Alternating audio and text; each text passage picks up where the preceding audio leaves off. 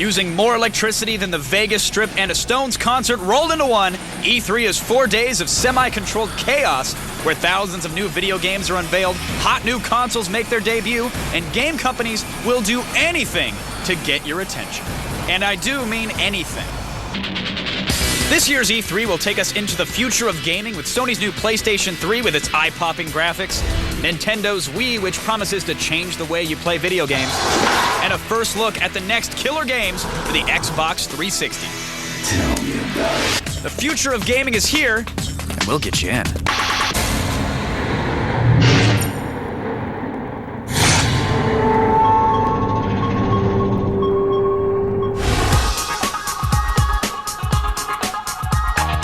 Attack of the Show's E306 preview special presented by Scion and Mountain Dew. I'm Kevin Pereira, and joining me on their brand new set, which looks marvelous, by the way, thank you. the brutally honest hosts of X-Play, Adam Sessler and Morgan Webb. Thanks, Kevin.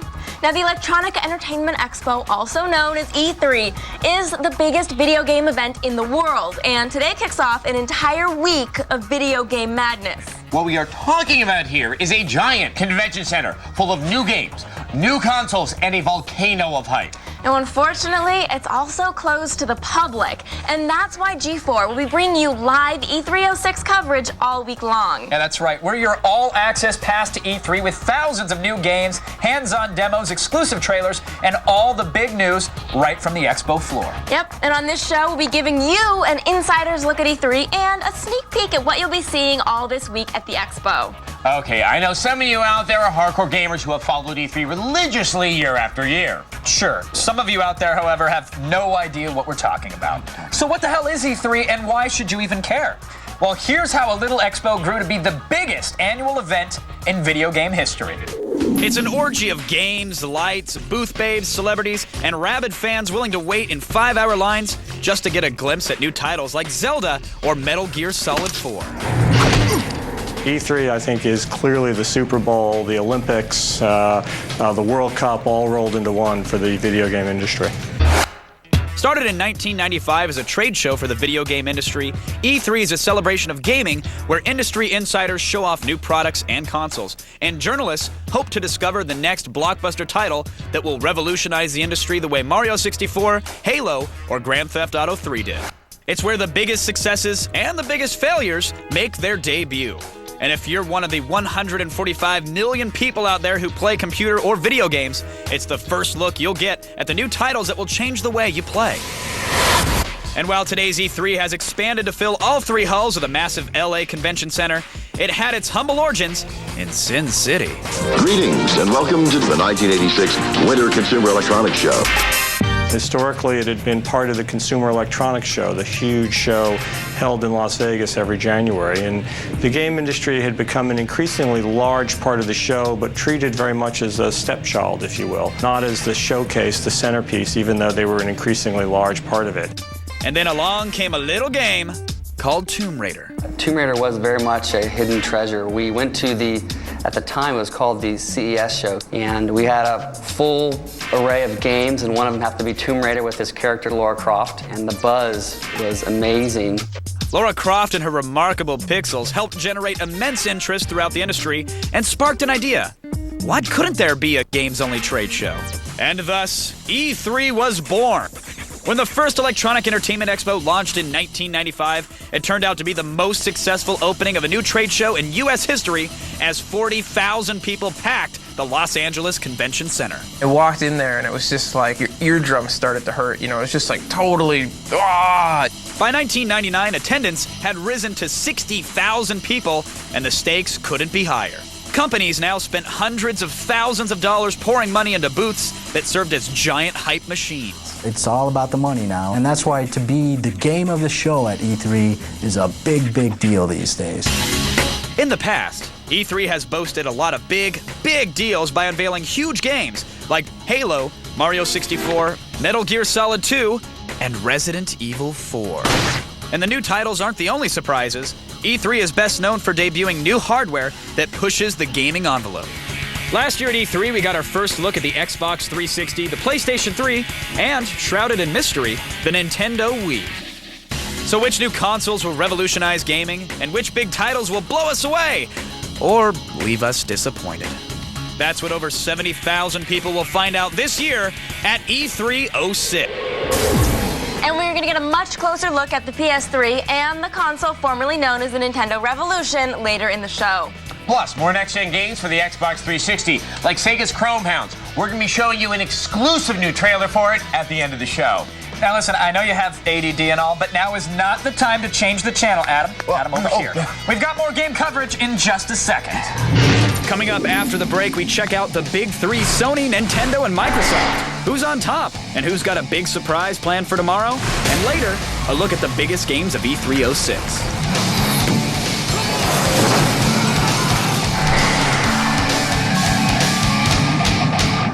Brought to you by Scion. Customize one and make it as unique as you are. Scion, what moves you?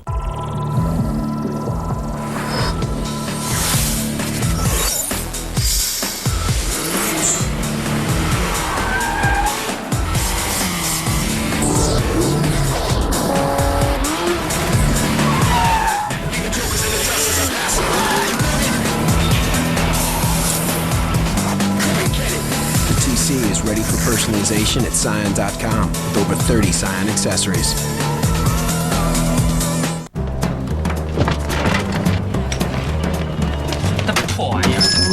Man, I was kind of into people lately. Introducing Power Bar Triple Threat. It fuels like a power bar and tastes like a candy bar. One bite and you'll feel like you can take on anything. Be great.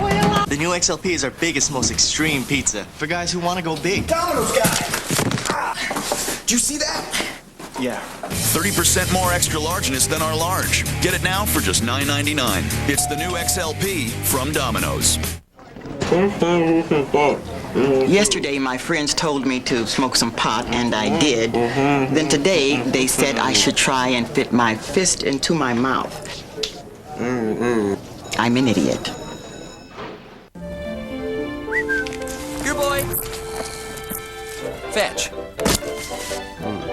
Sweet.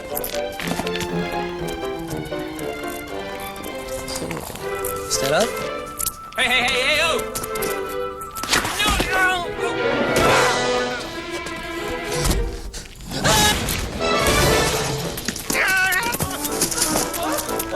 Gotta have sweet. Gotta have juicy fruit. Be brilliant with E-Trade's exclusive intelligent lending optimizer. Be insightful and explore multiple lending possibilities in seconds. Be in command and make sure you get the most value of every dollar you borrow. In other words, be master of your domain. Oh, there's my earring. The intelligent lending optimizer. Only at E-Trade.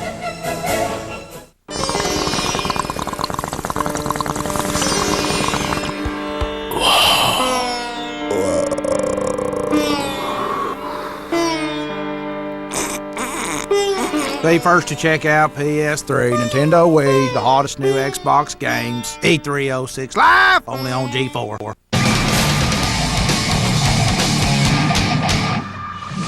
Welcome back to the E306 preview special. E3 is the biggest video game event of the year, and E306 promises to set the industry on fire. Now why? Well, how about 3 next-gen consoles and the debut of new games that will be faster, sleeker, and more addictive than anything you've played before?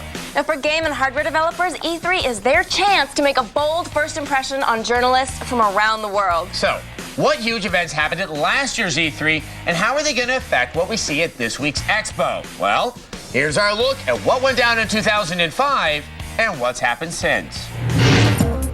E306 starts tomorrow, and the major players are all scrambling to blow journalists 360 is going to push gaming back into the mainstream. And competitors away. I'm about kicking ass. I'm about taking names. With new hardware and new games that will shake up the industry.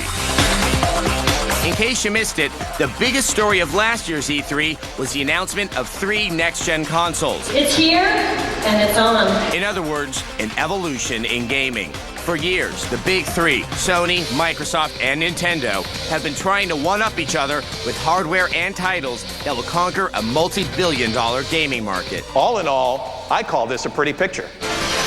At E305, Microsoft unveiled the Xbox 360. Sony debuted the PS3, and Nintendo, limping after less than stellar sales of the GameCube, gave fans a mere glimpse of the Wii. You will say, wow. So who has fulfilled the tantalizing promises made last year? Well, since E305, only the Xbox 360 is launched. Today's the day. And it's sold out all over the US by having a launch lineup broad enough to appeal to everyone from fight aficionados to fantasy fans. And though Microsoft is the most recent combatant in the console wars, it's already making a massive dent in a market that was traditionally dominated by Sony and Nintendo. The only downside? Not enough supply for consumers eager to get their hands on the first legit next-gen console. In fact, after Microsoft's massive Midnight 360 launch event last November, the consoles were so hot that they were going up for triple the price on eBay. Since the launch lineup, Microsoft has released a handful of new games for the 360, including Fight Night, Oblivion, and Battlefield 2. But what's still missing? A 100% killer app, like Halo was for the original Xbox, a game that will make the 360 a must-have. Will Gears of War be that game? The fans sure hope so. As for Sony, the PS2 was the dominant machine of the last console cycle, and everyone is dying to get their hands on the PS3. It just won't happen anytime soon. They promised a Spring 06 release for the PS3. Sony just announced that the launch has been pushed back to fall. And while that sucks for gamers, it also means that this year's E3 will be the best look anyone has had at what could be a gaming juggernaut. I mean, who wouldn't want to play this? While the Killzone trailer blew people away at E305, the debate raged on. Will the PS3 really look this good?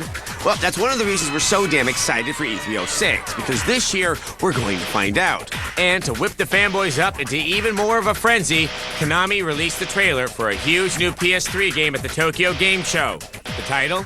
Metal Gear Solid 4. Just Snake. Nice. On the other hand, we still have yet to see a single real game for the Nintendo Wii. We know that it's the smallest console ever made, and you'll be able to download classic Nintendo games on it. And the motion-sensitive controller will be shaped a little like a remote. But we still haven't seen anything that we can play on it. Still, the now stooped gaming giant has had a bit of good news since E305. While its GameCube continues to languish, the Nintendo DS has blown up, thanks to Wi-Fi.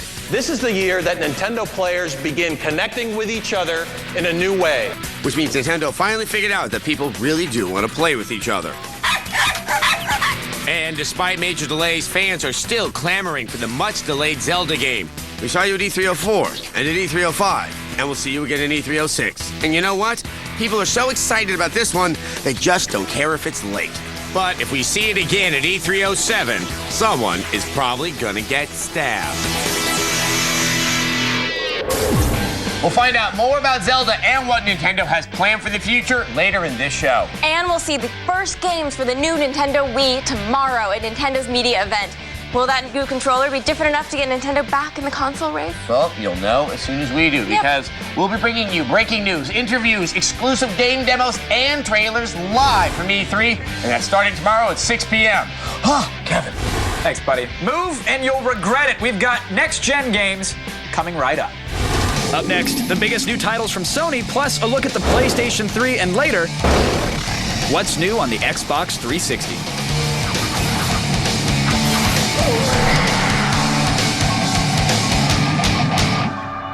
I am stars. I am incorrigible. And I need to scarf a big burger, beef, bacon, jalapeno, good thing down. I am man. The Texas Double Whopper. Eat like a man, man. Hi, I'm Scott Blum, founder of Buy.com, the internet superstore. Come on in and see why over 8 million customers have shopped at Buy.com. It's our dedicated employees and our low price guarantee on over 2 million products. We've got the latest electronics, computers, digital cameras, DVDs, and CDs. Plus, 10% off Amazon on over 900,000 books. So next time you buy, check us out. Buy.com.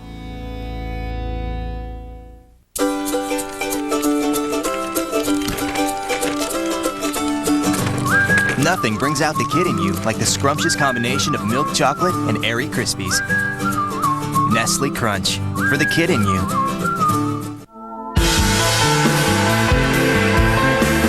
Oh,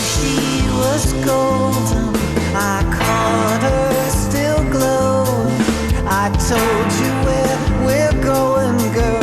We're off for a dark country. The Pontiac G6, hardtop convertible. The only hardtop for under 30 grand. Arriving daily at Pontiac dealers nationwide. The only place live and inside E306 is G4. Premiering live demos of Spore, Gears of War, Scarface, exclusive interviews with John Carmack, Peter Molyneux, Will Wright, Peter Moore, up-to-the-minute news on the hottest titles like Zelda Twilight Princess, Splinter Cell, Metal Gear Solid 4. Be there as Kevin, Adam, Morgan, and Olivia get their hands on the PS3 and Nintendo's Wii. E306 Live, tomorrow at 6 p.m., presented by Cyan and Mountain Dew, only on G4. What's going on here? We are the foreign film from Netflix. You returned the action movie, and my film was on your list, so they automatically sent us out. Duh. I love your movies. No, Angie, it is you I love. Over 60,000 titles, and you chose mine. That is as wonderful as any love could ever be. There's a movie waiting for you at home. Netflix. All the DVDs you want, starting at only $9.99 a month, no late fees.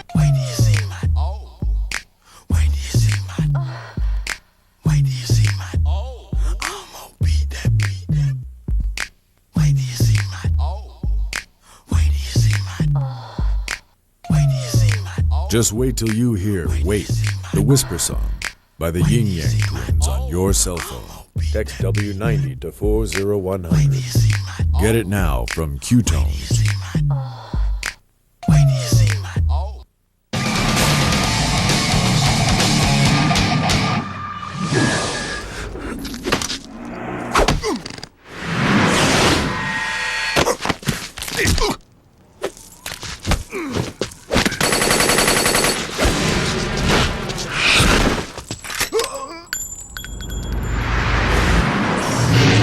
Welcome back to the E306 preview special. Now that was the trailer from Metal Gear Solid 4, one of the most anticipated games for Sony's PlayStation 3. You know, ever since the first PS3 trailers were unveiled, people have been asking one very simple question. Will the games really look that good? Well, you know, we're gonna find out tomorrow, but right now, here's a look at how Sony conquered video games and what it has planned for the future. It's the video game console that everyone has been waiting for, Sony's PS3. So how much will it cost? When do we get to buy one? What games will be playable on it? And how did Sony become top dog in the gaming business in the first place? It's a story that starts over a decade ago. Sony first muscled its way into the video game market in 1995 with the launch of the first PlayStation. Thanks to massive hits like Gran Turismo, Tony Hawk's Pro Skater, Tomb Raider, Resident Evil, and Metal Gear Solid, the PlayStation quickly became the console of choice for the general public. After lasting over 11 years, thanks to a redesign dubbed the PS1 in 2000, the PlayStation has enjoyed one of the longest production runs in the video game industry, with over 102.5 million PlayStations sold. Then, in October of 2000, Sony released the PS2, a faster, sleeker gaming machine that decimated its only direct competition, the Sega Dreamcast, and got a year's head start on the GameCube and original Xbox. But what really put the PS2 over the top were a series of best-selling games that made the PS2 the console of choice for casual video game fans. Games like Madden, Devil May Cry, Gran Turismo 3, God of War, Kingdom Hearts, and Final Fantasy X and X-2, which were popular for some reason. Not sure what that was. These pricks have failed me miserably. But what truly helped solidify the PS2's lead over the Xbox and GameCube was the best-selling game, Grand Theft Auto 3, and its follow-ups, GTA Vice City and San Andreas. All three games made headlines for their violent and sexual content, thus raking in a ton of free publicity for the games and the PS2. They got their nose in everything. And with over 100 million units shipped since its release, the PS2 has become the fastest-selling game console in history. Not content with dominating the console market, Sony launched the PSP in 2005 to take on Nintendo in the one area Nintendo has always owned, handhelds. And while the PSP sells briskly thanks to games like GTA and Liberty City Stories, it remains to be seen if it can steal market share from the DS. Now in 2006, Sony is set to release the PS3, a new console that comes with a high-def Blu-ray DVD player and promises to blow the doors off the gaming industry. So who will be operating Sony's unstoppable hype machine at E3? This is PlayStation 3. First up, Ken Kutaragi, the president and CEO of Sony Computer Entertainment. Kutaragi is fondly known as father of the PlayStation. He also likes to talk smack about the competition. He called the Xbox 360 just an Xbox 1.5. Next up, Phil Harrison, Sony's president of Worldwide Studios. Well, that's correct. At last, Kaz Hirai, president of Sony Computer Entertainment. He's the genius who integrated PlayStation ads into sporting events, thus ensuring that when people play Madden in their dorm rooms, they're probably playing it on the PS2. Touchdown, Jets! So what will they be bringing to E306? How about new details on the PS3? Oh, like online play or the price? Knowing the price would be good. And revealing the launch titles that will be burning up the PS3, like these.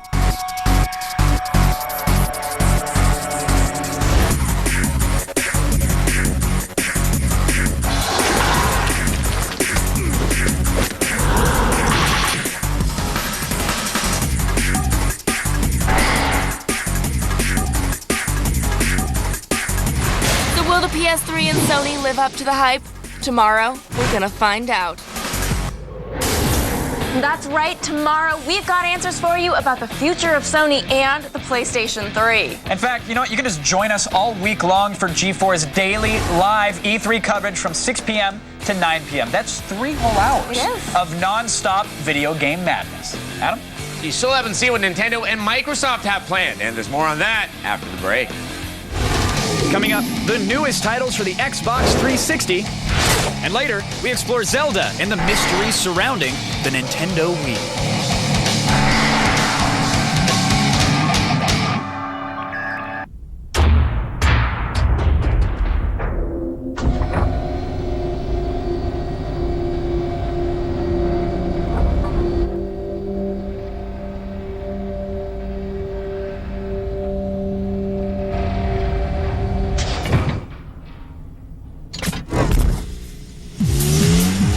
Cat-like reflexes.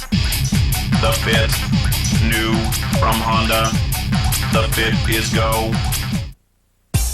Best Buy's got cool gifts for every gift-giving occasion. From great wedding gifts to fun birthday gifts they're sure to love. Even cool gifts perfect for any graduate. And don't forget, Mom's Day is May 14th. This year, get her what she really wants, like a digital camera or camcorder. Buy one now and get up to a $75 gift card. Cool gifts for Mom, now at Best Buy. Welcome to Jack in the Box. May I take your order? Yeah, is Jack there? Just a moment. This is Jack. Mr. Box? Yeah, I'm really, really hungry. I was wondering what I should get. How much you got? About $1. I'd go for my Jumbo Jack, a juicy jumbo patty with fresh lettuce, tomato, onions, and pickles. Okay, thanks. You're welcome. Please pull up to the window.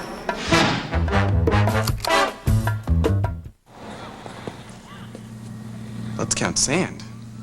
It's not. Let's wait in line. Awesome. Where are all the good games? You guys have nothing. Zip. Nada. We have not a 3. With GameFly, you can rent games from home. Choose from virtually every console game available and we'll deliver them right to your door. There are no late fees and shipping is always free. Program start at only $14.95 a month. Go to GameFly.com today to try GameFly for free. Rated E through M. Previously on Circle of Trust. I didn't say anything when Rhonda took my lipstick, ate my peanut butter, and stole my boyfriend. But today, she tried to sign me up for Net Zero. I hate them. My Netscape has unlimited internet access and free web accelerator for just $9.95 a month. You know, Net Zero charges you every time you call for tech support. That's crazy. She's crazy. Get Netscape. Sign up today. Tonight, late night television gets a little bit darker. Introducing Midnight Spank, a new nightly hour dedicated to all things outrageous. She's cheating on him with you. Every night, out of whack. Time for your medication, darling. Every night, a different show. The next round is the nipple twisting. Midnight Spank, tonight at 12 midnight, only on G4.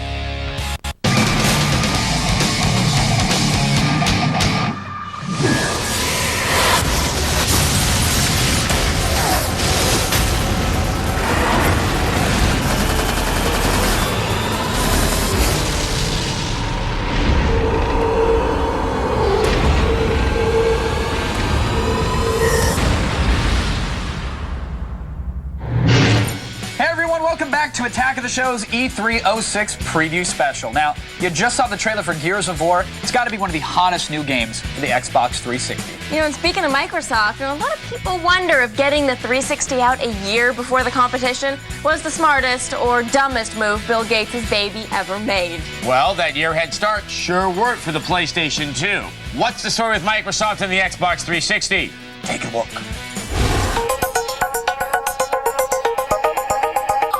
For Microsoft, last year was all about the hardware, but this year, it's all about the games. As the only next-gen console currently on the market, the Xbox 360 has already hooked early fans with its broad launch lineup. This year, however, Microsoft is still looking for a killer app.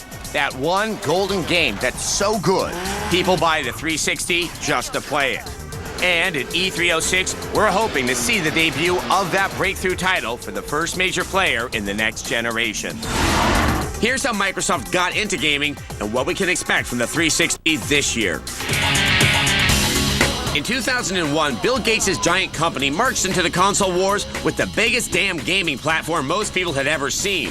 Launched in Times Square, the Xbox was an entirely new gaming system with one very big advantage. It had all of Microsoft's considerable muscle behind it.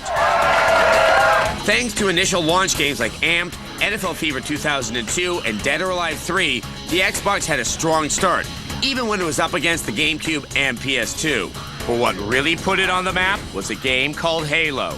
The addictive first-person shooter sold more than 5 million copies, and more importantly, it moved consoles.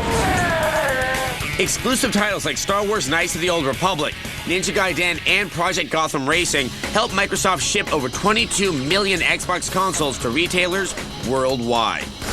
And Halo 2 became the best-selling Xbox title ever, with more than 7 million copies sold. And though the Xbox still lagged behind the PS2's robust sales, Microsoft was learning and preparing its own next-gen assault on Sony. By launching the Xbox 360 in November 2005 at a massive event in the Mojave Desert, the 360 got a critical jump on the other guys. Coming out almost a year before the PS3 and Nintendo Revolution meant that Microsoft got plenty of extra time to get consoles out to hardcore fans and develop more games. But how will they snag the rest of the casual gamers? Why, with a fiery new next-gen game lineup. And the biggest gun in Microsoft's arsenal, the hotly anticipated new title, Gears of War. So, who'll be fanning the flames of Xbox 360 insanity? First up, Jay Allard. He's the corporate VP and chief XNA architect at Microsoft, which means he oversees the design and engineering of the Xbox and gets to dress like a hipster. Up next, Peter Moore. He's head of Microsoft's Interactive Entertainment Business Division. Welcome to the world of Oblivion. And finally, fan favorite Cliffy B. Cliff Bleszinski doesn't work for Microsoft, but he's responsible for designing the highest profile game announced so far for the 360, Gears of War. We also own many embarrassing photos of him from past expos. Wacky hilarity ensues. But Microsoft won't be able to work the crowd into a frenzy without strong titles to back up the new Xbox. Here are just some of the games for the Xbox 360 set to debut at E306.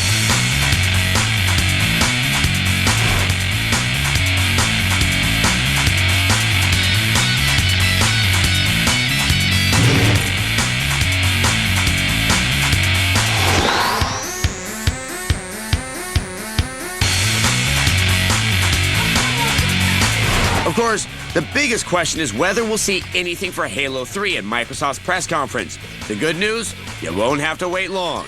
We'll find out tomorrow. Yes, you heard me correctly. Tomorrow, we're broadcasting live from E3, and we'll have the lowdown of Microsoft's big media event, plus breaking news about Sony and Nintendo. And don't forget, later this week we have an exclusive live demo of Gears of War. Now that's the game with the big guns and incredibly scary monsters who also have big guns. You can catch that and all our in-depth E3 coverage every day on G4 at 6 p.m. Yeah, if you reach for that remote, though, you're going to pull back a stump. I mean it. I'm serious. We've got more E306 right after the break. Heavy. I'll just cut it. How? When we come back, the Nintendo Wii, more big games, and later, the top 10 things we're dying to see at E306.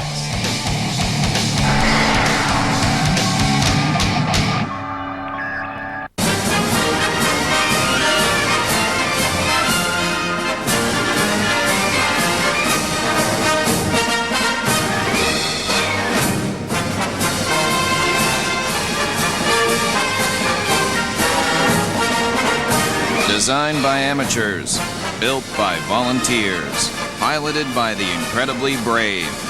Red Bull Flugtag. To enter your human-powered flying machine, visit redbullusa.com.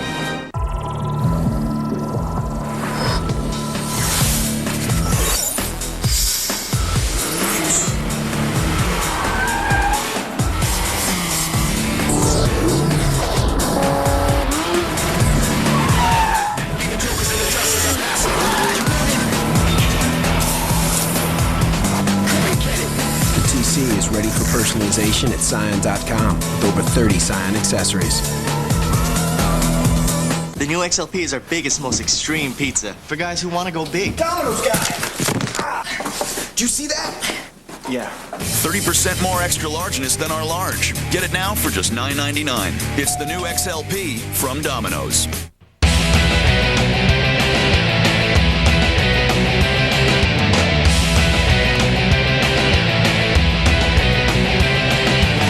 Jinx, clothing and gear for gamers, geeks, and hackers. Check it out at jinx.com. As technology advances, the world is booming with new challenges, but also with new opportunities. The field of criminal justice has benefited from many advances in technology, and new jobs are emerging. The new ITT Tech School of Criminal Justice. At ITT Tech, you can now earn a degree in criminal justice. We teach the fundamentals of the criminal justice system and can help you develop the skills to respond to and prevent crime. The world of opportunities is yours to explore. At ITT Tech, we know that while technology presents new and exciting possibilities every day, it's the people behind it who matter most.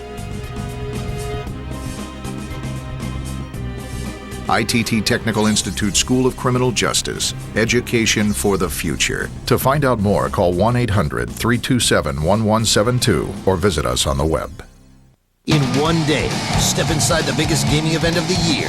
With exclusive live daily coverage, it's E306 Live. Tomorrow at 6 p.m. Only on G4.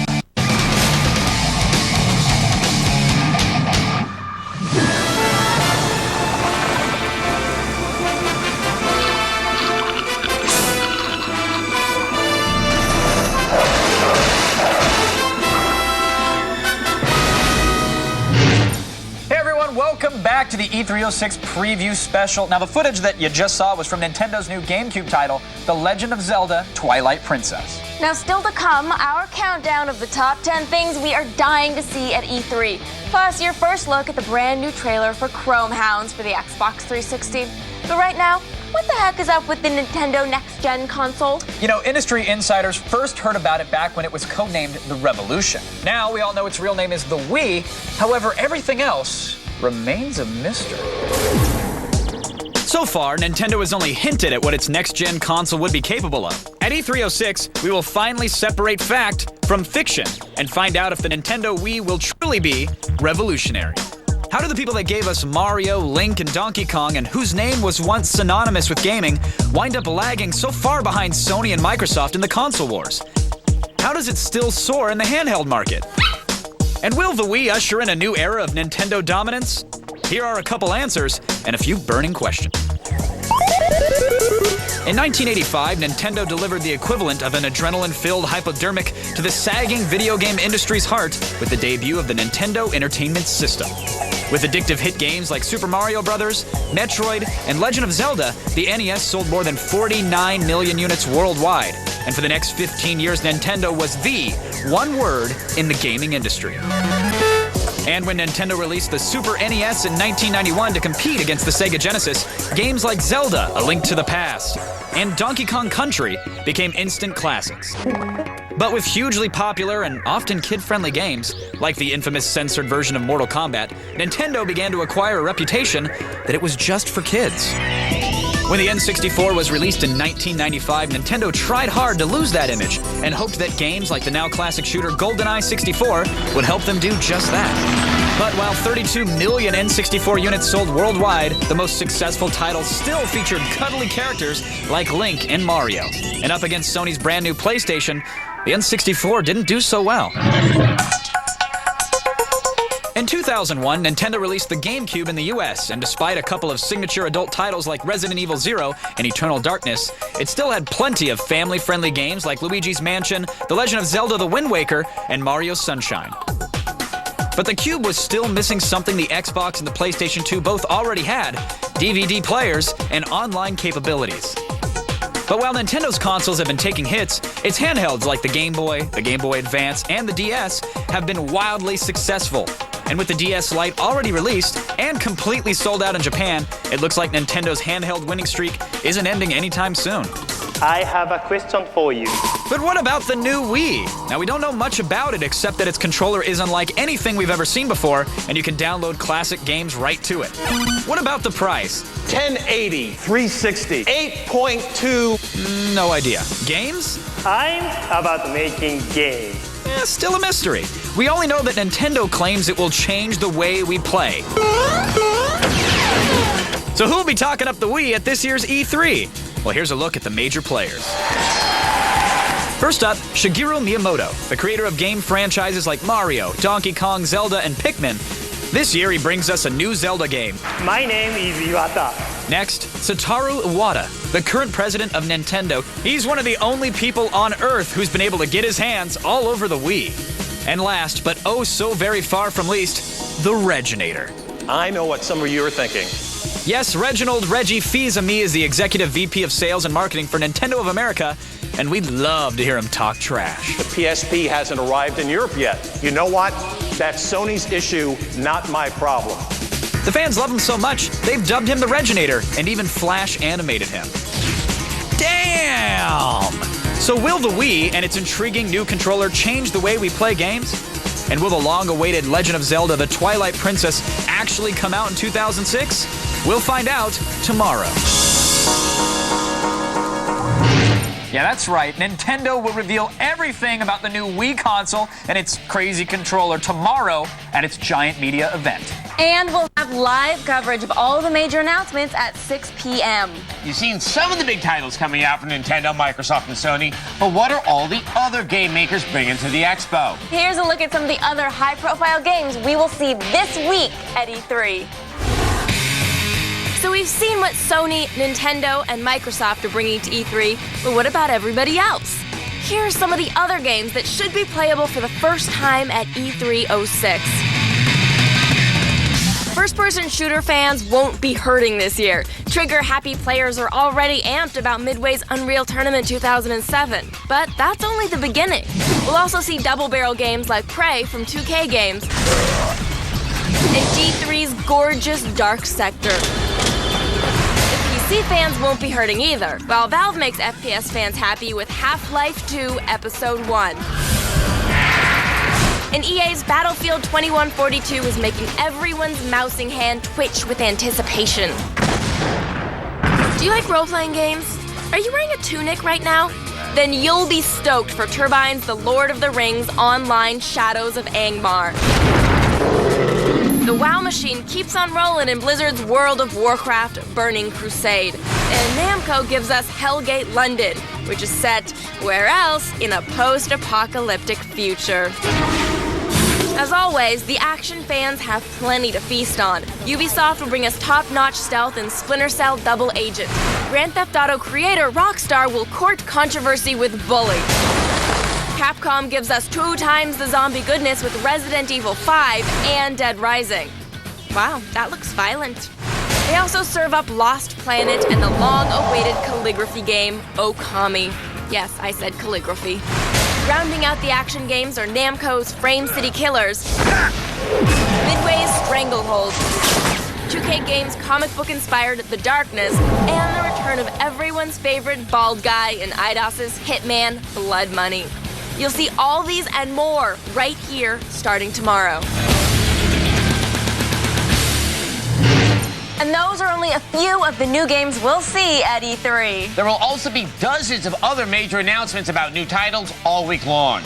And you can find up-to-the-minute show news and much, much more at e3insider.com.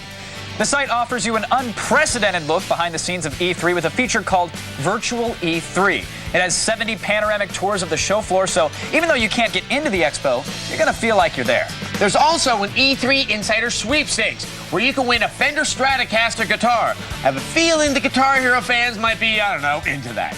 And best of all, E3insider.com has its own internet video channel called E3 TV.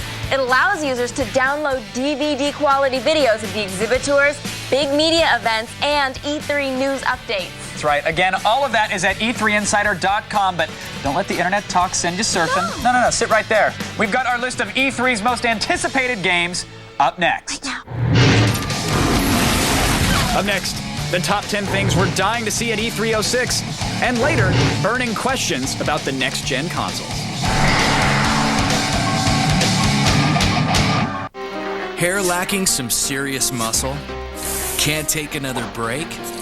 Garnier Fructis, the first fortifying shampoo and conditioner system with the power of active fruit concentrate from Garnier. It's proven. The Garnier Fructis system makes hair 5 times stronger and so much shinier. Hair this strong never takes a break. For hair that shines with all its strength, Garnier Fructis. Garnier.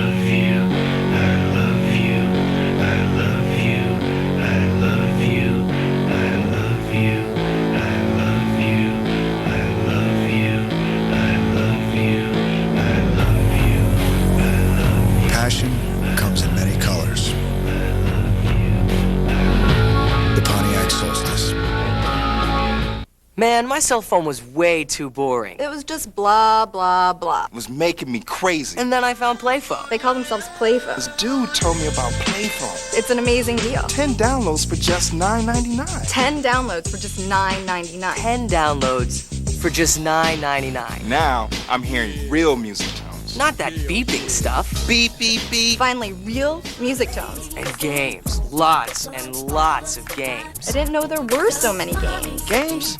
Over the top. And wallpaper. It's a total trip. Maybe I'll go psychedelic. Nah, it was easy. I just sent the keyword by text message. And you choose your downloads right from your phone. Real music tones. Wallpaper. Games, and more games. 10 downloads from Playphone for just $9.99. It's incredible. 10 downloads for just $9.99. Are you listening? 10 downloads for just $9.99. You should try it. Give it a try. Play now at Playphone. The only place live and inside E306 is G4. Premiering live demos of Spore, Gears of War, Scarface, exclusive interviews with John Carmack, Peter Molyneux, Will Wright, Peter Moore, up-to-the-minute news on the hottest titles like Zelda Twilight Princess, Splinter Cell, Metal Gear Solid 4. Be there as Kevin, Adam, Morgan, and Olivia get their hands on the PS3 and Nintendo's Wii. E306 Live, tomorrow at 6 p.m., presented by Sign and Mountain Dew, only on G4.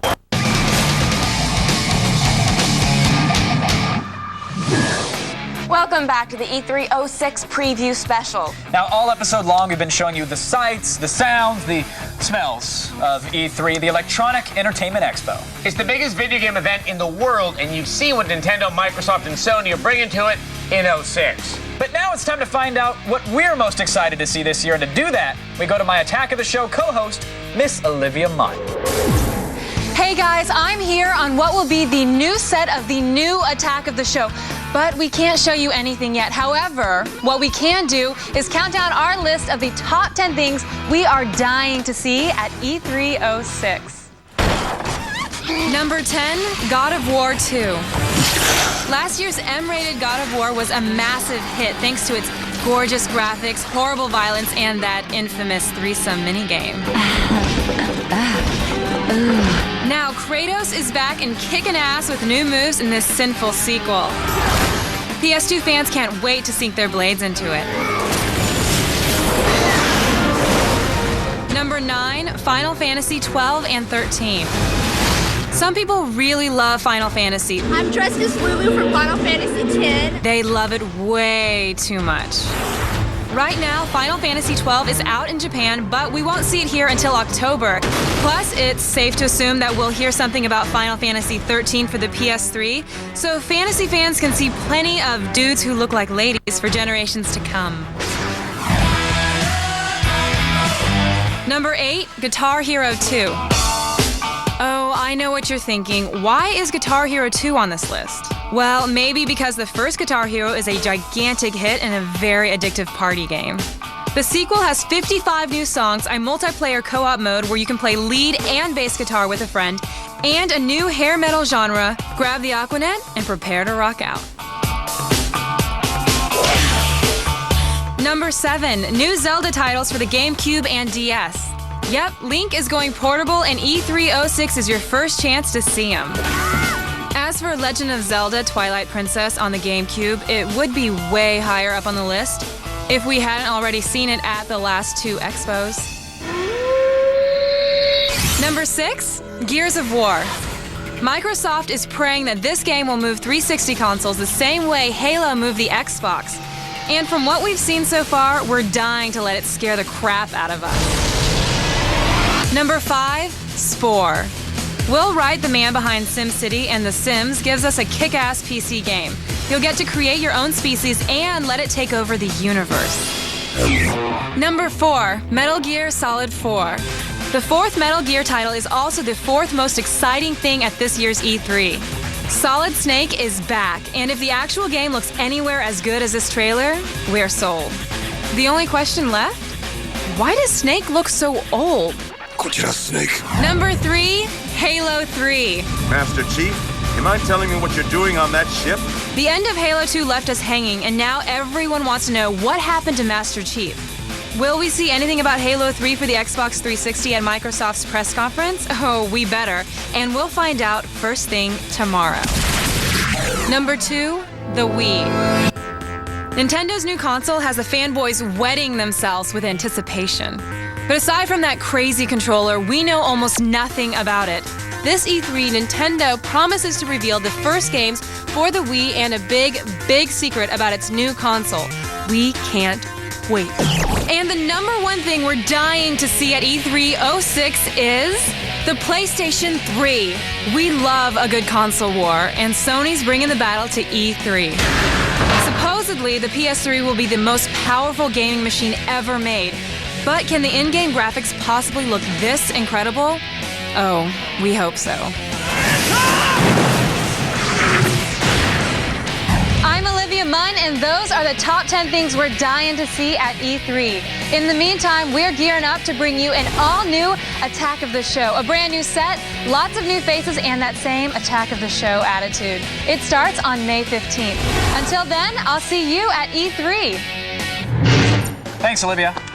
Show is relaunching, huh? Yeah, it is. Really excited. Got a new set, too. Yeah, this is our new set. I know, I like it. You got the globes and everything? It's nice. I like the little gloves. I really like this big guy, though. It's cool, huh? It's awesome. Can I rub it? Coming up, burning questions about the next-gen consoles and the games we'll be playing on them.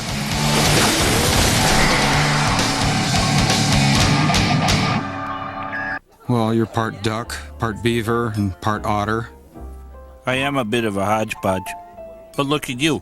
Part SUV, part van, part surf wagon. Where does a platypus learn a word like hodgepodge? Rolling Stone raves MI3 is the movie to beat this summer. The thrills come mad hot and wicked sweet. What else you got? Rated PG-13. Now playing.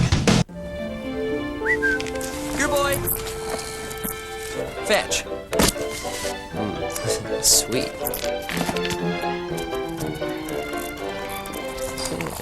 Stand up. Hey, oh!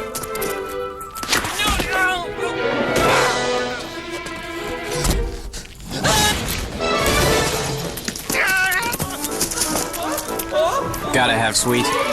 Gotta have juicy fruit. What are you setting your sights on? And when you see it, will you be ready? Just pick up the phone, dial 1-800-645-ARMY, and you'll get this free DVD. You'll learn about the hundreds of opportunities the Army can offer you. Skills, education, healthcare. Call 1-800-645-ARMY, and you'll also get this free boonie hat. Whatever you're looking for, the Army can help you find it. Queue up a free ringtone from Q-Tones. Call right now and get a ringtone at no cost to you. Just text your choice to 40100. Text D90 for Gold Digger. Text E90 for Wait, the Whisper Song. Text M90 for Sweet Home Alabama. Or text J90 for Super Mario Brothers. And remember, text right now for a free ringtone from Q-Tones. Set. Phasers. 2. Kill. Star Trek: The Next Generation. Next on G4.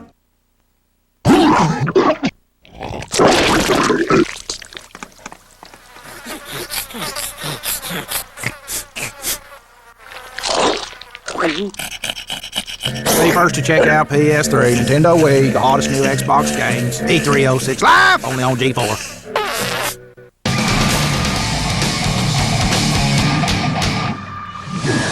Hey, it's Attack of the Show's E306 preview special. We're back, and you know what? We've got some questions. We do. Now, for the last hour, we've shown you some of the games and consoles that will be shaking up the 2006 Electronic Entertainment Expo. But right now, it's all about us. Finally. Yeah. Kevin, Morgan, and I have been working in the video game industry for years. Yes. And after hearing all the next-gen hype, we have some burning questions of our own. Morgan, you go first.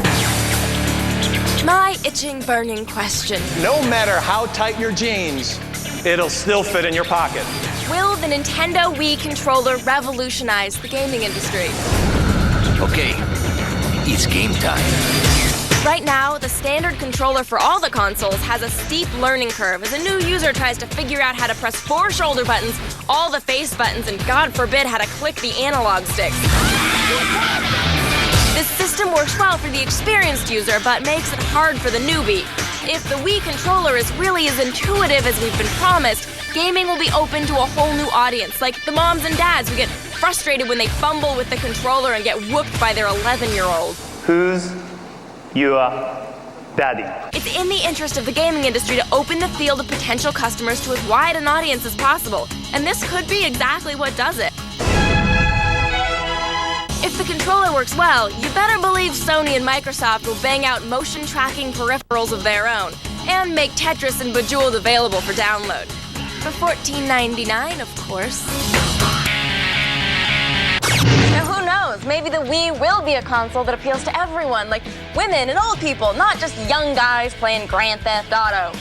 You know, we've also heard rumors that the Wii will be cheaper than the 360 and the PlayStation 3. And that brings us to my burning question. This is the simple yet very big question that's on my mind and everyone else's. How much is the PS3 going to cost? PlayStation 3 is a powerful machine. With industry analysts putting just the 2 prime components, the cell processor and the Blu-ray drive collectively at $900, it's tough to figure out how much of a loss Sony is ready to take on the PlayStation 3. What's so funny? Then again, with rumors of a $700 console in the air, it's hard to imagine how willing Sony is to alienate their consumer base. Make them suffer. A consumer base that tends to skew younger and less replete with disposable income than Xbox owners. Coupling that with the possibility that getting hands-on with the console will be limited, if not impossible, I have to wonder what type of messaging they have to convince people to hold back the cash and wait until the end of the year with the solid lineup coming out of Microsoft's booth for year-end. Any product carrying the PlayStation name has a lot to live up to.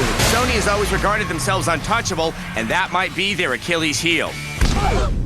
Just as they may insulate the console from the consumer at the show, they may have insulated themselves from realities in the industry. Secure all stations. Then again, they said the PS1 wouldn't work. Regardless, it better be more clear in just a few hours. I just don't know how a $700 console could find mainstream success. Will Sony sell the PlayStation 3 for roughly the same price as the 360? I'm looking forward to getting an answer. And if the PS3 is competitively priced with the 360, the console war between the two companies may come down to splashy graphics. True, you know, last year we saw lots of slick-looking visuals from Sony, but some of us were wondering if the PlayStation 3's games will really look as good as promised. So my burning question, well, it's more of a rant.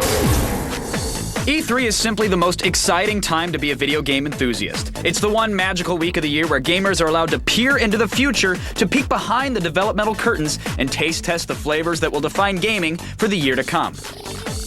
Yet at last year's E3, I felt suffocated by the big three. Oh, they tried so hard to pull the wool over our eyes that we ended up choking on a mouthful of fleece. Well, enough!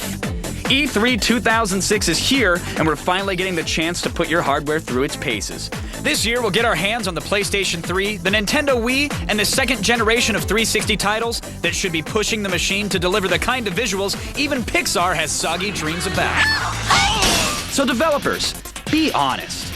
At last year's E3, all you could get away with pretty looping reels of pre-rendered smoke and mirrors designed to impress the uninformed masses, but no more. Why? Because this year, when you come up on stage, we won't be distracted by the flickering images on the screen. No, you'll be held accountable. And then after that, we'll totally zone out on the shiny explosions and awesome lighting, because we're all suckers for really great eye candy. Thanks, guys. You know, we've all seen the amazing footage from the PlayStation 3, but I just want to play an actual game and make sure that the next-gen consoles really are light years ahead of the PlayStation 2 and the GameCube and even the original Xbox. Yep, but you know, fortunately, you won't have to wait long to do that, because starting tomorrow, we've got 3 hours of live daily E3 coverage. We'll bring you breaking news, exclusive trailers, interviews, and game demos. What more do you people want? It's okay, Adam. It's okay, we're good. E3 06 Live will be on G4 Tuesday through Friday at 6 p.m. You gotta tune in, and then you can bask in the rich electronic goodness that is E3, the largest video game event on the planet. 2006 will be the biggest E3 ever, and it's the only place to get a first look at the games that will be rocking your world for months and even years from now. There's just one catch: it's not open to the public. But that's where we come in. This year, G4 will be taking you inside E3 for all the big games, all the next-gen consoles, and all the insanity from the biggest video game event in the world. The future of gaming is here, and we'll get you in. And we leave you now with an exclusive trailer for Sega's Chrome Helms for the Xbox 360. We'll see you tomorrow, everybody, at 6 p.m. Come on, be there.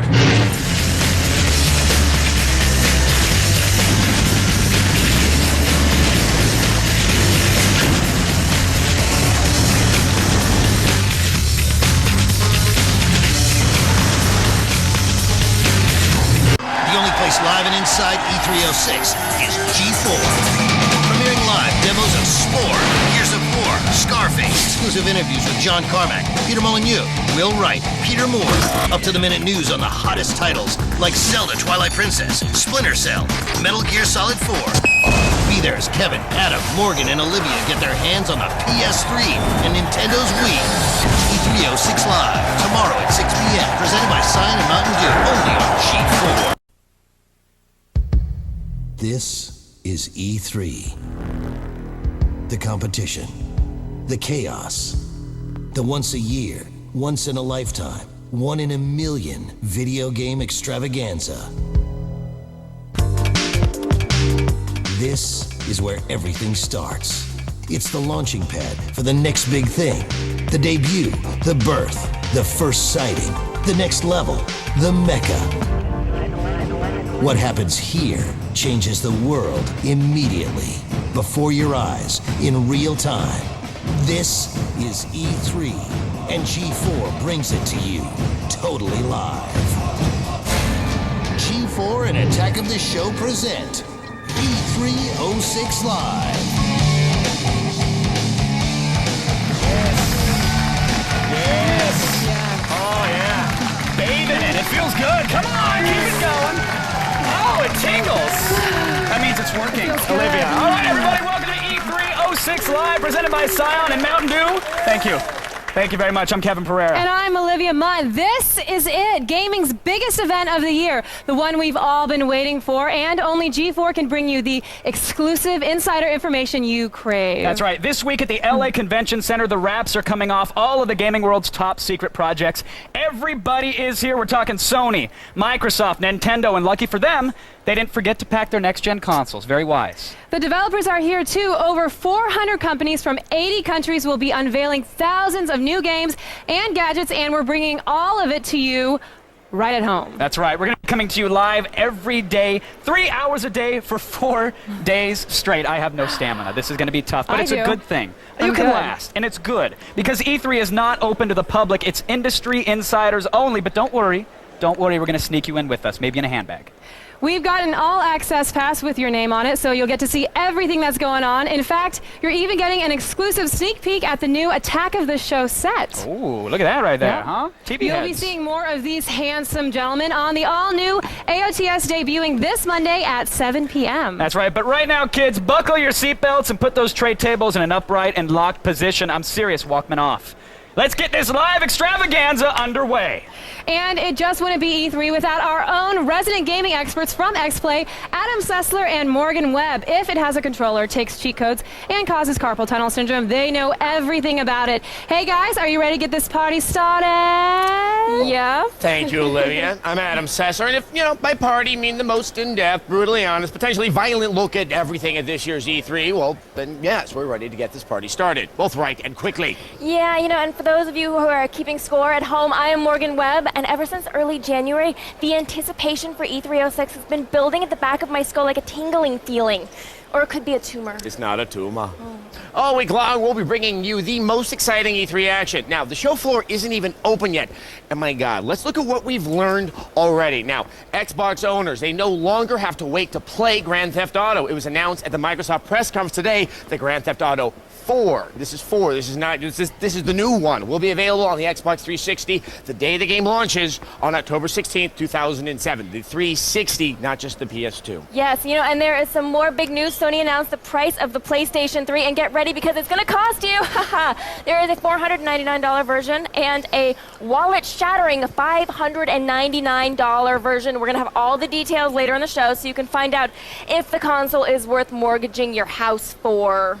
Yes, now, plus, we've got an exclusive invite into the Nintendo booth where I got to go hands-on with the Wii before anyone else. That's Lucky. right. The day before the show even starts, I played Ubisoft's Red Steel, and you are not going to believe what this console can do. And you know, Will Wright is going to be stopping by to show off his latest masterpiece, Spore. And we've got the exclusive premiere of the latest trailer for Metal Gear Solid 4, Guns of the Patriots. Now, with the gaming world all abuzz, you may be wondering why the expo floor looks just a little less crowded than usual. It's because today is press conference day. Sony, Microsoft, and Nintendo are all holding massive media events, and G4's got people at every post collecting all the insider info that no one else can bring you. Take it away, guys.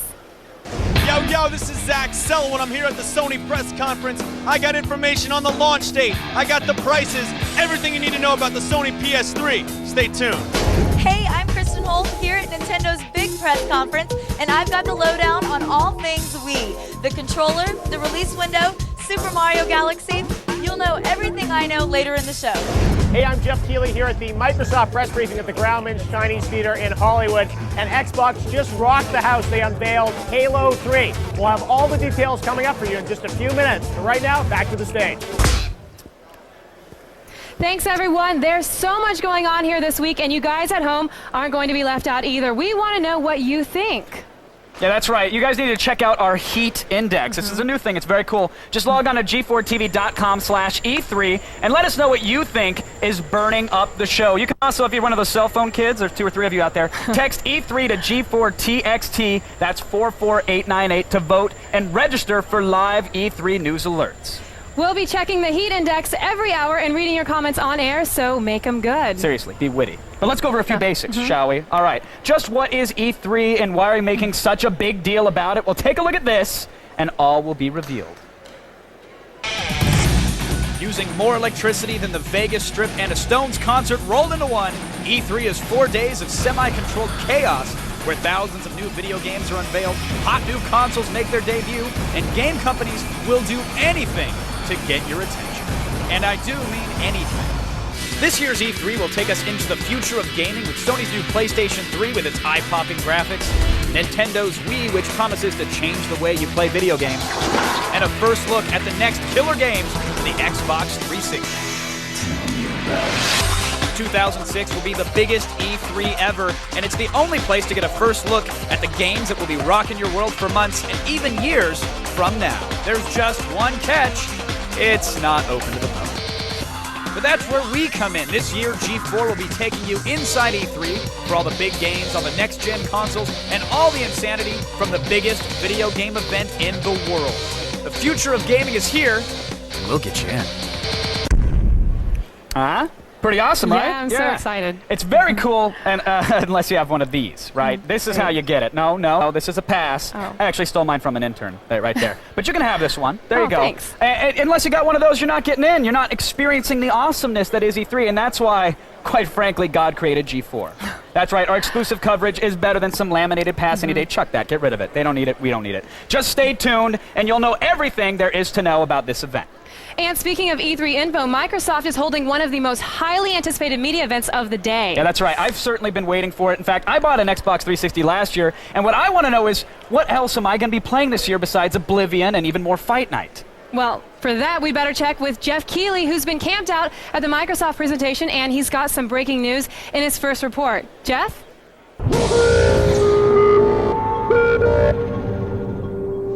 I'm here at the Microsoft press briefing at the Grauman's Chinese Theater. The big news here was the unveiling of Halo 3. Get your energy swords ready. Master Chief is coming to the Xbox 360. And we've got your first look at the game right now.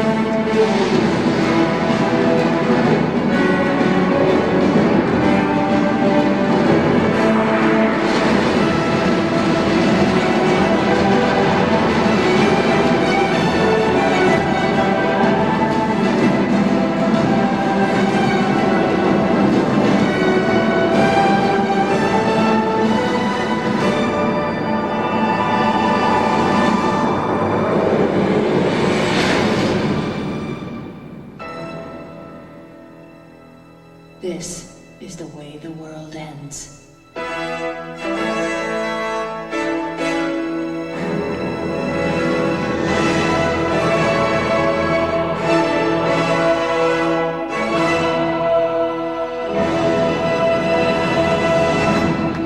Well, there it was, Halo 3. pretty amazing. Master Chief is coming to the Xbox 360 in high def. That's not all Microsoft has. Lots of other news on Xbox 360 games, including Gears of War and 2 Human coming up. Thanks, Geoff. No, I like how it said finish the fight. We were all probably a little disappointed by the way Halo 2 ended. Maybe that was just me. But also, are they ready to abandon, their money-making franchise, which is Halo? So we have Gears of War 2 Human out there, but... they're not going to abandon Halo. Yeah. That would be the stupidest move Plus, on their part. The graphics now match the music and their quality. So very excited. All right, now we are going to learn what's coming out of the house that Mario built. Nintendo is releasing a new console this year. As we know, it's called the Wii. Because truly nothing is too adorable or whimsical for Nintendo. Yes. Now, the Wii occupies an interesting place in the next-gen console wars. Well, Sony and Microsoft are hitting the market with vastly more powerful machines. Nintendo has focused on fundamentally changing the way games are played. Knowing Nintendo, they're going to be inventing brave new ways to pet puppies and control Italian plumbers. And there ain't nothing wrong with that. So, what are they going to show us? We have some answers in our first Nintendo Floor Report presented to you by Scion.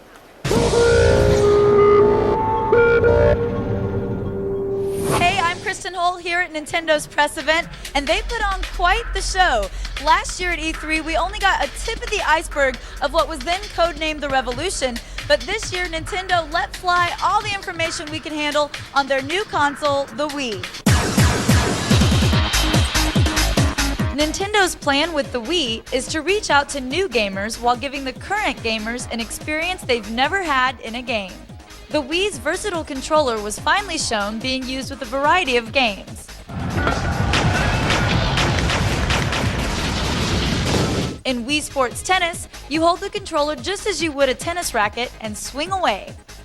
While Excite Truck has you using the remote as a steering wheel to keep your truck on track. They also revealed that the nunchuck attachment also has a motion sensor in it. But wait, there's more. The remote has a built-in speaker that will allow gamers to hear sound travel from their hands to the TV. Although Nintendo did not release any price info, they did give us enough information to tide gamers over until its release in the fourth quarter of 2006. Well, we've heard from Microsoft, we've heard from Nintendo, and that means there's only one stop left on the console train. Yeah, Atari.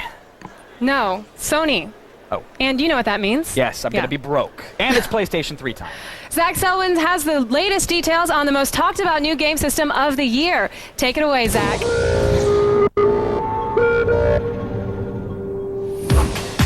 Hey, I'm standing here at the Sony press conference on the Sony Pictures lot. We got price information. We got launch date information. We got everything you need to know about the new PlayStation 3. Take a look. After a lot of speculation about how big a dent the PS3 would put in your pocketbook, from the low price of $300 all the way up to $1,000, gamers were just happy to get a real answer. We will make PlayStation 3 available via a two configuration plan. One with a 60 gigabyte hard drive disk and the other with a 20 gigabyte hard drive.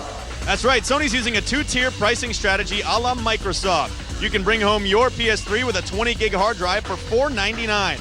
A PS3 package with a 60 gig hard drive will run you $599. But when can I take it home, you ask? Well, it looks like November 17th is the day you'll be shivering in the cold at 4 in the morning as you line up in front of Best Buy. And check out the controller. Remember that boomerang thing that nobody liked last year? Well, that's gone. Say hello to the new one. It may look like the old PS2 controller, but watch what it can do. I can move this controller in 6 degrees of freedom using my hands as the entire input device. 2 words for Nintendo fans. Uh-oh. Well, with all this talk about the hardware, we didn't even get a chance to tell you about the games. Stick around to find out what you'll actually be playing once you get the new PS3. Awesome, thanks for that, Zach. Everybody, don't forget, later in the show, we're going to have an exclusive premiere of Metal Gear Solid 4. Really good. So call the neighbors, tell them to turn on the TV or to keep looking through your blinds like they are right now. That's right. Glue your butts to the chair. G4's exclusive coverage of E3 06 Live is just getting started. Up next, we'll actually touch a PS3 and get a first look at 2 Human when E3 06 Live returns on G4. E3 06 Live is presented by Scion. Cars ready for personalization. Scion, what moves you?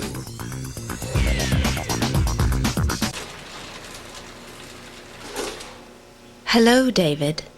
How did you get in here? That's not important now. Listen carefully. You have to watch Midnight Spank, G4's new block of late-night shows. Why? Because I can make everyone you've ever loved disappear, David. Disappear forever. Oh. Introducing Midnight Spank. Weeknights only on Hey everybody, what's going on? Welcome back to E306 Live, presented by Scion and Mountain Dew. We've already gotten an advanced look at what Microsoft and Nintendo have up their sleeves, and now it's time for Sony to shine. They will. They're going to do just that with a little next-gen console. It's called the PlayStation 3. Have you heard of it at all, maybe, yeah, it's already on my Christmas wish list. Oh, good. Well, let's stop talking about it, and let's start touching the thing. And who better to do just that than Morgan Webb? Take it away, Morgan. Thanks, guys. Now to show us just how much action the PS3 can handle, we're going hands-on with Untold Legends Dark Kingdoms. We're very excited about that. Welcome, gentlemen. Now showing us the...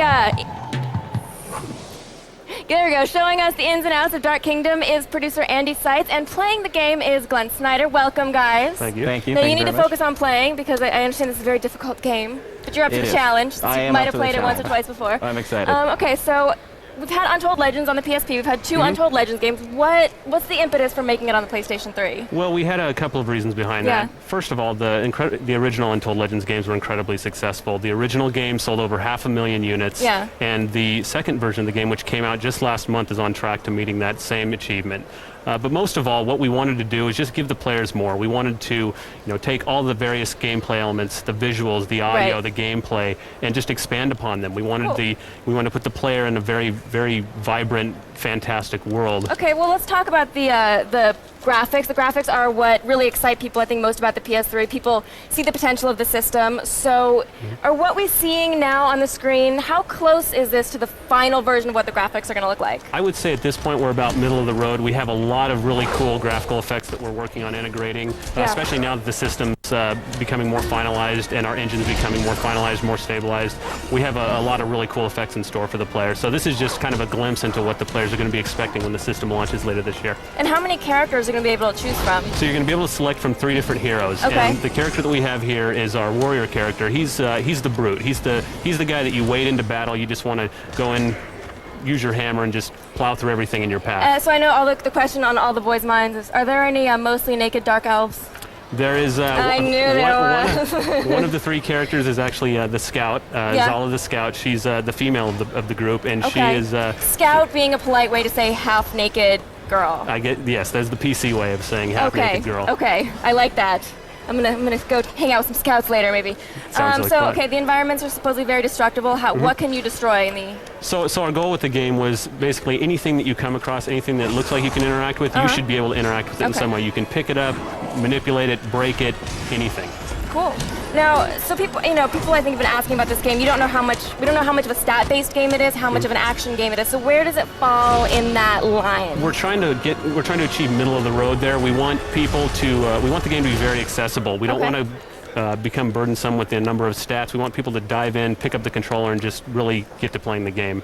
Okay, so now let's talk about the quest. Now, there's a few different ways to sort of approach these role-playing games. You can lead people on a set path, or you can give them more of an open world to explore and see where they go with it. So where does Untold Legends fall on that scale? So Dark Kingdom is much more linear than the previous games. There's a very linear storyline that's involved. There are story arcs as you can go off and as you meet people along the way. But for the most, like you can pick up side quests and help people find their lost peonies or whatever people lose in these games. Exactly. But the overall story is a very linear, very direct story and very cinematic experience. But you feel like it's balanced no matter which character style people play? Because I think people are going to go for the half-naked. The Scout, my bad. Yeah, it's balanced, but the one thing we wanted to do with offering the 3 characters is offer very distinctive play differences. Not only did we want them to look different, we wanted them to play different, and I think that what we've done with the 3 is achieved the best of both worlds. Okay, now Sony is definitely pushing its online component this year. It was a big focus of the press conference.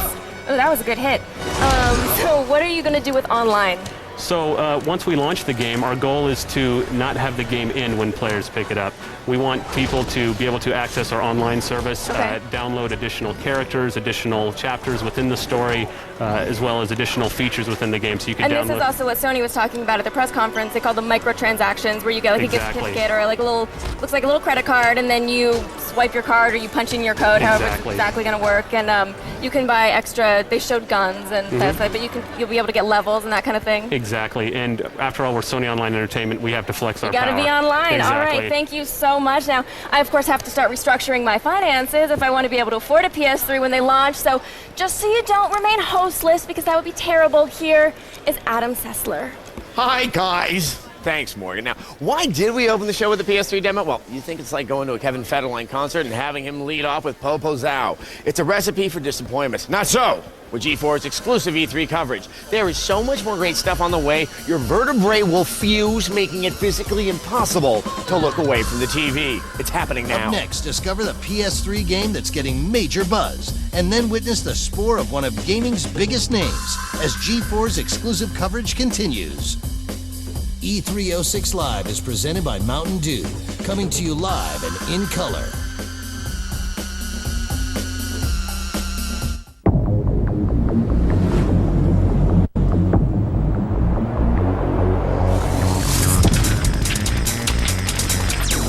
We know your world.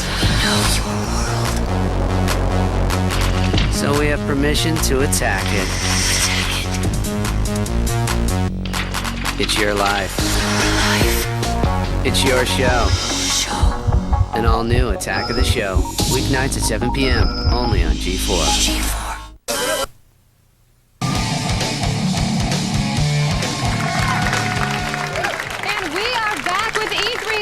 Live, sponsored by Scion and Mountain Dew. And now a guy whose only sponsor is his one from AA, Adam Sessler. Oh, thank you so much, Olivia. All throughout our big week of coverage, we're going to be talking to the mighty shoguns of E3, the who's who of the gaming world, and maybe my mom, because she has nice things to say about me. But to kick things off properly, we have some FaceTime with Ted Price, the founder of Insomniac Games.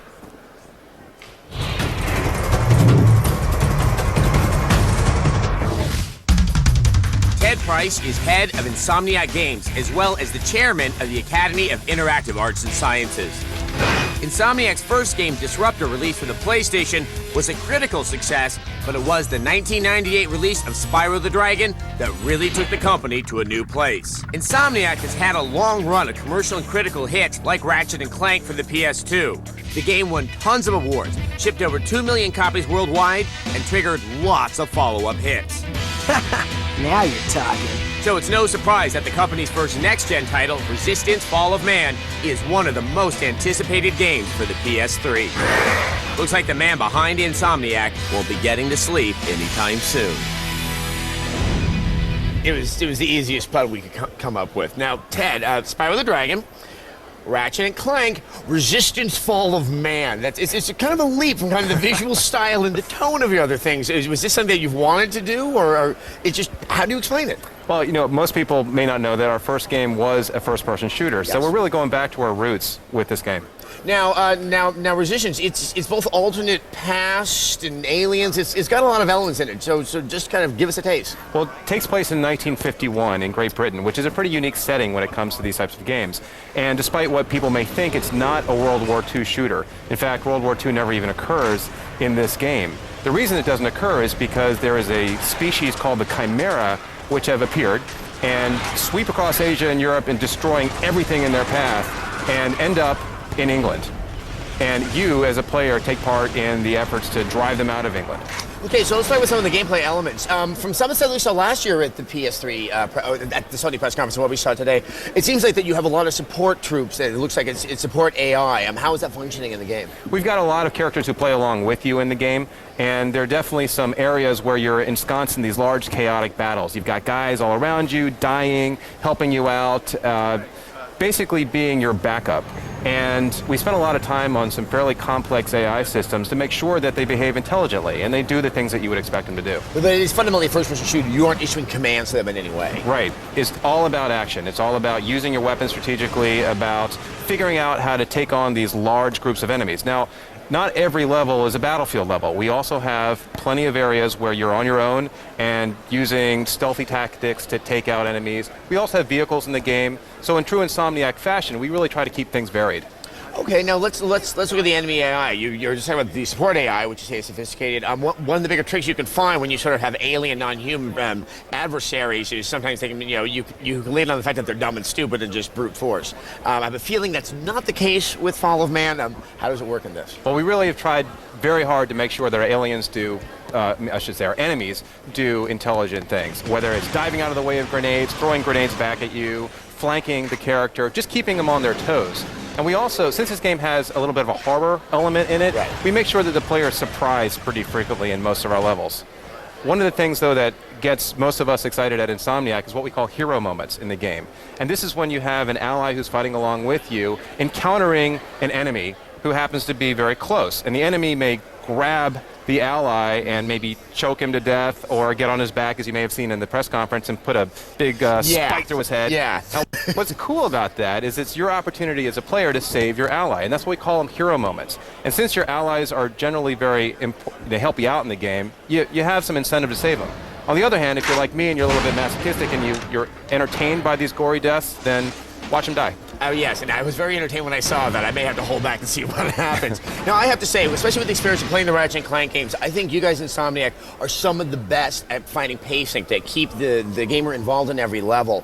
What have you taken that you learned with Ratchet & Clank and sort of applied to Resistance Fall of Man, which is more of a hardcore first-person shooter, to maintain that same level of engagement and not just become shoot, shoot, shoot, shoot, shoot? Well, I think pacing is definitely important in this game. We've definitely learned a lot on the Ratchet & Clank franchise, and certainly we will be keeping a frenetic measured pace throughout the game so that players don't get tired of doing the same thing over and over again.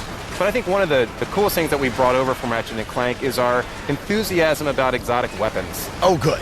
That was okay. You've answered the next question. A quick one, just for our viewers at home, and some people who saw some stuff from the Sony press conference. Some people may think that they don't see the distinctive qualities that would make it a PS3 game graphically compared to the Xbox 360. Obviously, your game is still in development. Right. What is there yet to come, and what do you know is possible with graphics for the PS3? Well, as I mentioned during the press conference, what we showed 2 months ago at GDC was kind of the first look at the game. Since then, we've, I think, made pretty large graphical leaps just in a couple months' time, and I think you're going to see a continuation of that progress as we get closer to launch. Remember, we've got 6 months until launch now. Yes, that is true. So we have a proprietary engine, parts of which we've developed in collaboration with Sony, and while we continue to find more and more things we can do with the PlayStation 3 that add finesse, add detail to the worlds we're creating.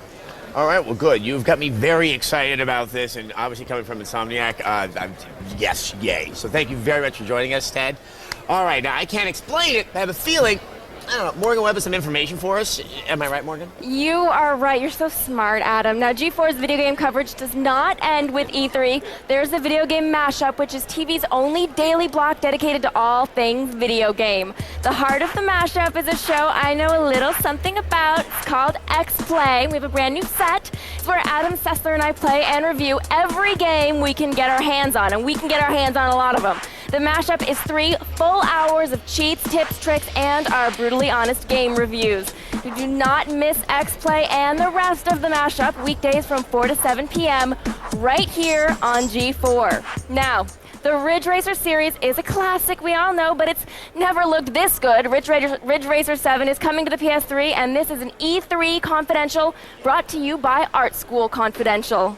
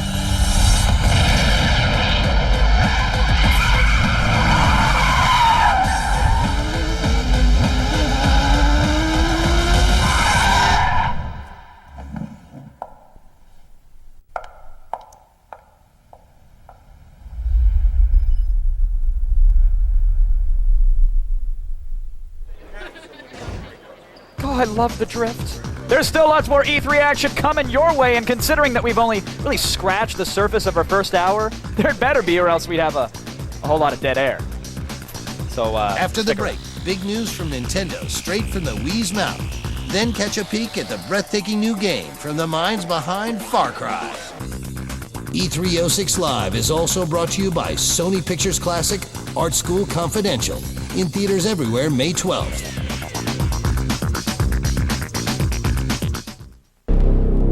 Tonight, late night television gets a little bit darker. Introducing Midnight's.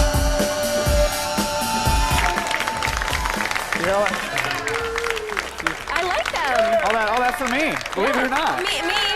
Okay, for you. Okay, fine. Hey, everybody, welcome back to E306 Live. Presented as always by Scion and Mountain Dew. Now, I hope you used your time wisely during the commercial to perhaps log on to g4tv.com/E3 and vote in our heat index. That's where you'll get all the info and decide what the most buzzworthy thing is here at the LA Convention Center today.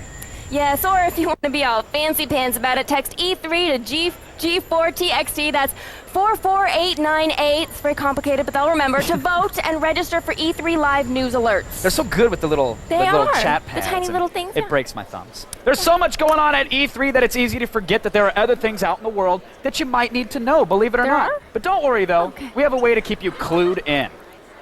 I'm Layla Kayleigh with all the news you need to know, what we call the feed.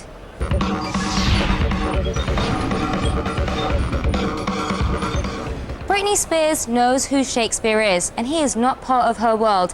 This, according to a former drama teacher whom the fleshy singer hired and subsequently fired after only 2 lessons. Quote, "I know who Shakespeare is, and I know he's dead, and I don't want any knights in armor stuff," Britney sniffed. When faced with an acting challenge, the teacher predicted that Britney would probably wink, or shake her boobs, or blow a bubble of gum, but not at the same time. The teacher stressed that would be asking way too much of her. Wipe that smile off your face or Walmart could charge you for it. The world's largest retailer wants to copyright the smiley face, which has appeared in its advertisements since 1997. The problem is, Walmart didn't invent it. In fact, nobody's really sure who did. When people walk around wearing a smiley face, a law professor tells the LA Times it's because they like it, not because they associate it with a particular company. That's right. Have you ever misplaced one of your favorite games? Don't worry, the Library of Congress could soon begin archiving video games. The library has been in talks with game publishers and other content providers to preserve digital materials. Librarian Laura Campbell says we are all faced with the potential disappearance of our cultural heritage if we don't act soon and act together. Take that, Walt Whitman. That's all the news for right now. Keep it right here on G4 for breaking news throughout the day, and visit us on the web at g4tv.com. I'm Layla Kayleigh, and you've been fed.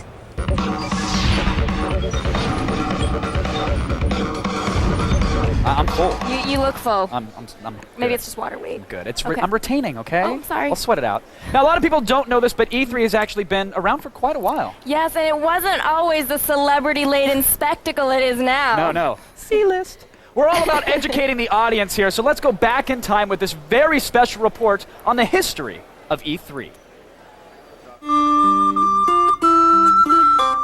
'Tis the year of our Lord 1695, and we are excited to be graced by Providence at this year's E3 convention. You speak the good word, sir. We are coming to you enlivened for all the latest in the advancements of the amusement arts. Perhaps the most choir-worthy news yet is Sony's release of the newest God-sent incarnation of their hoop and stick device. Goody Webb has an exclusive hands-on review. The new HS3 is ages ahead in development from the very first HS, or as we call it, the ye old version. Lo, we have this exclusive trailer to display. Gaze ye upon the glory.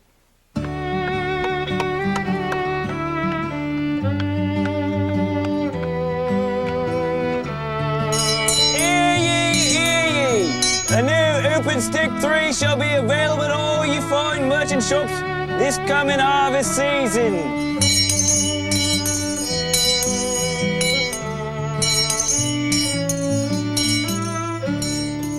Thanks upon you, Goody Webb. Flee not, gentle flock, for we also have Nintendo's answer to the HS3. Peace upon you once again, Goody Webb. Nintendo is not content to sit idly by, suffering the indignations of the HS3. Their righteous light hath shown a different path to success, taking advantage of the newfangled pocket clothing style with their new line of Jacob's Ladders, the Jacob's Ladder Lite. As ye can see, 'tis verily 30% smaller than the original Jacob's Ladder. Is the Jacob's Ladder worth the season's wages? Nay, goodman Pereira, 'tis not. Coming up after the break, tactile sensitive corn husk dolls as an exclusive exchange with increased Matha. Verily, after these missives. Well, that seemed extremely plausible. And please, check back with us over the course of the week to learn more about the history of E3. I didn't even know that. How surprising. I like the hoop and stick. But now it's time to check in with our friends right across the stage. It's Adam and Olivia. Yes, Kevin, I guess in the past they all look like us too. Well, thank you guys. Weeknights at midnight just got a little bit darker with Midnight Spank, the new late night block here on G4. Midnight Spank. It's an interesting name. Yes, exactly what I was going to say. Interesting. Midnight Spank. It mixes shows like Bonsai, Brainiac, and Cinematech, Nocturnal Emissions with new shows like Ed the Sock's Night Party, Cheaters, and the Late Night Peep Show. All making for a rather outrageous block of shows that could only air in late G4 night. Now, tonight at midnight, it is back-to-back episodes of the cult Japanese show Bonsai, where you can play along online. Now, that's Midnight Spank, every weeknight at midnight, right here on G4. Now, coming up on E306 Live, we have an exclusive look at the trailer for Metal Gear Solid 4. Touch that remote, and I will literally kill you. Really? No, but I will give them a stern talking to, like... Okay. Coming up next, get an exclusive peek at a world premiere game for the PS3. Plus, breaking news from Microsoft when E306 Live returns on G4. E306 Live is presented by Scion. Cars ready for personalization. Scion, what moves you? G4TV.com, giving you the scoop on the news you care about. Dive into the pile with over 15,000 streaming videos ready to go. Behind the scenes, game reviews, and more. Go to G4TV.com. What you need, when you want it. Who wants to mash? Introducing G4's Video Game Mashup, television's only daily block dedicated to all things video game. Every day it's 3 hours of the best cheats, tips, and brutally honest reviews. The Video Game Mashup, weekdays at 4, only on G4. Oh, yay. They made it through the commercials. Good for you. Nice. Welcome back to E306 Live, presented by Scion and Mountain Dew. As a reward, we're going to let you see more E3 coverage. That's pretty sweet. What was the, was there a second prize? Well, it was a set of steak knives, you know. The cutting in the, the tin can. Anyway, American journalists, they have long stood up to speak out against tyranny, injustice, and video games. And to continue this tradition, we present our own highly opinionated voice of reason with some insider tips on attending E3. Please enjoy this. The very first Morgan Minute. For this first Morgan Minute, I thought I'd share a bit of my expertise. So you go to enough conventions, expos, and Yu-Gi-Oh! Tournaments, you pick up some tips, and here are the big three. A, bring a Sherpa. There's a lot going on at E3. All the booths are making noises, and there's a lot of Best Buy executives milling around. It's helpful to have a sturdy Nepalese guide to keep your bearings.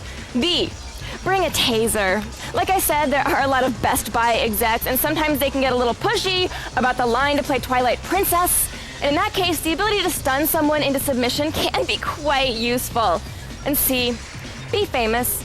Not the kind of extended cable pretend famous that I am, like real famous. See, E3 always sees big names like Gary Coleman and Elijah Wood here, and want to know who always gets to cut to the front of the swag line? The guys who destroyed the One Ring or didn't know what Willis was talking about. In conclusion, E3 is a cavalcade of wonder for everyone, but it's even better if you've done some thoughtful planning. All right, thanks, Morgan. Now, it's been called the greatest generation, but now World War II has entered the next generation of gaming. Here's a premiere of Call of Duty 3.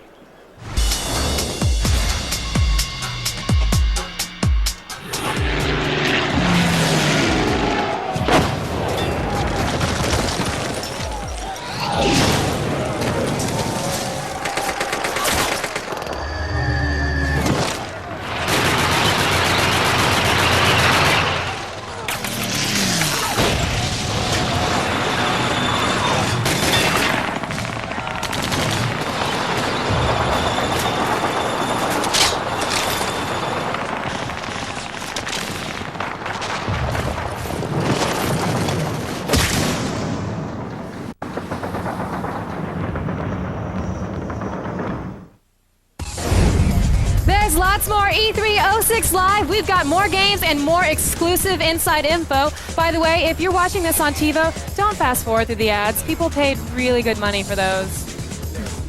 After the break, we'll hear from you, the viewer, as we check the heat index. Then take a trip inside the mind of the creator of The Sims. E306 is also brought to you by Netscape. Sign up today and get free Web Accelerator when you stay for 12 months.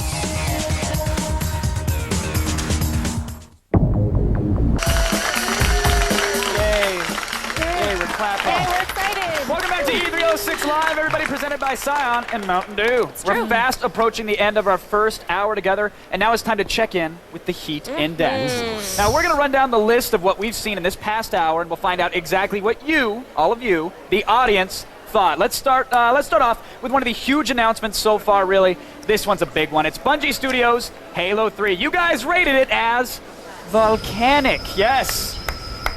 Or warm. One of the two. Volcanic's the new warm, really. Look, in 2007, we got a big battle. It's next-gen Master Chief. What more do you want? Of course it's volcanic. That's what I rated it as. Master Chief is all, sexy when he's shiny. His new armor is even shinier. It is taking shinier. advantage of Power shiny maps. Yes, Halo 3 does look amazing. Now, but Nintendo, as we know, also dropped some big news today about the Nintendo Wii. Now, you went to the heat index and you voted, and you rated it as scorching hot.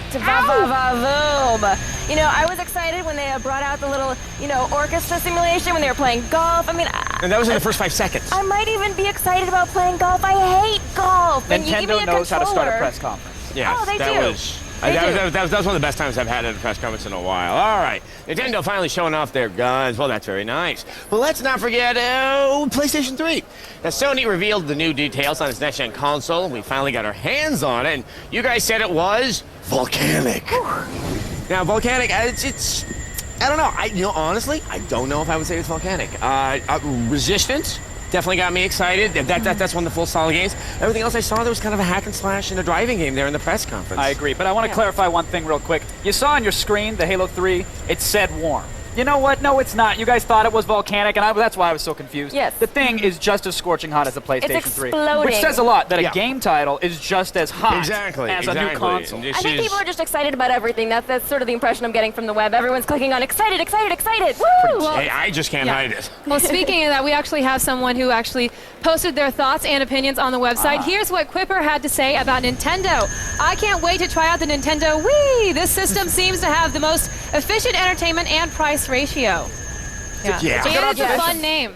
It's a fun, it's fun to say, I'll give it that. But it's not fun to explain. But after the press conference today, I feel a lot more at ease with it. I do too. Yeah, it seems to make sense, just because now I want to play the games. But it's a good observation. We don't know exactly how much fun it's going to be, but we know that the price is probably going to be cheaper than all the other consoles, and as such, I'm game. And that's like the DS, too. I think that's what really won the DS out over the PSP. So. Definitely. 2 screens. The games to 2 screens. All right. Well, if you want to make your voice heard, keep voting at g4tv.com/E3 or text E3 to G4TXT. That's 44898 to vote and register for E3 Live News alerts. All right, everybody, we are just getting warmed up ourselves. Our personal heat index is rising. We've got more of exclusive E3 coverage on the way, more interviews, more floor reports, more games you can ever hope to play in your entire lifetime. I'm serious. Really? I'm serious. Well, then we'll have more breaking news on the Nintendo Wii and the PS3 when E306 Live returns on G4. E306 Live is presented by Scion and Mountain Dew and also brought to you by Netscape, Art School Confidential, and ITT Technical Institute. The company builds the Predator unmanned aircraft series, which are flown used to support our homeland security. Computers are my passion. I enjoy designing circuits. The knowledge and skills I gained from ITT Tech allowed me to fit in right away. I pretty much shocked my parents. He's come a long way. I would say I'm a lot happier than before. We are educators helping people build a foundation for the rest of their lives. ITT Technical Institute, education for the future. To find out more, call 1-800-327-1172 or visit us on the web. Earn a bachelor degree in digital entertainment and game design, one of today's exciting new career fields. Call 1-800-327-1172 to apply. Introducing the Daily Nut. It's a daily podcast highlighting the best of the internet every day. Download it now at g4tv.com.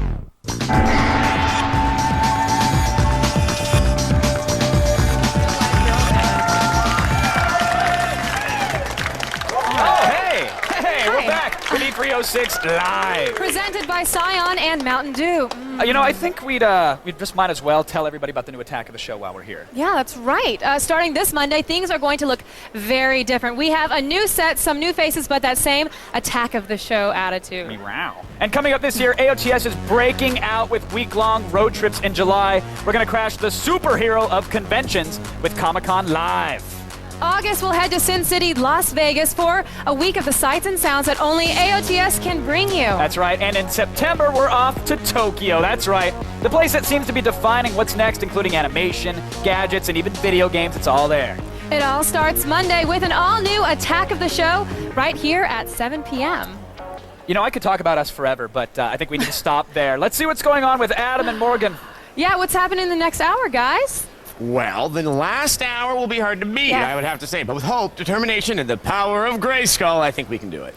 Yeah, I'm confident that we can. Now, how does some more FaceTime with the PlayStation 3 and the Nintendo Wii sound? I'll tell you how it sounds. It sounds good and whimsical. Wii! All right, we've also got some hands-on demos that will kick your ass harder than Steven Seagal. That's the pre-fattened Buddhist Steven Seagal. Yes, I should hope so. Now we have 2 human for the Xbox 360. Perhaps? Yep. You never know. Maybe it'll show up. Yes. Plus, we've got more exclusive game premieres, a Booth Babe retrospective for those of you who enjoy white pleather outfits, and even another Morgan Minute. Now get ready, because Hour 2 starts right now. It's the biggest E3 ever, and the console war is heating up. Catch all the buzz about the brand new Nintendo Wii. Get a first-hand look at the exciting PS3 lineup. And check out these incredible new games for the Xbox 360. G4 and Attack of the Show present E306 Live.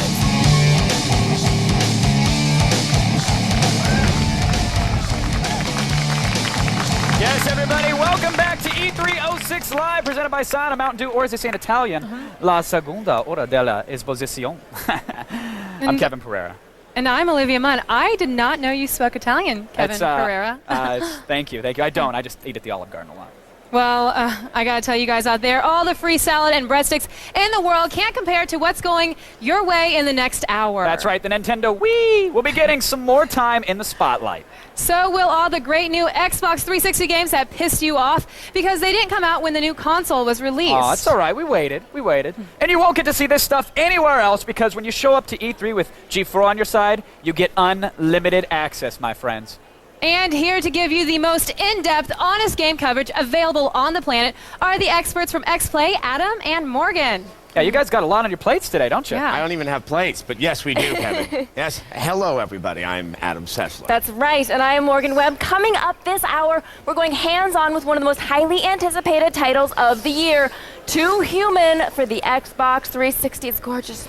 Plus, the best of E3 Booth Babes and the exclusive world premiere of Metal Gear Solid 4 Guns of the Patriots. People seem to like their Metal Gear Solid. I know, it's funny that, isn't it? Yeah, it is funny. Now, there is so much going on at E3, it's pretty much impossible to avoid doing something cool. You're right. Yeah. There's nothing to worry about except maybe Iraq and the whole immigration thing. Hey, but why bring everybody down? This is E3, the most important event in the gaming year, and G4 is here in full force. Yes, in fact, E3 is so huge, you may be wondering how we're able to capture it all and conveniently cram it and beam it inside your television set. Well, it's because we got people working for us all over the place, making sure they got every angle covered. Check this out. Yo, I'm Zach Selwyn here at the Sony press conference. I got all the information you need about the new PS3 games. I'm talking about Final Fantasy 3. I'm talking about Metal Gear Solid 4. I'm talking about Rocky 5. Just kidding. Stick around. Hey, I'm Kristin Holt at Nintendo's press event, and we finally got to see what the Wii's games look like and how developers are using the controller to do everything from shooting space pirates to balancing brooms. Hey, I'm Geoff Keighley here at the Grauman's Chinese Theater for Microsoft's press briefing, where you're going to see amazing footage of Forza 2, Fable 2, and Gears of War. But now back to the stage. Man, G4 is really going all out for this convention. Yeah, we decided to dress nice. You don't know the half of it, actually. The president of the network actually made me get an E3 tattoo. Seriously. Where? I don't want to say. Give you a clue. It's near the taint. pretty sure that's not going to make the heat index. But, Swamp you know, index. it is up to our viewers, so you never know. You never know. That's right, the heat index. That's where you, the guy sitting in the living room wearing the Pac-Man boxer shorts, you get to tell us what you think the coolest things are at this year's E3. Just log on to g4tv.com/E3 and let your voice be heard. At the end of the hour, we're even going to be reading your opinions live on the air, so make them good. You can also text E3 to G4TXT, that's 44898 to vote and register for E3 live news alerts. Now, you know, Olivia, my favorite revolution is probably the American Revolution. Well, and who could forget the French Revolution? That was Wii, but Yeah. what about the Nintendo Revolution?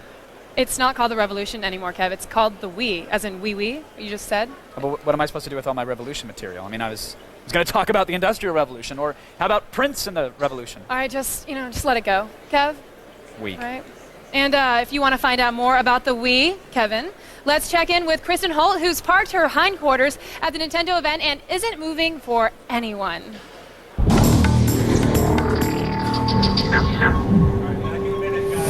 Hey, what's up? I'm here at the Nintendo press conference, and we've seen the machine, but what about the games, Nintendo?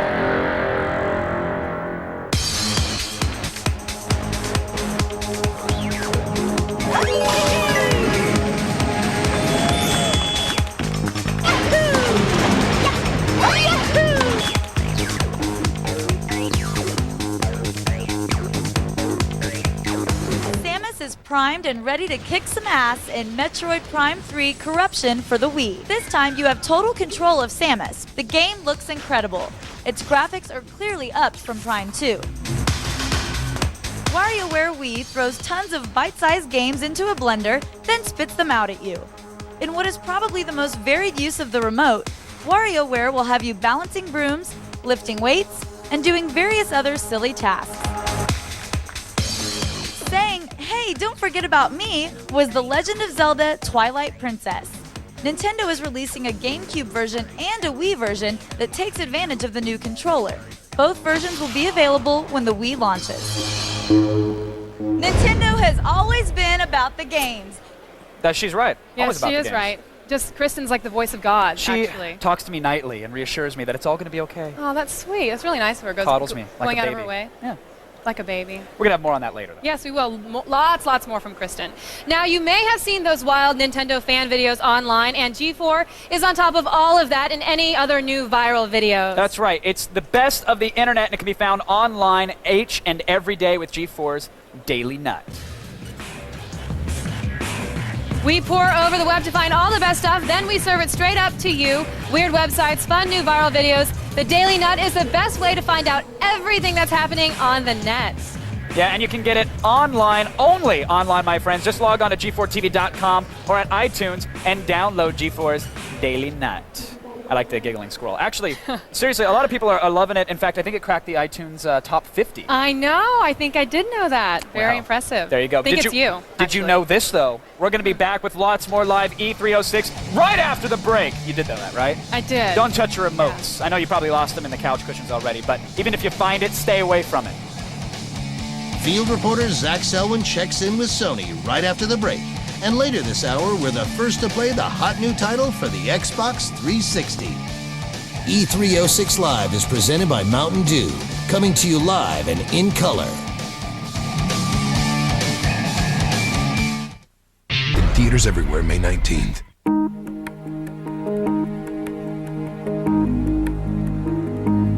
So much can happen in the space of a few seconds. The accurate collision mitigation braking system detects a potential hazard ahead. The driver is warned so he can react. If necessary, the system would have applied the brakes to lessen a potential impact. The Acura RL. It gives your reflexes a head start. The new XLP is our biggest, most extreme pizza for guys who want to go big. Domino's guy! Did you see that? Yeah. 30% more extra largeness than our large. Get it now for just $9.99. It's the new XLP from Domino's. Hair lacking some serious muscle? Can't take another break? Garnier Fructis, the first fortifying shampoo and conditioner system with the power of active fruit concentrate from Garnier. It's proven. The Garnier Fructis system makes hair 5 times stronger and so much shinier. Hair this strong never takes a break. For hair that shines with all its strength, Garnier Fructis. Garnier.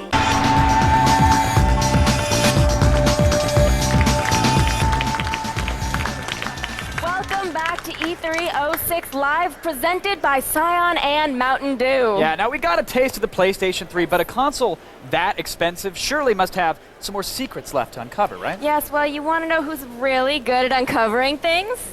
Who? Zach Selwyn. Ah. And let's see what else he's found out over at Sony.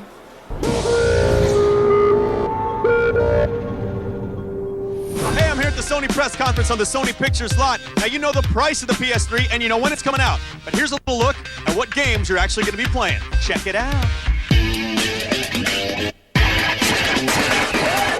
Sony surprised everyone by showing us our first look at Final Fantasy 13.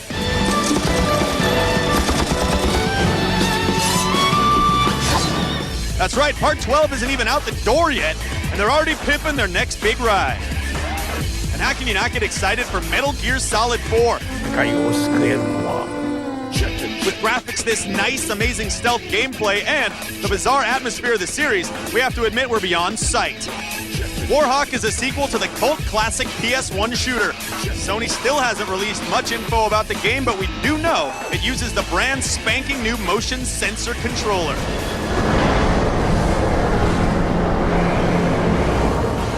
And if you want action, check out the trailer for the new Sony-developed game, 8 Days.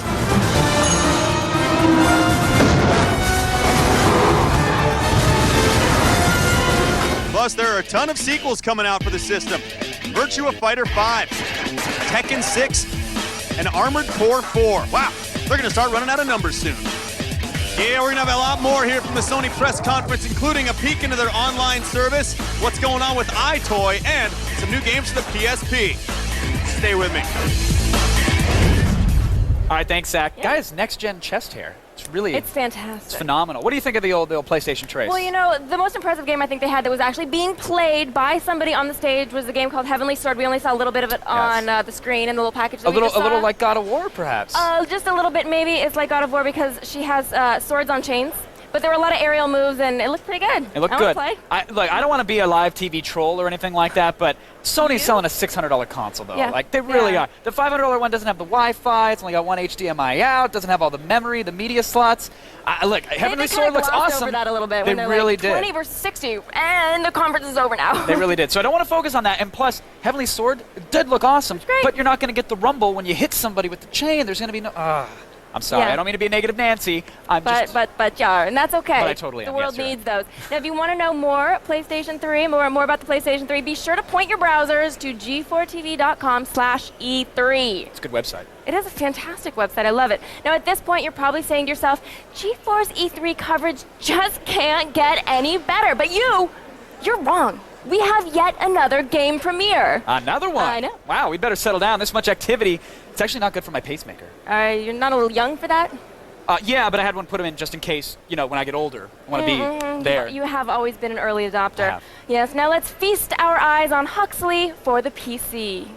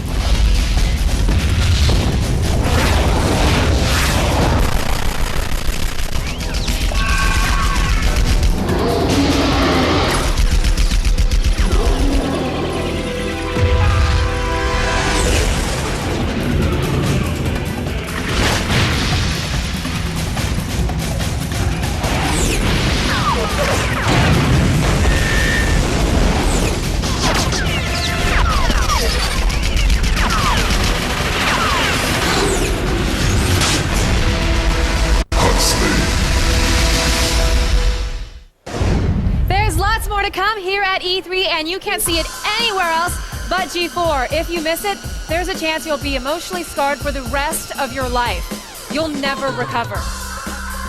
Up next, stay tuned for a hands-on demo of Too Human And don't miss our exclusive first look at Spore from Sims creator Will Wright. E306 Live is presented by Scion. Cars ready for personalization. Scion, what moves you?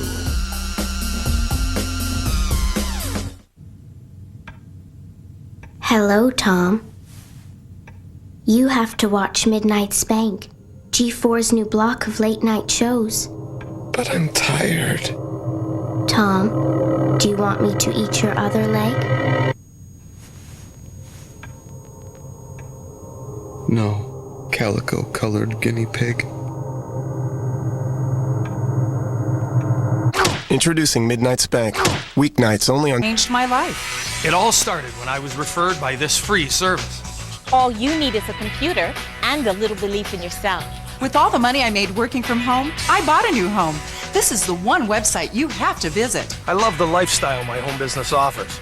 And the money's great, too. If you're not working from home, then you're missing out on your share of a multi-billion-dollar industry. I make over $7,000 a month working part-time. I'm making $5,000 a month. Never thought I'd make this much right out of school. I actually like what I do now, and I'm making more than ever. Put your computer to work now. My goal for next month is $20,000. Working from home changed my life. This is the one website you have to visit. I love working from home. Ready for more money? Start earning extra money yourself by going to this website today. Log on to 43income.com now.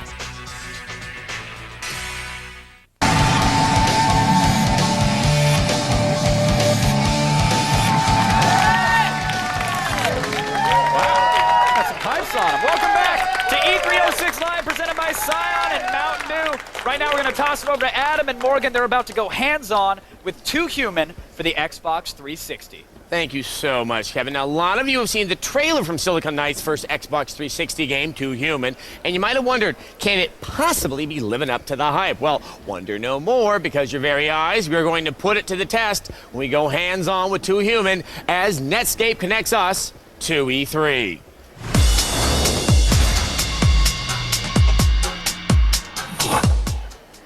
All right, now, Dennis Dyack is the president of Silicon Knights and the creator of Eternal Darkness, truly one of the most underrated games of the last generation, and I'm always happy to have you here. Oh, thank you. Welcome back, Dennis.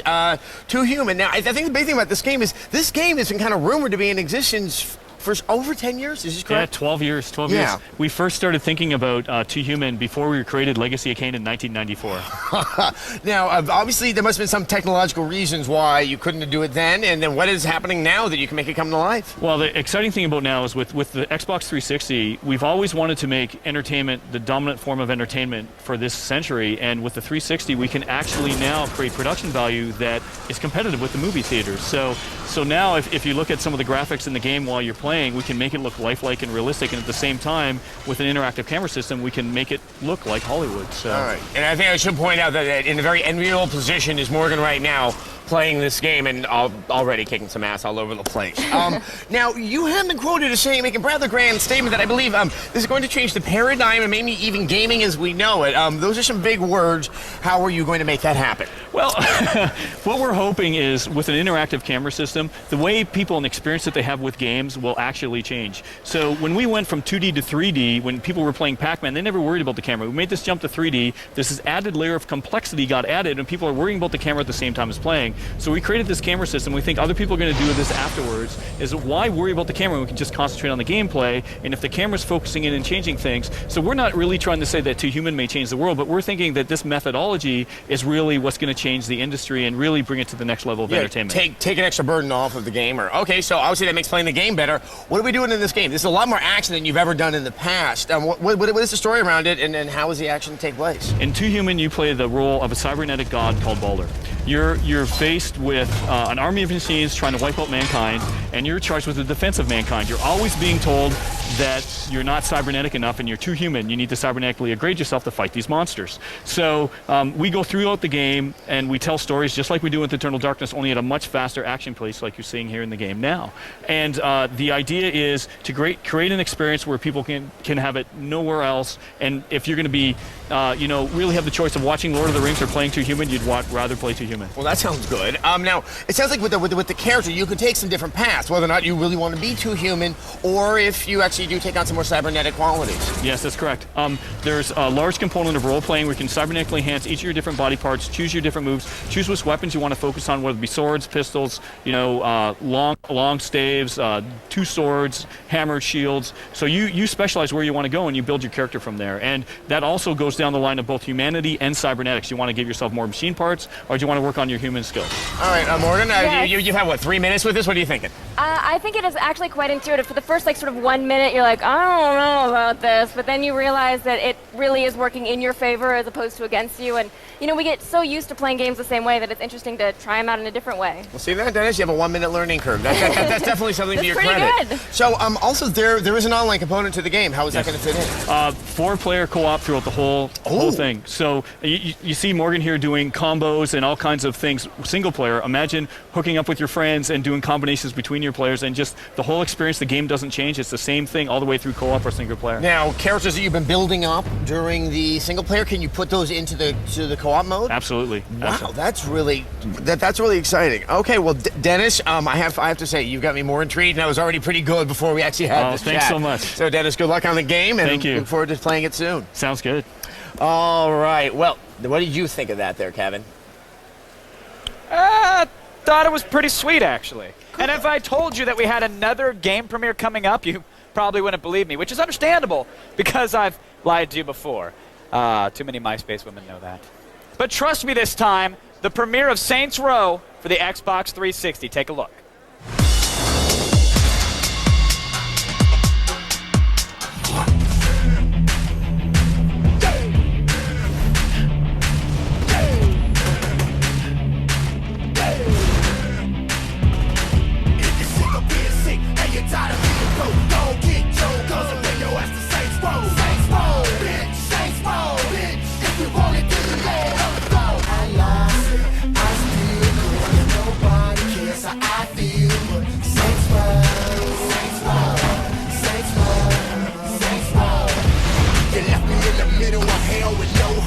You put me in a trap with straps and no dough, no food, no water, tears drowning in the mist. I ask God why my people gotta live like this. I lie, I steal, 'cause nobody cares how I feel. Saints row, saints row, saints row, saints row, saints row. That action was far too violent for that poppy song, I think. I don't know. We'll be right back with more stuff that's guaranteed to make you say, I want that! Seriously, you will. Keep it on GeForce Live, coverage of E3, if you know what's good for you. More breaking news on the Xbox 360, plus a tribute to the Booth Babes, when E306 Live returns on G4.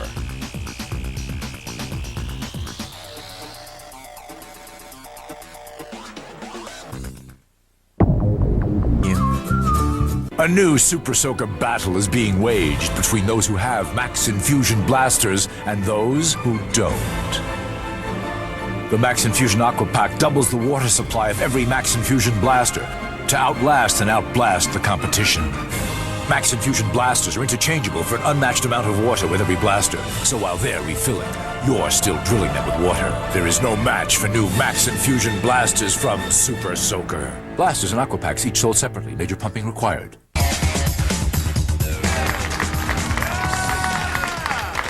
Welcome back to E306 Live, presented by Scion and Mountain Dew. If you don't know about our heat index by now, you've probably been watching with the sound off. The heat index is your chance to tell us what you think about everything you've seen today. Just log on to g4tv.com/E3 and let your voice be heard. You can even text E3 to G4TXT, that's 44898 to vote, and register for E3 live news alerts. Ah, democracy in action. You gotta love it. Now, here's the feed. I'm Layla Kayleigh with all the news that matters to you. You know, the feed.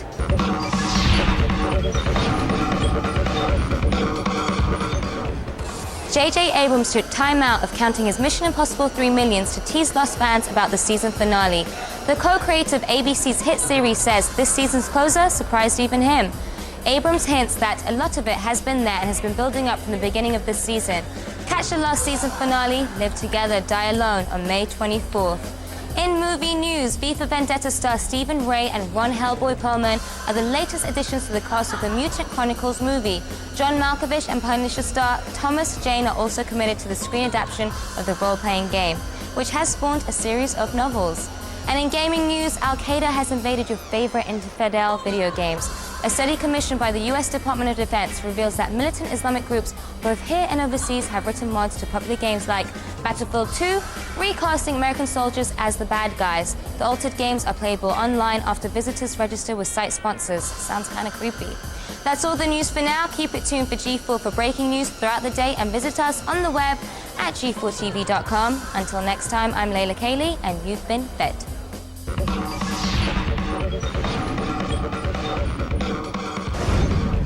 If you want to see more of the feed every day, you can, because it's part of the new G4TV.com. That's where you'll find the feed and all of the action from here at E3. Games, and more games. Plus, there's the Pile, G4's broadband channel filled with thousands of exclusive videos, some that are too hot even for G4 TV. G4TV.com, it's everything you want when you want it. Log on to G4TV.com. It's easy. G4TV.com. Don't make me say it again. G4TV.com. Okay.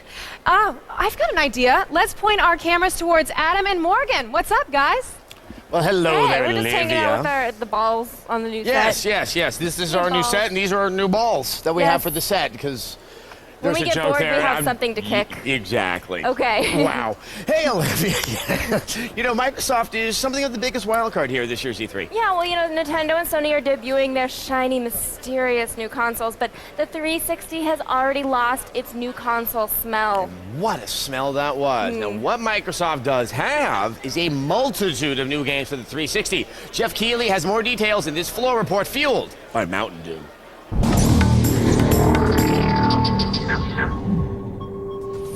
This is the Microsoft press conference, and I'm in the thick of it here at Grauman's Chinese Theater. Now, obviously, the huge news was about Halo 3, which is coming to the Xbox 360 in 2007. But 2006, there are a lot of great big games coming out for the 360 as well. A number of sequels. But first, let's start with an original game, Gears of War from Cliffy B and Epic Games. It's pretty clear that this is not a run-and-gun game. It's a stop-and-pop game, all about cover, and the coolest feature was a chainsaw weapon.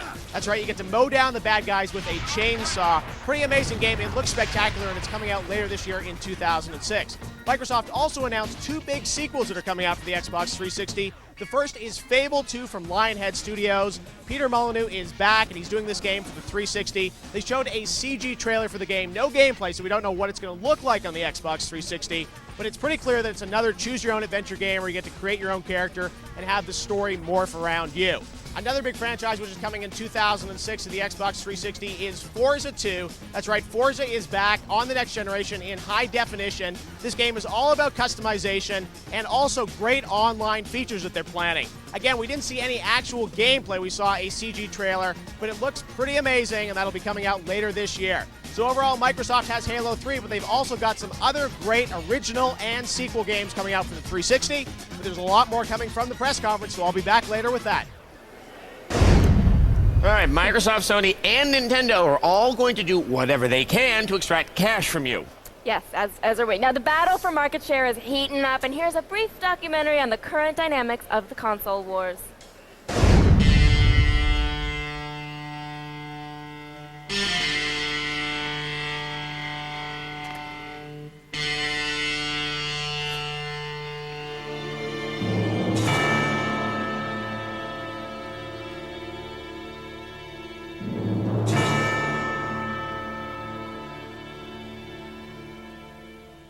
またあったな。今回は容赦しないぞ。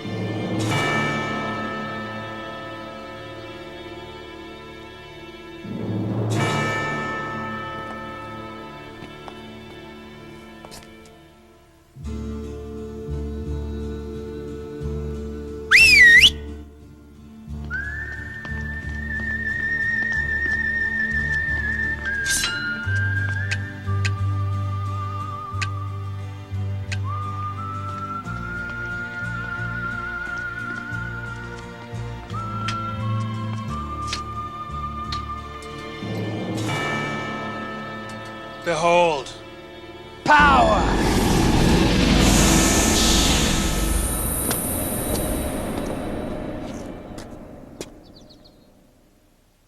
It's just me, man.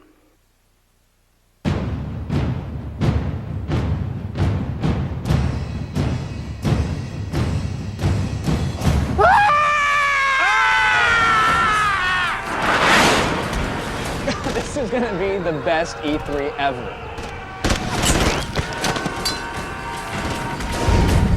Who knew Master Chief was such a stud? I don't buy it. Real men don't have armor that shiny. Now so very much more will be coming at you from E306 Live. I command you to stay tuned.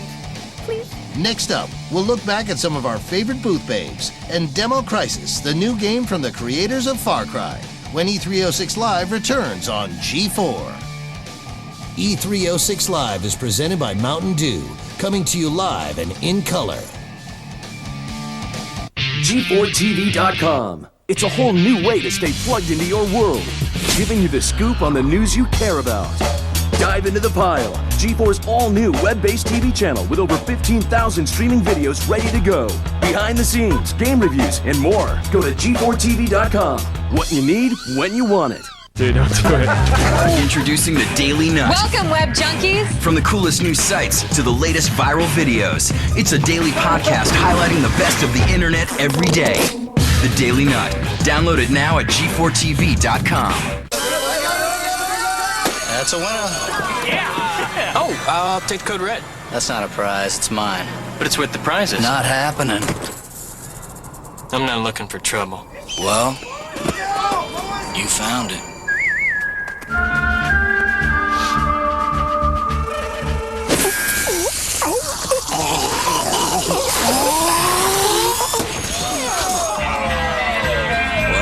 that got ugly. Your boy. Fetch. Sweet.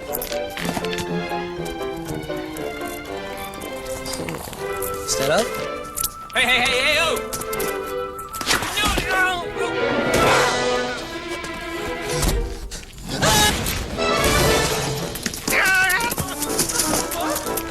Gotta have sweet, gotta have juicy fruit. Well, you're part duck, part beaver, and part otter. I am a bit of a hodgepodge. But look at you. Part SUV, part van, part surf wagon. Where does a platypus learn a word like hodgepodge? I am stars. I am incorrigible. And I need to scarf a big burger, beef, bacon, jalapeno, good thing down. I am man. Texas double whopper. Eat like a man. Why live with Athlete's Foot? Cure the itch and burn of most Athlete's Foot with Lotrimin Ultra in just 1 week's use. New Lamisil Defense? 4 long weeks. But Lotrimin Ultra is so powerful, nothing cures faster. Lotrimin Ultra, the 1-week killer cure. Check this out. This is what we do for a living. We're video game designers. And we're game programmers. With the training offered at Collins College, you can learn to design, code, and test games like this. And this. Game design is a growing career. For a brochure on a career in game design, call Collins College at 1-888-256-1200 now. That's 1-888-256-1200. Call Collins College now.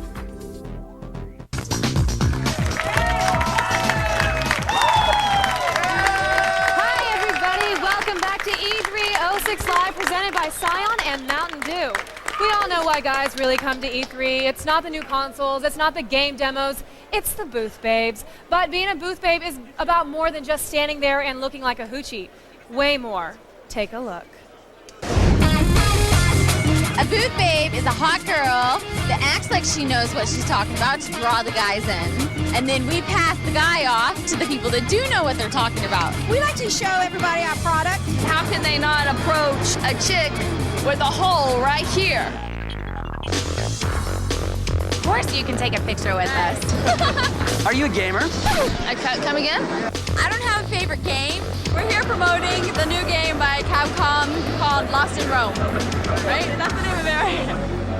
Shadow of Rome. Oh, Shadow of Rome.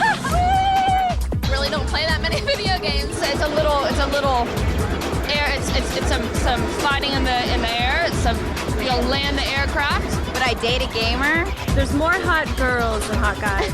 And a lot of cute computer nerds. Do you want to get spanked? Probably not. Did she say that out loud? Our cheeks are gonna be hurting by the end of the day.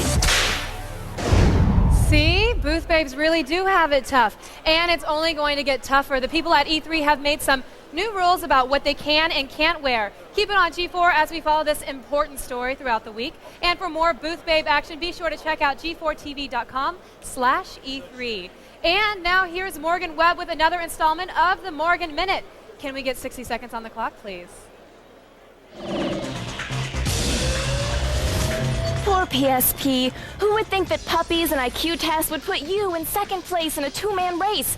You would have to crash your car and run away like the Swedish Mafia was on your tail just to fall behind anymore. Daxter, Metal Gear Acid, the Mega Man series, you have the games, PSP. We just want more. But this is E3 where saviors take all forms, even a singing blob. Loco Roco first hit the floors of the Game Developers Conference and people haven't stopped talking about it since. The game's cute, there's no denying that, but it's not gonna require insulin injections. It's endearing, not annoying, like Adam on his good days. Sony has hit on a magical and mysterious formula. Simple is fun. From its two-button setup to the nonsensical songs that carry you through this pastel-coated land, Loco Roco is one of those games that's easy to pick up and play. Mindless button mashers are out, and on this lady's PSP, inventiveness and style are always in. Aw, I don't think you're annoying. Or endearing, to be honest. I was about to say, okay, I feel better now. Thanks for that, Morgan. I wish my name began with an M, then I could have my own minute. That'd be awesome. Yes, your alliterative logic, it breaks my heart. Do it for the kids. All right, get ready, because we'll be right back with a double heaping of rich, meaty E3 goodness. We'll find out after the break as we check our interactive heat index. Then check out Spore, the latest from gaming legend Will Wright. E306 Live is presented by Scion. Cars ready for personalization. Scion, what moves you? 90 to 40100. Get it now from Q-Tone. Let's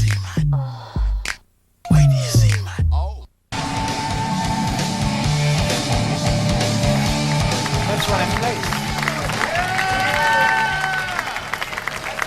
Hey, welcome back to E306 Live, presented by Scion and Mountain Dew. We're almost through our second hour. Really? And you know what that means? Do I get to sleep? I'd like to sleep. No, Morgan. Wait, we get to eat more of those yummy hot dog concession stand thingies? No, we don't. We're going to get to marry one of those booth babes, take her on the road as a vaudeville act. Going, look at that booth babe. No, well. What? Actually, what kind of act is it, though? Because if it's a three-wing kind of thing, and you're maybe it's going like in you're spinning flames plates, rusted trombones, etc. Oh, yes. No, you're all wrong. We're checking out the heat index. We're going to start with Super Mario Brothers Galaxies, which Nintendo just unveiled today, and you rated it, well, not a surprise, as volcanic. I mean, come on, it's Mario. He's in space. People love their Mario. It's a zero-G plumber, and you're controlling him with the Wiimote. You gotta love it. And it's Mario. It's one of those. Hey, it may not look better than Sunshine, but it's Mario. That's the fun thing about the Nintendo press conference was that the graphics came up on the screen, and no one cared that they weren't as anti-aliased as everything else. Right. No one cared that they weren't as shiny and next-gen as could be, because it's not about that. It's about the gameplay experience. Yes, and an awesome one I think it will be. Volcanic. And of course, who could forget all that pulse-pounding Sony news? Their press conference kicked off E3 this week, and here's what you thought. You thought it was scorching. You thought it was a little bit less than volcanic. Yes. They set themselves a really high bar last year, and this year I think they spent a little time managing expectations. The first games we're going to see out of there, they're going to be a little bit less exciting as the second gen of Xbox 360 That's what happens when you're not pre-rendered. Sorry, you're bad. All right, but also to human-reared, its graphically impressive head. We went hands-on with the latest for the Xbox 360, and you guys said it was volcanic. I was really impressed with that game. It looks beautiful, and it's quite easy to just pick up and play. And also, I've always liked the games that are like more action-based, but you get to have that role-playing element, because when you build yourself up to something special, you really get to see the fruits of your killing labors. It's like I'm slaughtering people by the mass. Yeah. I can't even take out the ants that live in my kitchen. So. Yes, well, I think it's time to keep those comments and votes coming in. You just go to g4tv.com/E3 or you text E3 to G4TXT. Now that's 44898. That's 5 numbers. So anyway, go there, vote and register for E3 Live News Alerts. All right, now Sony kicked off E3 by unsheathing a heavenly sword during their media event, and now we bring it to you. She's hot. I'm doing it right now. Feast your eyes on the premiere of Heavenly Sword for the PlayStation 3.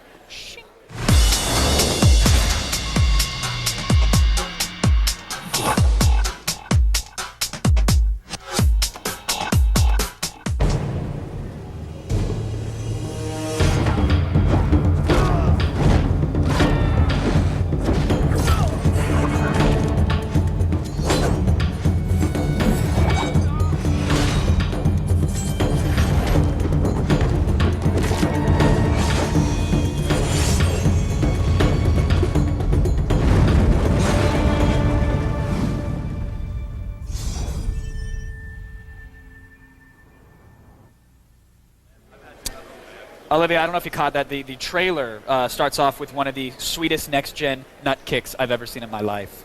Don't get any ideas. What? No, I'm just saying. No, I'm just saying it was there. Yeah. There's also the sword to the nuts. Okay, yes, we get it. Can't forget about that. Lots of next-gen. Okay, my knees are weak. Thank you. Lots of next-gen. Kratosa is quite beautiful. What do you think of what you've seen at E3 so far? I love it. It's so exciting.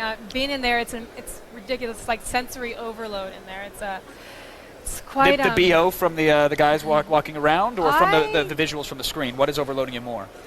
Working with you, I'm pretty good with the BO. Okay, good. Yeah, good. But everyone's here. It's crazy. It's exciting. Everybody's in there, and there's so much cool stuff and brilliant minds. I'll keep wafting for you just to really make sure you get the E3 experience. Right, I'm gonna hang out with Adam then. You should. And it's only gonna get more exciting, really. E3 as the week ramps up. There is just more and more to see, more games to see, more interviews that we are gonna have right here on our stage. Lots more E3, everybody, left to come. All right. No, I have to say though, I do believe in almost nothing. Well, I used to believe in the magic of David Blaine. Oh. Well, I'm new, and most of what you guys say sounds like lies. She's a smart one. Well, I guess you just have to try and trust us then, all right? Stick around, everybody. Plenty more to come. Right here. We've got lots more on what's new for the Xbox 360, and we'll demo the latest from the creators of Far Cry right after the break. E306 Live is presented by Cyan and Mountain Dew, and also brought to you by Netscape, Art School Confidential, and ITT Technical Institute.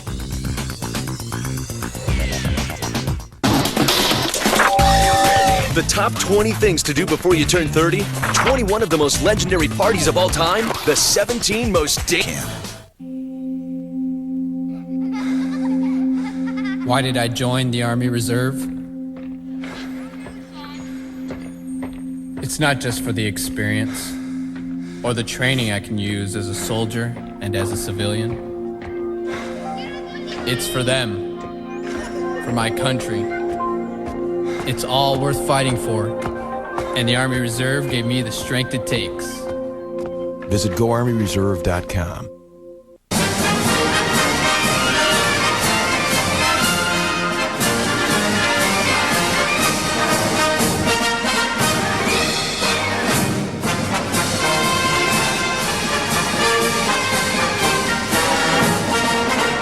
Designed by amateurs, built by volunteers, piloted by the incredibly brave. Red Bull Flugtag. To enter your human-powered flying machine, visit redbullusa.com. Hello? Anybody here? 8 unsuspecting victims. This place is disgusting. I keep seeing things. 1 deranged psychopath. What is going on? Who will survive the night? What do you want? On May 19th. Oh, I gotta go! Pray for daylight. See no evil. Rated R. In theaters everywhere, May 19th. G4TV.com. The stuff you actually care about. Dive into the pile, behind the scenes, game reviews, and more. G4TV.com. What you need, when you want it.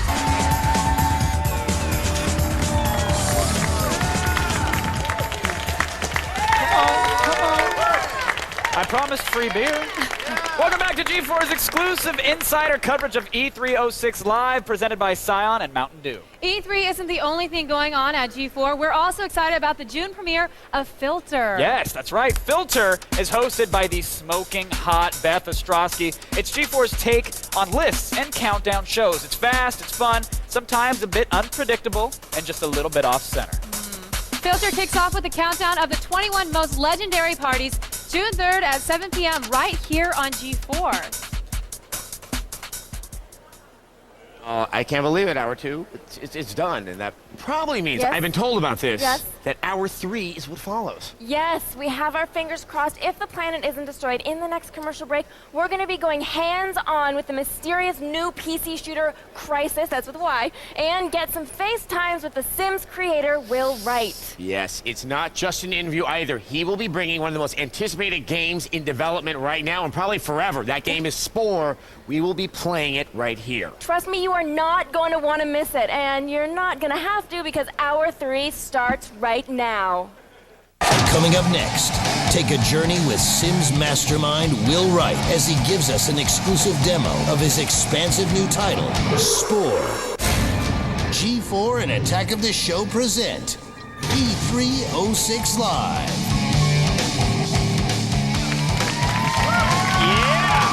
Get some!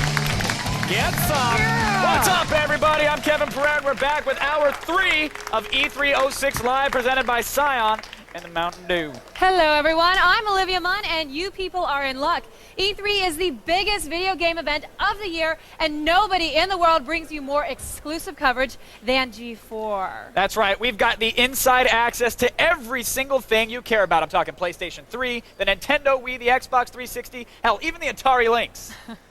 All right, not really. Sorry, two of you. I don't know.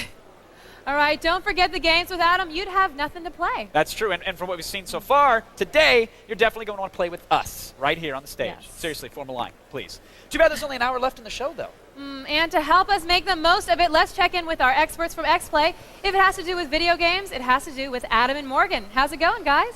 Well, I think it's going well. And in case you didn't know, I'm Adam Sessler. Yes. And when I get to be in a giant convention center filled with stuff I want to play, I get happy. I'm Morgan Webb, and if you're into PC games, this next hour will definitely satisfy. First, we're going hands-on with Crisis. It's a shooter that it makes your eyes bleed with its razor-sharp good looks. It looks that good. It does look that good. Okay, and then there's Spore. This is a game so mind-bogglingly huge, it encompasses the whole of evolution. So take that, intelligent design fans. Yes, and we'll also be talking to the game's legendary creator, Will Wright. You've all heard of him. I hope you have. Now, yes. If that's not enough show for you, then you've got no heart left. You're a shell of a human being.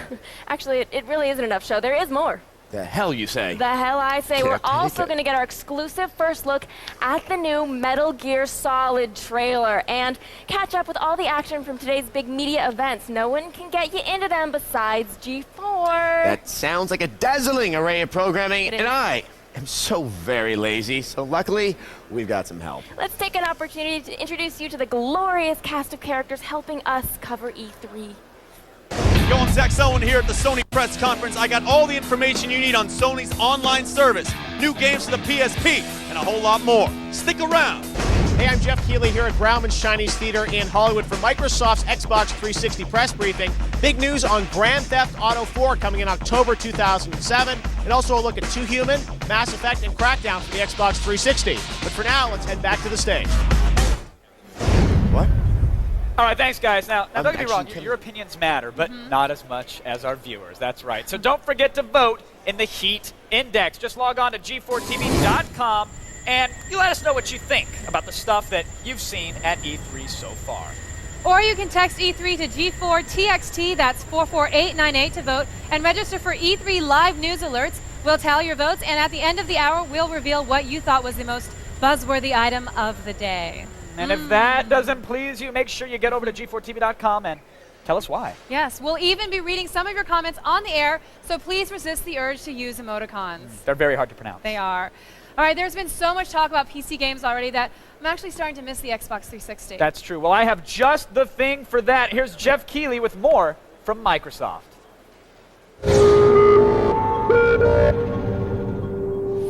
I'm here at the Microsoft press conference at the Grauman's Chinese Theater. Now, the big news here was Halo 3, but there was some other news about a game that wasn't shown at all. All they showed was a logo for Grand Theft Auto 4, but it is coming out on the Xbox 360 in October 2007. Now, it's not exclusive for the Xbox 360. It's coming out to PlayStation 3 at the same time, but Peter Moore did have a Grand Theft Auto 4 tattoo on his arm, and he announced that, so everyone will be very excited, and the speculation will begin about where Grand Theft Auto 4 will be set. Another surprise here was the appearance of Bill Gates. He's never been to E3 before, but he came out to talk about Live Anywhere, the idea of Xbox Live extending to your cell phone and your Windows PC. And Bill, of course, was also here to help Peter Moore introduce the trailer for Halo 3. Now, let's talk about some of the other games that were mentioned in the press conference. Alan Wake from Remedy was shown last year at the ATI booth. Nobody knew who was going to publish this game, but today Peter Moore announced that it's coming out exclusively for the Xbox 360 and Windows PC in 2007. And there were also some first-party games that they mentioned. Games like Crackdown, that's coming from David Jones and Real Time Worlds in Scotland. David Jones is the creator of the Grand Theft Auto series, and he's doing a new open-world game exclusively for the Xbox 360 coming next year. Another big game is Mass Effect from the guys at BioWare Pandemic. They did Knights of the Old Republic on the Xbox. Now they're bringing a new sci-fi epic to the Xbox 360. Looks fantastic. It's based on the Unreal Engine. And yet another new intellectual property that will launch first on Xbox 360 is Two Human from Silicon Knights. They created Eternal Darkness for the Nintendo GameCube, and they're bringing their new sci-fi epic to the 360 sometime soon. Well, that's it from the Microsoft press conference. A lot of big news on the Xbox 360, and also some news on PC gaming. They're not forgetting about PC gaming as well. But that's it from here. Let's head back to the stage.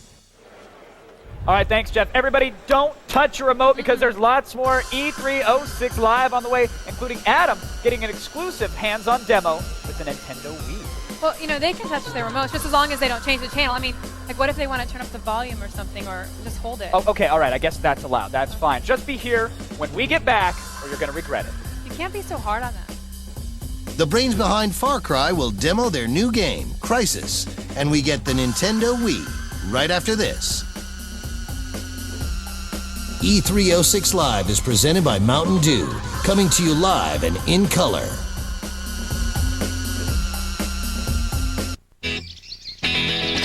Yo, welcome to the Spank Casa. Now let's see how I'm prospering. Yo, you remember Uhura? My boy Sulu. Hey, what up, Spock? James T. Kirk, president accounted for.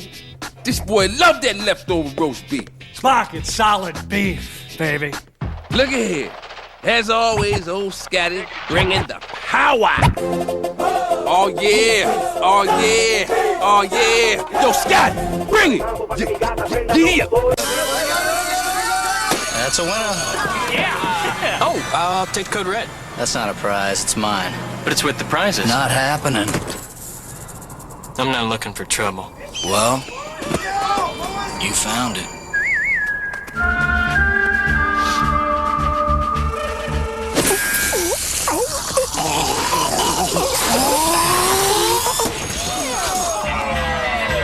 Well, that got ugly.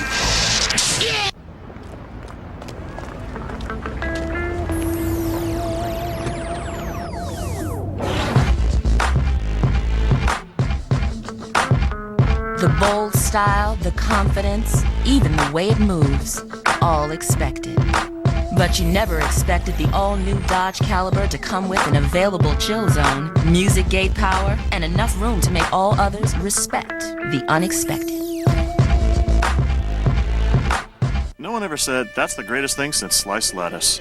Ladies and gentlemen, bread is back, and ciabatta's in charge. Warm and toasty, soft and golden, it's the artisan bread in my ciabatta breakfast sandwich, bacon and cheese ciabatta burger, and bruschetta chicken ciabatta. Just 3 in my line of ciabatta sandwiches. So let's rise like yeast against the bread bashers. Let's lift our loaves and make a toast to toast. Because bread is back. In all the world, there are a select few who at their very core are capable of incredible transformation. Under the most grueling conditions, they are shaped, hardened, sharpened, ready to stand among the most elite of all warriors. The few, the proud, the Marines. You ever think you might have worms?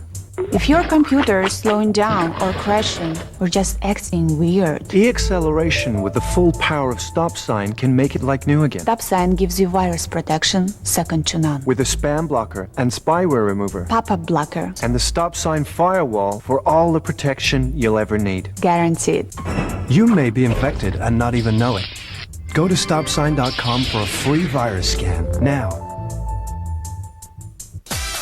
Queue up a free ringtone from Qtones. Call right now and get a ringtone at no cost to you. Just text your choice to 40100. Text D90 for Gold Digger. Text E90 for Wait, the Whisper Song. Text M90 for Sweet Home Alabama. Or text J90 for Super Mario Brothers. And remember, text right now for a free ringtone from Qtones.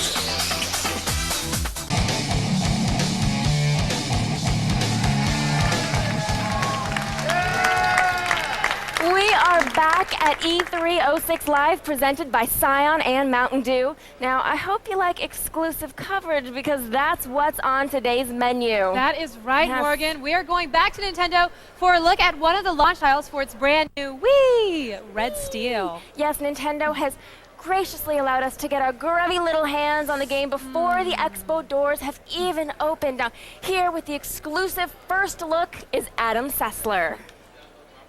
The show floor may not be up, but we are here in Nintendo's booth, and we're about to get a look at Red Steel for the Nintendo Wii, hosted by the game's developer, Xavier Poise. Okay, Xavier, obviously we know it's a shooter, but this is playing a lot differently. How are we controlling it with the Wii controller? Yeah, actually, the Wii controller enables the player to really feel that both his hands have entered the screen. That means that he's able to handle the gun the way he wants. For instance, you can play gangsta style. For the reload of the gun, it's very funny. It's what you will do in real life with a shotgun, for instance. Do like this. And that would be the same with doors to open, for instance. Do like you do at home, turn your hand or push it very hard, it will open the door. 7 to the door. Oh, that's awesome. Now, this also has swordplay in it, but how do you incorporate that into the game? Just have to slash the air like this, and so you will kill your enemy. What is the nunchuck doing in the course of this? So the nunchuck enables you to move and also to parry. So that means that you can block enemies' attacks with the left hand, and you can slash him with the right hand. All right, well, Xavier, I think I'm going to give it a shot now, all right? There's a tendency you don't want to overdo things a lot. And this is really just very simple. You just go like that, and I'm parrying. Kill the guy, kill the guy, kill the guy. That was quite a treat and something to get to see a little bit ahead of time. Xavier, Roman, thank you very much, and let's send it back up there. All right, thanks, Adam. Now, the masterminds behind the unconventional AI of the PC shooter Far Cry are back with their latest action-packed release. So strap on your nanomusso suit and watch as I show these North Koreans who's boss as we go hands-on with Crisis.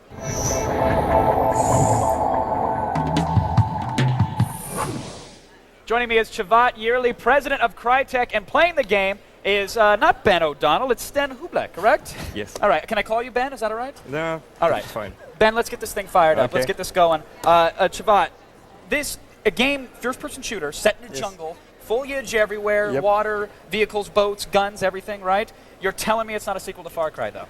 No, it's not a sequel to Far Cry. It's a complete new IP, new characters, new environments, new storyline, new gameplay, so all around new. Far Cry wasn't broke, though. So, I mean, it's funny that you're reinventing the wheel here, but obviously you learned some things from Far Cry. You're probably implementing them in Crysis, right? Yeah. Part of it was like the storyline, the world was not constant enough for us. The gameplay, we learned a good lessons from the gameplay, but certain gameplays didn't work for us. So the conclusion was, in order to fix the problems of Far Cry, we need to reinvent a new IP, essentially. Sure. You kind of, in the first game, had the Hills Have Eyes problem, where the moment you see the mutants, something's wrong, right? Yeah. What happened with the mutants in Far Cry? Well, the mutants, they were essentially the gameplay of Far Cry exists out of two kind of gameplays: out-reactive and outsmartive. Sure. Outsmarting gameplay. Outsmart is what today works still, which is about like kind of vini vidi vici. You kind of come to a certain situation, you observe, you make your tactical choices, and you conquer the situation. Right. But the mutants were about outreacting, which is traditional shooting. It linearized the experience. It made it essentially more linear in terms of how I felt about the intelligence of my enemy. Sure. So I had only one desire, to kill the enemy. And that was not what we wanted. We wanted the player always feel more gratified by being more smarter than the AI. Okay. So we kept that and built the entire new IP around this and nothing else. All right, so what is Crisis? What is going on? What is the story? Where are we? Who are we fighting? Why? So a massive asteroid essentially crash lands or crashes at the Spratly Islands, kind of fictional island, which is based on real island sets. What's happening there is right now is that based on that crash land, the North Koreans create a perimeter around that in order to claim ownership. So the Americans are sending out a special force unit in order to dispatch some specialists to recon information about this. So tell me there's mutants though. You didn't completely ban the mutants, right? They are much cooler. They are aliens right now. All right. The most beloved, popular enemy of mankind. I've computer history. Of course. So we made our goal is essentially to create the smartest aliens ever created. So we said this time. And as you're fighting the North Koreans, what happens essentially is that the ship dismantles the asteroid kind of crust and creates this flash frozen environment, which is the picture we started Crisis, which is kind of the frozen paradise. Right. That was the image we wanted to create. The stark contrast between warm and cold, between like a beach with water but frozen, between palm trees but frozen. So we wanted this. We started the image like this, and so the alien ships is flash freezing the island chain in order for you essentially in order to terraform the island chain in order to start the alien invasion. Right. So we got the best of both worlds. We've got ice, we've got palm trees, and it happens to look pretty nice. I don't know if you're aware of this, but the graphics in the game, they look really good. I mean, I'm sure you've heard this 1,001 times, but people's jaws literally hit the floor. You should record the sound and put it in your game somewhere because they're blown away. This is an effect. I mean, we're seeing a whole bunch of effects that can only happen with Windows Vista, right? You guys are doing some stuff with DirectX 10 that allows for some really cool things. Well, DirectX 9 and 10, what we're doing essentially is we say, let's forget about what the individual features are, like subsurface gathering, per pixel. We got pretty much, I mean, you can make a checkbox list, and we got pretty much all of the features. Right. But what does really matter is, ultimately, is the experience you're going to get. And DX10, for example, you can see like how we are destroying and breaking out trees here, how we are like, for example, that's part of the new game, new core gameplay in the first act. This is an environmental activist's worst nightmare. You can plow down an entire forest with a machine gun if you want, right? Exactly, yeah. There's no limits anymore. I mean, we said the two rules we wanted to achieve with our tropical environments were, first, they're supposed to look photoreal. Okay, so we made it on a different art direction. Second, we want full demolition, we said. And people at the beginning, they were like, yeah, you're crazy, it's not going to happen. You don't get video realism, you don't get destructive vegetation, you don't get like leaves bending correctly and realistically. Well, we are getting it actually right now. Next-gen foliage has arrived. We thank you guys so much for the demo, really, for bringing it on. Thank you, Kevin. It looks amazing. Thanks for the awesome demo, guys. Thanks. All right. My wrist hurt just from watching the game being played, I'm going to be honest. So, Morgan, if you have any ice, that'd be fantastic. Only in my veins, Kevin. Now, G4's video game coverage does not end with E3. There's the Video Game Mashup, TV's only daily block dedicated to all things video game. Now, the heart of the mashup is a show I know a little something about. It's called X Play. It's where Adam Sessler and I play and review every game we can get our hands on. The mashup is 3 full hours of cheats, tips, tricks, and our brutally honest game reviews. Do not miss X Play and the rest of the mashup weekdays from 4 to 7 p.m. right here on G4. Now you might want to prepare some smelling salts and sterile gauze because when you see what's coming up after the break, you could easily pass out and injure yourself, and we don't need the lawsuits. We'll tell you what the PS3 has in store, and don't miss our exclusive first look at Spore from Sims creator Will Wright. Stay tuned. E306 Live is also brought to you by Sony Pictures Classic, Art School Confidential, in theaters everywhere May 12th.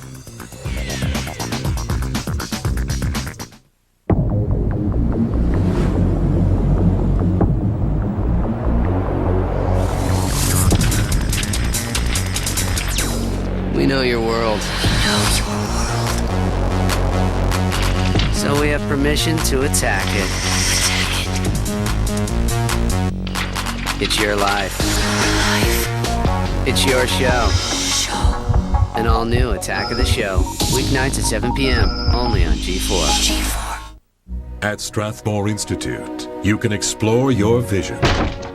Feel the power of creativity. Hit the juice!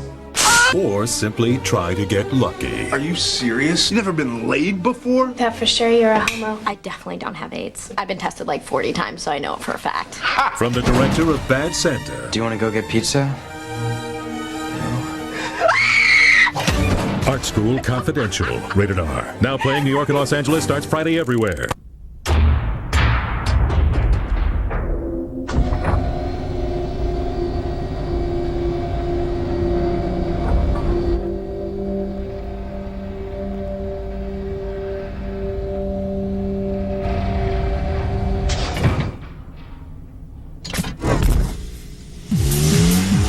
Cat-like reflexes. The Fit, new from Honda. The Fit is go.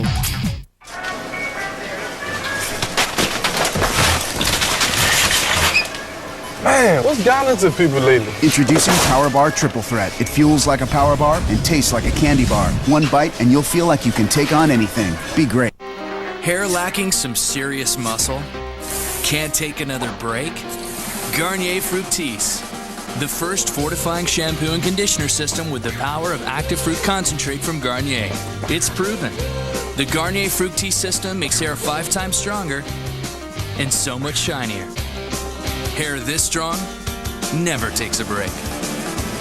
For hair that shines with all its strength, Garnier Fructis. Garnier. The side effects from watching this unrated movie may include joint pain, muscle spasm, memory loss, convulsions, shortness of breath, bedwetting, nausea, impaired judgment, increased appetite, diarrhea, irritability, rash, unusual hair growth, and sexual dysfunction. I feel so good! Grandma's Boy Unrated. Own it today. Working from home changed my life. It all started when I was referred by this free service.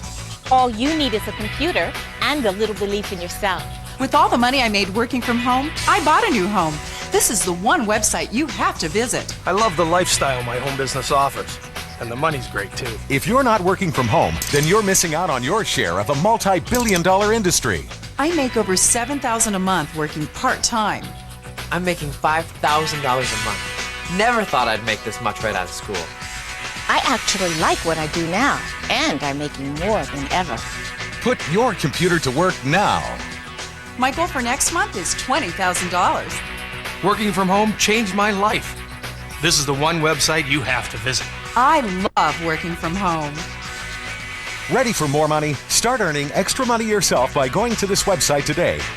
Log on to 43income.com now.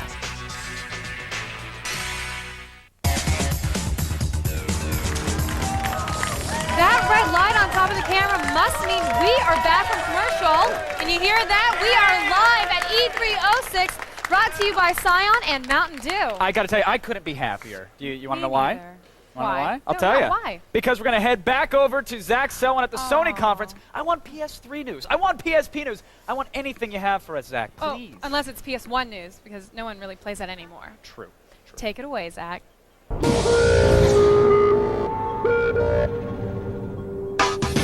Thanks, guys. I'm here at the Sony press conference. Now, you know when the PS3 is coming out. You know what games we're going to be playing? Let's see what else Sony had hidden up their sleeves. First off, they've totally revamped their online service. Online and networking for the PlayStation 3 is as essential as the air that we breathe. You can download and play games just like on Xbox Live Arcade. You can buy in-game items and levels online and keep up with all of your friends. And the best part of all of this is that it's free. That's in sharp contrast to Microsoft's yearly fee. Sony also unveiled a new version of the popular iToy. The funky camera peripheral is getting an upgrade in the form of higher resolution and greater interactivity. Sony briefly showed off a few titles that take advantage of the device, including The Eye of Judgment, a PS3 game that combines the use of real items and virtual creatures. Now that's what I call a duck. But if you like your PS3 games on the more traditional side, check out the sweet dragon slaying of Lair. Now that's pretty gory. We also got our eyes on some new games for the PSP. Looks like you'll have a ton of fresh games to play on your handheld this year, hopefully ending the trickle of good ones we've gotten so far. With this much huge news from Sony, it's no wonder they're dominating the video game industry. Will the PlayStation 3 keep their reign alive? I guess we'll find out on November 17th. Now start saving those pennies. Man, Zach has sure learned a lot about Sony, but now it's time for you to learn about everything else that's going on in the world. Hello, I'm Layla Kayleigh, and if you're feeling newsy, you're in luck. It's time for the feed.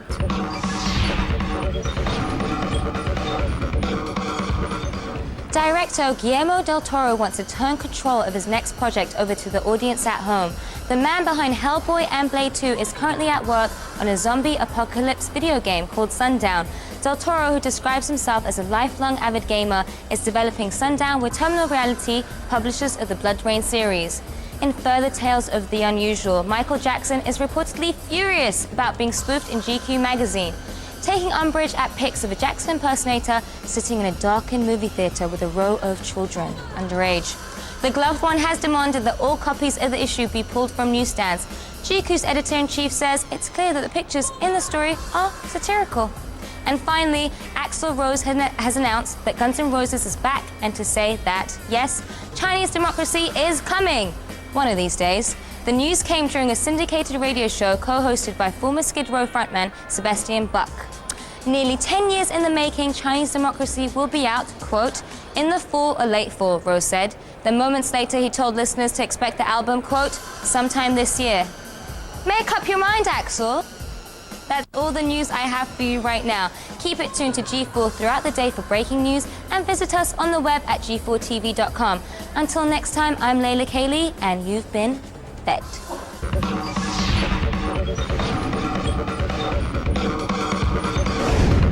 Yum. If you want more of the feed, you can get it on Attack of the Show, everybody. Yes, that's right. Starting this Monday, things are going to look very different. We have a new set, some new faces, but that same Attack of the Show attitude. That's right. I'm actually getting a nose job on one of the new faces. Coming up this year, AOTS breaks out with week-long road trips. In July, we're going to crash the superhero of conventions with Comic-Con Live. August, we'll head to Sin City, Las Vegas for a week of the sights and sounds that only AOTS can bring you. That's right. And in September, we are off to Tokyo, the place, that's right, that is defining what is next, including animation, gadgets, and video games, of course. It all starts Monday with an all-new Attack of the Show right here at 7 p.m. Make this go a little quicker. I'd like to get through these commercials as fast as possible. Are you that impatient to get to the Morgan Minute?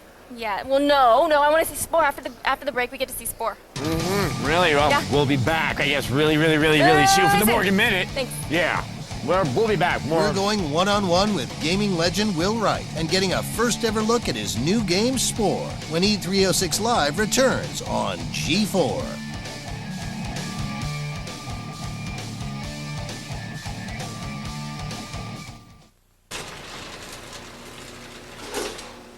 Hello, David. How did you get in here? That's not important now. Listen carefully. You have to watch Midnight Spank, G4's new block of late-night shows. Why? Because I can make everyone you've ever loved disappear, David. Disappear forever. Oh. Introducing Midnight Spank. Weeknights only on G4. Previously on Circle of Trust. I didn't say anything when Rhonda took my lipstick, ate my peanut butter, and stole my boyfriend. But today, she tried to sign me up for Net Zero. I hate them. My Netscape has unlimited internet access and free web accelerator for just $9.95 a month. You know, Net Zero charges you every time you call for tech support. That's crazy. She's crazy. Get Netscape. Sign up today. It lives in the walls, and on May 19th, What is going on? it's here to do God's work. This is not what God wants! See no evil. Rated R. Theaters everywhere, May 19th. You know, I gotta tell you, Jim, you've been pigeonholed. I have? Oh, sure. See, you're known only as a means to convey goods, not people. It's true. I am a lowly beast of burden. Yeah. If only you were versatile, you know? With 64 seating configurations, like me. Huh. someone has to carry the coffee beans. I am stars. I am incorrigible. And I need to scarf a big burger, beef, bacon, jalapeno, good thing down. I am man. The Texas Double Whopper. Eat like a man, man. Go to GameTap, where you can play hundreds of the greatest video games from the greatest systems right from your broadband-connected PC. You can play everything from classics like Pac-Man and Sonic to current favorites like Tomb Raider, Splinter Cell, and more. There are over 500 games, and there's no long-term commitment required. Experience the new world of video games. GameTap, expand your playground. Play now and get 2 weeks free at GameTap.com/now. Some games rated E to T, not all games rated by the ESRB.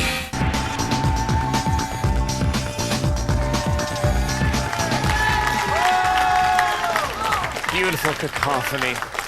Welcome back to E306 Live, presented by Scion and Mountain Dew. Now, late-night infomercial relationship expert Barbara DeAngela says we should speak the truth, even if it creates conflict or tension. One woman never afraid of creating conflict or tension is her own Morgan Webb. And she's back with yet another edition of The Morgan Minute. Start the clock. You can hardly even say mech without turning your mind to overwrought anime plot lines. And Chromehounds wants to change all that. And a lot has changed since we saw these lumbering lupine warriors last E3. Developers left in the ability to tweak out every screw and decal. Your hounds now have classes, like in Battlefield 2, covering everything from commanders to snipers. One of the more remarkable features to separate the Chrome Hounds from the shaggier dogs of mech gaming is its persistent online world. You'll scrap and scavenge every inch of war-wrecked wastelands with 6-on-6 teams of mechs. It's almost like a massively multiplayer mode. Of course, with any country, even in video games, there must be a leader, no matter how incompetent he may be. So vote for me, Morgan Webb, as your supreme Chrome Hound leader. Do I still have time left? Can I save it for tomorrow? So like the Morgan Minute in 20? Is that possible?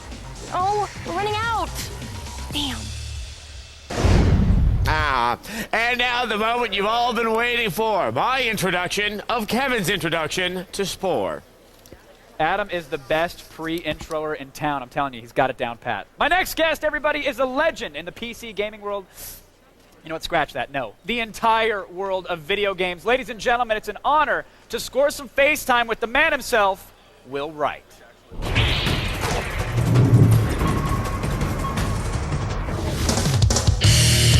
Remember a little game called SimCity? Yeah, sure you do. Well, the man behind it, Will Wright, is a true legend in the gaming world. Will Wright's initial idea for SimCity was so innovative, no one wanted to make the game. So, he started his own company and did it himself. And the rest, as they say, is history. Now, Wright is working on another wild idea, Spore, a game of evolution where players actually create life from a tiny organism. Man, talk about a god complex.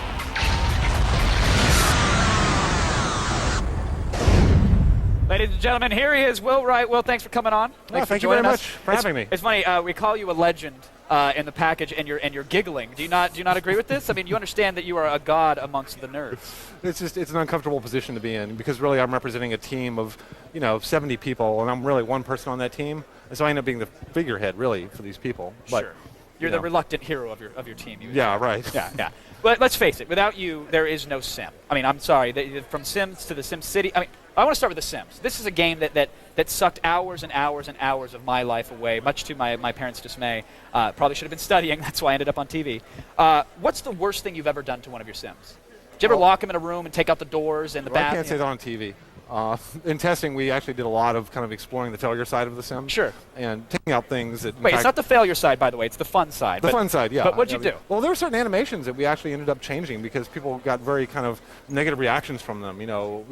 Characters would slap each other. People felt it was like domestic abuse or something. Sure. And so we had to tone back a lot of the animations because of the kind of emotional reactions we saw players having to them. Sim Charlie Sheen, though, you're going to use that mocap, right? Oh, yeah. We'll we keep it in storage for future expansion packs. Did you ever take out the doors, though, and take away the toilets and watch them suffer? Because I'd like to think that you're above that. Oh, certainly. No, I mean, as a designer, I have to experience all the failure states, all the success states, so that's my job to uncover all those things. All right. Now, I want to move on to Spore because this is what everybody is buzzing about everywhere you go. This is really the culmination of your God complex, right? This is the be-all, end-all for you. We'll see. I mean, for me, it seems like this epic game, you know, across all these scales where you have the entire universe on your computer. But at the same time, I want the game to feel very personal. I want it to be very much about each individual player's creativity and about sharing that creativity between other players. So at one time it's epic, but at the other time I want it to be very personal. Well, it must be hard to describe it. If there's a way you can boil it down, you know, a few sentences or less, how do you describe this game to somebody? What's the elevator pitch for Spore? Well, I want somebody to play through the evolution of life from a single-cell organism up to a galaxy-spanning civilization, and along the way basically create their own personal universe. And what are we doing to actually, I know we have a creature creator, which we're going to see in a little bit, but aside from creating the creatures in this world and the buildings and vehicles, etc., how are we actually controlling them? What are we doing in the game? What is the interactive aspect to it? Well, in addition to designing them, you're also playing them in a particular way, and you're making them aggressive or religious or peaceful. And when they go out and end up on other players' computers, they'll still behave that way. So in some sense, you're kind of programming their behavior as they go out into the metaverse of other players' computers, and they're now controlled by the computer, but still basically behaving the way you had built them. It's great. And now you say go out to other people's computers. There's an online aspect to this, right? Which I've heard you talk about. It's going to somehow get content onto my machine from something that you might have created? Yeah, in essence, Spore is kind of what we call a massively single-player game. It's a single-player experience, yet the world around you is continually being updated with content from other players. Creatures, buildings, cities, entire planets. So that when you get out to the galactic level, you're going to have an unlimited number of planets to visit that other players have created. Think of the web, when you go browse the web like fan sites and download cool content. This is burned into the game. So the fanboy 12-year-olds on the message boards that I can't stand, their creations and their children that they've reigned and brought up are going to be in my world. Yeah, and you can go blow them up. That's what I wanted to hear. Yes. Experience. So there is some action to this, because I saw a recent trailer for it. There was a UFO flying around and zapping everything in sight. What's that aspect? Well, once you get to that level of the game, you can, play a trading game, you can play a game of exploration, collection, or you can go for galactic conquest. And so we have a lot of goal states in the game, very much like The Sims had, that each player can kind of choose what their goal state is going to be. You understand that at the beginning of this you said, oh, people think it's this giant experience, and you've just described a giant experience. Yeah, I think at the same time you want this giant set of possibilities, but it wants to be very narratively rich. So you can imagine a million different stories that you could tell in this world, but each one of those stories is centered around you. Right. Well, that's what I like. I like everything to be centered around me. Of course. As I should. I have a God complex as well. Procedurally generated gameplay. This is a term that you've used a couple times to describe Spore. What is that, and what does it mean to the viewer at home? Well, what it means is that we've had to teach the computer to do a lot of things that a typical game artist would have done before. So rather than having a game artist build the models, do the texturing, do the animations, the computer knows how to do that. And the end result of that is that a player can create a character, create a building, a vehicle, a planet very easily, because the computer is kind of alongside of them, applying all the really drudgery of content creation that normally our poor artists have to do. And forcing thousands of artists to the picket lines because they're not out of a job because your game does it so well. Well, in some sense, we're outsourcing the game to the players. Very smart of you. Very smart. A galactic sweatshop. Yeah. Well, I can't wait to see the Creature Creator. Thank you so much for coming on and you. sharing Spore with us. Everybody, I don't think it could get any better than that. I got to say, I'm speechless. Olivia, please. Well, I say you're wrong, Kevin, because when we come back, we'll actually be going hands-on with Spore, the world's most addictive game you haven't even played yet. Trust me, you don't want to miss this. Will Wright is dropping his Spore right here on our stage, and you're telling us what's hot in our interactive heat index right after this. E306 Live is presented by Scion. Cars ready for personalization. Scion, what moves you?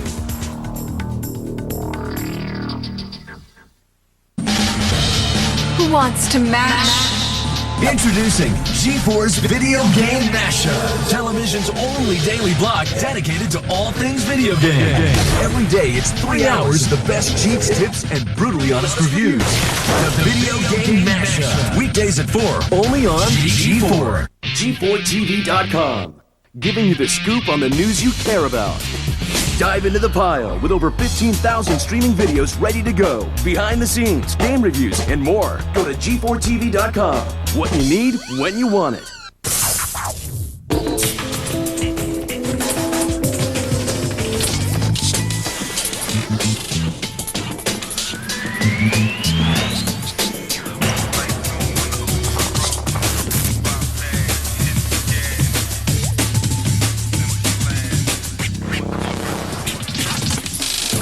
the 2006 Scion XA. Restyled, ready for personalization. We're a pretty tight group here. It doesn't happen overnight. People have to learn that they can count on you. You know what I mean? All the power!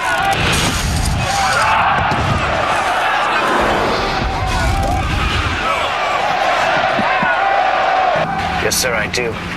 See how Army training gives you strength for now, strength for later at GoArmy.com.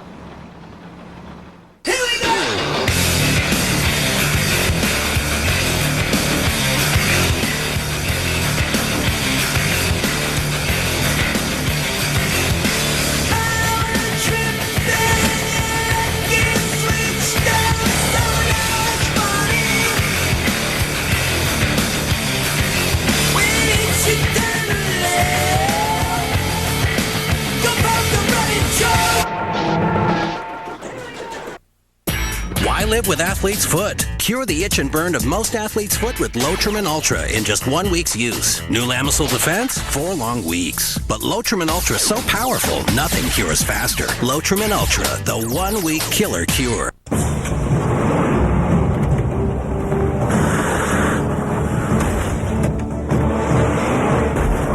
Optima batteries with spiral cell AGM technology offer twice the life and more than 15 times the vibration resistance of ordinary batteries.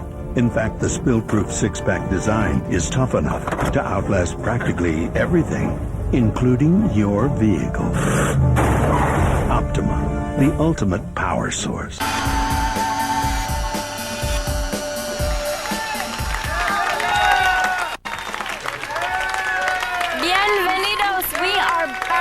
E306 Live. The people are excited, and E306, of course, is presented by Scion and Mountain Dew. We cannot forget about our wonderful sponsors. Now, we have been talking about Spore all day, and I say enough chit-chat. It is finally time to try it out. Will Wright is still here to take me through the game's creature editor, and I couldn't think of a better tour guide. So now, without further ado, let's get hands-on with Spore.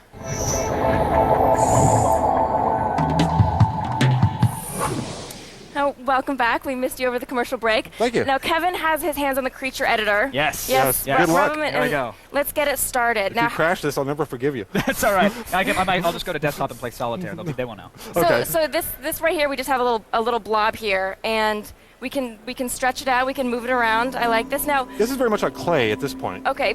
This is after the part where you begin as a single-celled organism, correct? Yes. This is later as you're now a three-dimensional larger creature in the world.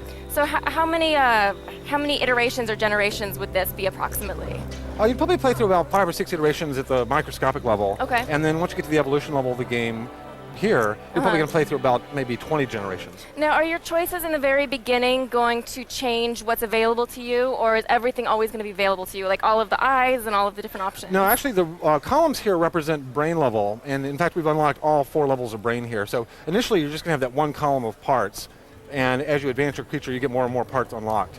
Okay, so how do you earn money or points to sort of get more upgrades? You get evolution points in the game by eating certain things in the creature game that you then go spend after you mate. You have to successfully mate in the game, then you go into the egg and get to design the next generation of your creature. And so when you finish designing this creature, you would come back into the game and now have to play its entire lifespan until it mates again. That's... My creature's ripped. Yeah, get some. It could use some feet and probably some hands. Yeah, I'll do that right now. Yeah, that is an interesting question. Like, is it possible to create a creature that really is not going to survive in the wild at all? Certainly. I mean, the things you're seeing over here on the right side are showing the properties of your creature, how fast it is, how strong it is. Okay. And so depending on the environment that your creature is living in, you might want to make something that's much faster or stronger. And so you have to design kind of relative to the environment that you're living in. So you look at the weaknesses of the last generation and you try and design around that? Yeah, basically. And so is each person's environment going to be different? Yeah, the environment's going to be changing all the time. There'll be global changes in the environment. There'll also be local changes, competitors, things that you're eating might go extinct. And so you might also design a creature that's very social, and therefore they can fight together. Therefore, they don't have to be as strong as individuals because they fight as a pack. So now creatures that, for example, like are more warlike... Give him some hands. He has no hands. Yeah, how's he I want him supposed to catch food with his nubs. No. This is awesome. I gotta say, you can put weapons there if you want. I've used this thing for about 3 seconds, and it's already as intuitive can be. Like, I understand exactly how everything is supposed to work. It's as simple as can be. Those are awesome. So now how does the computer know what's a weapon, you know, what's supposed to be feet, how you're supposed to, wow, those are intense. I wish modeling a girlfriend was this easy, I'll be honest. Yeah. Well, these parts are in categories. Sorry. So on the side over here, we have mouths, senses, limbs, feet, weapons, graspers, and details. And can I give him 2 mouths, Will? You can give him as many mouths as you like. That's I already used that joke.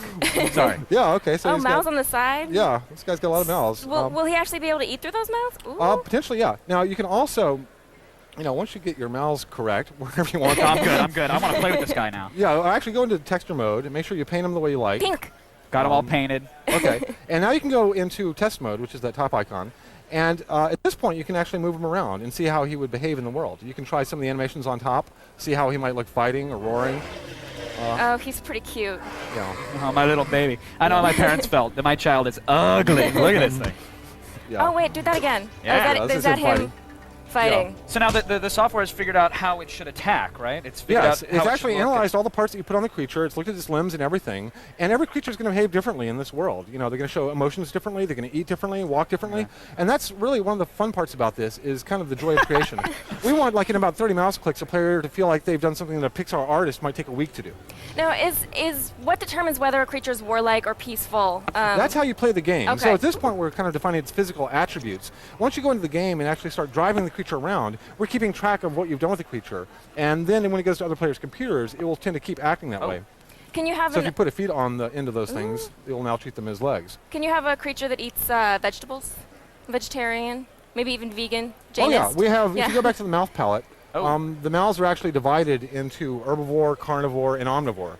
And so depending on the parts you pick, you will change, you know, what it eats, how it fights, how it socializes. Tell me you can't make a vegan, though, because really, they're not going to survive, am I right? Well, you can make an herbivore. Oh, okay, fair enough. So that's about as close to a vegan as you can get. So, I mean, have people broken this thing? Because I've thrown 13 mouths on it, and I've got giant legs, and it's still figuring out how it should look and how it should move. That's the fun of the game, is exploring this, you know, just huge space of potential creatures that you can make in the game.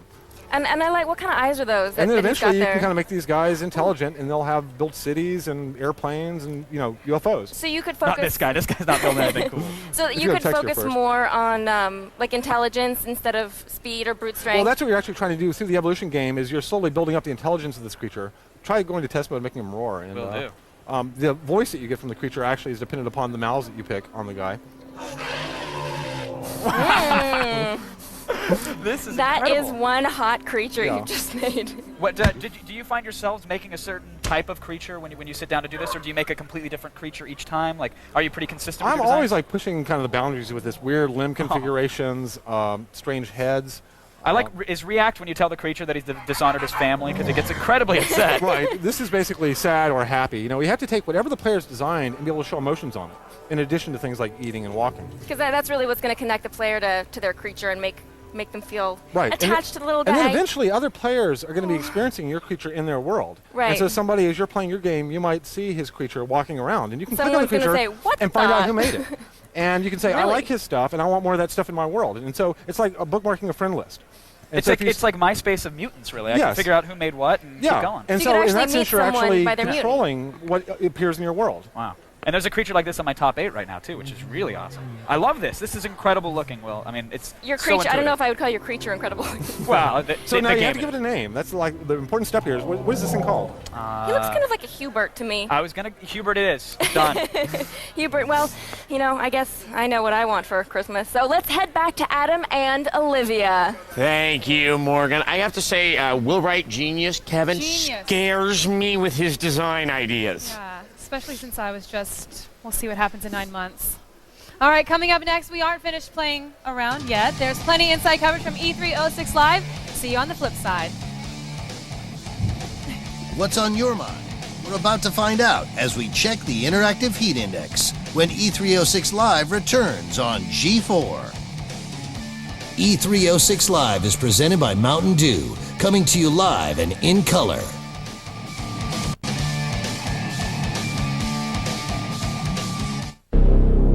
Tonight, late night television gets a little bit darker.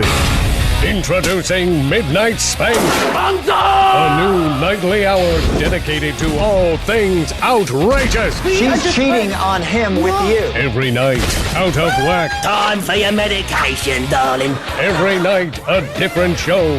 The next round is the nipple twisting. Midnight Spank, tonight at 12 midnight, only on G4.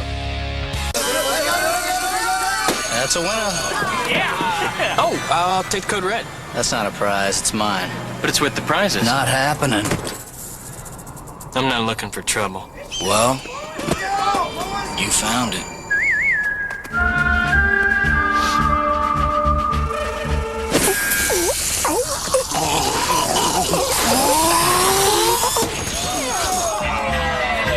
Well, that got ugly.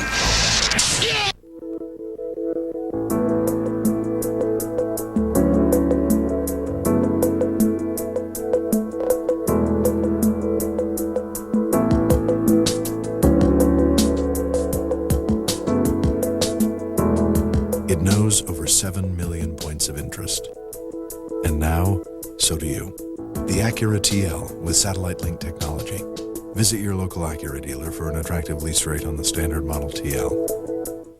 Every day, Progressive does something that's, well, progressive.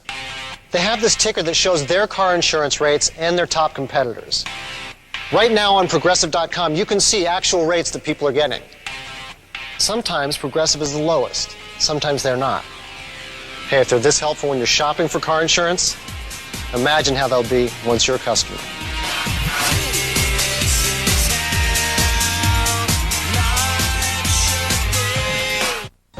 What's that?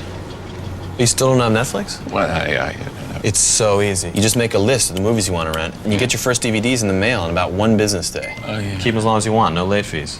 Return each one in a prepaid envelope, and they automatically mail you another one from your list. It's dope.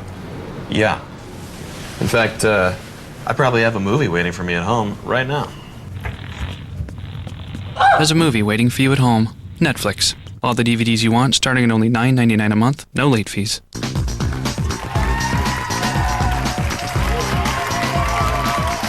It's so good. I love it. Give me a little bit more. I love All right, we're good. We're good. We're back with more E306 Live, presented by Scion and Mountain Dew, and we are almost at the end of our first day here. And I think we ought to check in one last time with that thing we call the Heat Index. Good idea. So here's what you thought about our hands-on demo with Crysis. It should be no surprise. The game is gorgeous. It's volcanic. Yes. Yes, people hear the word Far Cry and they get all excited. Yes, that's right. It's gorgeous. I mean, I heard it was gorgeous, but it's more gorgeous than gorgeous. Yeah. Gorgeous, sir? Is that a word? Yeah, Yes. it's like Gorgeous, meeting me in person after only seeing me on the television. Sure Am I thing. right? All right, Yeah, Kevin. you tell that to yourself asleep at night. Okay, well, we also sat down with Will Wright to go hands-on with Spore, and here's what you thought. You thought it was volcanic, and I think that we agree with you. That was amazing. That was the single coolest thing I've ever done with a mouse, honest to God, even after I discovered those Japanese news groups. I'm telling you, it's incredible. It's so intuitive. I can't wait to get I'm just going to touch you because you touched it. Yes. Exactly. Who wants to touch I me? believe Matsumoto should give Will Wright a virtual hug for making a game that absolutely awesome. Anyway, we also had, we also had, of course, Red Steel with Right. Wii, and I believe that was given a scorching, which is a little lower than volcanic. I have to say, I would disagree a little bit. One of the bigger problems I think we're going to find going into the future with the Wii is that because there's the interactive component of the way you are playing it, it's going to be a little bit difficult to try to show that through the 2D world that is the television screen. It was completely awesome, and I got to say, there's games that Nintendo will work on even longer. They're going to be even cooler. Anyway, yeah.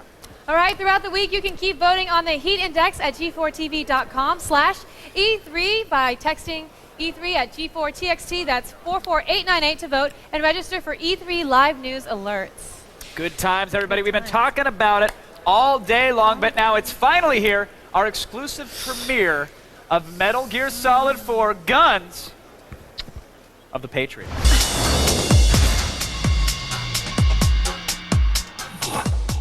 俺たちの戦争は終わった。だが俺にはまだやらなければならないことが残っている。戦争は変わった。国家や思想のためではない。利益や民族のためでもない。金で雇われた傭兵部隊と作られた無人兵器が果てしない代理戦争を繰り返す。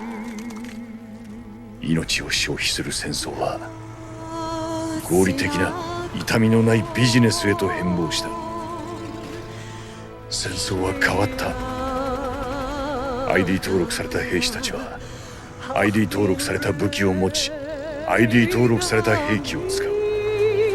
体内のナノマシンが彼らの能力を助長し管理する。遺伝子の制御、情報の制御、感情の制御、戦場の制御、全ては監視され統制されている。戦争は変わった。時代は抑止から制御へと移行し、大量破壊兵器によるカタストロフは回避された。そして戦場の制御は歴史のコントロールをも可能にした。戦争は変わった。戦場が制御管理された時、戦争は不変のものとなった。罪を未来に残してはいけない。世界を救えるのは君たちしかいない。私たちは新生フォックスハウンドよ。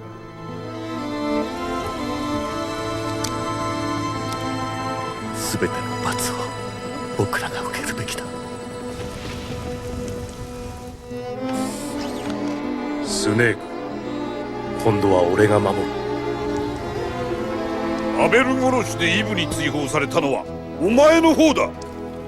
戦争は変わった。だが俺にはまだやらなければならないことが残っている。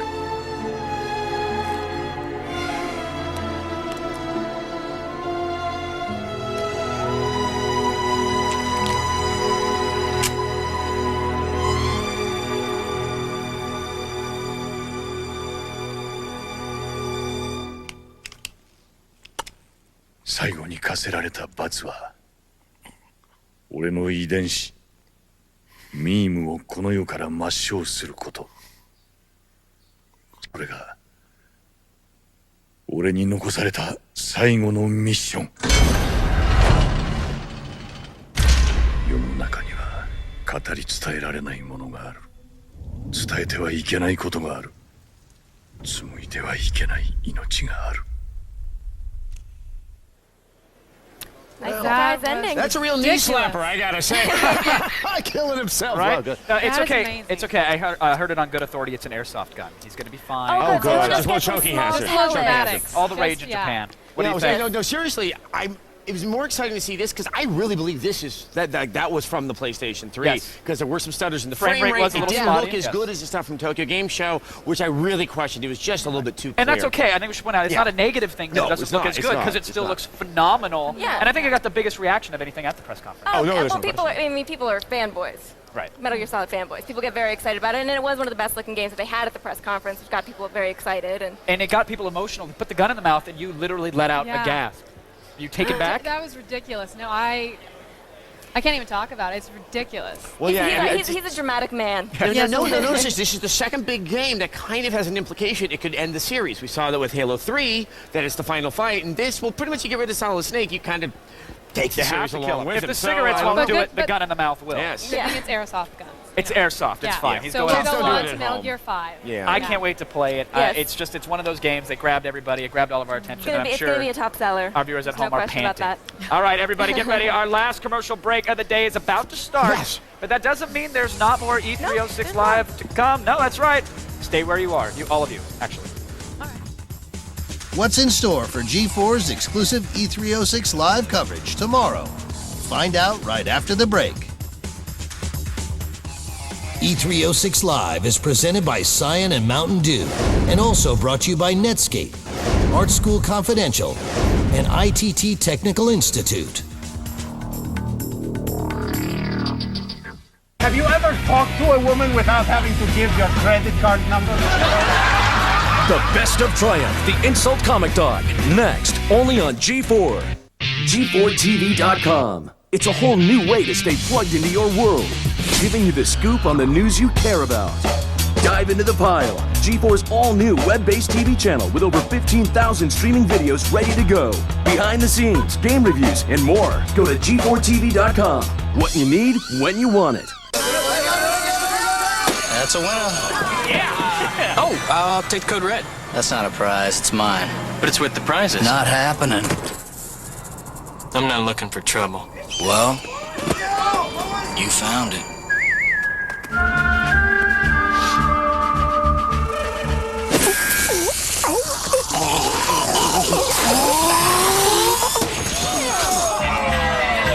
Well, that got ugly. The side effects from watching this unrated movie may include joint pain, muscle spasm, memory loss, convulsions, shortness of breath, bedwetting, nausea, impaired judgment, increased appetite, diarrhea, irritability, rash, unusual hair growth, and sexual dysfunction. I feel so good! Grandma's Boy Unrated. Own it today. Your boy. Fetch. Sweet.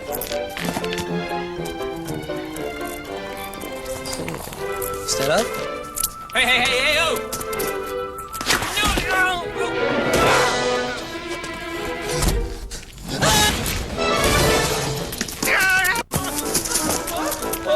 Gotta have sweet.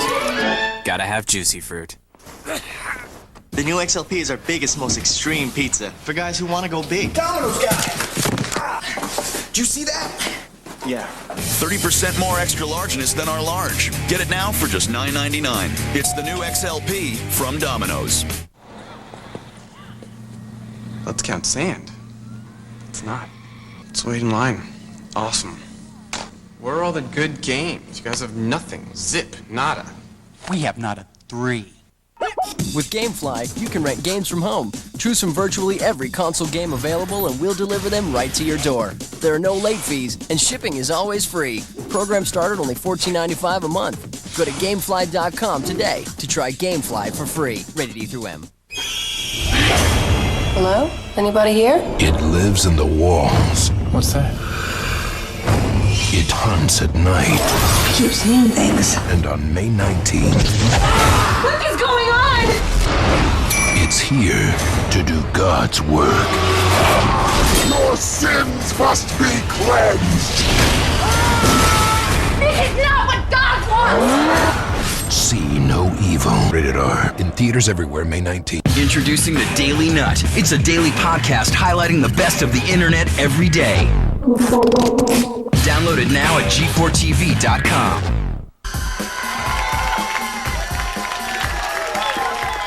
Unfortunately, it is near the end of our first day at E3. Now, I know they had a good time. Apparently so. Great time. Really like my ass. Yes. They just, Did you have a good time? Yes, I did. I gotta say, I went in, I was like, I don't know about the Wii, and I like literally, when I saw today from the Nintendo Wii was the kind of thing. It's why I go to E3. It was just like the biggest shot, and I'm like, wow, there's something new, there's something exciting. I wanted to hug Miyamoto. It's great. He is huggable. Yes, and we actually tried to, and we're bludgeoned. Yes. Oh yeah, bludgeon. But I was bludgeoned, but it was wirelessly. Right. With the Wiimote. And that's what I really was a want good to. That's what I really want to spend some time with in the few days of E3, as I want to get a handle on what playing with the Wii is really going to feel like, because those guys get up there, they make it look easy because they've been doing it. These are their games that they've developed, and I want to see if I can really pick it up and I can really hit an enemy with my bow. I bet you'll be able to. I have a feeling. Maybe. I hope you can make the sword fighting look as cool as it did today, because that was awesome. But it's much easier than you think. I would say I'm excited for the Wii as well, because I am, but Gears of War tomorrow, that's all I'm going to say. Yeah, well, I'm just excited for the doors to open and see what all this excitement and energy is all about. Well, and you definitely will. But if you thought today was fun, which it was, stick around, because tomorrow's going to be even better. We have the first hands-on demo of Madden NFL 07. We also have Dirty Harry. Yes, Dirty Harry, Splinter Cell, Double Agent, Prey, Gears of War, and Super Mario Galaxy. And of course, is that not enough for you guys? Of course, the E3 floor will be open, and we'll drop you right in the middle of the hype-fueled madness. It's all at G4, people. This is the only place on Earth where you can get this kind of exclusive coverage of E3. All right, we're officially out of time, but we'll be back here tomorrow at 6 p.m. and round the clock and on G4TV.com/E3. Maybe if you join us, I'll leave a nice comment on your MySpace page. Bye, everybody. Sony, Microsoft, Nintendo, the big three. They come here for the knowledge. They come for the light. They come for the glory. Millions of dollars at stake. Careers on the line. The sound is deafening. The lights are blinding. The competition is fierce. They compete for prestige. They compete for money. They compete for us. Today, the console war reaches new heights. E3 is the battleground, and only one network brings it to you live. G4 and Attack of the Show present E3 06 Live.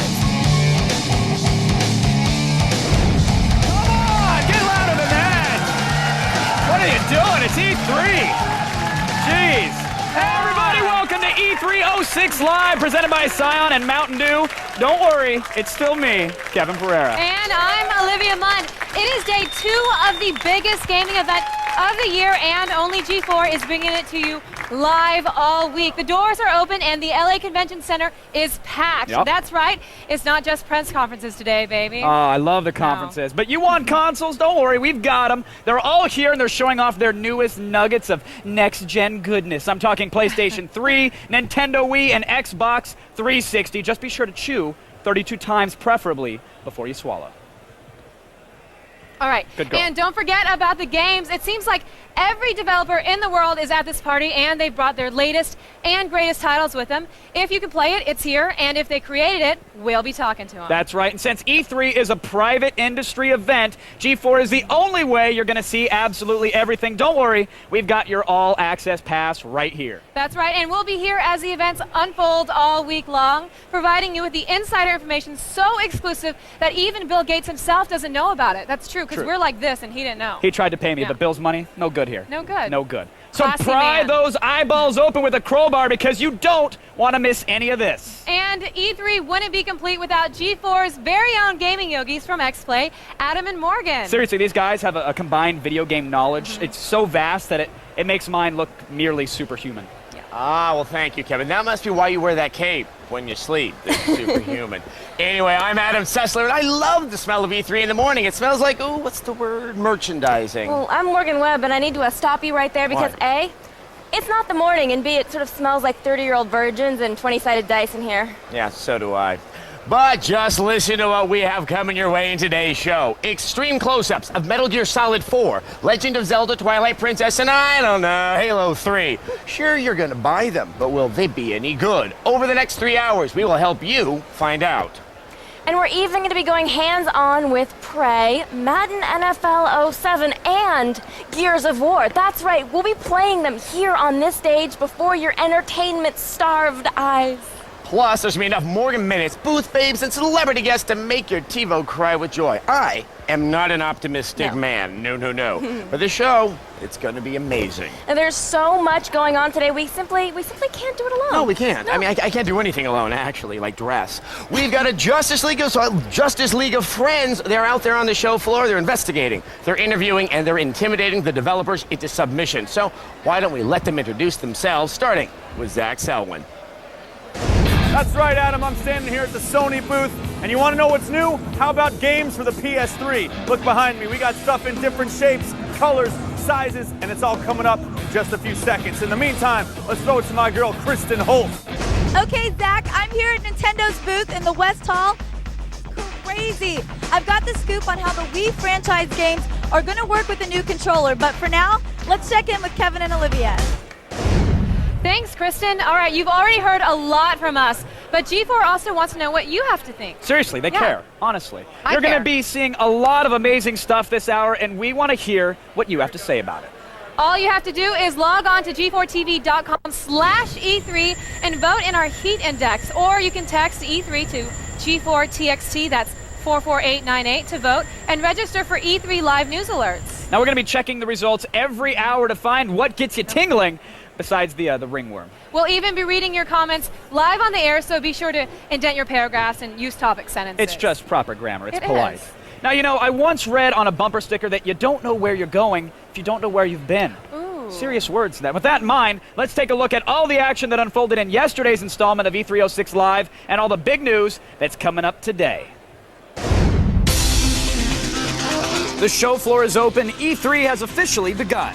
The hallowed and very loud corridors of E3 are once again sending that siren call to every man, woman, and child who's ever felt the thrill of mashing an A button. This is the one and only place to see tomorrow's games today. Yesterday, we showed off the press conferences and enough exclusive footage to send you into an anaphylactic shock. You got the lowdown on the PlayStation 3, Nintendo's Wii, and Will Wright's Genesis project, Spore. Two humans sent us a bullet-riddled Valentine, and Gears of War made a giant boom. But today is the day of days, and what do we want? The hair of the dog that bit us, that's what. Halo 3. Master Chief gets a promotion into the ranks of the next console generation. I know some extraterrestrials out there that are in big, big trouble. The big man hits next gen. Madden NFL 2007 takes the field. And if anyone could kill a man with the PS3's 8-processor cell chip, it's Solid Snake. That's right. Metal Gear Solid 4 breaks its vow of silence. We get a look at who is the hunter and who is the hunted with prey. Sam Fisher has been training for this day his whole life. Splinter Cell Double Agent is finally out of the shadows. And it isn't a Nintendo console without an appearance from the godfather of gaming, Mario. We'll get to see what he's up to on the Wii. E306 Live is here. Come on in and leave your sanity at the door. All right, our first extreme close-up of the day is quite possibly the most anticipated game of this show. Grown men will be giddy like pansy pants schoolgirls at the mere mention of this title. That's right, Xbox 360 owners, prepare to be dazzled, because we've got an extreme close-up of Halo 3.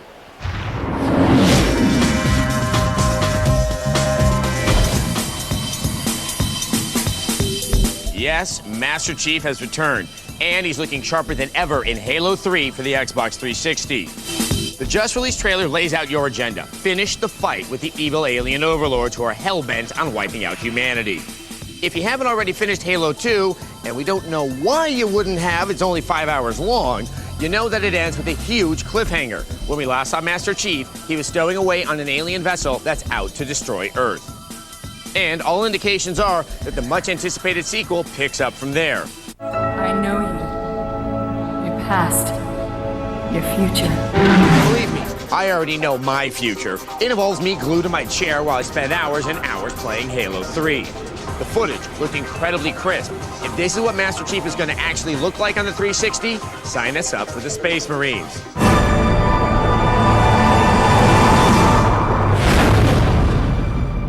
This is the way the world ends. I never thought I'd say this, but I can't wait for the world to end.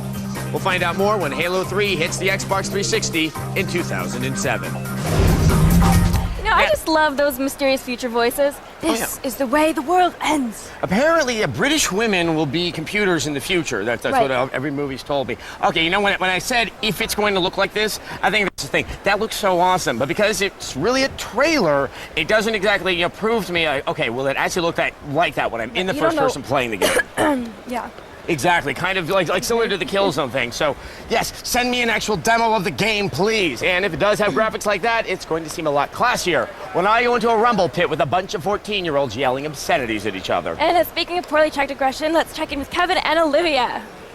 Oh, come on. Our aggression's checked. I haven't punched you in weeks. Sorry. The bruise is still there, I'm Kevin. sorry. My emotional scarring hasn't healed. Sorry, let's just talk to the kids at home. Let's just move on, people. Let's do it.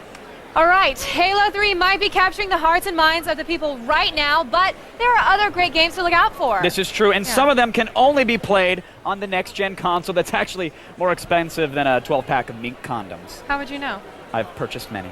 The PlayStation 3, of course. Yes, Zach Selwyn is at the Sony booth with more.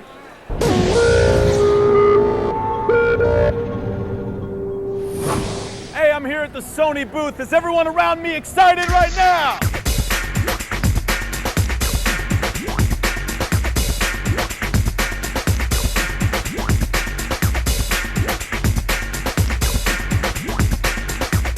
What if World War II never happened? What if the planet was overrun by aliens? No, it's not the Anne Heche story. It's Resistance, Fall of Man. This first-person shooter has guns. Lots of guns. More guns than DMX's grandma. And that's a lot of guns. In Warhawk, you can do just what the great John Denver only dreamed of doing. Successfully fly a plane over the wonderful countryside we all take pride in. And you shoot things. Now that's a Rocky Mountain high. There are legends and there are untold legends. But let's talk about them anyway. With Untold Legends Dark Kingdom, you get the fighting, the story, and the man. This game is fully interactive. What does that mean? It means you can hit anything and anyone, making supermodels everywhere extremely jealous. Well, that's just a taste, a sliver of the PS3-ness. We're gonna bring you a whole lot more as the week goes on. In the meantime, let's go back to the stage. And we'll be checking back with Zach later for all the Sony news that you can cram into your little brain, and then it's going to spell out your nose some, I'm sorry. When we hear about a new PS3 game, you're going to hear about it too, don't worry.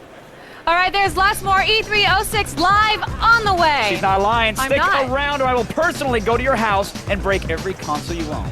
Except the Neo Geo, because I really like that one. Coming up, get an exclusive peek at the hot new title from gaming legend John Carmack. And next, get medieval with Richard Garriott's Tabla Rasa.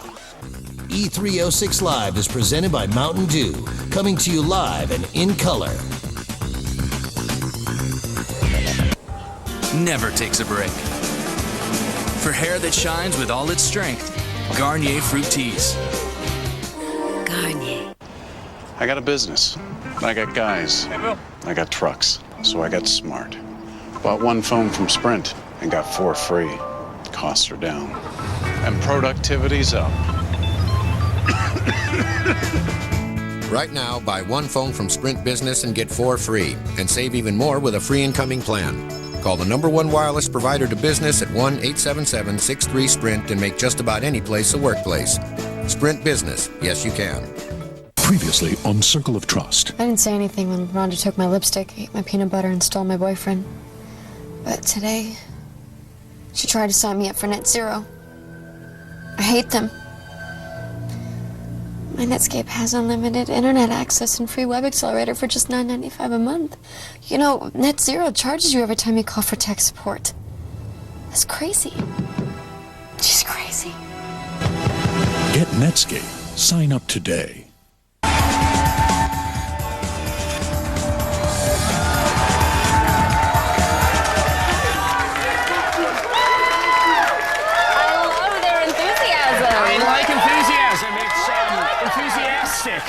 Yes. Welcome back to E306 Live, presented by Scion and Mountain Dew. Now, if this show were a video game, we'd barely have pressed start. Which is particularly impressive considering we already gazed upon the splendor that is Halo 3. Right? But hey, it's all in a day's work at G4, and that's why we're here, to bring it to you first. Yes, now let's check in with the mighty EA Games, developers of nearly, every game you've ever heard of. But after a slightly disappointing performance last year, they really need to make some magic here at E3. Well, with titles like Spore, Crisis, and Madden NFL 07 on the roster, it looks like they may have done just that.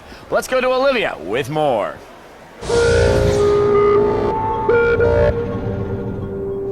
As you can tell, I'm right here in the middle of all of the action on the E3 floor. It should be no surprise that EA has brought out the big guns with some very exciting games. Let's check them out. First up is what most consider the standard in football video games, Madden NFL 2007. But not only does the cover shot inspire awe, it also inspires fear because of the curse. This year's cover boy is NFL MVP Sean Alexander, whose presence in the title also signifies an improved running game in Madden. Let's just hope he looks both ways before he crosses into the end zone. Next up is Spore, a title that Christian Wright is sure to love because it gives gamers a crack at intelligent design. Gamers will actually play God as they control billions of years of evolution right on their PCs. Last but certainly not least is Crisis. Set in the year 2019, Americans and Koreans will do battle in some of the most realistic warfare. Here it is, from football to fragging, EA has it covered. Now keep it here on G4 all week. We will keep you updated on everything as it happens. We actually have Madden on our set in just a few minutes. And yesterday we had Spore and Crisis. I have to say, exactly. Spore, Easily one of the most original games ever made. People are very Yes. excited about it. Everybody wants to play God, so, you know. Exactly. And Crysis, well, okay, it's kind of like Far Cry. Yeah. The game is still an original property. This is a new thing for EA and a good thing, Just too. because it's on a tropical island doesn't mean it's Far Cry. Yeah, and it looks better than I ever And hoped you can to. shoot trees. Yes, we'll Exactly. keep checking back with EA throughout E3 for more details. Now, why don't I turn things over to the host? I think it was the kid's sister. Oh. Here's Kevin Pereira. Oh, I miss it. He used to braid my hair those days. It's an honor, ladies and gentlemen, to welcome our first guest for the day, Lord British himself. He's been in the gaming business since the only thing he could really play was Pong, and now he's here to talk about his latest masterstroke, Tabula Rasa. We're about to get some FaceTime, everyone, with Richard Garriott.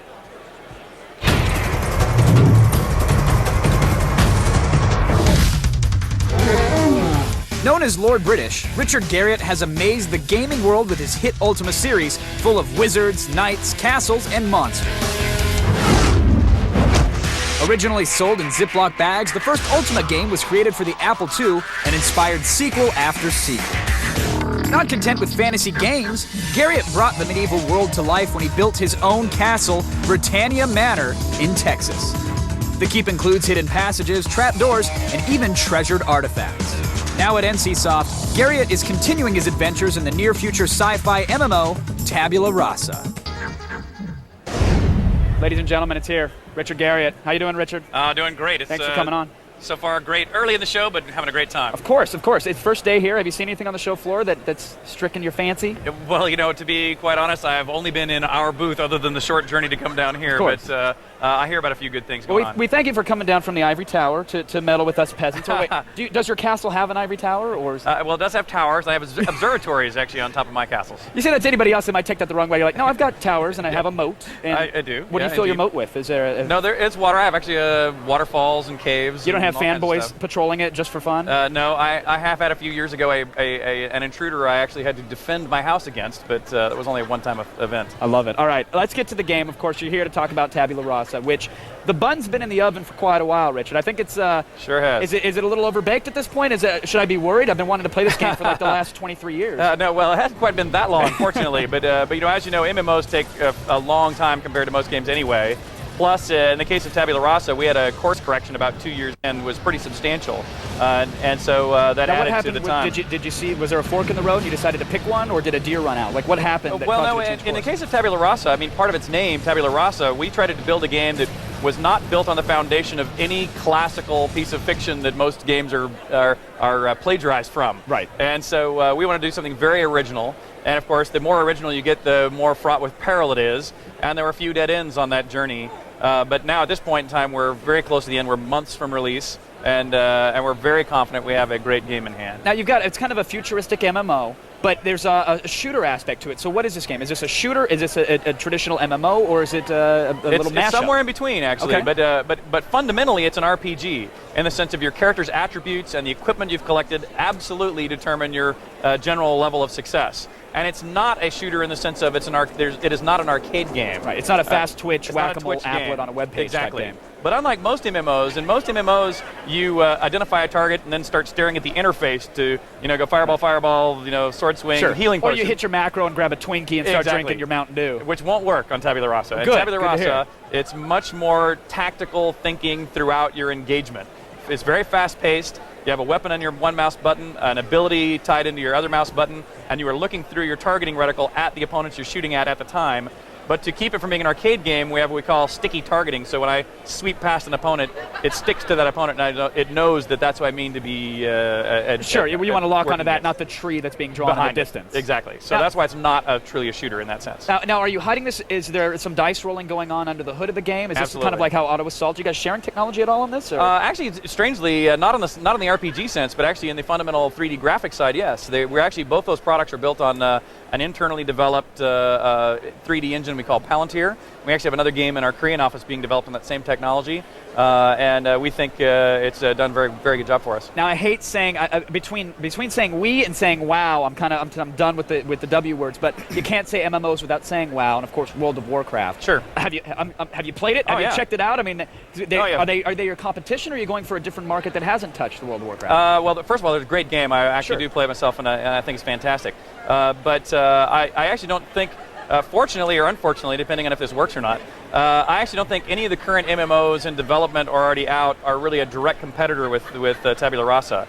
We believe we're going to attract broadly MMO gamers and broadly, tactical multiplayer shooters into this hybrid. And you've eliminated some of the mundane from the MMO, and that's the one thing that has me most excited for you, that you figured out it's not about the grinding and long travel times, it's about having fun and actually playing a game. Exactly. We believe very strongly in 30-minute play cycles. Get in, find your friend quickly, not march across the world to get each other.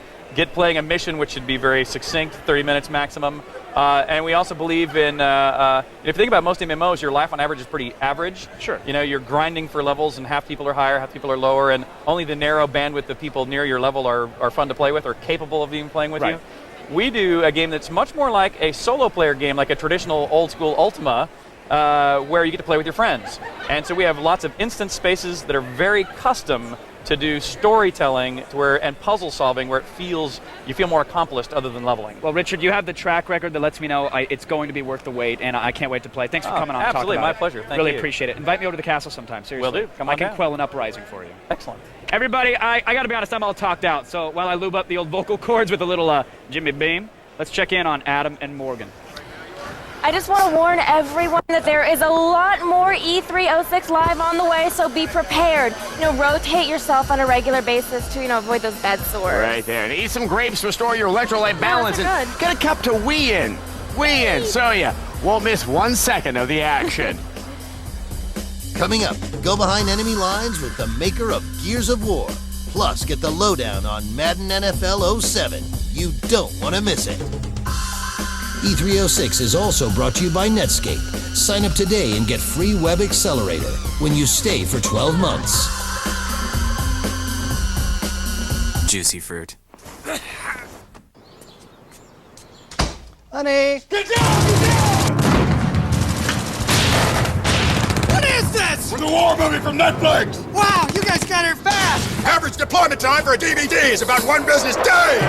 Incoming! My wife was also expecting a couple of romantic comedies. They got here when we did. I don't know where they are now. There's a movie waiting for you at home. Netflix. All the DVDs you want, starting at only $9.99 a month, no late fees. Every day, Progressive does something that's, progressive. They have this ticker that shows their car insurance rates and their top competitors. Right now on Progressive.com, you can see actual rates that people are getting. Sometimes Progressive is the lowest. Sometimes they're not. Hey, if they're this helpful when you're shopping for car insurance, imagine how they'll be once you're a customer.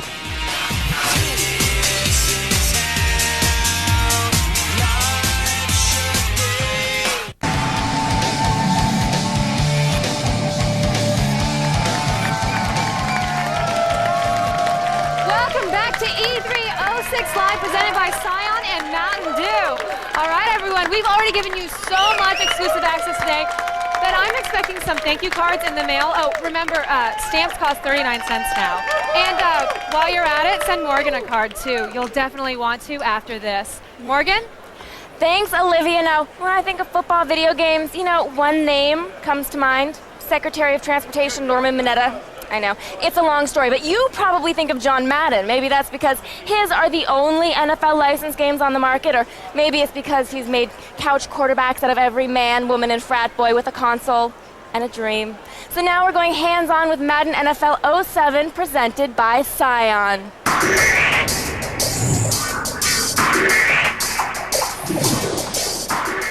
Dale Jackson, executive producer, is here to give us the demo, and lead producer David Ortiz is playing the game. Welcome, guys. Hi. Thank you so much for coming in. Now, there is a lot new in Madden for the 360, which is actually what we're playing now and people are seeing, so tell me a little bit about what's new. Well, this year we've put a big emphasis on the running game. Okay. We're working on, we've done everything from tuning the interior blocking to open up the running game to just changing the moves that everybody can do. But one of the biggest additions that we have this year is the lead blocking control. Okay. And what Dave's going to be demoing here is he's going to take control of a different player before the play, either a fullback or the tackle or a wide receiver, and he's going to run a block for the running back so that he can free the guy to run to daylight on the outside. Very nice. So is this going to be something... You can see Dave get a big cut block there that opened the guy up to make the big run on the outside. Because the computer sometimes wasn't the best blocker. The computer in wasn't. the past. And you want the user to be in control of as much as possible in the game, so they're not frustrated by the computer didn't make that block for me. You know, I followed my block, but it didn't do what I wanted. So now they're completely in control of that. Right. So this is what the 17th version of Madden. Yeah. Okay. So you got some other new features in this year. We have a lot of new features Okay. in this year, and we'll show you some of those, some other things about the running game and some of the key visuals that you're seeing there. We have new 3D grass in this year. The lighting's all been redone. We've redone the player models. The jerseys are more realistic than ever before with some of the shading we've done on them.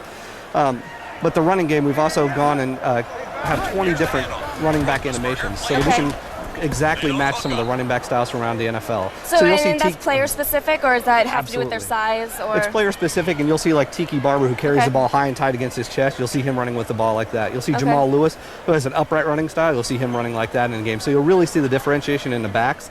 We also have added a lot of ratings to really differentiate those backs and pick what style they'll use. And when you use the highlight stick, which was a hit stick last year, you can get moves that are specific to all the different players throughout the game. So instead of getting a big hit, smaller guy is not going to be able to just do as much of a hit as a bigger guy. Exactly. He would actually try to slip the tackle rather than doing a hit, because work done's never going to lower his shoulder and try to run over someone. He's going to try to slip the tackle and spin around and get out of there.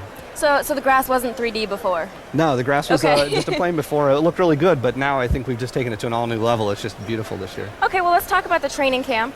Okay, well, we've added the mini camp back into the game this year. And one thing we've tried to do with Next Gen is take everything we do and do it in a new way. So it's not just getting features from the current gen versions. It's taking these features and integrating them throughout the game. So Dave's going to show a 40-yard dash and a bench press. Okay. And what these are used for is the users will use them to create their players in the game, and they'll use them to grow their players throughout the year. So as you're playing the games, you can choose to go do these drills to progress your players' speed and their stamina and their strength throughout the year to grow your players. And he's gaining stamina in his index fingers right now. Yes, absolutely. which is what gamers need the most. And just like in real life, Dave just ran a 4.6640. So. Now I do need to ask. A lot of people are asking why the next generation Maddens don't have as many features as the Maddens on the previous consoles. I think that might be a question from last year, but I don't think that's going to be a question this year once they hear all the stuff we have. So we're just releasing little bits at a time, but I think this year they're going to see this being one of the deepest Maddens ever. Right. So you can't just port it over? It doesn't work like that? Well, you can't just port it over. If we did, we'd be doing a disservice to the franchise. We have to beat ourselves every year, and we can't make the same game and beat ourselves. Game reviewers think it's all so easy. We're like, just port it.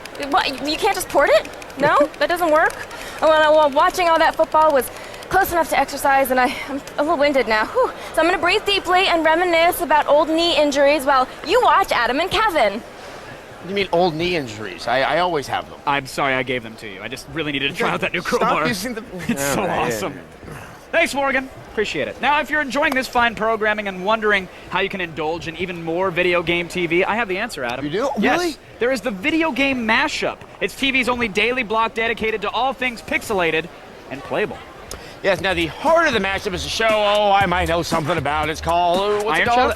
X-Play. Oh, yes! X-Play, Kevin. Yes, it's where Morgan, Webb, and I play and review every game we get our hands on. The mashup is three full hours of cheats, tips, tricks, and our brutally honest game reviews. You are brutal. Don't miss X-Play and the rest of the mashup weekdays from 4 to 7. That's the PM, folks, right here on G4. Now, out here in Los Angeles, people like to talk on the phone while they drive, which always reminds me of what I like to do when I drive. Shoot those people. Good call. Now, before Kevin has the chance to commit a felony, let's take a look at 8 Days, the combination third-person shooter and driving game that Sony gave us a brief glimpse of at their media event. Here is the exclusive premiere.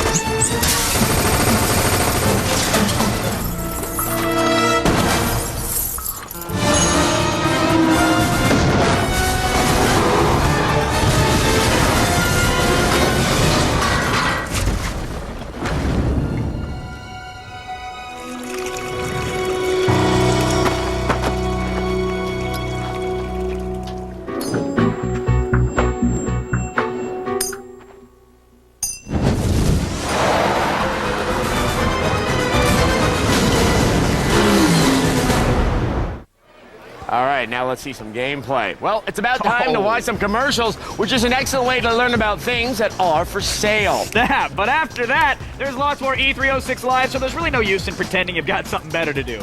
Seriously, we've read your blog. Yeah, and I can't read. Coming up, get the latest info on the 360 from Microsoft's Peter Moore and catch up on the newest installment of Splinter Cell. Stay tuned. E306 Live is presented by Scion. Cars ready for personalization. Scion, what moves you?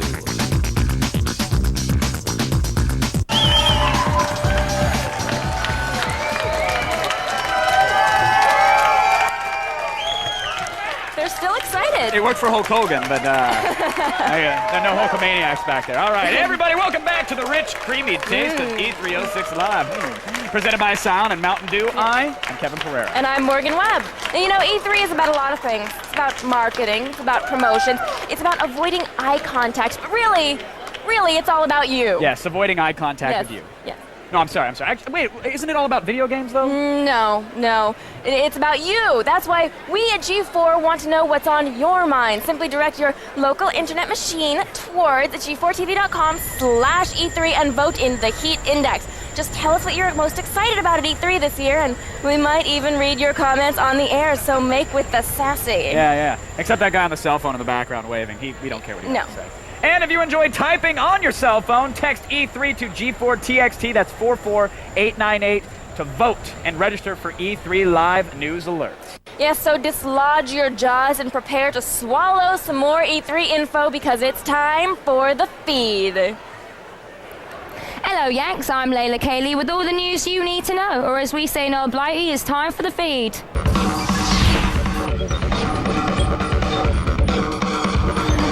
Today's top story. How much do you love Guitar Hero? Well, so does Activision. The publishers of the Tony Hawk series have announced plans to acquire Guitar Hero developer Red Octane. Activision's Ron Dornick says, quote, "The online capabilities of the next generation platforms offer new opportunities to create additional revenue from downloadable music."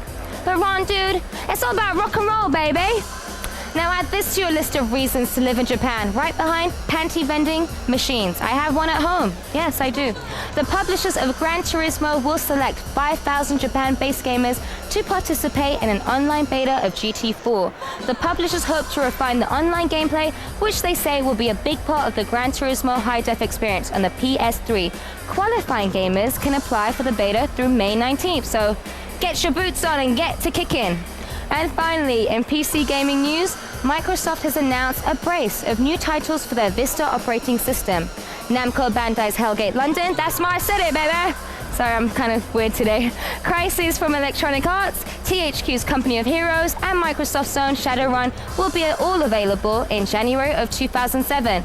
That's it for now. Keep it tuned to G4 for breaking news throughout the day, and visit us on the web at g4tv.com. Until next time, I'm Layla Kayleigh, and you've been fed, matey.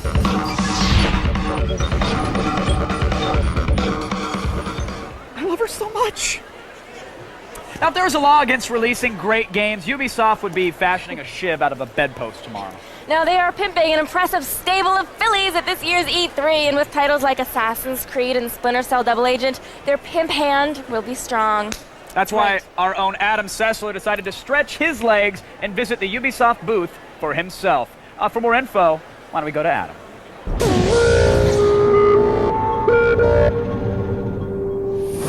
It is always a pleasure to be in the Ubisoft booth. Consistently at E3, they have the most impressive and easily the most varied games on the show floor. It's the same this year. There are some great faces returning, like Rayman. Now he's going to be on the Wii, and yes, I am personally very excited. That is not all that they have on board.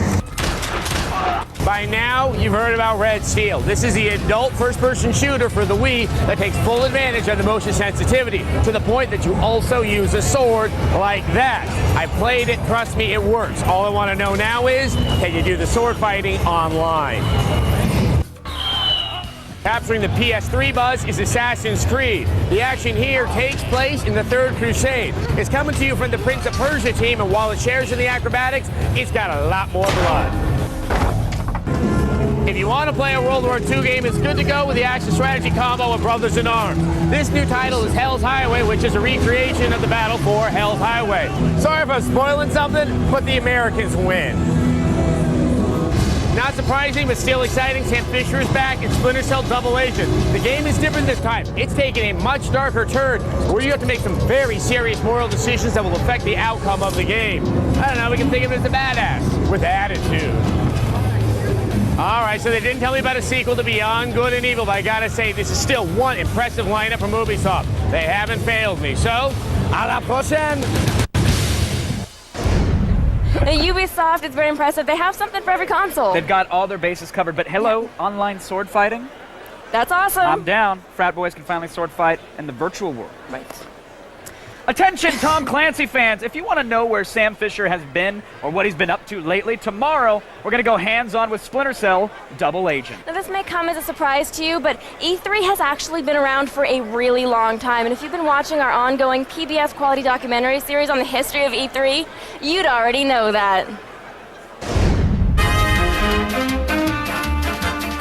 Hey, I'm your straight shooter, Kevin Pereira. And I'm your go-to guy, Adam Sessler. We're here at 1944's E3 convention, here in the clean, predominantly Caucasian city of Los Angeles. Yes, the air is clear, the trolleys are running at full capacity, and all the latest entertainment technology is on display today. From shutting up your kids to shutting up your wife, there's something here for everyone. Let's go to our gal Friday, Morgan Webb, who's on the floor right now.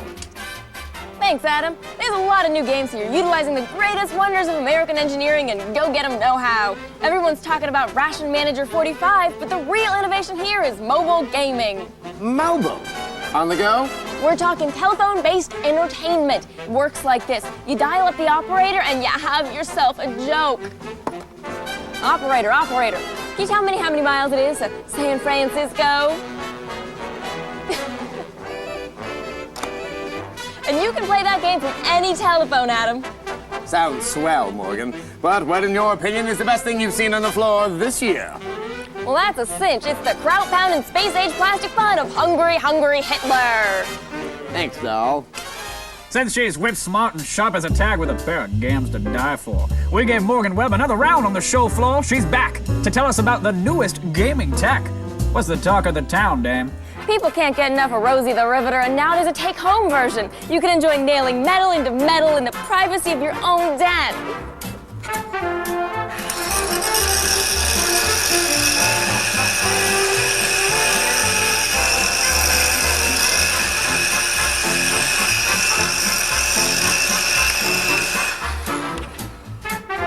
This one's for our boys abroad.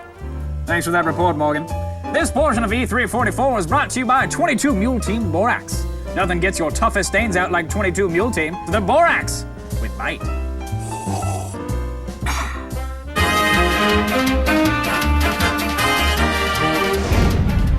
That's what I look like in my spare time. Of course. Yes. Now, earlier today, a very special guest dropped by the stage. That's right. It was G4's newest late-night player, Ed the Sock, and our very own Olivia Munn had the chance to catch up with him. Thanks, guys. Weeknights at midnight just got a little darker with Midnight Spank, the new late-night block here on G4. One of the new shows premiering tonight is Ed the Sock's Night Party. Lewd, crude, and unbearably funny, Ed the Sock pushes the moral barricades to the breaking point. Joining us now is Ed the Sock himself and co-star Layla Kayleigh. Hey, how you doing? Hey, Ed. How are you, Layla? You guys just flew in from Canada and came straight to E3. Ed, what are you looking forward to the most? I'm looking forward to seeing 100,000 gamers squinting at daylight. Now, you guys are huge Canadian superstars. Are you guys afraid to get a bit mobbed here? I'm not afraid. I'm looking forward to it. Yeah, well, she's a redhead. She likes being surrounded by a lot of guys. Hey. Well, now, speaking of your show, this is the first time U.S. viewers are going to get a chance to see it. Can you guys tell me a little bit about what your show's about? Well, it's late-night comedy, but not late-night comedy like you're used to in the States. It's a little more edgy. It's a little more adult. We've got dancing girls, and we've got a hot tub with some beautiful women in it. And, of course, we've got Layla, the leading lady of late night, and so that's our program in a nutshell. Well, it sounds extremely interesting. Yeah, it sounds like you really believe that. All right, well, I just wanted to welcome you guys to the G4 family. Oh, this is a family? Yes, this is a family, and I'm sure Ed will take no time in Does that showing mean you. you're like my sister? Because then the thoughts I've been having are like Luke and Leia in the original Star Wars. Something's just odd about it.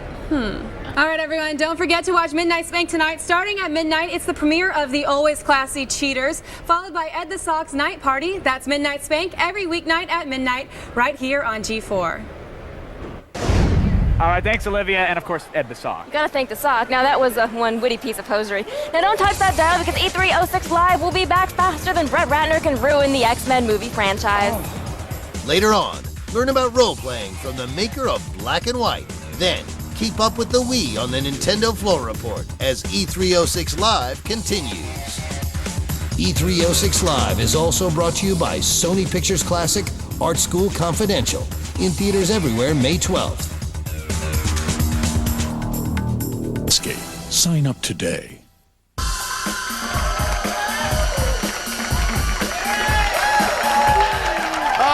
In case you didn't know, we're back at E306 Live, presented by Scion and Mountain Dew, and I know, I'm Adam Sessler. You're Adam Sessler? Yeah, I know, Big I just fan. found out. Big fan. Cool. Great. And you're Olivia Munn. I am Olivia Munn.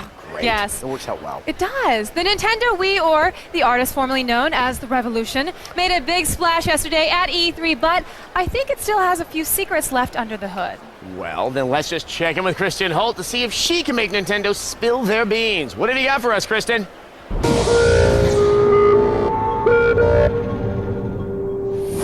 Hey, what's up? I'm here at the gigantic Nintendo booth. I'm going to check out this new Wii system. I'm one of the first people that gets to see this bad boy. I'm here to find out if playing really does equal believing. First up is Metroid Prime 3 Corruption. This game totally redefines how first-person shooters are played on consoles. You use the remote to direct the arm cannon at the baddie that you want to go bye-bye. The game also uses the nunchuck attachment to activate Samus's gear, like the Morph Ball and Grapple Beam. Next up is Mario in space! In Galaxy, you once again jump into the oversized overalls of Mario. Since he's in space, Mario can perform some of his biggest jumps ever. Look to be playing Super Mario Galaxy on your Wii system soon. Taking the slot of system seller is The Legend of Zelda Twilight Princess. The game has you leading the young farm boy Link through the vast lands of Hyrule.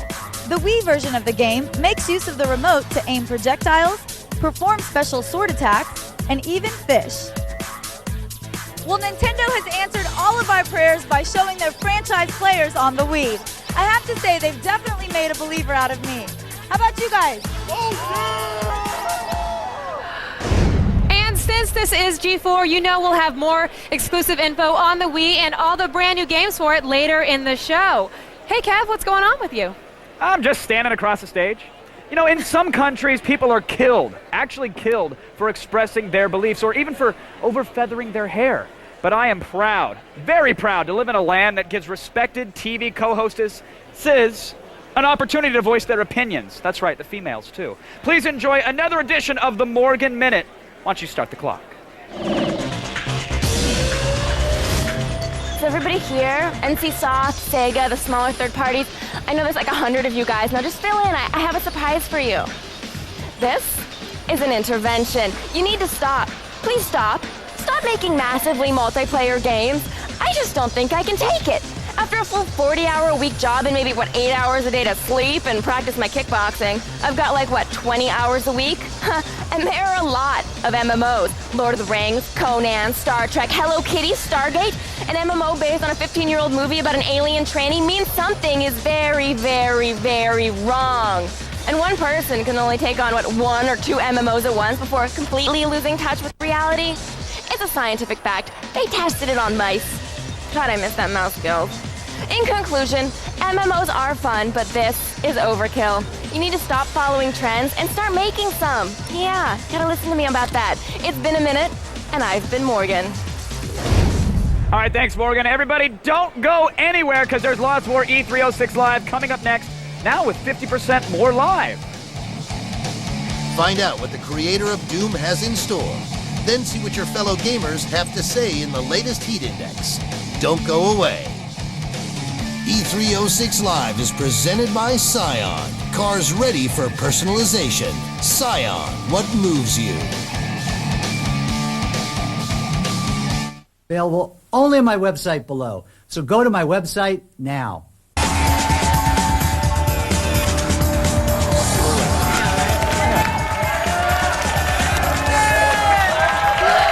Welcome back to E3 presented by Scion and Mountain Dew.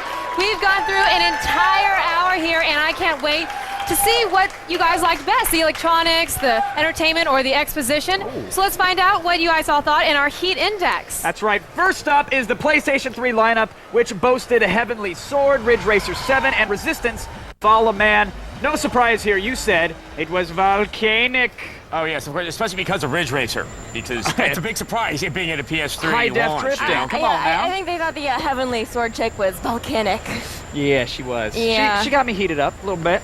Yeah, she's cute. I'm excited. Yeah, okay. Now we also got some FaceTime with Richard Garriott. He showed off his newest game, Tabula Rasa, which you rated as hot, hot, hot, baby. You know, this one I'm actually really excited for. You know, I think it might have cooled off because of the anticipation. You know, it's like it was hot when it was volcanic when it was first announced, but now people have sort of forgot about it, I think, in the wake of other massively multiplayer games. It's going to come up again. I think when it's closer to being released, people are going to get very excited about it. We also may be suffering some fatigue for the MMOs out there, as Morgan so kindly put it. That's true. All right, we also went hands-on with the mighty Madden NFL 07, which scored a touchdown with your rating of volcanic. Wow. Look at that. I was out there doing the EA thing earlier.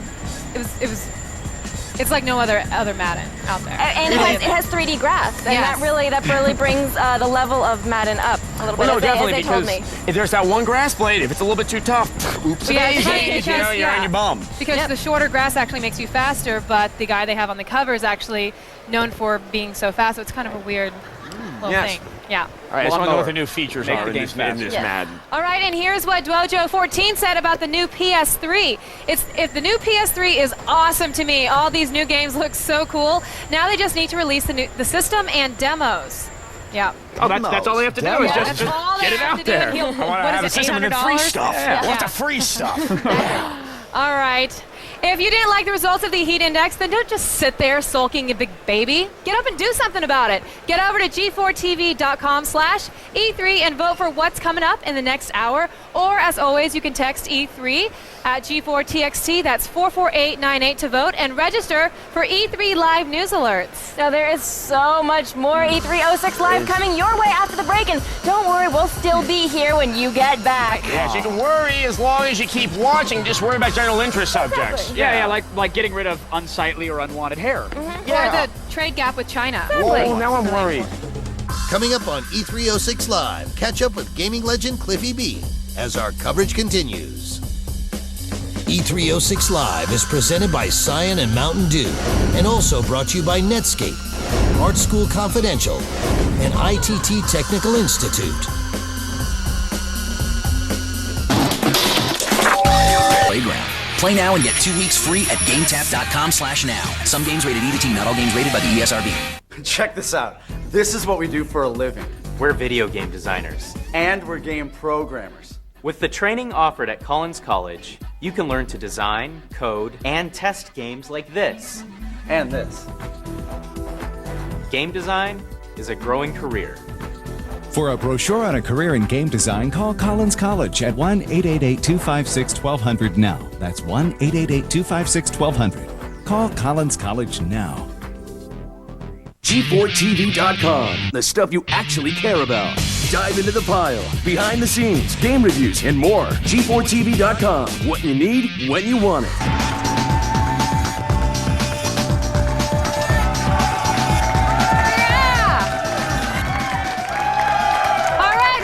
Back to E306 Live, presented by Scion and Mountain Dew. I'm Olivia Munn. Oddly enough, I'm Kevin Pereira, and during the break, I actually walked around the convention floor literally for like 5 minutes. You wouldn't believe how many free t-shirts I got. 2. No, not even close. 7. No, I got like 24 shirts. Oh, yeah, seriously, and they're all like double XL, so I can use them as bed sheets tonight. I'm in luck. No rubber. Okay, I think we just better tell everyone about the all-new Attack of the Show. And Yes, move on from new that. Attack of the Show, that's right. Very important. Pay attention. Starting this Monday, things are going to look a little different. In fact, a little bit. Look, see these guys behind me here, these little TV guys? These are on the set. Yes. They've got monitors for heads, and they're dressed nicer than I am, which is phenomenal. You like the TV heads? Anybody? Kind of. Yeah, those guys have no idea what I just asked them. They don't even speak English. Anyway, we got a new cool, set. though. They are awesome. Look better than most guys I date. They're going to be on there. We got some new faces. Oh, but we're keeping the same attitude. I hope that's all right. That's right. You know, couldn't see it any other way. No. Oh. Attack of the Show. All right.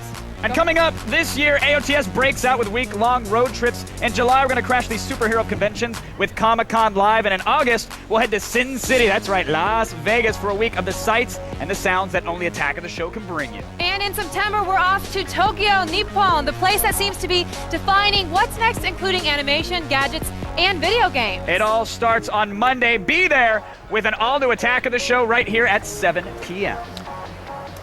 Alrighty, well, we've made it through the first hour. I think we're all here. We all here? Yes, we are. Okay, but there's still a metaphorical boatload of exclusive E3 coverage, and it's ready to come your way. That was a very nice metaphor. It was, yes, wasn't it? indeed. Loyal television minions will teach you about the 70s. They were a long time ago with our exclusive first look at Dirty Harry. Plus, Gears of War is ready to invade your Xbox 360. Now, funny, you should mention the 360, Funny. Morgan. Later in the show, we'll get some FaceTime with the man behind the console, Microsoft's Peter Moore. Yeah, see, the people at home probably think that's enough show. Well, the people at home are naive. I know. Now that we have The Legend of Zelda Twilight Princess, it's also on the show floor, and we are going to give you an exclusive look. It's all in hour 2, and that starts wait a second. When? No, wait a second. Right now. Oh. Get ready for the hottest new titles coming out for the Xbox 360, including Cliffy B's epic new shooter Gears of War. Then Microsoft's Peter Moore stops by for a chat. And of course, we keep you up to speed on what the booth babes are wearing. Or not wearing. G4 and Attack of the Show present E3 06 Live.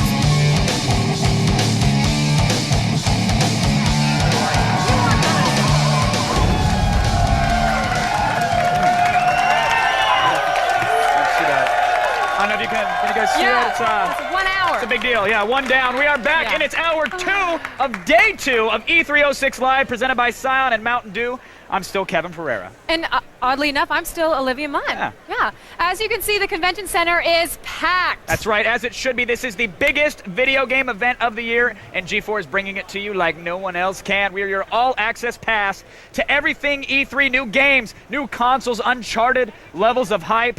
My hair, it's all here. Yes, we'll have exclusive first looks at the titles that you're going to be waiting in line for later this year. Oh, and don't forget about the consoles. We've got the inside story on the ones that the stork just brought into our precious little world, like the PlayStation 3, little something called the Wii, it's Nintendo, and the Xbox 360. They all have their father's eyes and their mother's intuitive controls.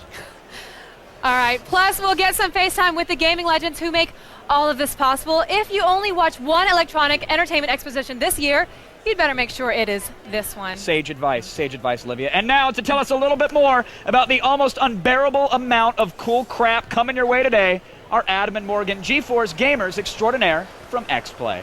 What have you guys got for us?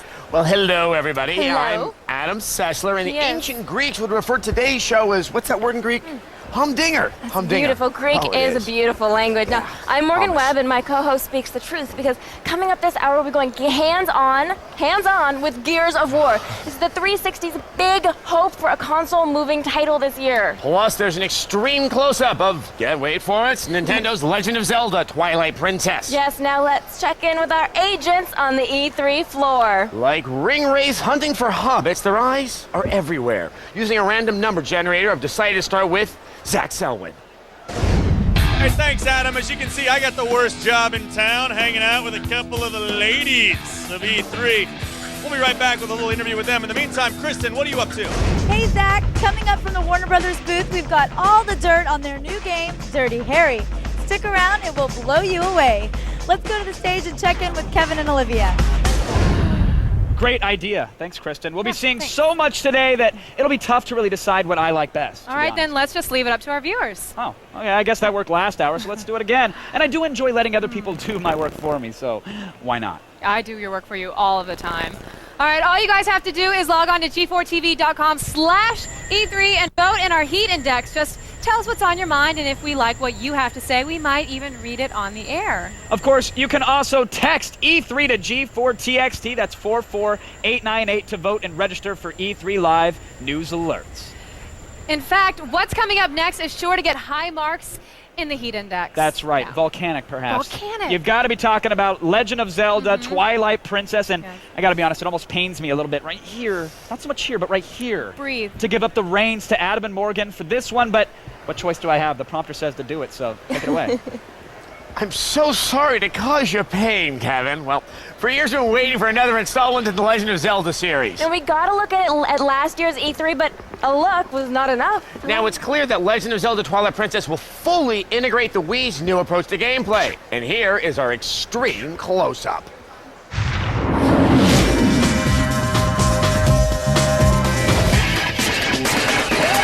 Already heard the news. Nintendo is releasing 2 different versions of The Legend of Zelda Twilight Princess.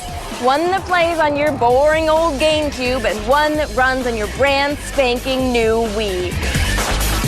So how do you show off your Wii-specific features? Well, if you're Nintendo, you demonstrate the game live at your press conference. A quick jab with the Wii remote, and Link does a shield shove, knocking your enemy silly. And there are a ton of gameplay elements you can experience with their slick gyroscopic controller. From hauling tail with your grappling hook, to lining up your boomerang targets, or yes, even catching some fish. Just please don't make us play like this, Nintendo. What the hell is he doing? You can also use the remote-like controller to access your weapons and items at any time. Nintendo also revealed that the controller has a built-in speaker, so every time you shoot an arrow, you hear it as well as feel it in the palm of your hand. Same goes for the classic Zelda chime. That takes us back. We'll have the full story on The Legend of Zelda Twilight Princess when it hits the GameCube and the Wii this November. Just please, for the love of Tingle, don't make us wait any longer, Nintendo. Please? And if you enjoy watching elf-like men in green tights save princesses, and who doesn't, you can check out g4tv.com/E3 for more and more Zelda. And now let's go from Hyrule to Hollywood. It's Kevin Pereira and Olivia Munn. Thanks, guys. Up next, we have a floor report on the brand new Dirty Harry game. Dirty Harry, huh? Yeah. Yeah, that's cool. I thought if they were going to make a game about Clint Eastwood, though, it was going to be The Bridges of Madison County. Oh, that was your favorite book, wasn't it? One of my favorites. That's a great book. Okay, well, in the meantime, I guess we'll have to tide ourselves over with Detective Callahan. Here's Kristin Holt with the inside story.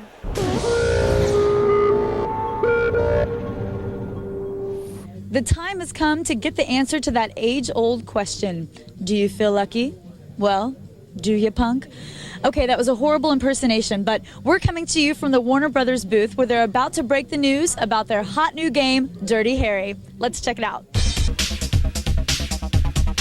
Harry Callahan and the Dirty Harry franchise are as popular and as vital today as ever, which makes them the perfect properties, in our view, for the next generation video game.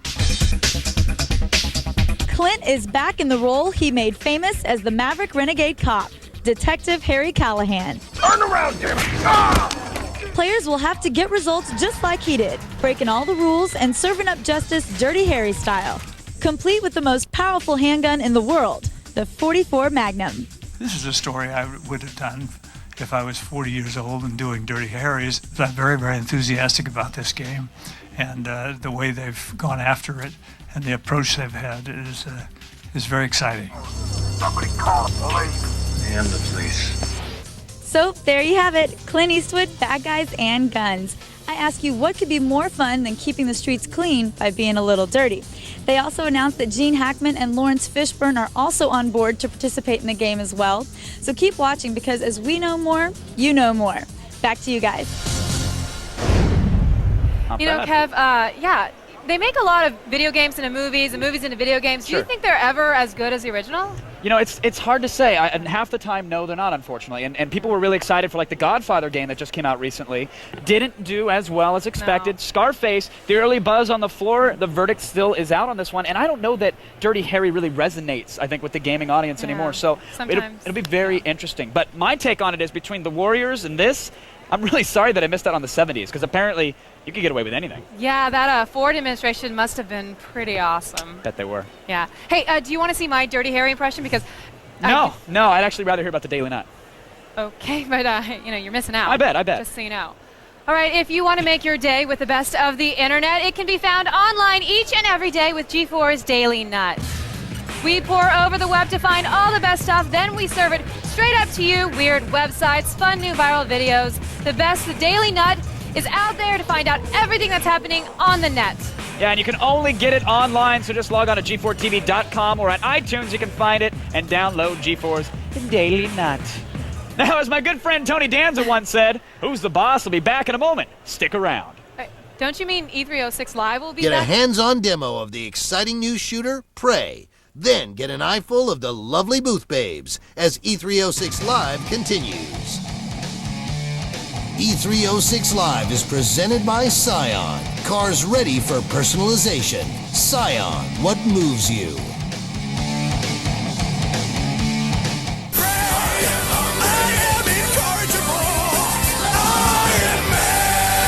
The Texas Double Whopper. Eat like a man, man.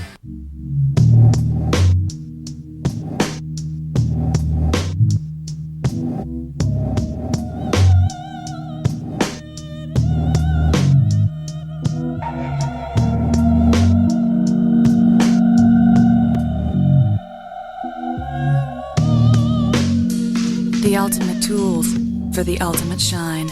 Black Magic. Visit any Pep Boys and enter to win a new Honda SI.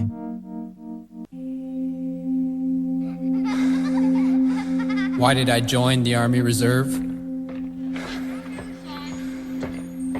It's not just for the experience or the training I can use as a soldier and as a civilian. It's for them, for my country. It's all worth fighting for, and the Army Reserve gave me the strength it takes. Visit GoArmyReserve.com.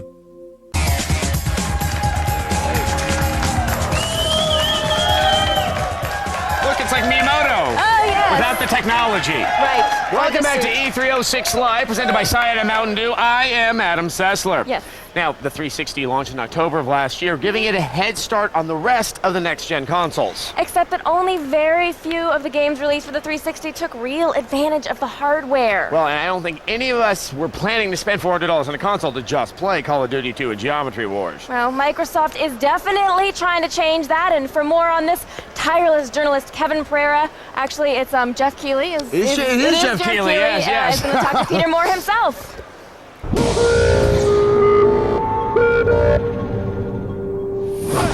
What's going on, everybody? I'm here at the Microsoft booth checking out the incredible wave of first-party titles that's just waiting to drop. The energy is huge, the booth is giant, and the games, well, the games speak for themselves. Check it out.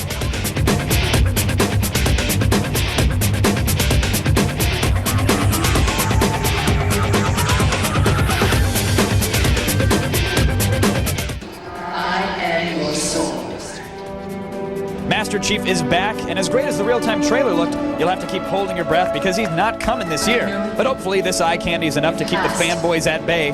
Looks like you'll have to keep plugging away at Halo 2 on the 360 to get your Halo fix. Gears of War is right around the corner. It's highly anticipated, and it just might be the cure for the common shooter. Gears of War was specifically designed with co-op play in mind and will utilize the Unreal Engine 3. It's going to make gamers drool even more than their enemies bleed in this action-packed, violent title. Although an official release date has not been set, we may see this rolling right out before Christmas. If that's not enough, I'll be back for a live hands-on with Gears of War a little later in the show. Another giant announcement at the Microsoft press conference on Tuesday was Forza Motorsport 2. The follow-up to the white-knuckle motorsport title of 05. The trailer is slick, and this game is sure to be fast. Forza Motorsport 2 is likely to push the 360 to its limits.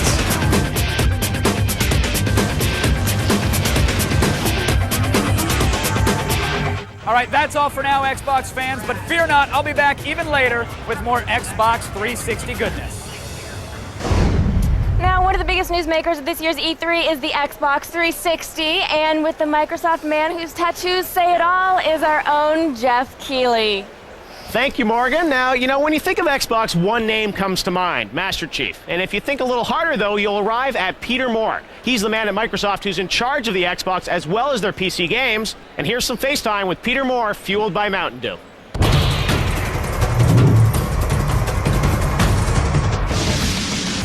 One of the key strategic minds behind the launch of the Xbox 360, Peter Moore has played a huge part in shaping video game history. Moore came to Microsoft from Sega, where he launched the legendary Dreamcast system and later served as president and chief operating officer of Sega of America. In this executive role, Moore led Sega's transition from a hardware manufacturer to a successful software publisher with such titles as Virtua Fighter, the Light Gun series House of the Dead, and the addictive Super Monkey Ball games. When Moore signed on with Microsoft, the company's next-gen console was still known by the codename Xenon. 3 years later, Xbox 360 is a household name all over the gaming world.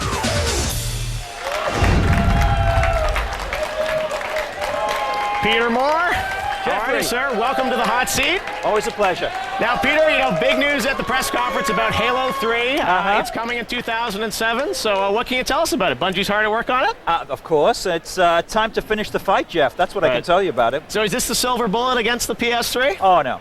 No? No. I mean, if we were reliant upon us, as important as Halo is, obviously, but I don't think, I like to think that the platform is bigger than that. I think it's a combination, obviously. We talked a lot yesterday about Xbox Live, and I don't want to dismiss the importance of Gears of War. I think we focus on this year, and I think you've shown on the show today what the power of Gears of War and the personality of Cliffy B. No, I think it's just one of a number of things. All right, so you're going to launch Gears right up against the PS3 November 17th?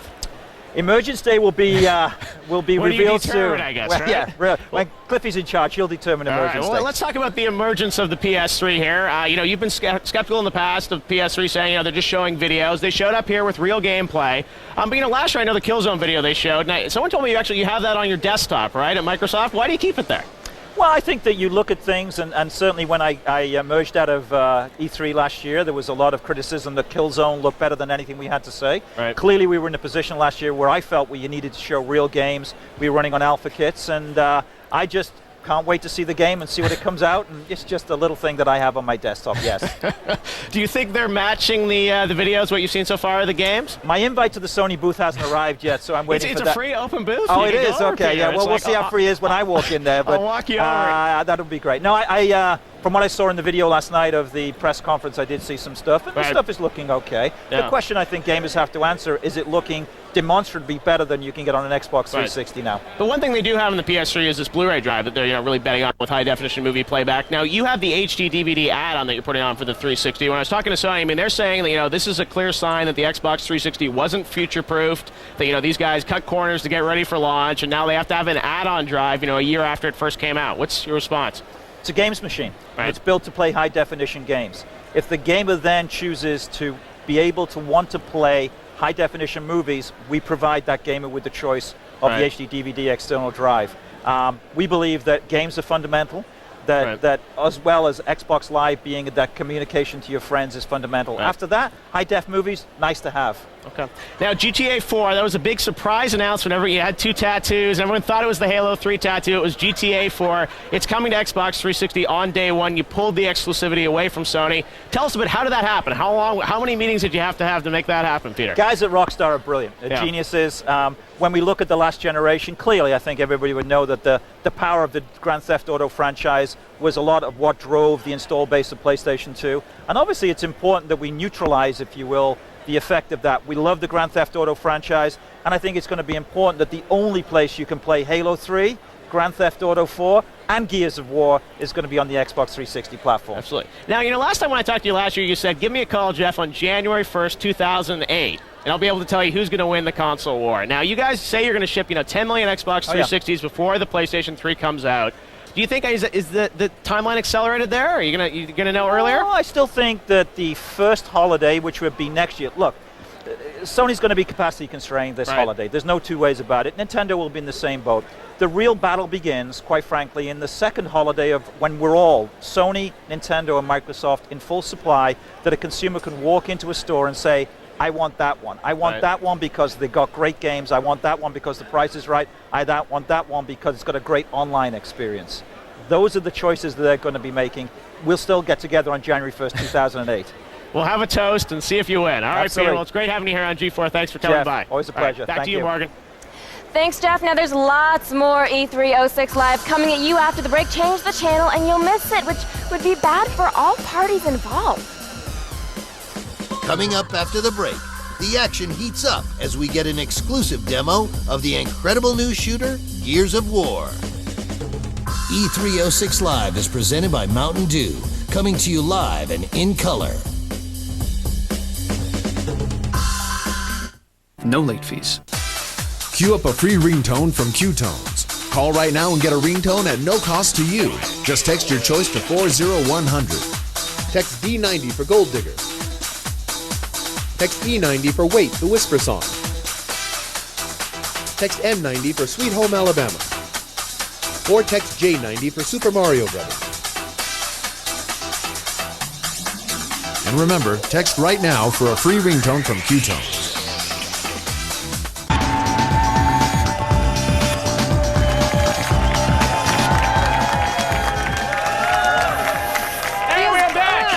E306 Live, presented by Scion and Mountain Dew. You know, it occurs to me that E3 is really kind of like a burrito. You know, it's wrapping up all that is right and good about games into a delicious tortilla made from stone ground hype. Well, if that's the case, then G4 is serving all that live exclusive access to you with a side of guacamole, queso, and a smile. That's right. Yes. You know, if I could choose one person to spend the next minute with, it'd have to be Morgan Webb. Sorry, Me Olivia. too. Hey. Let's get 60 seconds on the clock and bring you another Morgan Minute.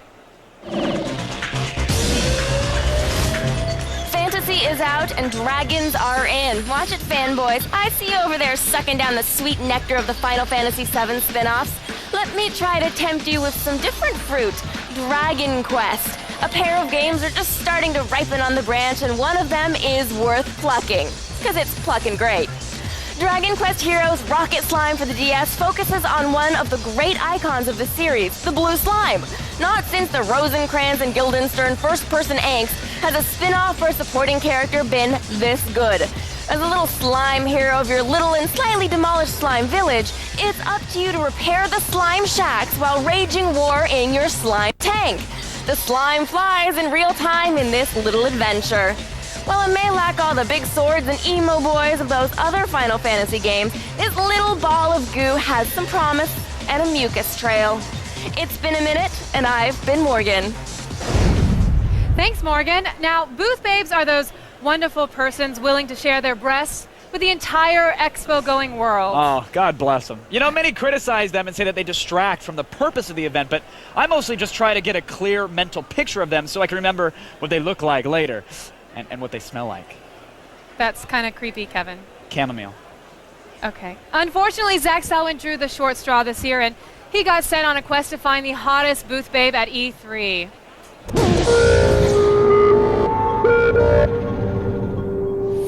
Hey, I'm down here on the floor at E3, and you know I've got the hardest job of the entire convention. I'm looking for the top 10 hottest booth babes, the top 5 who have revved my engines thus far. Will be posted online right now. Go to g4tv.com/E3 and vote for who you think is the hottest booth babe of the day. Tomorrow we got 5 more, but here are the first day nominees. Check them out.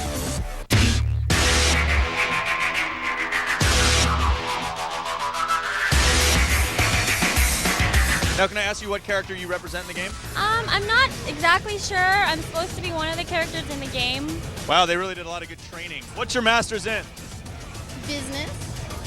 So what do they call that? NBA. I don't play basketball. What other games, what other places have we seen you? Not games, but more like magazine, like Playboy, or my website and stuff like that. What's Playboy? No smelly guys? No smelly guys yet. What about me? How I smell tonight? Well, I mean, I think you're the first one that... Little gamey. It's hard to be my character and want to be into the game because, I mean, there's hot-ass guys walking around. I mean, excuse me, but... Oh, please. No need to be excused, honey. I have seen some bodies here. All right, there you have it, my top 5 hotties of E3 so far. These two real close. You guys are number 6 and number 7. You think next year you might dress a little skankier? Let us put you in the top 5? She's a well-spoken one, isn't she? In the meantime, help me out. Vote for those girls online at g4tv.com/E3. Yeah, thanks, Zach. Thanks for that. Yeah, he gets the short straw, yet I get Richard Garriott, and he gets the booth babes. I'm here. That's true. No? That is yes. true. Although I mean, Richard does look better in hot pants. I'm going to be honest. Come on, you can't. All right, I'll give you. Yeah, that's right. You know, he does work out the glutes. All right, and if you want to keep that funny feeling right down there, keep it locked on G4 for all your booth babe needs. We'll be checking in with them all week. Now, E306 Live never stops. However, it does periodically slow down to shed its exoskeleton. Oh, and also for commercials, so stay tuned. Coming up, Peter Molyneux takes you inside the magical world of Fable. And of course, there's plenty of booth babes as E306 Live continues. E306 is also brought to you by Netscape. Sign up today and get free Web Accelerator when you stay for 12 months. Grow up, and I want to give them the best that I can. We are educators helping people build a foundation for the rest of their lives. ITT Technical Institute, School of Drafting and Design, education for the future. Call 1-800-327-1172 or visit us on the web. Get an education that can help you reach your goals. ITT Tech has information on financial aid programs for those who qualify. Call 1-800-327-1172.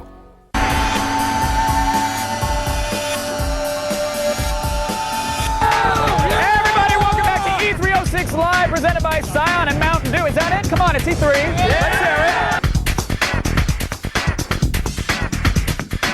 All right, there's still a bunch more 360 titles to check out, so let's get started right now. Set in a Norse-based future universe, you play as Baldur, the cybernetic god. Our hero is fighting to save mankind from the war machines that are determined to wipe out all humans. In the first part of this planned trilogy, you navigate the world using melee and ranged weapon combat in both the single-player and four-player co-op online play.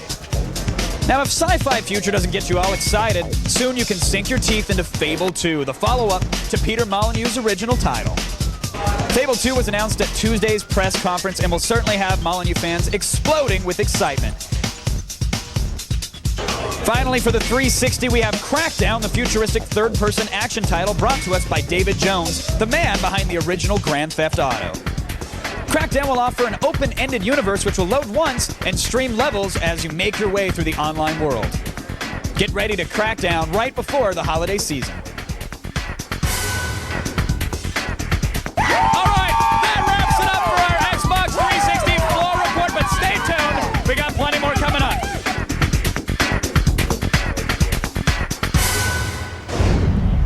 Thanks, Kevin. I love futuristic action shooters. Now remember, you all have a part to play too. Just log on to g4tv.com/E3 and tell us what you think is the most buzzworthy item from today's electronic dog and pony show. You can even text E3 to G4TXT. That's 44898 to vote and register for E3 Live news alerts. So basically, it's in your hands, guys, so choose wisely. Yes. Now, there's so much going on at E3 this year. Some stories are bound to, slip through the cracks. That sounds familiar. And we are ever vigilant to prevent that from happening. That's what the feed is for. Get ready for all the E3 news you can handle. Hello, I'm Layla Kayleigh with all the news that matters to you, or as we insiders like to call it, the feed.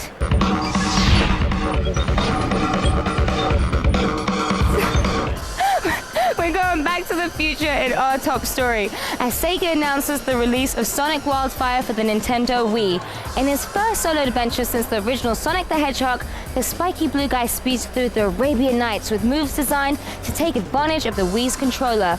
So it took a cutting-edge interface to bring back Sonic back to his roots. Sega also showed a trailer here at E3 for the Virtua Fighter 5. 2 new combatants, a Mexican luchador and a female monkey kung fu expert join the original cast of Playboy characters. Sounds like my kind of party. The PS3 game will let players compete for prizes and money, which they can now spend in the game's online shop. Watch for Virtua Fighter 5 next spring. And finally, Square Enix has announced Dragon Quest Swords The Masked Queen for the Nintendo Wii. It's not quite a household name here, but Dragon Quest is the kind of game people skip work to play in Japan, and hopefully in America. The new fantasy adventure title could be the key in getting Nintendo's Wii into Japanese households. And that's it for now. I was a little bit delirious. Keep it tuned for G4 throughout the day for breaking news, and visit us on the web at g4tv.com. Until next time, when I have some therapy, I'm Layla Kayleigh, and you've been fed.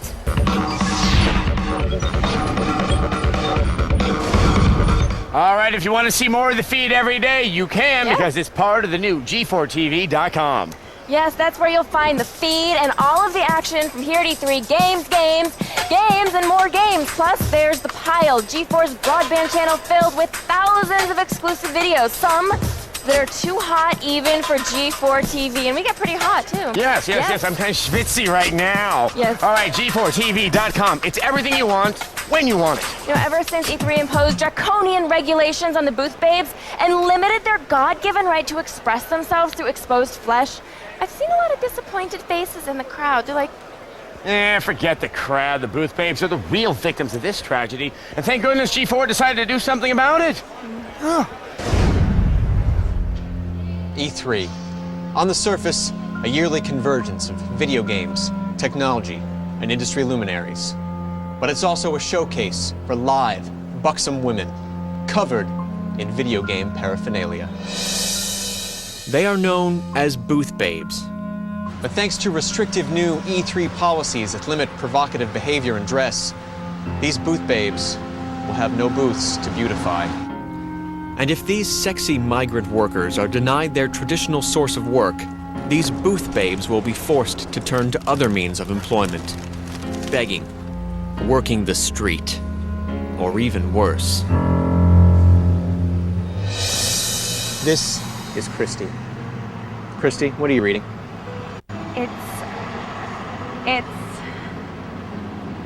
It's about the PS4. It's okay, Christy. You can tell us. It's a law book. I'm researching a case I lost. So tell us, Mr. Dellinger, what did it feel like to kill a man? Objection, Your Honor!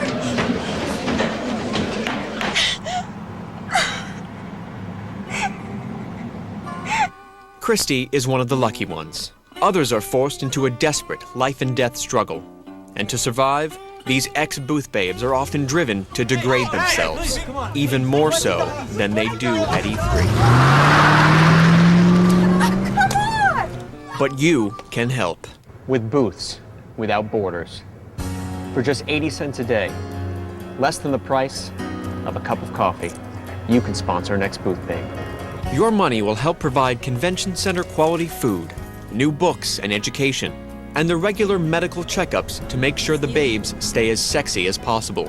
You'll also receive regular updates about your booth babe and handwritten letters. In time, we'll help your babe find work she's suited for. Get a job! Get a job! So help us, won't you? Booths Without Borders. Send cash, form-fitting latex, or short-term corporate sponsorship deals. I feel bad now. Maybe we should organize a celebrity benefit variety show. I can play the auto harp. That's sweet, Morgan. Of course, this wasn't the last bit of booth babing artistry you'll see in our E3 coverage. We'll actually be checking in on them all week, and you can even see more privately at g4tv.com/E3. Just click on the photo gallery, start voting. All right, there is so much more E306 live on the way. You change that channel, I'm going to come over to your house and make you drink Zima. Drink it until you throw up, which is like one. Gaming legend John Carmack gives us an inside look at his latest title. And we get up close and personal with our favorite booth babes. E306 Live is presented by Mountain Dew, coming to you live and in color. G4TV.com. It's a whole new way to stay plugged into your world, giving you the scoop on the news you care about. Dive into the pile. G4's all-new web-based TV channel with over 15,000 streaming videos ready to go. Behind the scenes, game reviews, and more. Go to G4TV.com. What you need, when you want it. That's a winner. Yeah. Oh, I'll take the code red. That's not a prize, it's mine. But it's with the prizes. Not happening. I'm not looking for trouble. Well, you found it.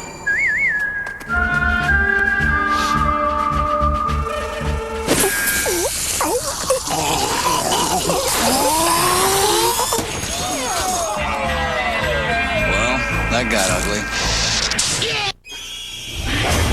Hello? Anybody here? It lives in the walls. What's that? It hunts at night. I keep seeing things. And on May 19th, What is going on? it's here to do God's work. Your sins must be cleansed. This is not what God wants! See no evil. Rated R. In theaters everywhere, May 19th. So you like hang out with the surfers a lot? Yes, I pinch. Yeah, I'm always down here too. I carry their boards. They change inside me, and I've got a urethane-coated floor, so sand and water don't bother me. I pinch.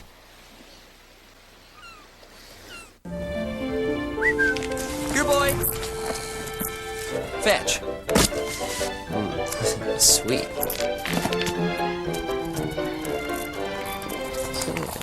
Stand up. Hey, oh!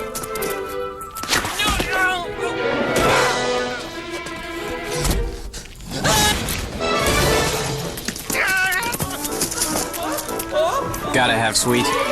Gotta have juicy fruit. Check this out. This is what we do for a living. We're video game designers. And we're game programmers. With the training offered at Collins College, you can learn to design, code, and test games like this. And this. Game design is a growing career. For a brochure on a career in game design, call Collins College at 1-888-256-1200 now. That's 1-888-256-1200. Call Collins College now. Dude, don't do it. Introducing the Daily Nut. Welcome, Web Junkies. From the coolest news sites to the latest viral videos, it's a daily podcast highlighting the best of the internet every day. The Daily Nut. Download it now at g4tv.com.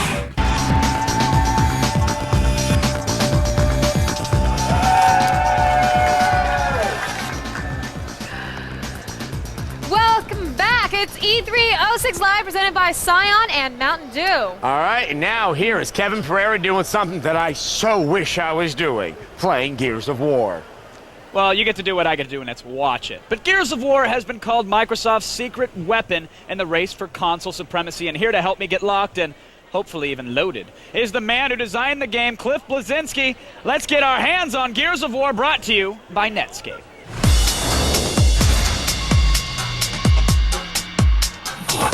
Cliffy B, pleasure to have you here as Kevin, always, how sir. are you? Good to see you Good to again. see you. Are you snapping pound? I'm snapping pound, Good baby, man. all the way.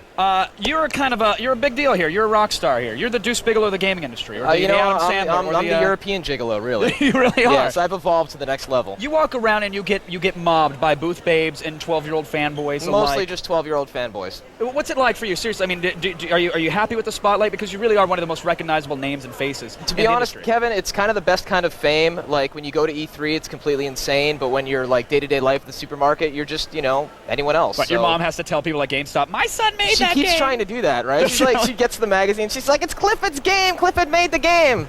I love it. I love it. I love All right. my mom. So you're here now with Gears of War. You can not only chew gum and walk and program all at the same time, but you're going to do the interview and play it. Yes, without a net, I'm going to play the game in front of you, in front of everybody, running live. off actual Absolutely. hardware. Yeah, we got balls, man. What can I say? All right, well, let's see it. Let's down some energy drink. All right. I'm assuming that's what you're talking Absolutely. about. So Gears is a cover shooter, and I want to give you a quick tutorial here. We press A to get into cover, then we can press forward and A to climb over that cover. There's no jumping in this game. You're not jumping in the traditional sense. Right. You're jumping from cover point to cover point. So no bunny hopping.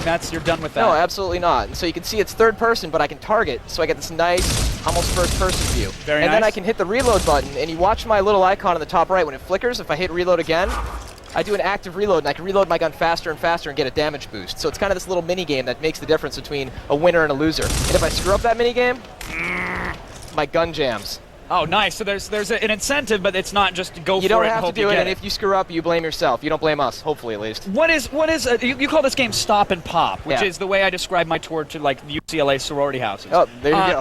What does that mean to the gamer? Because we're seeing a shooter. Aren't we just running around blowing everything up? Well, the classic shooter paradigm of that whole like kind of water gun fight where people are circle strafing each other is not the case with Gears. You see an enemy, you get down, you get your head down, you get into cover, and then you start taking them out. You go for it, you use the chainsaw, you do all the cool bits, and then it's really not your traditional shooter. You're leaping from cover point to cover point instead of free moving throughout the environment. So you're designing these levels with that in mind. Give them plenty of cover. Give them some place Absolutely. to shoot. It's almost like you're the frog in Frogger, and you're going from log to log, whereas the log is the cover, Well, right? don't stop hopping. We want to see it. Yeah, We wanna let's see what's roll, going on man. here. Let's check this out. Emergence Day. What is emerging and when? The Locusts are emerging sometime in 2006. I really can't confirm or deny what that date is. They're a All right. mysterious enemy, and They're tough, man. You never know when they're going to come Well, out. you know, Peter was just on stage, and you got a lot of weight on your shoulder because he was saying, but don't let me stop you demoing by Yeah, you we'll get some...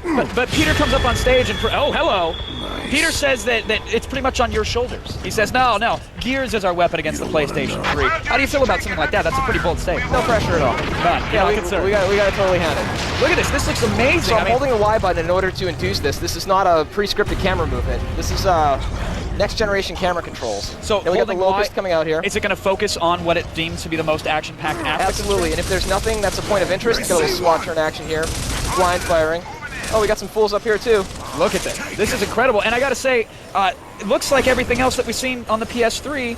Are you concerned at all with developing for the Xbox 360? Does it have the same power, you think? I'm not asking you to pick a winner, but no, man. I mean, it's a very powerful system, but it's just a matter of working with what you're given, right? I mean, we as developers, Epic, developing next generation games, we have to make games that kick butt. Right. For both systems. And you're doing just that, it seems. If you had to pick a favorite, though, right now, live TV, what is it, Cliff? Well, I am designing Gears of War. Ooh, that guy just blew up into tiny bits like a piñata. Nice. Yeah. Nice. Look at that. Yeah. Well, odds are. So Gibbs are back in the game. Oh, absolutely. They never. And it's Jibs, dude. Jib. Oh, yeah, you don't say start.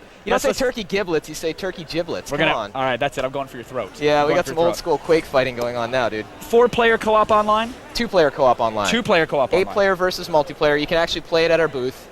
You know what? I'm going to take some grenades and hose these fools here. All right, let's do that. We're going to let you get to that, but in the meantime, Cliff, one hand off the controller so I can shake it because it's an awesome game and it looks fantastic. Can I get the chainsaw moment in here real quick? All right, let's get a chainsaw moment in here. Cliff is going to demo this live. He's running in here. Wait for it. Wait. Oh, yeah. Good stuff. You just gave us an M rating for the day, sir. Thanks very much, pleasure. Cliff. Appreciate it. Everybody, Adam and Olivia, they're taking it away. Oh, wow. Stay where you are. There's lots more of that and lots more E306 Live coming your way after the break. I am a trained empath, and I guarantee you she's not lying, right? No. Coming up, get the latest gaming news from the PS3 Floor Report. And next, find out how your opinion measures up with the latest heat index. Stay tuned. E306 is also brought to you by Netscape. Sign up today and get free Web Accelerator when you stay for 12 months. Tonight, late-night television gets a little bit darker. Introducing Midnight Spank, a new nightly hour dedicated to all things outrageous. She's cheating on him with you. Every night, out of whack. Time for your medication, darling. Every night, a different show. The next round is the nipple twisting. Midnight Spank, tonight at 12 midnight, only on G4. Previously on Circle of Trust. I didn't say anything when Rhonda took my lipstick, ate my peanut butter, and stole my boyfriend. But today, she tried to sign me up for Net Zero. I hate them. My Netscape has unlimited internet access and free Web Accelerator for just $9.95 a month. You know, Net Zero charges you every time you call for tech support. That's crazy. She's crazy. Get Netscape. Sign up today.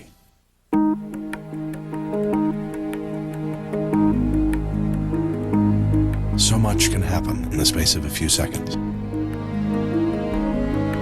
The accurate collision mitigation braking system detects a potential hazard ahead. The driver is warned so he can react. If necessary, the system would have applied the brakes to lessen a potential impact. The Acura RL. It gives your reflexes a head start. Starting a new garden doesn't have to be back-breaking. Not when you have the Mantis Tiller Cultivator. It does all the hard work for you. The Mantis Tiller weighs only 20 pounds. It's easy for anyone to handle. The powerful 2-cycle engine spins the patented tines deep into the soil. They dig down, cutting through the hardest clay and tangled weeds. They're so tough, they're actually guaranteed never to break. Yet the Mantis maneuvers nimbly, even in the tightest places. Tilling, weeding, and cultivating have never been easier. Now you can get this amazing Mantis Tiller Cultivator at huge factory direct savings. Plus, we'll give you this border edger free. Use the Mantis for a full year. And if you're not delighted, return it for a prompt, no questions asked refund. Call now and we'll send you complete information. It's yours free with no obligation. Call 1-800-580-8170 for more information. That's 1-800-580-8170. Call now.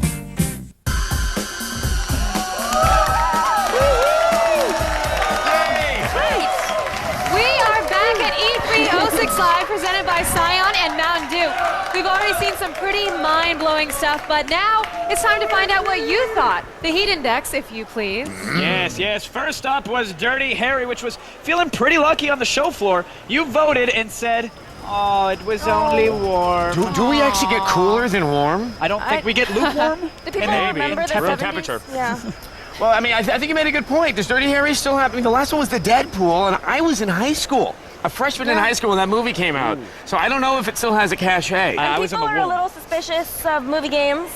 I think so. I think they have every right to be. I mean, Yes. you know, Olivia said it best. They have been kind of Yes, all right. Now, we also showed you the new Xbox 360 lineup from Halo 3 to Lost Planet. Here's what you thought about it. You thought it was volcanic. Wow. Yes. Now, that's a little surprising to me. I mean, I love Rare, and I love everything about that, but I was seeing Viva Pinata there, and I thought maybe they were a little off on that one. I mean, I'm not saying that. I don't think it's volcanic because of Viva Pinata, but I mean, Okay. Lost Planet was awesome. Yes. Human was awesome. Mass Effect, we have faith in being awesome. And By the way, Gears of War. I played Crackdown for 5 seconds today, and it is one next to Spore. It's the most anticipated title for me personally. Really? Wow. Yeah, I mean, that is a strong statement from a man of great opinion. It was incredible. All right, El, and speaking of Xbox 360, who can forget Gears of War? Yes, it was just recently we watched it, but it's awesome. And apparently you felt the same way. It was volcanic, and I could not agree more.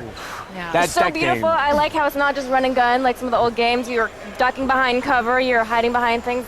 The old stop and pop. And it's scary. I gotta say, no, I mean, it opened the door and I literally kind of jumped a little bit. I mean, not to look like the biggest woman on live television, but I'll do it. I gotta get a chainsaw. I got some sweat on my skirt. It happened. Huh?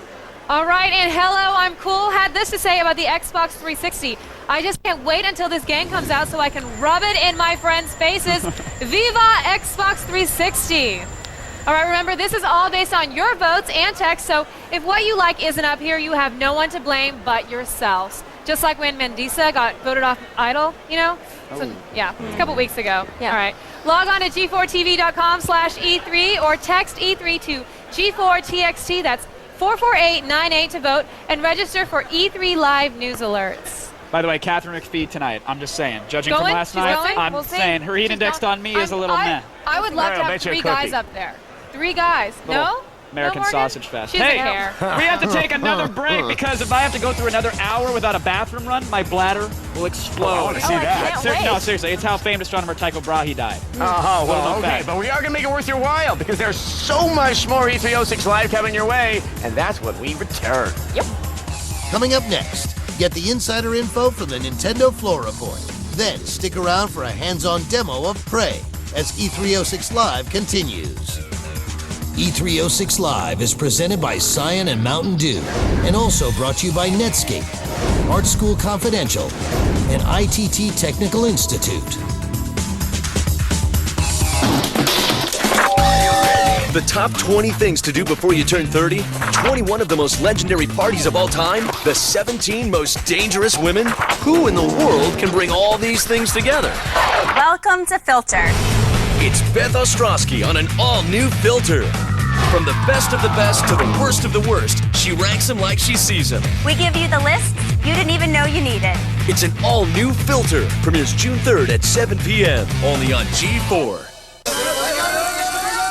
That's a winner. Yeah. Oh, I'll take the code red. That's not a prize. It's mine. But it's with the prizes. Not happening. I'm not looking for trouble. Well, you found it.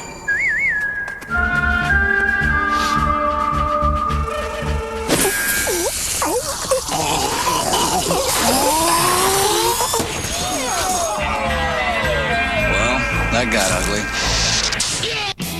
Looking for the picture-perfect Mother's Day gift? Circuit City makes it simple. Circuit City's the place to find the perfect digital camera for mom. And this Saturday from 1 to 5, come see how easy digital imaging can be at the Kodak Demo Day. Plus, save up to 10% on digital cameras and camcorders, like this Kodak EasyShare camera with printer dock and free travel bag. Now just $249.99 after a $30 price break before instant savings. At Circuit City.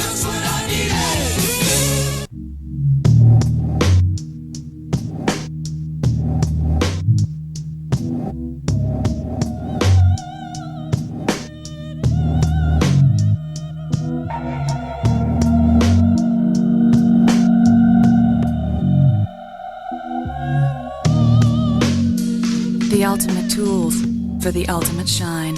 Black Magic. Visit any Pep Boys and enter to win a new Honda SI.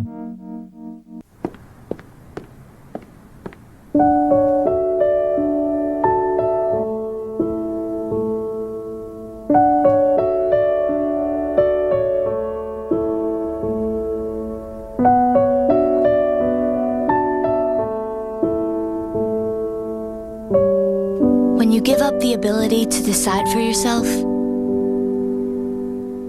you give up what makes you, you. So you like hang out with the surfers a lot? Yes, I pinch. Yeah, I'm always down here too. I carry their boards. They change inside me, and I've got a urethane-coated floor, so sand and water don't bother me. I pinch. Coming to DVD. Hello? Have you checked the children? Terror is calling. Stop calling me! Trace the call. It's coming from inside the house. When a Stranger Calls. Buy it on DVD and PSP May 16th. Introducing The Daily Nut. It's a daily podcast highlighting the best of the internet every day. Download it now at g4tv.com.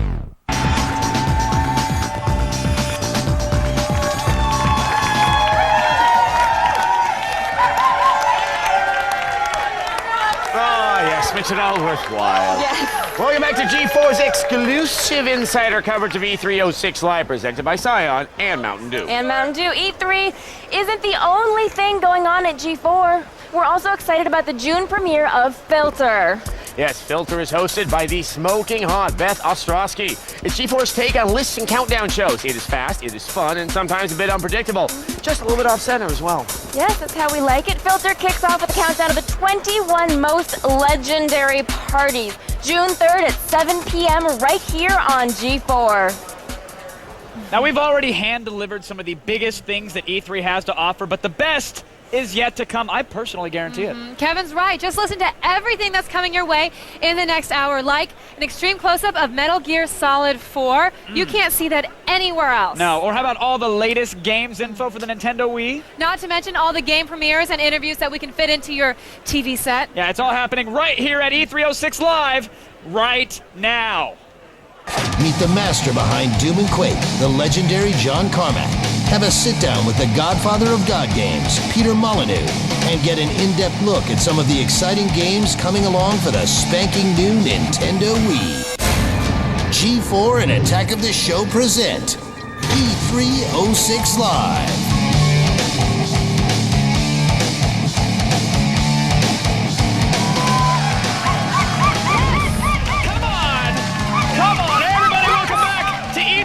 Live, presented by Scion and Mountain Dew. I'm Kevin Pereira. And I am Olivia Munn. If you're wondering what's on your TV set right now, then where have you been? This is G4's coverage of the biggest video game event of the year. Kevin. I was just kidding. It was taping us. I thought I'd give them a better view That of was everything. amazing. So we've got world premieres, news on all the latest consoles, and much, much more. Hi. Yeah. That's right. All right, you guys can't see this stuff anywhere else but G4, people. You see these folks walking around on the convention floor? These guys right here? They're physically here, and they won't be getting the same insider access that you do. No. We'll take you close enough to the Nintendo Wii that you can actually smell Mario's mustache wax. I'm serious. Oh, is that a good thing? I'm actually not sure, to be honest. Okay. But I do know that it wouldn't be E3 without our resident gaming gurus. They're right over there. This guy. Right over there. They're from X-Play. Yes. They came to the party. You can't just buy their kind of expertise at the store, people. Now more than ever, it is Adam and Morgan. Thank you, Olivia. I hope he gives the camera back, because I would like my Roomba one of these days. I'm Adam Sessler, with the exception of some general fears about no one really loving me. Fears? No. Today sees me going swimmingly. Now, I am Morgan Webb, and the level of hype in the building has gotten so intense that my ears are bleeding. I think it may be affecting my balance, and it's quite disgusting. Well, we are here for you. Our job is to cut through the hype and tell you what's really going on. And we'll continue to do that this hour because we are hard-working journalists. Today, we get an extreme close-up of Metal Gear Solid 4, FaceTime with gaming legends John Carmack and Peter Molyneux, and even a hands-on demo of Prey. All right, breathe. All right, plus everything you need to know about every next-gen console known to man. Except, that the bears know about one other one, but that's another story. For example, did you know that the Wii is actually powered by the laughter of Japanese children? I had my suspicions. And to bring you this mighty wall of show, we are not working alone, fortunately. We have a syndicate, a cadre of comrades out on the floor to find the big stories. I decided to begin with Mr. Zach Selwyn. That's right, Adam. I'm still here marking my territory at the Sony booth. And if you like games for the PS3, then we got them. Lots of games. And they're all coming up very shortly. In the meantime, what are you up to, Kristin Holt? Thanks, Zach. Coming up this hour, I'm at Nintendo's booth. You want third-party support? The Wii's got third-party support. I'm going to walk you through some of the cooler offerings of the other game developers. But right now, let's check in with Kevin and Olivia. All right, thanks, Kristin. Now look, seriously, we've done our part here, busting our ass to bring you all the great stuff. Yes, and now it's time for you to do something. That's right, G4 wants to hear what you have to say. Just log on to g4tv.com/E3 and vote in our Heat Index. That's where you get to tell us what you liked best at today's Expo. You can even text E3 to G4TXT, that's 44898, to vote and register for E3 Live News Alerts.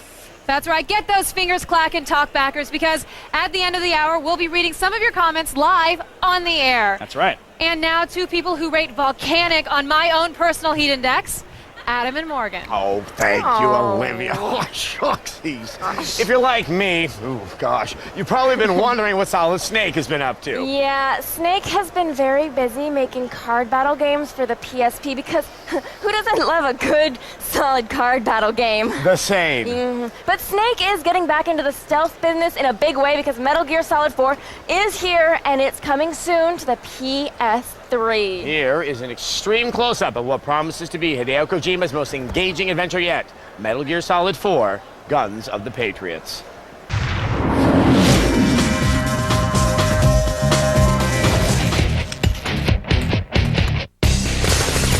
Wow, he's pretty spry for a senior citizen. In Metal Gear Solid 4, Guns of the Patriots, the main man is back, and he's looking older than a Viagra joke at the Improv. Fanboys are speculating that his new Medicare-ready appearance may be caused by some sort of cloning-induced cell deterioration. I hate it when that happens. The last couple installments both feature different lead characters, so the good news is you finally get to play as Solid Snake again, even if he does look ancient.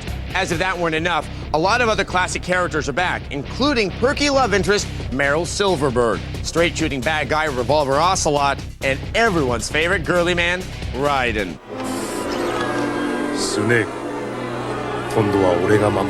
We just hope you don't have to play as him this time. The new footage we glimpsed raised a lot more questions than answers. As far as we can tell, the future is a very bleak place, and it's up to you to somehow end the conflict by, well, ending yourself. Don't do it, Snake. You have so much to live for, like Metal Gear Solid 5. If you were confused by the complicated storylines of Metal Gear Solid 1 and 2 and 3, well, you're screwed. It looks like Part 4 will be just as bizarre as those entries. So, if you're hungry for more Snake, Metal Gear Solid 4 is set to hit store shelves in 2007. All right, if you'd like to learn more about Metal Gear Solid 4 Guns of the Patriots, consult your local library. Yes. Or maybe just go to g4tv.com/E3. Yeah. All right, after that much excitement, I may not need my evening constitutional. I haven't felt this much adrenaline since I killed that girl. What? Kevin and Olivia, back to you. What? Allegedly ended that poor girl's life. There's a lot more to Nintendo, especially to their Wii, than a silly little name, right? Yeah, there's the innovative controllers, the lower price, the adorable games with non-threatening villains like Bowser and Ganon. Oh, totally. Yeah. That's why we put Kristin Holt in a pink dress and sent her back to Nintendo's booth. Here's her lovely report.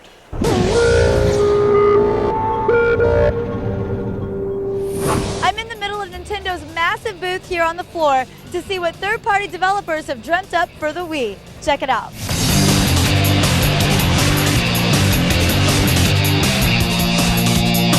Sonic Wildfire from Sega sets the blazing blue hero on his first solo mission since the original 1991 game. Wildfire uses the Wii controller to help Sonic quickly dodge oncoming objects by tilting it, and you can send Sonic into a dash attack by flinging it forward. Look for Wildfire in 2007. Tony Hawk is taking things vertical, way vertical, in Tony Hawk's Downhill Jam. The game sends Tony and his friends careening downhills, trying to finish first any way they can.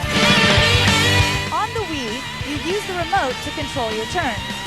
It wouldn't be a Tony Hawk game without tricks, but try to stay on the board.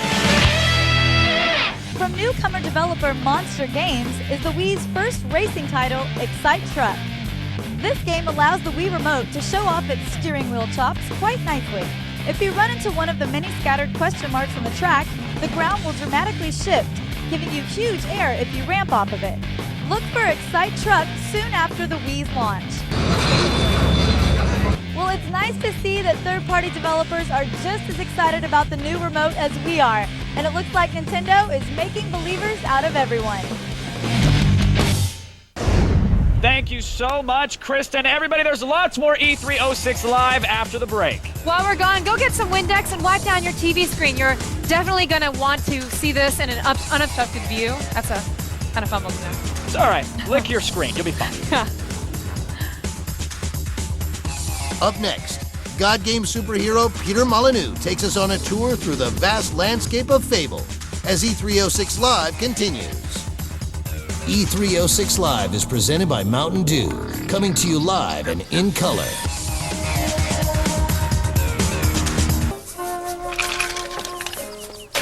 James, can you put some more lotion on my back?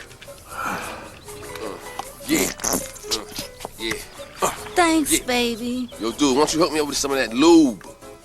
Spark, knock it off. Come on, man. I'm gonna get you back.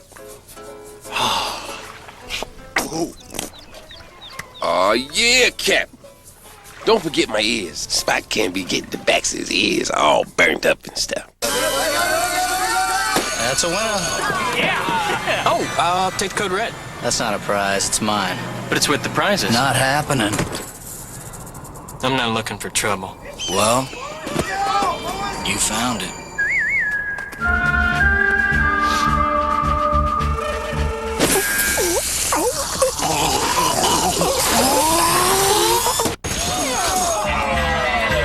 Well, that got ugly.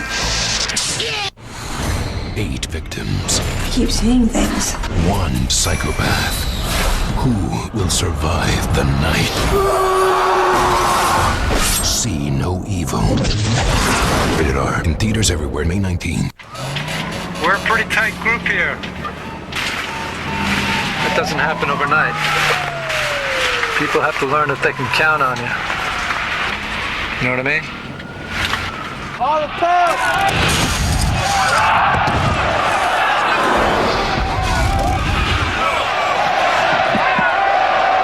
Yes, sir, I do. See how Army training gives you strength for now, strength for later at GoArmy.com.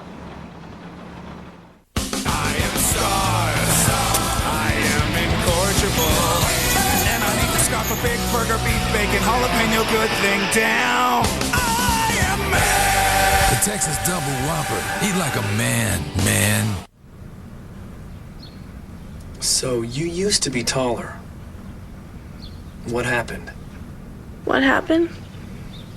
Pressure. The pressure to be so cool and so popular and to never say the wrong thing to anyone, so I'm cool with everyone. The pressure to drink and get high. Pressure happened. So now what? I don't know, but this isn't working.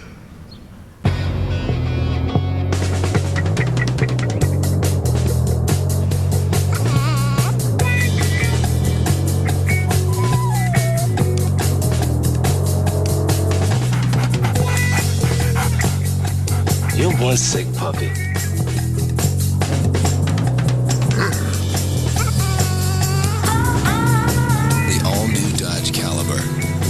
It's anything but cute.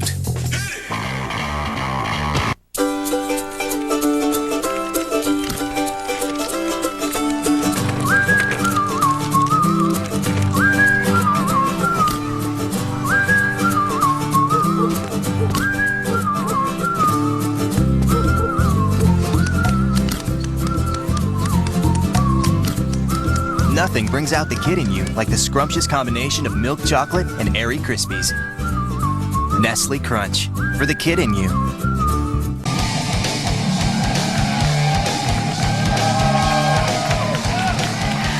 Welcome back to E306 E306 Live presented by Scion and Mountain Dew. I hope you guys were able to relax during the break because we are about to raise your blood pressure. Mine's already up. I ate a fried Twinkie from the concession stand. So while I make an appointment with a cardiologist, why don't you guys just check in with Adam Sessler? Well, thank you, Olivia. I hope everything works out fine. Our next guest is one of the few developers who always promises to look at games in new ways, and he does. That's why it's such a real honor to score some FaceTime with Lionhead Studio founder Peter Molyneux.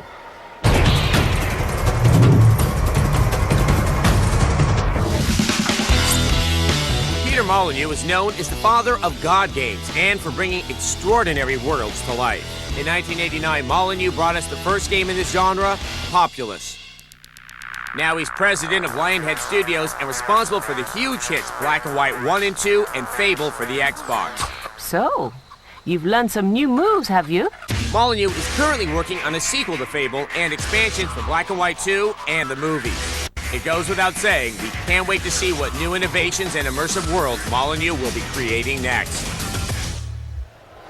All right, Peter, it is always a pleasure to have you here. You've been a little busy because I believe in the past year we've seen Fable, we've seen Black and White 2, and we saw the movies. Do you have any energy left? Yeah, amazingly, yes. Good, I mean, good. It was an incredibly busy year. I mean, something slipped and then they all came together. Right. It's a bit like in England, all of our buses, you're standing at a bus stop and then all the buses come together all at the same time. And it was a bit like that with the games.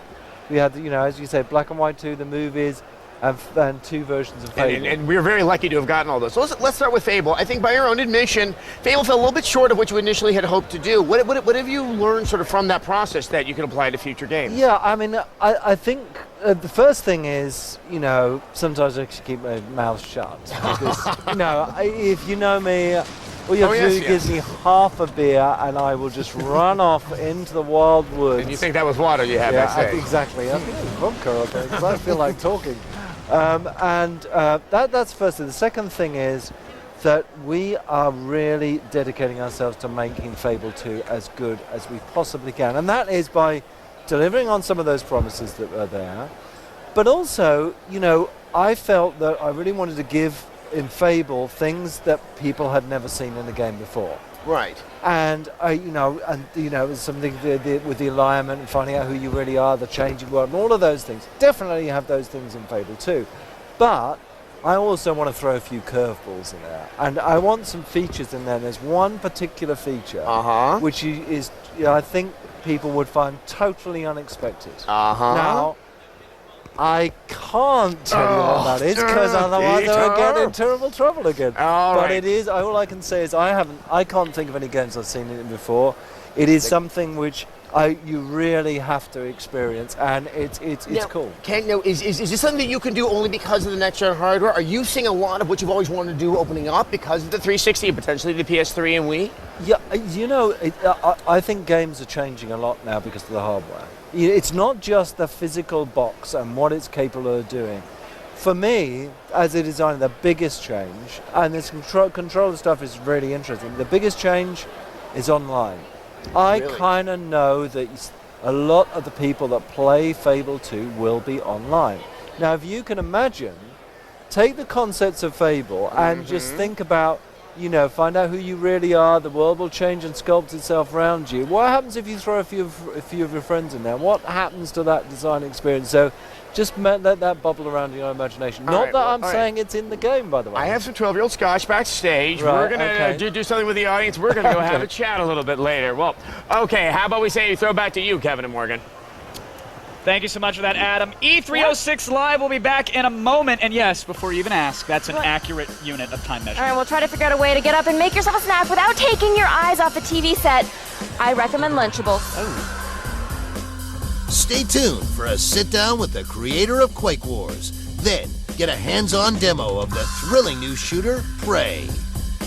E306 Live is presented by Scion. Cars ready for personalization. Scion, what moves you?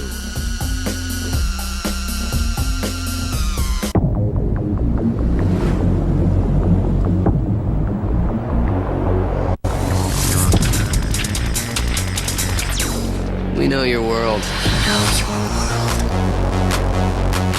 So we have have permission to attack it. It's your life.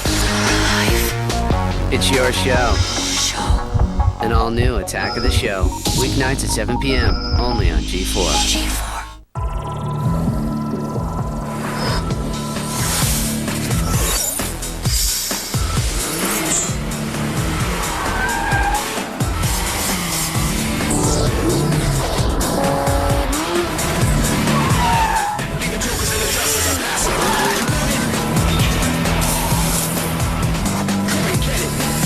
Is ready for personalization at Scion.com with over 30 Scion accessories.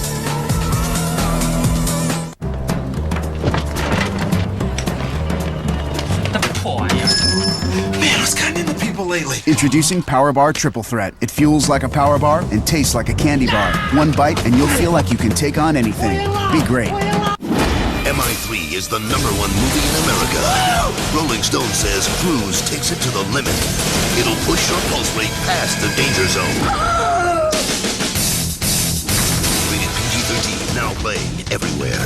No one ever said that's the greatest thing since sliced lettuce. Ladies and gentlemen, bread is back, and ciabatta's in charge. Warm and toasty, soft and golden, it's the artisan bread in my ciabatta breakfast sandwich, bacon and cheese ciabatta burger, and bruschetta chicken ciabatta. Just 3 in my line of ciabatta sandwiches. So let's rise like yeast against the bread bashers. Let's lift our loaves and make a toast to toast. Because bread is back. Go to GameTap, where you can play hundreds of the greatest video games from the greatest systems right from your broadband-connected PC. You can play everything from classics like Pac-Man and Sonic to current favorites like Tomb Raider, Splinter Cell, and more. There are over 500 games, and there's no long-term commitment required. Experience the new world of video games. GameTap, expand your playground. Play now and get 2 weeks free at GameTap.com/now. Some games rated E to T, not all games rated by the ESRB. What is it, Bob? You can take this job. Yeah, you take this job and shove it. Blah, blah, blah. So you're quitting, huh? Yep, I'm going to be my own boss. I bet you're going to be your own boss. What do you know about being your own boss, Mr. Entrepreneur?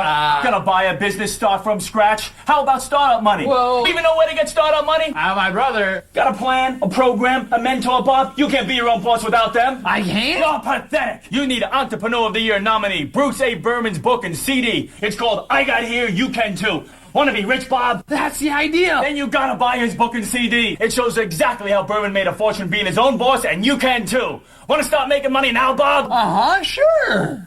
Thanks, guys. I'm Bruce A. Berman. If you want to make $5,000, $10,000, even $15,000 a month right now from the comfort of your own home, then you don't have to buy my book. I will give you a free copy of my book and my Making Money CD. Together, they're over $100 value. This limited time offer is available only on my website below. So go to my website now.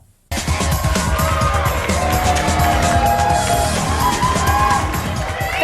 guys. I love it. I'm glad they are still as excited as we are. Welcome back to E306 Live, presented as always by Scion and Mountain Dew. I'm Morgan Webb. The LA Convention Center may be buzzing with activity, but Kevin Pereira is a paragon of strength and calm.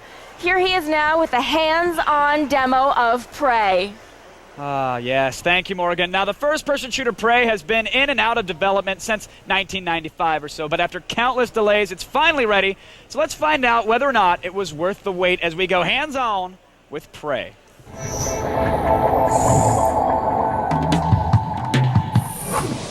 Joining me right now is project lead from Human Head Studios, Chris Reinhardt, and playing the game is James Sumwalt, co-owner and art director. Gentlemen, welcome to the show. Hello. Thanks for joining us. Glad to be here. Pleasure to have you here. We got the demo going on right now, and I noticed it's being played with a 360 controller. Is this the first outing for you guys in the next-gen console, really showing it off? This is, actually. Prey is going to be simultaneous on both PC and on the 360. We figured today we'd bring along the 360 version and let you guys check it out. Well, I got to say, hats off to you, because I thought, I saw it getting played before the interview here, and I thought it was the PC version, so you definitely did a good job of keeping it up to snuff. The 360 version actually being done by a company called Venom. They're doing a fantastic job with it, of basically taking it. Frame rate's good. I mean, all the art assets are pretty much identical to the PC version. That's great. Now you were on Attack of the Show a while back. We were chatting. Yeah. Now we're here at E3. What has changed since we last last spoke? Has it just been more polish? Have you decided to change the storyline again, switch engines? I don't know what you guys are doing. Oh, yeah, we threw everything out. We Good. started all Get rid of fresh. all the assets, Oh, yeah, right? yeah, you know, done when it's done. No, basically, the main thing we've done, actually, is tweaking and polishing. We're pretty much deep in beta right now. We're really, really close to being done. The main thing is, like, we're just going back and forth with 3D Realms. They're sending us comments, change this, fix that, and we're just bouncing back and forth with them and Have just they asked you making to the game change better and the better. main character to Duke so they could get that one out as well, or no? No, they like this guy as well. Okay, good, They like Tommy a lot. What's the story with Tommy here? Elevator pitch me. What are we in? Where are we walking? And why can we walk on walls like Absolutely. this? Well, right now we're in an alien environment. The player, named Tommy, is a Cherokee garage mechanic. Not really interested in his life, wants to get out of his reservation, and he gets out in an unexpected way when aliens abduct him and take him on the ship. Okay. So now we're battling these aliens, trying to get back into our life, and I see He's trying to find his girlfriend, trying to get off the ship, yeah. Now, what's the hawk flying around? That's not his little lady friend, is it? No, that's not. Okay, good. I'm just making sure. There's websites for this kind of thing. I hope it's not your game. What's the deal with the hawk flying around? The bird right there, his name is Talon, kind of a little throwback reference to the old version of Prey. Yes. Exactly. The bird is kind of like Tommy's spirit hawk. He's like his pet as a boy, reincarnated as this bird. The bird has a couple of different abilities. Like right here, he has the ability to translate the alien text. He'll land on consoles, he'll translate it so the player can understand it. Also, when you have the bird, he can actually attack enemies or distract them. So if you're fighting multiple enemies, the bird will fly out, distract one of them, lets you get the drop on him, take him out while you're fighting the other guys. Oh, that's a really, really cool concept. I like that you guys did that, and I like that you made death not a reason for me to load up a menu screen and find my last save or press F9 and go to a quick save. Absolutely. What happens when you die in the new Prey? In Prey, death is kind of a thing of the past. I mean, you still can die. Sure. But instead of like game over done, you go to this little underworld realm that we call Deathwalk. You have a little mini game, takes maybe 10, 15 seconds, really quick, and then you're back right where you died. Or wow. right where you left off. You can pick right back up. So the game is like a continuous experience. I like it. Now the big talk about Prey back then was portal tech. All right. Oh, we're seeing the Death World here. What is the portal tech? It's not probably in use here, but how have you taken that into this game? Portal tech. Basically, the big thing, that was one of the main things that 3D Realms wanted to carry over from the original version. Have to have portals. So the big thing with portals is they're essentially like tears in space. They take you from one spot to another. It's totally seamless. You can shoot through it. Enemies know about them. You can just run through it, totally smooth. But we can use them to do a couple of different things. We can use them to do puzzles where you don't even realize there's a portal there. Right. You just walk through it, and just crazy, crazy things happen with it. You walk through a thing, you drop through the ceiling. If you've seen the end of Monsters, Inc., it's kind of like that with all the doorways. We can do all of that stuff. Awesome. Well, Chris, the game looks great, and if people are here at E3, they can play it multiplayer on the show floor, right? Absolutely. A couple of different places. Love we're it. at the 2K booth, and we're at the Microsoft booth. Thanks for coming on to show it off. Excellent Thank demo you. there, sir. Thank Everybody, you. it's Prey. You're going to get it, so just go ahead and pre-order. All right, Adam, Olivia, I understand you have something that you want to talk about, so feel free to take it away. Thanks, Kev. If you're enjoying this programming and wondering how you can indulge in more video game TV, I just might have the answer for you. Yes. Cool.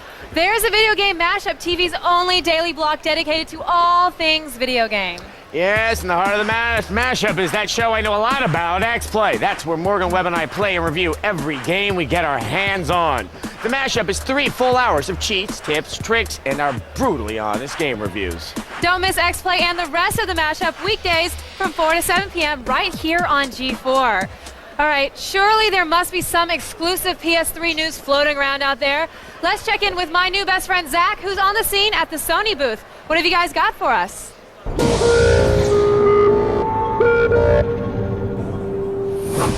Yeah, I couldn't stay away from the Sony booth. I'm still here keeping warm and hanging out with all my peeps.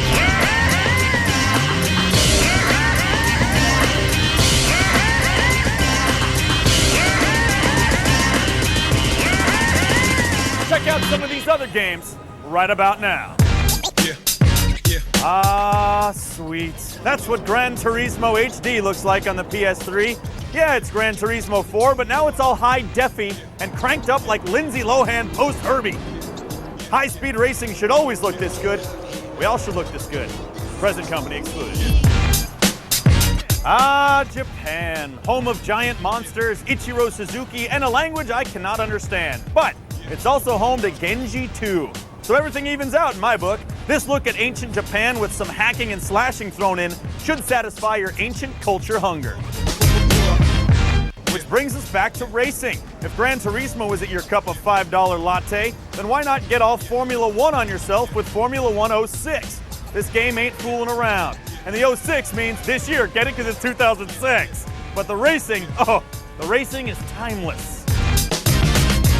I'll tell you, I'm exhausted, but not to worry. I'm going to be hanging out here bringing you everything that Sony has to offer. Stick around, my friends. I promise I'll be right back. Thanks, Zach. All right, everyone, don't go anywhere because E3 will be back faster than you can say the name of the guy who was the sound engineer for Final Fantasy VI. You mean Eiji Nakamura? Ooh, you are good. Damn straight. After the break, an in-depth look at the game everyone's talking about, Quake Wars, as G4 continues its exclusive coverage of E306. E306 Live is also brought to you by Sony Pictures Classic, Art School Confidential, in theaters everywhere May 12th.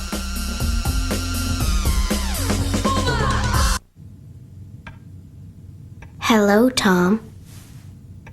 You have to watch Midnight Spank, G4's new block of late-night shows. But I'm tired. Tom, do you want me to eat your other leg? No, calico-colored guinea pig.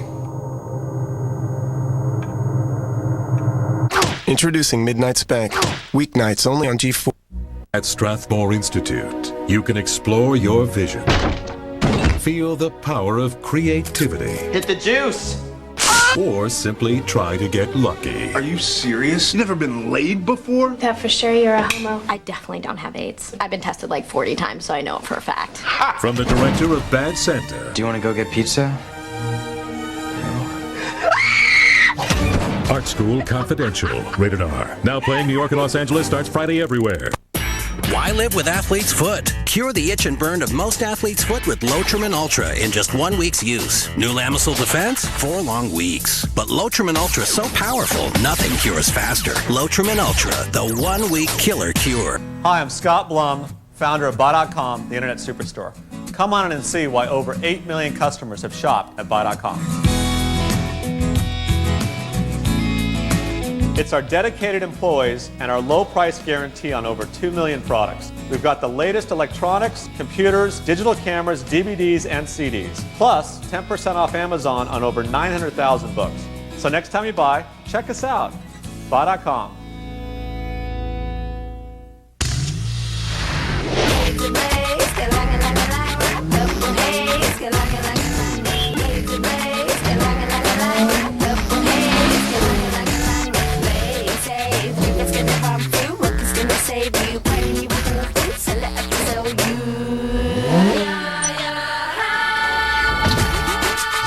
The all-new 197 horsepower Civic Si from Honda. It'll reverse your thinking.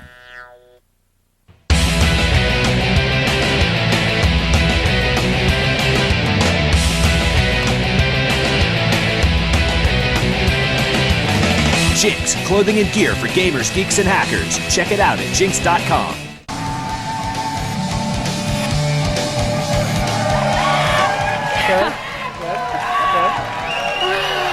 We are back at E306 Live, presented by Scion and Mountain Dew. I'm Olivia Munn. And I'm excited to be me, Kevin Pereira.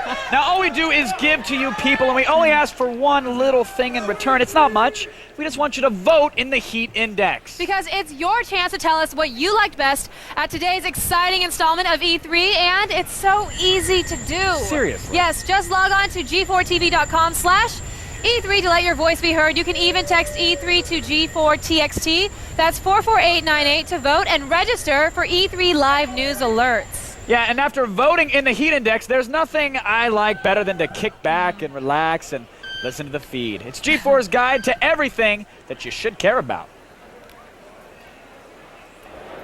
Greetings, it is I, Layla Kayleigh, and I bring you the news, otherwise known as the feed.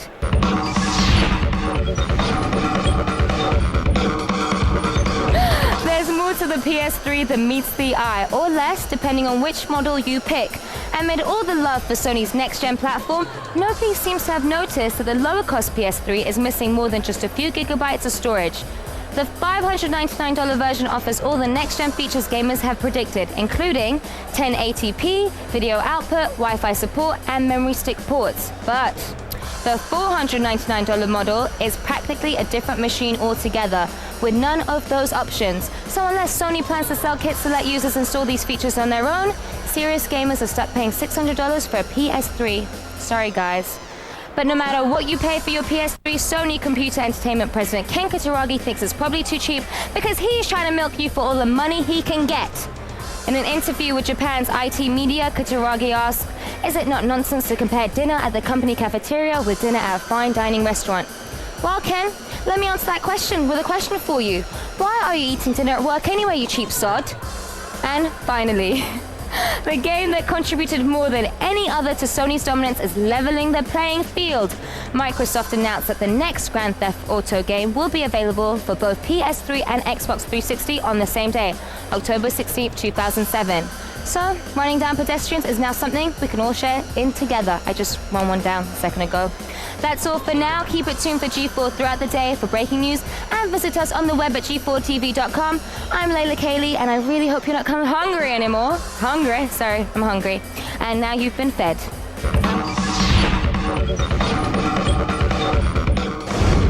Now, if you want more of the feed, fear not, you can get it on Attack of the Show. That's right. Starting this Monday, things are going to look very different. We have a new set, some new faces, but that same Attack of the Show attitude. And those crazy monitor head guys, yes, too. They're coming. Yes. And coming up this year, AOTS breaks out with week-long road trips in July. We'll crash the superhero of conventions with Comic-Con Live. August, we'll head to Sin City, Las Vegas for a week of the sights and sounds that only AOTS can bring you.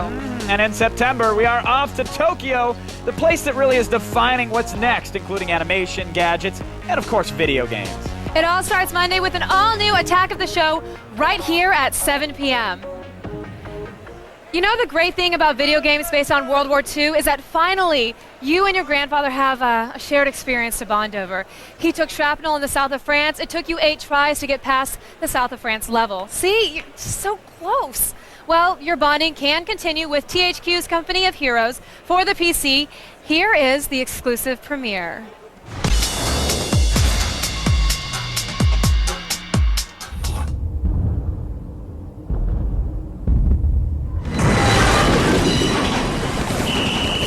Clear the ball!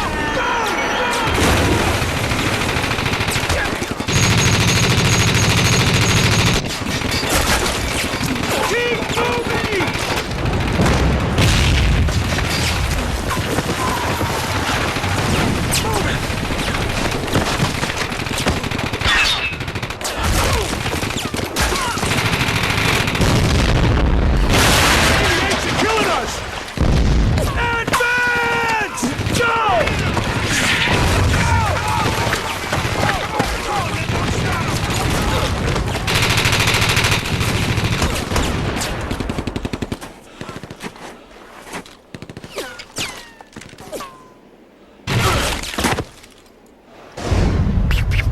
God, war must suck. I hope you guys like commercials. They are magnificent pageants to the glory of capitalism, just like E3. And we have a few coming up next. But after that, lots of exclusive coverage from the expo floor. Keep it here. Yeah. No, really. Want to know what makes John Carmack tick? Find out when we sit down with this gaming luminary as E306 Live continues. E306 Live is presented by Scion. Cars ready for personalization. Scion, what moves you?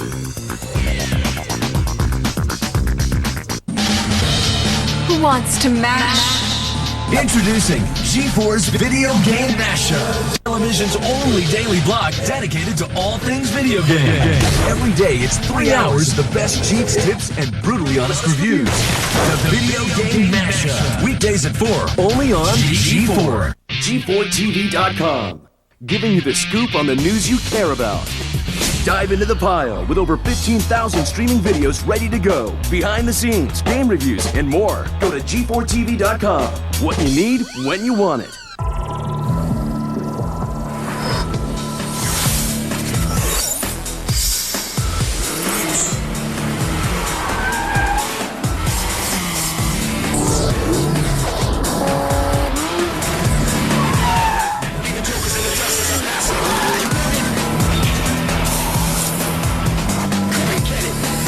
Is ready for personalization at Scion.com with over 30 Scion accessories.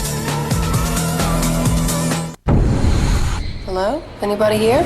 8 unsuspecting victims. This place is disgusting. I keep seeing things. 1 deranged psychopath. What is going on? Who will survive the night? What do you want? On May 19th, Come on, we gotta go! pray for daylight. See no evil. Rated R. In theaters everywhere, May 19th. Some things never change. Look at this kid. Spence, what's going on? Buddies?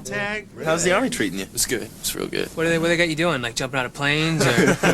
No, I'm working with computers.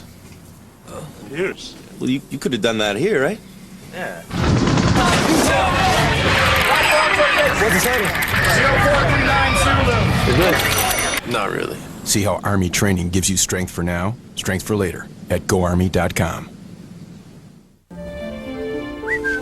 Your boy. Fetch. Sweet.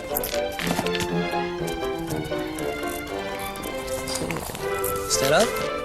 Hey, oh!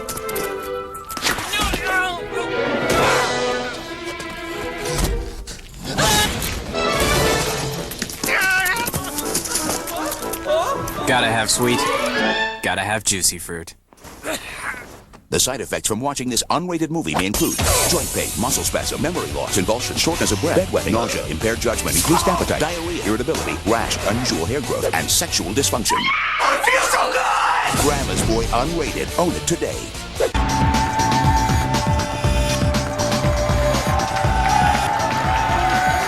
Yo, those guys have so much energy. I think we should haul them up here and help us out. No, because it'll show how drained we are from all the gaming goodness. No, we're not drained. Not at all. No. Welcome back to E306 Live, presented by Scion and Mountain Dew. I'm Kevin Pereira, and seriously, my eyes aren't dry. I'm just actually blinking a discreet SOS message. Yes, and I'm Adam Sessler. You know, Kevin, periodically I enjoy listening to my X-Play co-hosters talk for exactly 60 seconds. It's a fun way of testing my ability to internally calculate time. In fact, why don't we do that right now? Look out, people. It's the Morgan Minute. Okay, I admit it, I'm a fangirl with some games, you know, hands sweating, pulse pounding, but if you saw Okami last year at E3, you would be excited too. Oh no, I feel a fangirl moment coming on. Let's not talk about that, okay? But back to Okami. Capcom plays off the themes of color in this Japanese-inspired adventure. As the sun goddess in wolf's clothing, you must bring vibrant rays of life to the gray void. Magic comes from the tip of a calligraphy brush as you create or destroy with every master stroke. It won't take long before your godlike Bob Ross powers are turning monsters into little happy trees. From the unique character designs to every flower that rises from your steps, Okami's luscious style transports the player not only to one of the most beautiful worlds on the PS2, but one you won't easily walk away from. Even though Okami is hitting stateside this fall, a game that actually delivers on its promises is worth getting excited over. It's been a minute, and I've been Morgan. 61. Oh, she's good. She's good. Thanks, Morgan. Yes, folks, the edutainment just keeps on coming. It's like a freight train made of cable hosts. We can't stop it now, sorry. So let's just check in with Geoff Keighley.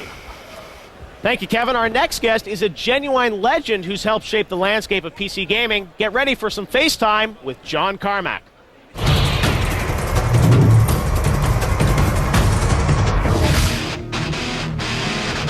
It's hard to imagine the world of PC games without John Carmack. In 1991, he developed the first first-person shooter, Wolfenstein 3D.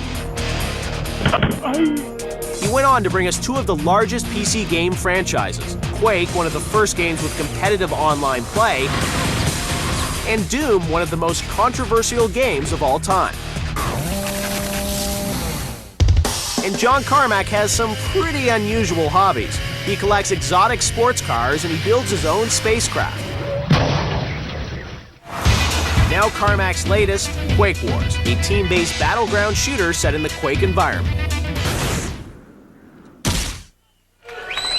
John Carmack, welcome to G4 Live. Hey, So let's talk about Quake Wars, which is the big game you guys are showing here for the PC. It looks fantastic. Now, you're doing some new technology in this one, right? You got something called Mega Textures? Yeah, well, my part in Quake Wars has been a pretty small, it's sort of the essence of a technical direction here, where I provided a few small core pieces of technology, and it was really rewarding to see how the splash damage guys understood the value of this, understood the potential. They really ran with it. Vast outdoor sort of environment, something that you couldn't do in Doom 3, right? Yeah, so the core piece of technology that I developed for this is something that we've termed Mega Texture, but it's essentially just a way of managing extremely large textures. In this case, we've got textures that are like 32,000 by 32,000. There's a dozen of them in the game.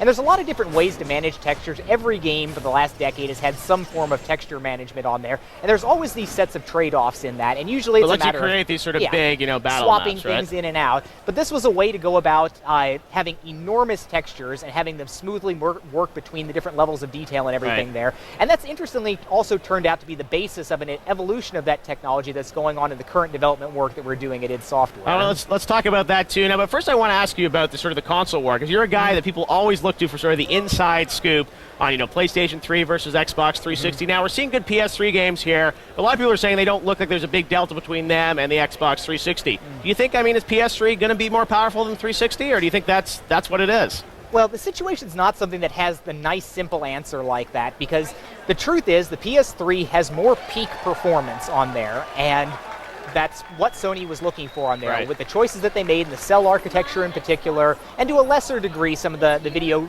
chip decisions on there. It gives it more theoretical power, but what's going to matter is what you wind up delivering on the game, and I do think that Sony made a less optimal decision than Microsoft from the perspective of the game developers, because Microsoft chose to have symmetrical CPUs, have less of them, but you can program them all the same way. And Sony has this weird sort of cell architecture, which there's been a lot of PR about, but it's very difficult, I hear, to program, It's asymmetric, where you have one processor with dual threads that are symmetric on there, where you do most of your work, but then anything that you want to spin off to the cells, you have to break up into these small nuggets of work and use a different compiler, different tool chain for it. So bottom line, you think it was a mistake for them to go that way? I do. I think that the reasoning that somewhat saves them is Sony has the dominant market position over Microsoft, and they can look at this and say developers are essentially forced to sweat blood to go ahead and take advantage of the cell because it's the dominant platform. And they'll win to some degree like that, where there will be developers that pour their heart and soul into this and make development twice as difficult as it should be to go ahead and work on the cell. And Sony's hoping that by having this higher peak performance there and having developers that will absolutely sweat bullets over this, that they'll get better games out of it. Well, we are looking at it. We're not a first-party or even second-party developer on here, so we are looking at it across both 360, PS3, and PC. And the great part is, none of these consoles stink. None of these platforms are bad, where in previous generations we could look at it and say some of these things are like, oh, this really is painful. But what about the Wii, though? Graphics there, that's not what it's about, right? Yeah, it's a little bit behind. We're not on board with the Nintendo side of things right now. We are focusing on the platforms that are a lot closer to the specs on there. And PS3, 360, and PC, we can develop a good title hot new games that's going to be across all of them. Cool. All right, John. Well, thanks very much for joining us. Appreciate it. Okay, back to you, Olivia. Thanks, Geoff. We are about to take a break, so use your time wisely. Get those last-minute heat index votes in, people, especially you guys in Florida and Ohio. Remember what happened the last time you forgot to vote? Up next, find out what's burning up the show floor as we check the latest results of the heat index. Stay tuned. E306 Live is presented by Mountain Dew, coming to you live and in color.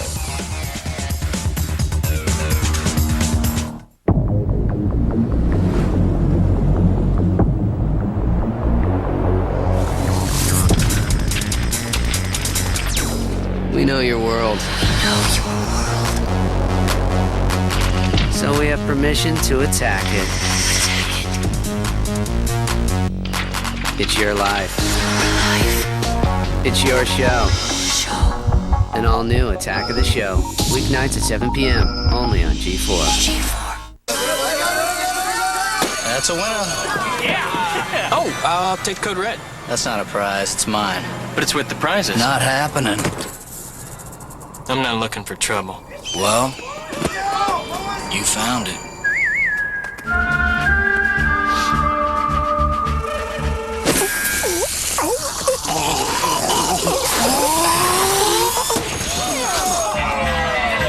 Well, that got ugly. You know, I gotta tell you, Jim, you've been pigeonholed. I have? Oh, sure. See, you're known only as a means to convey goods, not people. It's true. I am a lowly beast of burden. Yeah. If only you were versatile, you know? With 64 seating configurations, like me. Huh. But someone has to carry the coffee beans.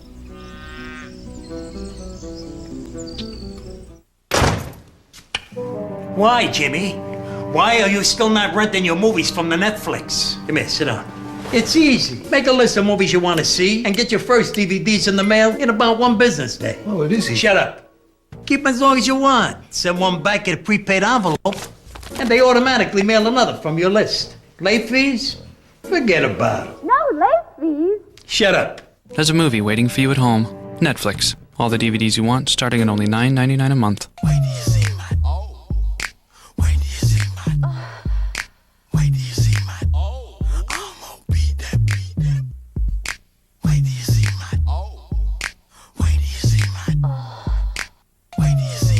Just wait till you hear Wait, the Whisper Song by the Yin Yang Twins on your cell phone. Text W90 to 40100. Get it now from Q-Tones. Come on!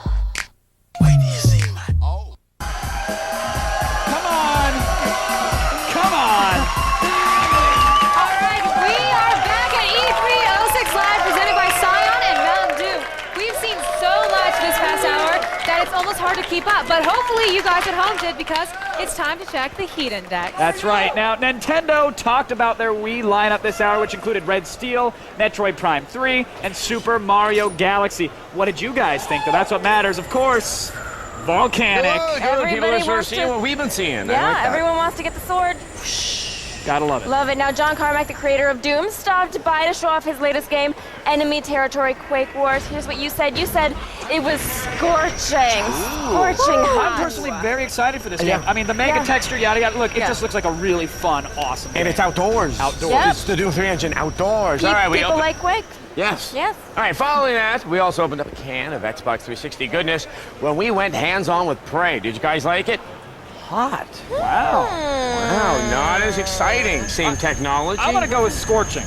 Really? You're You gonna go with Scorching? liked it that much? I could be wrong. All right, well, we'll find out when we All play right. it. Yes. And here's what Militia Gung 64 said about the Wii lineup. With Zelda, Metroid, and Mario, how can this get any more perfect than a perfect score? If you guys didn't like the results of the heat index, then don't just sit there sulking, you big baby. Get up and do something about it. That's right, Kevin. Get over to g4tv.com/E3 and vote. Or, as always, you can text E3 to G4TXT. That's 44898 to vote and register for E3 live news alerts. Yes, I hope you're just going to stretch because leaving now would be a really big mistake. Yes, there is more E3 06 Live coming your way. Stay tuned. After the break, catch up on all of tomorrow's excitement as G4 continues with exclusive coverage of E3 06 Live.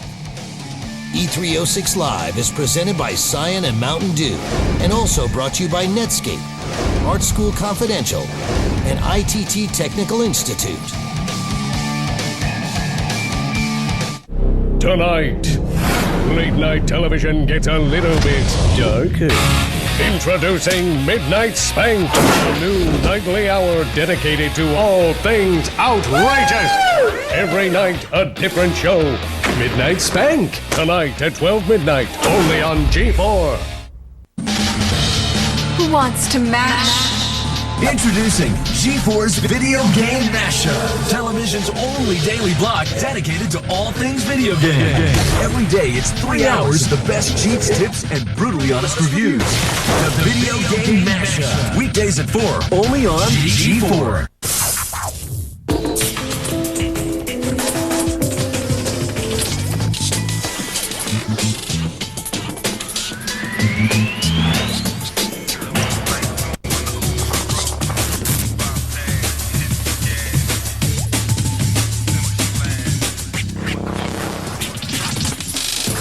The 2006 Scion XA. Restyled and ready for personalization. At Strathmore Institute, you can explore your vision. Feel the power of creativity. Hit the juice! Or simply try to get lucky. Are you serious? You never been laid before? That for sure you're a homo. I definitely don't have AIDS. I've been tested like 40 times, so I know it for a fact. From the director of Bad Santa. Do you want to go get pizza? Art School Confidential. Rated R. Now playing New York and Los Angeles. Starts Friday everywhere. Order a huge Domino's XLP for just $9.99. I'm okay. Ow. And get your shot at tons of tasty gear from Domino's and Target. The Domino's XLP Sweepstakes. One big pizza, one big giveaway.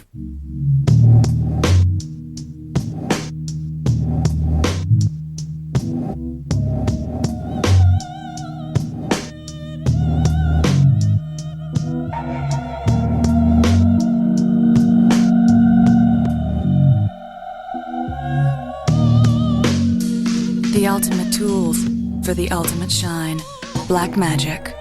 Visit any Pep Boys and enter to win a new Honda SI. Man,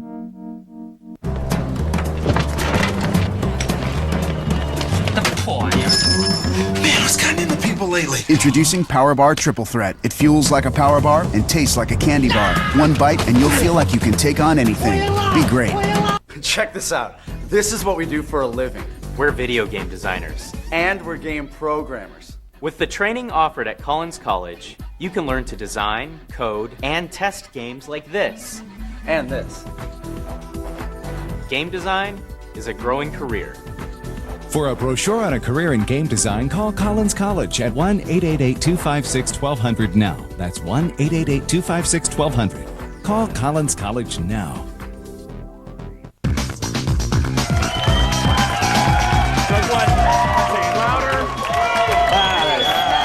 Welcome back to E306 Live, presented by Scion and Mountain Dew. Now, if all this E3 bombardment has only whetted your appetite for more, you're our kind of viewer. Stick around, because tonight on the old G4, we'll be showing all 3 hours of today's show yet again, followed by Midnight Spank with the premieres of Cheaters and Ed the Sox Night Party. I think you can handle it. I think you'll be all right. I think it'll be okay. Yeah. I think they will. Yes, it's coming on just much. What is it? Is it midnight in this? And also, I believe this weekend we're also going to be able to see more of our charming E3 coverage back to back to back to back. Yeah, Just I gotta tell you, relive all the sweating and the thinking and all of that. I was saying, all the moistness. I was saying 3 hours a day for 4 days. Clearly, I mean, come on, is there going to be enough to show? Now I'm concerned that we're not going to get it all in. Well, John Carmack's interview was so great. We got down to a little nitty-gritty, a little technical talk, which we haven't gotten to do with some of the other Asymmetrical interviews. processing, yes. Please tell me more. The nerds love a little asymmetrical processing. I don't think that's ever been said on television. No, and asymmetrical processing, that was a watershed moment, everybody. Watershed. I loved it. I loved it. Olivia, highlights of the day for you? Just being here. I was able to get to the front of the whole convention thing for the first time. There's so much back there. You don't need to go any further, honestly. You've seen the front.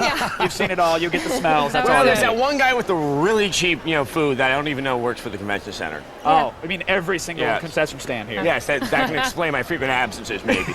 And the margaritas that make the entire convention just sticky, and you don't even want to know where that came from. Yeah, and then it gets worse on Friday. Yes. Well, that's all we have left in the tank here at day 2 of the Electronic Entertainment Expo. But relaxing, that is not enough, No. Shil. There's still 2 more days for the gaming news, interviews, and Canadian tax planning software left. Yeah, that's right.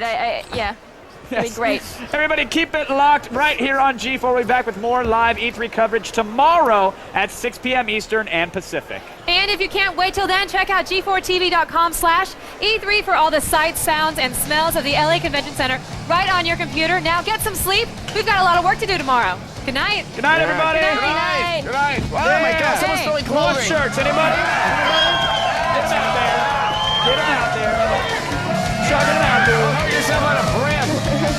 Anyway.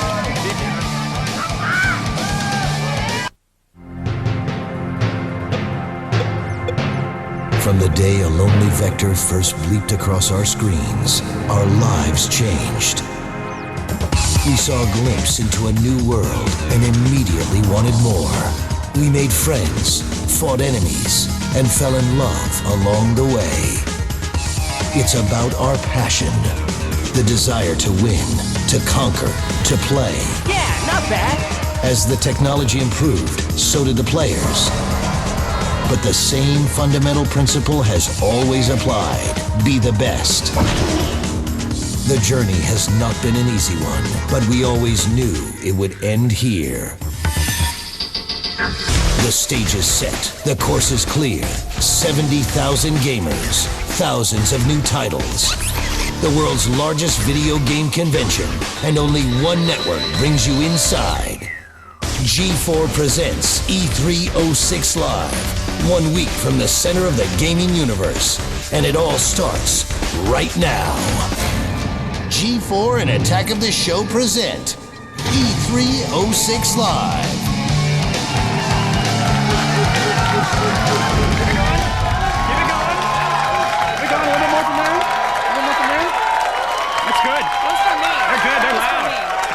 Think. Everybody, welcome to E306 Live, presented by Scion and Mountain Dew. We are kicking off day 3 here at the LA Convention Center. I'm Kevin Pereira. Well, if you're Kevin Pereira, then I must be Olivia Munn. It says it right there. Yeah, it does. And nobody covers the biggest gaming event of the year like G4. The showroom floor is packed with rabid gamers, and we are in the middle of it. By the time this day is over, you'll have more insider information than Bill Gates' chauffeur. Oh, he's That's good. a fact. He knows a lot. That's a fact. Over the next 3 hours, we've got it all. First look, game premieres, exclusive interviews with the gaming industry's best and brightest, and even hands-on demos of the biggest new games. It's 3 hours of live insider coverage, and you're not going to get it anywhere else. Nowhere. Just G4. G4. That's right. Oh, and when you say video games, which we've said about 3,000 times over the last few days, the next words out of your mouth had better be Adam Sessler and Morgan Webb. Yes, our X-Play cohorts are with us again, rifling through the hype to bring you the true E3 gems. How's it going, guys? I'd say it's going pretty well. Yeah, we're having a good I'm time. standing, I'm alive, I'm breathing, and thank you, Olivia. Well, as you can see, we're hanging in there, and as you can see, we have mastered the calm exterior expected of serious journalists. Which thinly veils our willingness to bludgeon anyone who gets between us and a Nintendo Wii. Now, over the course of the next 3 hours, we've got an extreme close-up look at Final Fantasy XIII, a hands-on with God of War 2, and some FaceTime with Nintendo's Wii guru, Reggie Fils-Aimé. But we are only part of a much larger entity. G4 has eyes and ears all over the show floor. Like insects. We're Scientologists. We function like a hive mind, and our first stop is with Zach Selwyn. Hey there, Captain Morgan. Coming up this hour, Tony Hawk. But first, let's send it over to our special correspondent, Gilbert Gottfried. Hi, I'm Gilbert Gottfried, and the Boston Phoenix recently named me the unsexiest man in the world. Well, here I am at E3, the biggest geek fest in the universe. I'm bound to find someone less sexy than me here. All right, and now to Kristin Holt. All right, Gilbert, you're crazy, but I love you. I'm here at EA checking out Battlefield 2142, Superman Returns, and the new Def Jam. More on all that later. Back to you guys, Kevin and Olivia. Thanks, Kristin. Now, the only way you could get closer to the action is if you raised enough funds to host E307 in your rec room, perhaps. Yes, be aware, though, John Carmack is allergic to shag carpeting, just an FYI. Seriously, you had a sneezing fit in our green room. And just because in your living room, just because you're there, it doesn't mean you can't share in the E3 experience, no. No, that's true. This is what we want you to do in order to fully immerse yourself in our world. A, don't sleep for 4 days. B, eat only Krispy Kremes and drink Mountain Dew. And C, pack your house with the sweatiest friends you can find. And if you don't have any of those, Adam Sessler is out on loan. Right, Kevin? Totally. And D, check out the heat index at g4tv.com/E3. That's where you can tell us which E3 announcement or debut has most excited you. Yes, or of course you can always text your opinion to G4TXT, that's 44898, to vote and register for E3 Live news alerts. That's right, we'll be checking out the heat index every hour and reading your comments on air, so make them good. Now, we've comfortably settled in by this point, but some of you may still be reeling from the sheer amount of gamery we paraded before your hungry eyes this week. Well, here's a look at how far we've come and how much we have yet to see. It happens only once a year, makes you weak in the knees, and puts you in a warm, happy place. No, it's not getting laid. It's E3. E3 is the premier event for game developers the world over. It is a nexus for all things gaming. It's where you see the hottest titles before anyone else. You've seen the Master in Chief and that prosperous plumber Nintendo keeps employed full-time, and a certain looker named Solid Snake. But E3 is just getting warmed up. There's still a ton to see, like send a wee little franchise you might have heard about called The Legend of Zelda. Man, Link looks good in green. Microsoft is finding new ways to put the fear of God into asphalt with Forza Motorsport 2, the sequel to the hit Xbox racing sim. It's fast, shiny, beautiful. Oh, and did I mention it's fast? One man bleeds red, white, and blue. His name is Sam Fisher, and he's doing whatever it takes to keep the free world free in Splinter Cell Double Agent. Flowing robes are in this season. Sony continues the PS3 onslaught by unleashing our first glimpses of Assassin's Creed. All this is locked, loaded, and aimed right at your pretty little eyeballs, and you'll only get it from G4 Live. Let the E3 begin, my friends. Okay, that is enough build-up. I need my game fix. Morgan, Adam, help me out. All right, as usual, Olivia, I function as your enabler. E3 is where the new games come to make their mark, but we shouldn't forget about the enduring classics. Yes, like a siren call to fantasy role-playing fans and androgyny enthusiasts. The Final Fantasy series is out to prove that there's nothing unlucky about 13. We're taking an extreme close-up look on Final Fantasy 13.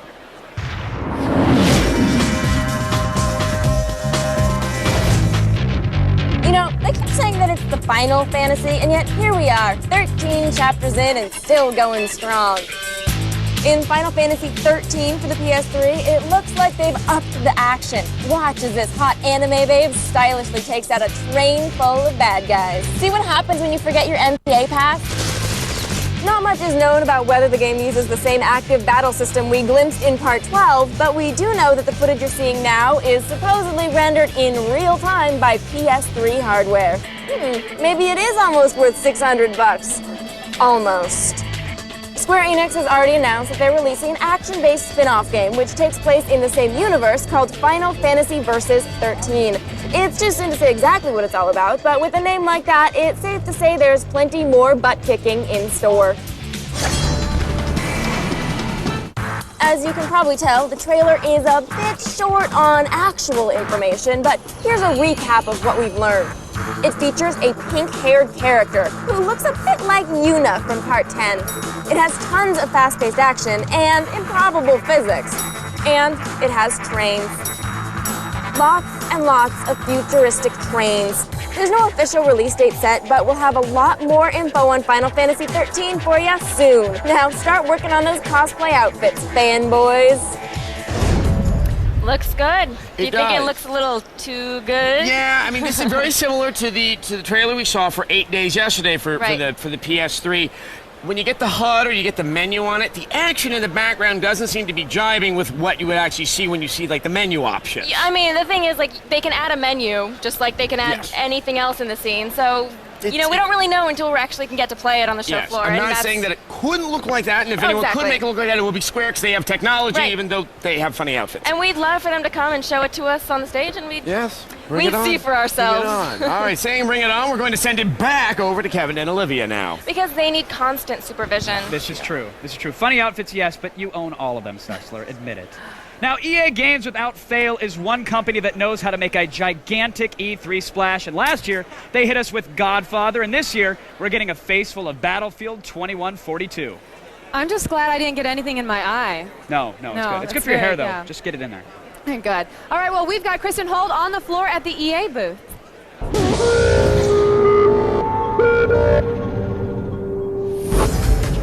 Hey, what's up? I'm here at the EA booth, and as you can see, everyone's really busy checking out everything they have to offer because this year they're giving a sneak peek at some incredible games. Take a look. Superman soars onto the Xbox 360 with Superman Returns. Partly based on the big Hollywood flick coming out this summer, Clark sports the blue and red tights once more. In this game, which takes place in over 80 square miles of Metropolis, Superman must master his powers in order to save the city from 9 supervillains. Superman Return hits the shelves this fall. Man, I'm just getting started. Next on the list is Def Jam Fight for New York, The Takeover. In this upcoming PSP title, EA gives new meaning to rap battle. Gamers will fight for supremacy as they knock the grills out of the mouths of their favorite rappers. I wonder how much the Tooth Fairy would give you if you put that under your pillow. Speaking of Battlefield, that brings us to Battlefield 2142. In the distant future, there won't be global warming. There will be global cooling. After a drastic climate change buries most of the world under a sheet of ice, humans will war over the remaining inhabitable soil. EA definitely has some exciting things brewing, and I don't know about you, but I can't wait to get my hands on them. Keep it locked right here as we keep you up to date on everything as it happens, live from E3. Oh, Battlefield 2142. I got to tell you, Battlefield is one of my favorite first-person shooter franchises. Yes, you told me. I was a little let down with their latest offering, so I'm hoping 2142 brings it back. It's just, how many times can you play the same old soldier in the same modern situation or World War II? It's time for the future. I want lasers and mechs. Thank you, EA. Now, I got to ask you, Superman hasn't had great games in the past, and they really needed this time. What do you think of it? Superman's been in trouble since the N64, I think, and they even delayed this game to give it a little more time for the Superman DVD. So that you could say that they're giving the time that it needs, or you could say that maybe it's in trouble and EA knows it. So time will tell. Time will tell. All right, everyone, there is so much more E306 Live left. You might as well just put on a pot of coffee and disavow all knowledge of anniversaries, birthdays, or pretty much anything else that gets in You your don't way. have friends anyways.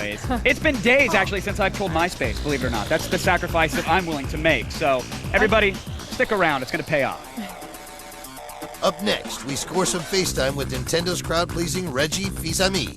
And later, we get our hands on God of War 2, one of the year's most anticipated sequels. E306 Live is presented by Mountain Dew, coming to you live and in color. Everything is go.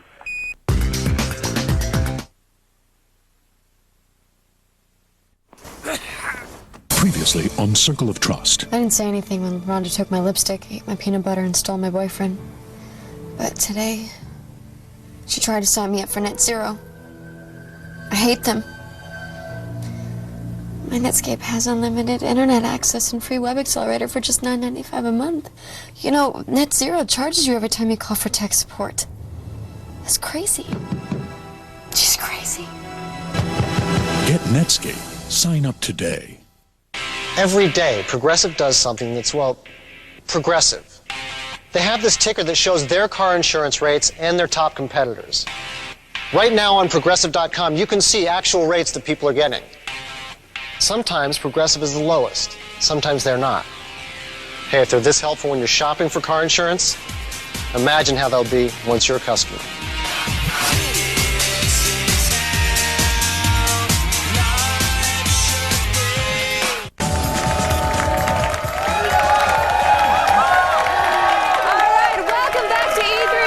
Live presented by Scion and Mountain Dew. I'm Olivia Munn, and I am waist deep in the single biggest video game event in the world. Big events track big names, and there are few names bigger in the worlds of sports or video games than Tony Hawk. Remember, kids, skateboarding is not a crime. It's a multi-billion-dollar industry. Zach Selwyn is on the floor with Tony Hawk, presented by Scion.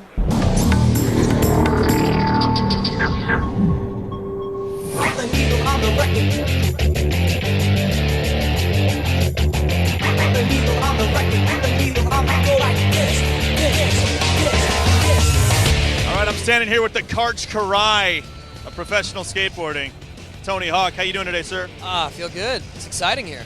Yeah, it is. Now, you got 2 games coming out this year, is that correct? Yeah, we have Project 8, which is our next big skating game, on all the new consoles, and then we've got Downhill Jam, which is exclusively for Nintendo, and especially on the Wii with the new controller that you move, and it's basically like it's a downhill skate racing game, but you can do all the old tricks that in our our previous series, but they give you boost power to just go faster and beat everyone else. How is that controller going to work in the skateboarding game? Exactly how it feels. You turn it one way and your guy. And you're going to move that way. Yeah. I was playing it last night for the first time. I got my hands on the controller. Yeah. And it's intuitive. As soon as you pick it up, you know what to do. Are you excited about these 2 games coming out this year? Of course. Why 2? Because we want one to be more just focused on racing, and we've never done that before, and it's really exciting because it's a whole new genre. And then the other one is just going to blow doors on everything we've done in the past. When you see the trailer for it, no one can believe it's actual gameplay, and it is. Awesome, man. Well, I look forward to checking out both your games this year. Cool. Thanks for spending some time with us. And now for someone who has yet to figure out how to turn his crocheting hobby into a gold mine, Kevin Pereira. Hey, it's huge on the internet. I'm back-ordered, man. All right. Now, if you've ever wondered just how Nintendo manages to remain one of the most innovative game companies in the world, you need to meet a man by the name of Mr. Reggie Fils-Aimé. And luckily, you're about to, because I've got some FaceTime with the man himself.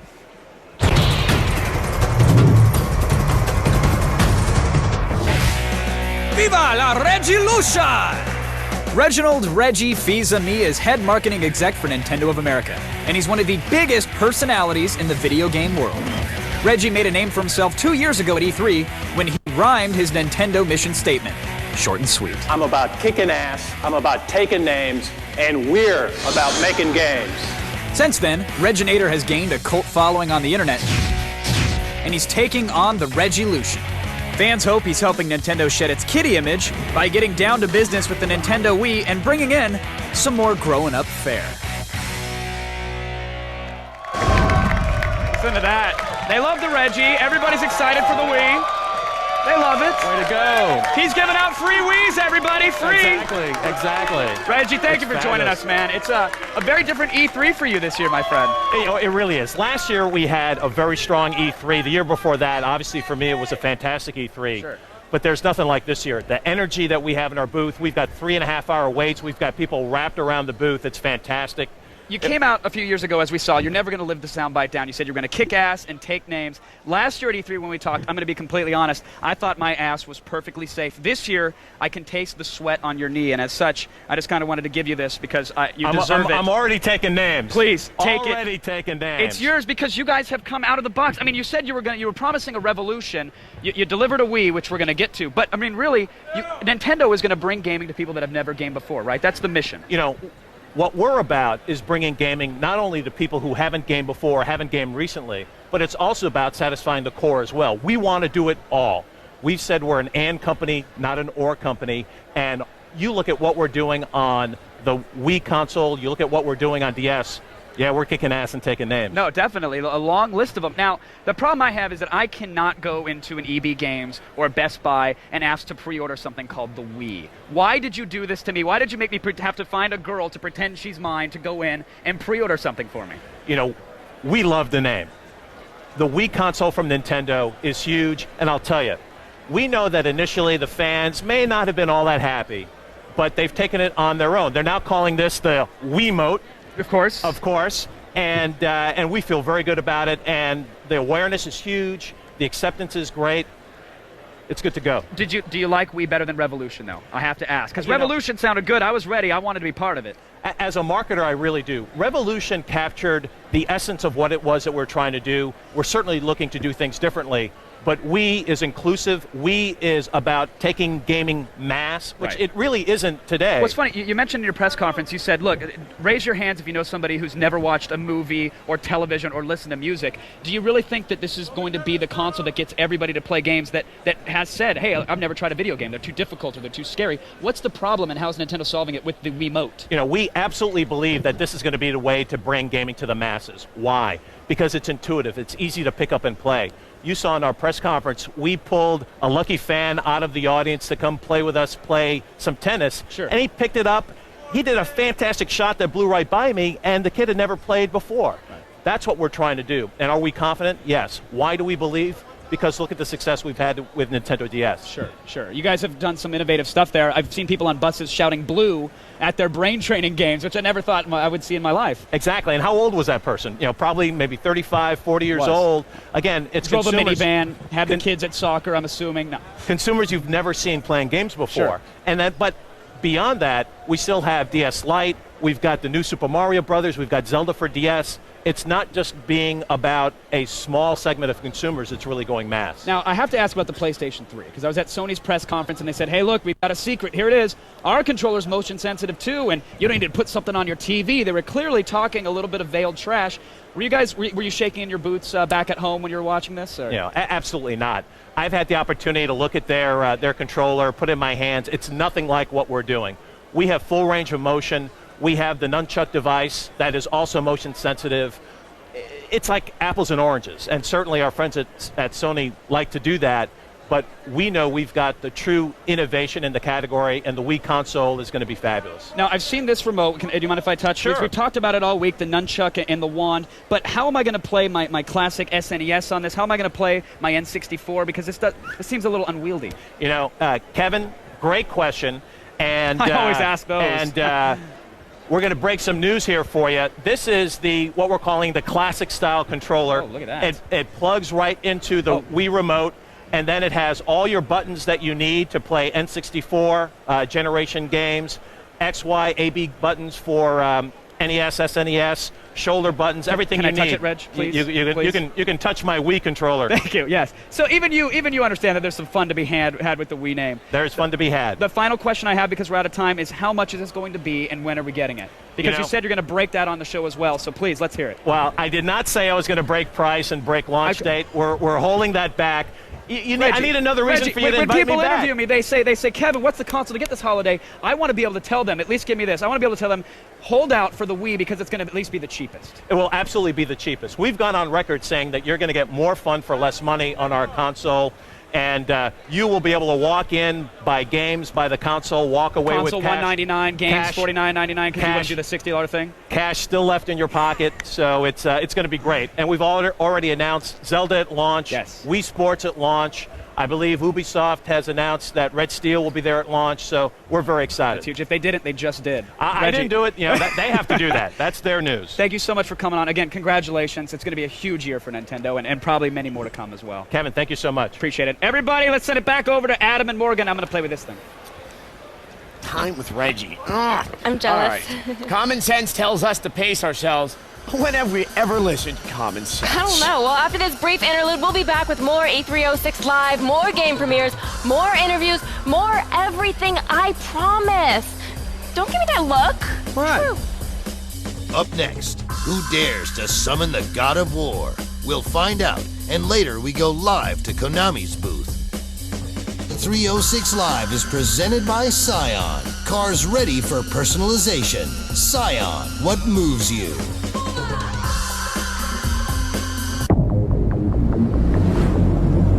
Games rated E to T, not all games rated by the ESRB. Starting a new garden doesn't have to be back-breaking. Not when you have the Mantis Tiller Cultivator. It does all the hard work for you. The Mantis Tiller weighs only 20 pounds. It's easy for anyone to handle. The powerful two-cycle engine spins the patented tines deep into the soil. They dig down, cutting through the hardest clay and tangled weeds. They're so tough, they're actually guaranteed never to break. Yet the Mantis maneuvers nimbly, even in the tightest places. Tilling, weeding, and cultivating have never been easier. Now you can get this amazing Mantis Tiller Cultivator at huge factory direct savings. Plus, we'll give you this border edger free. Use the Mantis for a full year. And if you're not delighted, return it for a prompt, no questions asked refund. Call now and we'll send you complete information. It's yours free with no obligation. Call 1-800-580-8170 for more information. That's 1-800-580-8170. Call now.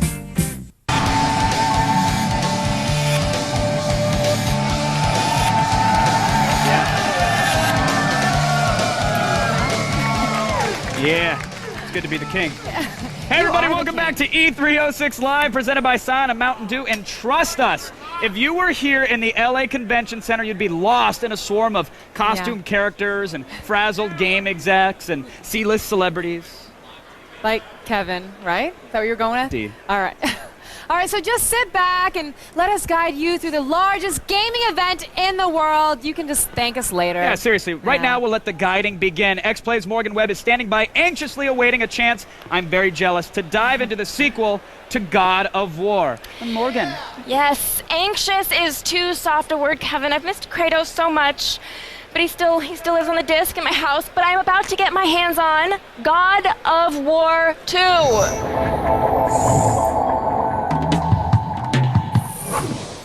Joining me is creative director David Jaffe. Yes, There we go. We got a little love, and playing the game is God of War director Corey Barlow. Welcome, guys. Thanks. Now, I saw your face. You had a full page in Wired. You were across from Miyamoto, right. weren't you? No, it was no. It was Kojima. Kojima, yes. Not a bad place to be. It's not. No, that was a hard picture to take. They kept wanting me to pose. It was like the most professional photo shoot I'd ever done, and I'm like, I don't pose, lady. And finally, they just took some stock picture, but that was cool. It was good. fun. Yeah. It was great to see you in there, and you were so young. Okay, God of War 2. Yes. We have it being played right now. So, what's new? What's new, Corey? Yes. Well, Corey, you're the director. What do you think? What's new? So what's new? We are bringing back all the base that we had for Kratos in the first game, and we are kind of enhancing everything. So that sort of same pick up and play control system that we had, we're bringing that back, but we are giving Kratos all new moves, all new magic. And he still has the Blades of Chaos, right? All right. He has the Blades of Athena that he got at the end of the first game, and he actually will be able to use sub-weapons and combo those in. Okay, great. Well, let's play. Let's find some enemies to kill. Now, the story was really one of the draws about God of War 1. It integrated very seamlessly with the gameplay. Now, how are you looking to follow up on that? Well, I mean, what's cool about it is that we never really looked at it like, we actually wanted to call this God of War, and the marketing was like, well, we have to call it God of War 2 because people don't know what it is. Yeah. God of War is really, it's one big story, and we're sort of in the middle of telling a bigger story. And so for us, it's really, this game picks up right where the first game leaves off, right when Ares is dead, Kratos assumes the throne of the God of War. So now he is the God of War. You're playing as the God of War. He is the God of War at the beginning. And basically the gist of the story is about sort of how Kratos deals with the politics and petty backstabbing of the gods of Olympus, and how ultimately that kind of drives him to make choices in God of War 2 that ultimately leads to a pretty neat ending of the entire thing. The tagline of God of War 2 is "The End Begins," and I think maybe in about, if we're fortunate and fans really like God of War 2 and we're allowed to continue with our story, eventually people will see really what that means. But we have big things planned for sort of the whole franchise, and this is sort of a great continuation of that story. So storytelling is still a very big part. There are no really fundamental gameplay changes, though. Well, I mean, yes, in that, Kratos now has, he can grapple, he can fly the Pegasus, he has brand new moves, brand new enemies, brand new strategies, but the reality of it is we look at the God of War series as a story. It's a playable movie, basically. It's a playable story. And we're not really looking to sort of list bullet point, these are the brand new features of God of War. It really is a continuation of the adventure, the story of Kratos and how he sort of goes through this change. Is it going to be about the same length as the last one, do you think? We're not really designing the game, I think, with length in mind. Right now, it's how long does it take to tell the story that we want to tell. So how long it turns out, I mean, we're definitely going to shoot for the same gameplay time, but I would love more. But it really is kind of at the mercy of the I think we'd all love a little more. Now, that sort of brings us to the movie. Tell us a little bit about working with that, because I know you're really big into story and telling a good story. In terms of this particular franchise, yeah. I mean, well, the movie, like the God of War movie, the God of War movie. I mean, I don't know. You know how it goes. It's like, who knows if these things are actually going to get made. I know we just announced a fantastic writer for our movie, David Self, who wrote 13 Days with Kevin Costner, wrote The Road to Perdition. He's writing Captain America for Marvel. So we were really excited to get like a really great writer. It's not some kind of crappy, C- level guy who's going to write, Blood Rain or something. This is like a real great AAA writer. And you have your hands in there a little bit? As much as I can. I mean, the reality is I love making games. I'm not a good movie maker. You can see my films to attest to that. But we have the guys who made Batman Begins heading this up. We have a great screenwriter. So you never know. I'm pretty pessimistic, but in terms of these things never get made. Everything's always in production, in development. But if it actually got made, we have an amazing sort of behind-the-scenes crew ready to sort of take it on and sort of bring that pedigree to God of War. So I hope it happens, but you never know. Well, thank you so much. Thanks for coming. We are not worthy. I mean, that's just me. Although it doesn't feel like it right now, we don't live solely to cover E3. It's true. Adam has got some information on what we do when we're allowed to leave the convention center. I cannot believe that God of War 2 footage. She stabbed him like in the eye. It was like Mo, but burly. Anyway, G4's video game coverage does not end with E3. There's also the Video Game Mashup. That's TV's only daily block dedicated to all things video game. Now, the heart of the mashup is this show. I know something about it. It's called X-Play. It's where Morgan, Webb, and I play and review every game we get our hands on. The mashup, it's 3 full hours of cheats, tips, tricks, and our brutally honest game reviews. Now, don't miss X-Play and the rest of the mashup. That's weekdays from 4 to 7 p.m. That's right here on G4. Now, leaving us right now would be, well, it would be so typical of you, wouldn't it? I'm hoping you can change. If not, I am confident that what we have coming up is powerful enough to glue you to your lounge furniture of choice. Stick around for more E3 06 Live. That's right after this. We're checking out all the latest from Konami right after this break. and later we'll go creeping in the shadows with the newest edition in the Splinter Cell series. E306 is also brought to you by Netscape. Sign up today and get free Web Accelerator when you stay for 12 months. For more information on the Mr. Clean Auto Dry Car Wash Kit, go to autodry.com. Red Hot Chili Peppers Stadium Arcadium.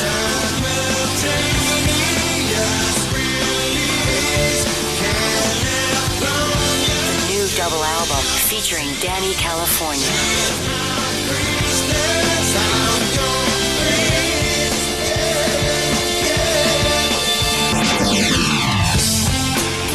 Red Hot Chili Peppers Stadium Arcadium in stores now.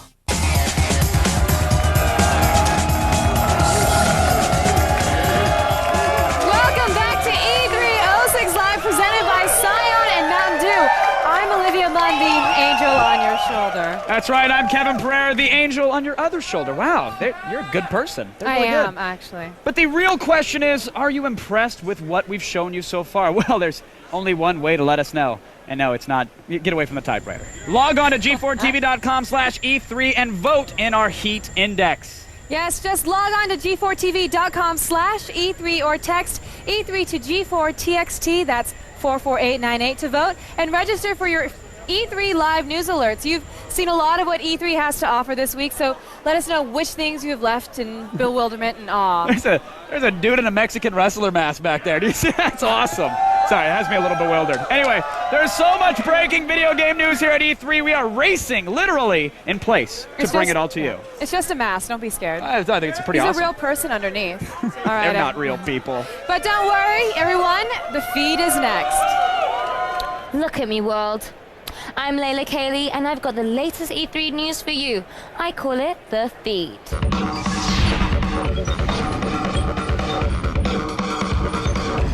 Shh. Don't tell the Pope, but the Da Vinci Code is coming soon to consoles and PCs near you.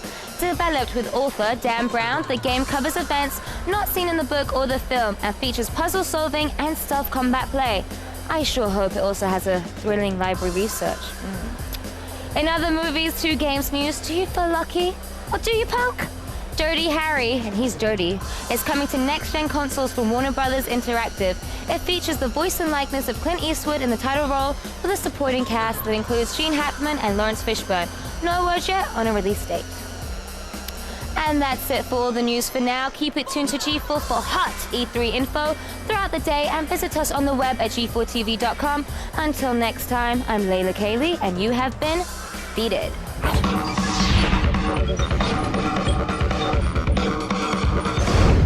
Thanks, Layla.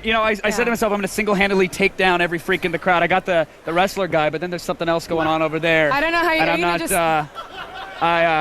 Well, okay, you took this guy's mask, so you're going to wash him down in the bath or something? I'm going to hose him down after. We'll be all right. We'll be all right. But right now, we're going to get to the games. Now, there are only a select few game characters who reach the level of instant name recognition, right? Metal Gear Hero. Solid Snake? Yeah, he's one of those guys. And Adam Sessler has a report from inside the company that birthed him. Cesarean, by the way. Konami.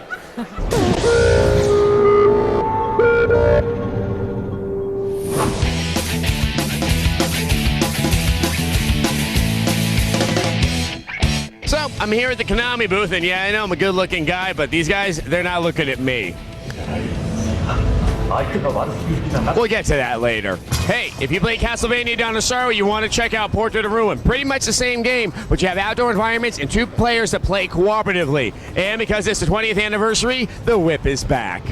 Despite the movie, I'm always ready to play another Silent Hill game, and now it's on the PSP with Silent Hill Origins. This is an original story that is supposed to answer some of the questions about what's wrong with Silent Hill.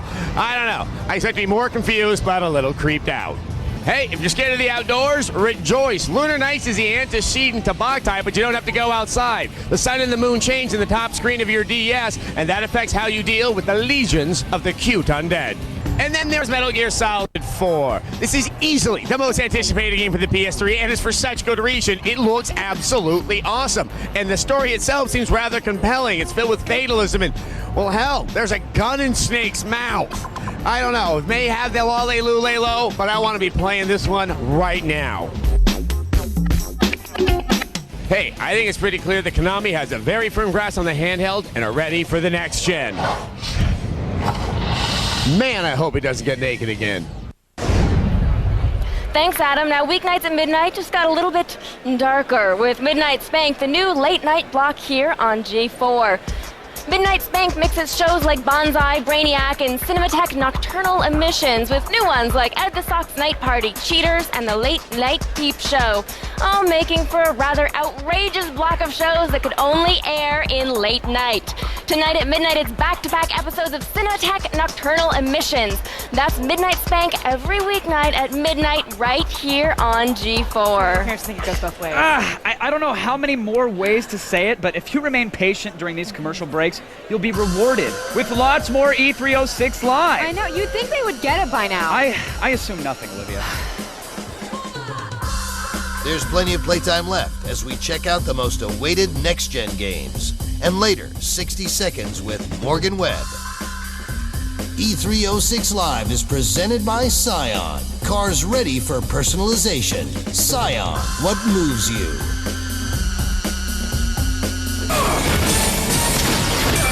That's it. Rated PG-13. Before attending ITT Tech, I pretty much didn't care about school. I was delivering pizza. I put my dad through a lot of hard times. I told him ITT Tech is good for you. Do you want to go? Our company builds the Predator unmanned aircraft series, which are flown used to support our homeland security. Computers are my passion. I enjoy designing circuits. The knowledge and skills I gained from ITT Tech allowed me to fit in right away. I pretty much shocked my parents. He's come a long way. I would say I'm a lot happier than before. We are educators helping people build a foundation for the rest of their lives. ITT Technical Institute, education for the future. To find out more, call 1-800-327-1172 or visit us on the web. Earn a bachelor degree in digital entertainment and game design, one of today's exciting new career fields. Call 1-800-327-1172 to apply.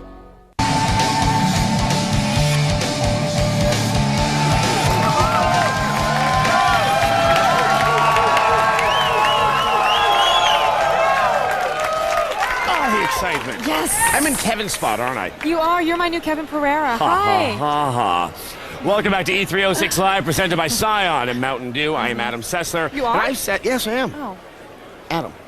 Olivia. Good. Anyway, I've set a world record for most consecutive hours staring at an LCD monitor. That's right. E3 is all about new games, new consoles, and new ridiculous feats of endurance. I have sometimes a hard time reading the Yeah, conference. sometimes. Yeah. It's a wonder David Blaine isn't here to actually help me with Right, the well, he's too busy regurgitating water right now.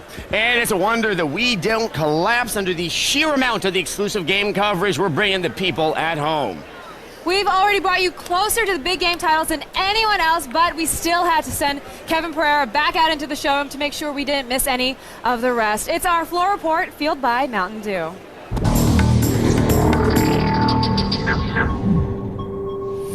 Thanks, guys. Yes, I'm down on the E3 floor for even more madness. Let's take a look at some of the titles that you're going to be playing in the years to come. Now at E3 this year, it's all about the tried and true franchises. So why don't we get things rolling with Namco Bandai's Ridge Racer 7. Namco is being pretty tight-lipped on specifics, but we do know that there will be some sort of support for online co-op play involving up to 14 players. Ridge Racer 7 will surely set the early bar for the PlayStation 3's technology. One of the most exciting fighting franchises is back with Tekken 6 for the PlayStation 3. In the next-gen version of this fighting powerhouse, most of your favorite characters are back, along with some new faces and updated graphics that are sure to blow you away. Of course, the game is still in development, so we have no news as to when it will actually be released. Sega is bringing you the sequel to Full Auto, you know, the gun-crazy next-gen car combat game, with Full Auto 2 Battle Lines. Battle Lines will offer an all-new arena mode, full destructible environments, and over 20 different tracks. Although Full Auto premiered on the Xbox 360, Battle Lines is being developed exclusively for the PlayStation 3. Of course, as you can see, there are a ton of great titles on the way. I can't wait to get my hands on all of them. But keep it tuned right here for more news and updates. In the meantime, however, back to you, Olivia. Thanks, Kev. All right, everyone, we are moving at such a precarious speed here. We can't spare a minute unless one has been specifically set aside beforehand. Luckily, that Morgan Webb always plans ahead. Here is another Morgan Minute. The press conferences are over, and we now have to ask ourselves, are the big console developers accomplishing their goals? Sony had the first press conference and expected to blow everyone out of the water, and they failed. Game demos were underwhelming, their prices insane, and computer-generated Tiger Woods scares me a little bit. Microsoft has had a year to figure things out with the 360, and it shows. If people can get Grand Theft Auto 4 and Halo 3 on the 360, they'll wonder why anyone would spend $600 on a PS3. And then there's the Wii. The name is still dumb. What matters is the gameplay. The controller is intuitive, and seeing Link and Mario back in action is exciting. Microsoft has staked out its territory as the console of young, violent men. Nintendo is redefining frivolous fun and creating innovative ways to play. Let's just hope Sony can bring in enough of the truly hardcore to keep the console alive. Hey, you know, I'm gonna buy one, but that's because I can write it off on my taxes. And that's been a minute, and I've been Morgan.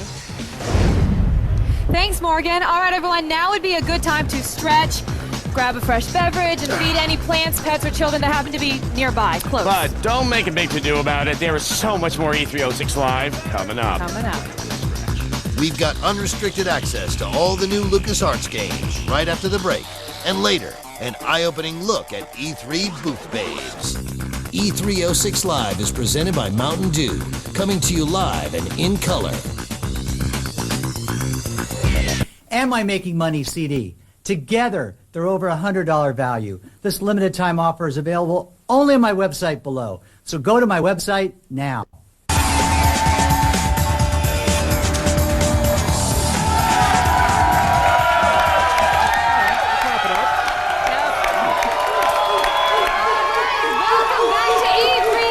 Live presented by Scion and Mountain Dew. I'm Olivia Munn, and we've gone through an entire hour, and I need you guys to tell me which things have impressed you the most, because it's all been just a big blur. Pretty much. First up is the 13th installment in everyone's favorite feathered hair big sword franchise. No, it's not Adam Goes to Hollywood. It's Final Fantasy. You said it was scorching, Sessler. Or flaming. Hello. That's surprising, actually. I'm surprised it's not volcanic, because the people who like Final Fantasy sit there on their computer and go vote, vote, vote, vote until it gets the highest score. That's because you know I was voting. I see. Well, next up, the man who continues to turn teen rebellion into a video game juggernauts, Tony Hawk. You thought his next-gen titles were warm. I'm not surprised, I gotta be honest. Look, I love the first few Tony Hawk games. Tony Hawk 2 for the Dreamcast wore out all my controllers, but at this point, it's kind of old news. It was the Dreamcast. Yes. You said it right there old yourself. News. Okay. Right. Finally, God of War 2, this is so easy to predict volcanic. It was awesome. You can ride a Pegasus. You can stare my eyes out. I've said it before, I'll say it again. Coming down with so much force. You can open crates. With yes, R1, you can, but we can do it with brute force, because Oh, those sorry. crates, they deserve to be brittle and twisted and hurt. All right, well, the people at home all voted at g4tv.com/E3, and now it's time to hear what Not Your Khakis thought about the Tony Hawk games. All right. Yes, that's his name. He's my cargo pants. All right, this is what he said. This looks like an interesting game, but maybe too complicated. Yeah. Wonder what he's playing. Look, I buy it. They had 1,001 moves to make your combos 4 minutes long. Or maybe the guy has flippers. That would make it difficult. You're going to get some mail. All right, well, if you didn't like the results of the Heat Index, then do something about it. Get over to g4tv.com/E3 and vote for what's coming up in the next hour. Or, as always, you can text E3 to G4TXT, that's 44898, to vote and register for E3 Live News Alerts. But right now, we've still got lots more coming up here live from E3. Rest assured, we are building towards something huge. Yes, we tell you what exactly, but we don't want to ruin the surprise. Oh, no, like the show Lost. Oh, yeah. Except our surprise won't end up just being a science experiment. Right, or just some fat guy's dream. Oh, yeah. Speaking of fat guys' fantasies, check out what awaits you when E306 Live hits our number 2. Did somebody call a plumber? We've got the latest from Nintendo right after the break. And later, we'll boldly go into Star Trek Legacy. E306 Live is presented by Scion and Mountain Dew, and also brought to you by Netscape, Art School Confidential, and ITT Technical Institute.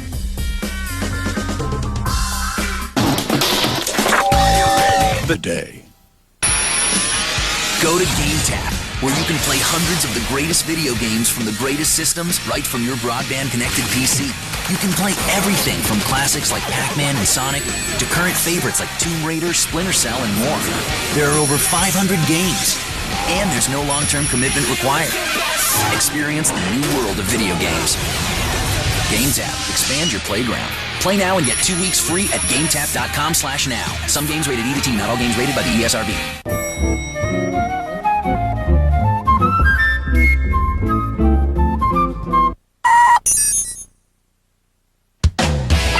Jinx, clothing and gear for gamers, geeks, and hackers. Check it out at jinx.com.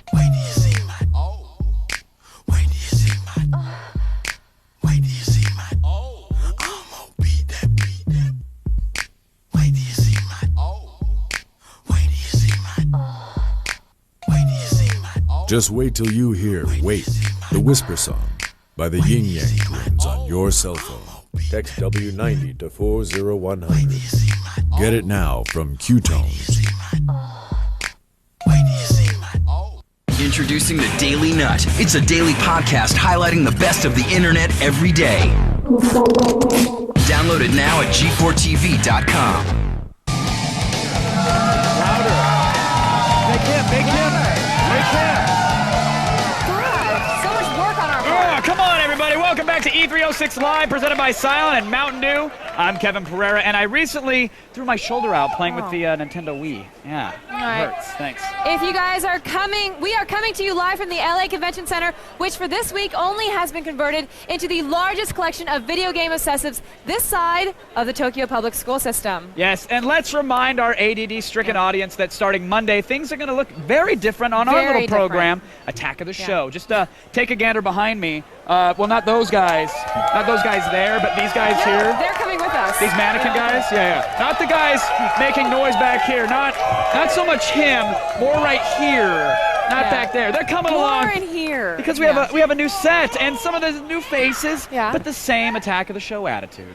And coming up this year, AOTS breaks out with the week-long road trips. In July, we'll crash the superhero of conventions with Comic-Con Live. Yes, in August, we'll head to Sin City, Las Vegas for a week of the sights and sounds that only Attack of the Show can bring you. And in September, we are off to Tokyo, the place that seems to be defining what's next, including animation, gadgets, and video games. It's so good. It all starts Monday with an all-new Attack of the Show right at 7 p.m. Now, I hope you've digested everything we threw at you in the first hour, because hour 2 is set to kick off. We're getting our hands on Splinter Cell Double Agent, feasting our eyes on booth babes, and answering the question, what is Gilbert Gottfried doing here? E306 Live rolls on now. See the latest installments from Fanboy Fave Zelda. Plus, we've got a high-powered demo for Splinter Cell Double Agent, and of course, we've got the booth babes. G4 and Attack of the Show present E306 Live.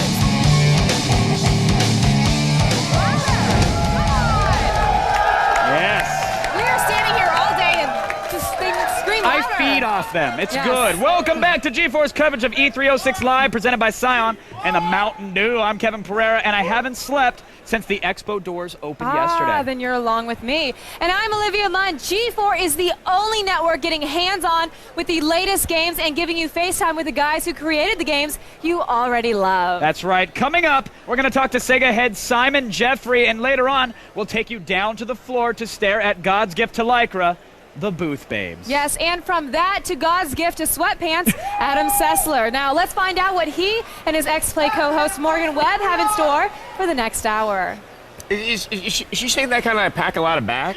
Like I got luggage in the You don't really, though. I think that's your wallet. Really? Okay. Wow. Thank you, Kevin and Olivia. Morgan and I are anxiously awaiting the return of the stealthiest character in gaming. Yes, Sam Fisher is back, and we're strapping on the night vision goggles and getting our hands on Splinter Cell Double Agent in just a little bit. But first, with the show floor being such a spectacle of nerdcraft and booth instruction, it's, well, It's a little difficult to take in. Yes, which is why we do not dare to do it ourselves. We have a skilled team of operatives out there. Operatives like Zach Selwyn. Hey, thanks, Adam. I'm still here at E3 looking for the hottest booth babes on day 2. But first, let's see what Kristin Holt is up to. Hey, Zach, I'm smack in the middle of the Nintendo DS booth at E3. And with all the Wii fuss, we got to make sure that the little Nintendo DS doesn't get jealous. So I'll tell you all about that in just a little bit. But right now, let's check in with Kevin and Olivia.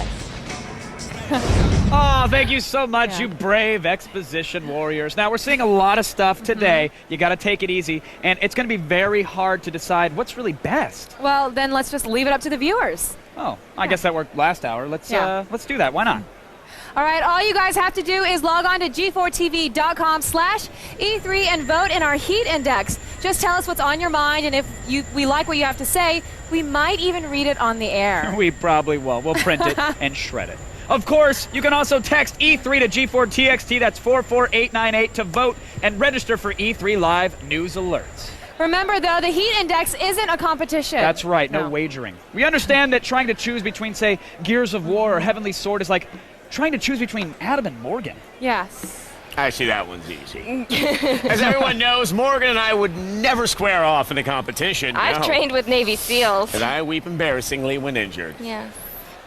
Now you've giggled along with us whenever we mention the Nintendo Wii, but you have to admit they've come to E306 packing. Here's our extreme close-up on the Wii starting lineup.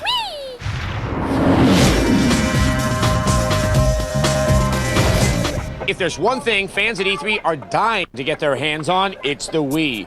And Nintendo is bringing out their big guns to convince the crowd of the system's potential. First up is Super Mario Galaxy. Players still use the analog stick to control the tiny Italian plumber, but certain moves can only be performed with the motion sensor controllers. For example, stand underneath certain icons and shake the nunchuck. Mario spins around and gets launched into orbit. No word on whether you can use the remote as a plunger. Also blasting its way onto the Wii is Metroid Prime 3 Corruption. Right away, we were impressed by the intuitive aiming that the control setup allows. Blasting aliens is a breeze. Just point at your target and fire. You can use the Wii controller for additional features, like a motion-sensitive grappling hook that allows you to grab and move objects, or the ability to open and close door latches by turning the remote. But the game that was the most fun to pick up and play was WarioWare Smooth Moves. Like other titles starring Mario's greedy counterpart, this is a collection of bizarre minigames. Each one introduces a different way to hold the remote-like controller.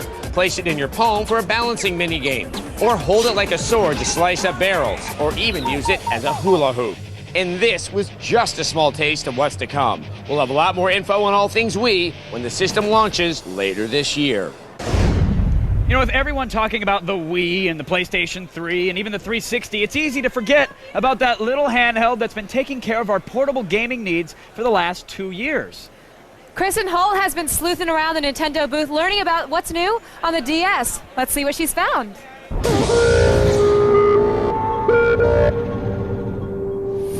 I'm here at the massive Nintendo booth where the Nintendo DS is trying desperately not to be overshadowed by the Wii. So let's check out what the DS is packing. Link is completing the console trifecta by appearing in The Legend of Zelda Phantom Hourglass. The game is a continuation of the story of Wind Waker, and it sticks to the cel-shaded look. The stylus is used to slash enemies, chart paths for your trusty sailboat, and guide your boomerang to specific targets. Phantom Hourglass will be coming to the DS soon. Fox McCloud and crew are finally landing on Nintendo's dual-screen Star Fox DS. Lilat needs help, again, and it's up to you to pilot the R-Wing through various missions. The game is rendered in full 3D, and it looks great. The mean green eating machine Yoshi is starring in Yoshi's Island 2. This sequel to the Super NES classic has Yoshi escorting Baby Mario, Baby Peach, and Baby Donkey Kong as they try to rescue the other babies who were kidnapped from the local school. The colorful graphics and throwback gameplay should be enough to keep you satisfied when the game comes out at the end of the year. With the games that Nintendo is showing this year, it appears that the stranglehold that the DS has on the portable market is not going to loosen up anytime soon. That's it for now. Back to you guys. Oh, I thank you, Kristin. Now, Olivia, I often find myself confused. You know, I want to learn about the latest tech and the newest games and those disturbing little pieces of pop culture that can only really be found on the interwebs. You know, well, all that can be found each and every day with GeForce Daily Nuts. What? That's right. We pour over the web to find all the best stuff, then we serve it straight up to you. Weird websites, fun new viral videos. The Daily Nut is the best way to find out everything that's happening on the net. That's right, and you can only get it online. Just log on to g4tv.com or on iTunes. You can download GeForce Daily Nut. Also, I want to say today, I checked the numbers. I think we're in like the top 10 or the top 20. Not bad. Top 10 or top 20? We deserve to be number 1. It's every day. It's good. Download it. It is. It's good hard work.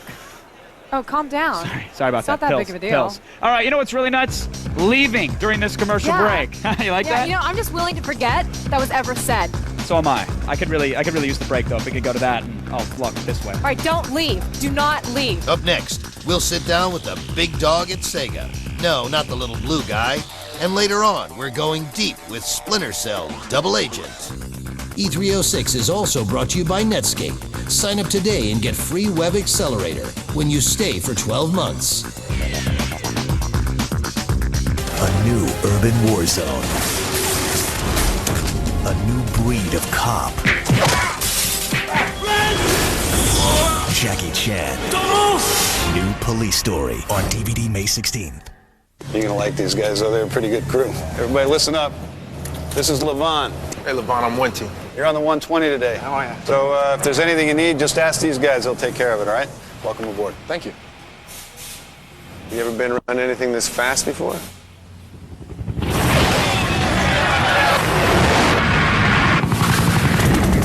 Yeah, in the last job. See how Army training gives you strength for now, strength for later at GoArmy.com.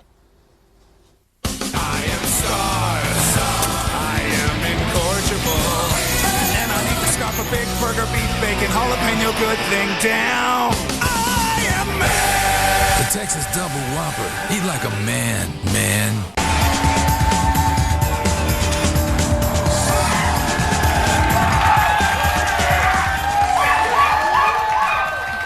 Sounds like there's a dog barking back there. Welcome back to E306 Live, presented by Scion and Mountain Dew.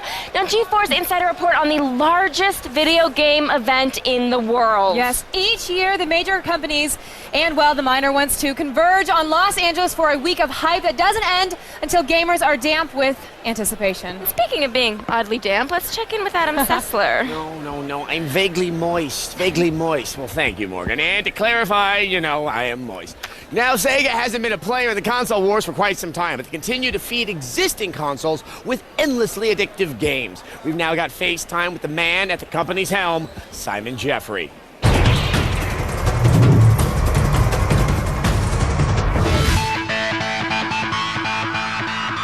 Sega's top man in America, Simon Jeffrey, began his career in Electronic Arts before moving on to Virgin Interactive.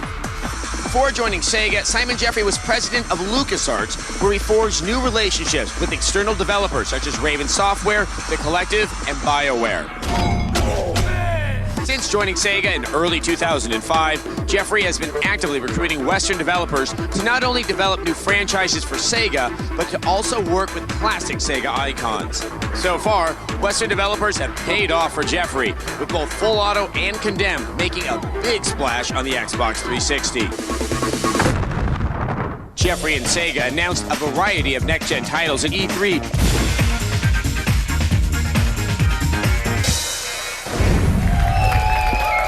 All right, well, thank you very much for joining us, Simon. Thank you.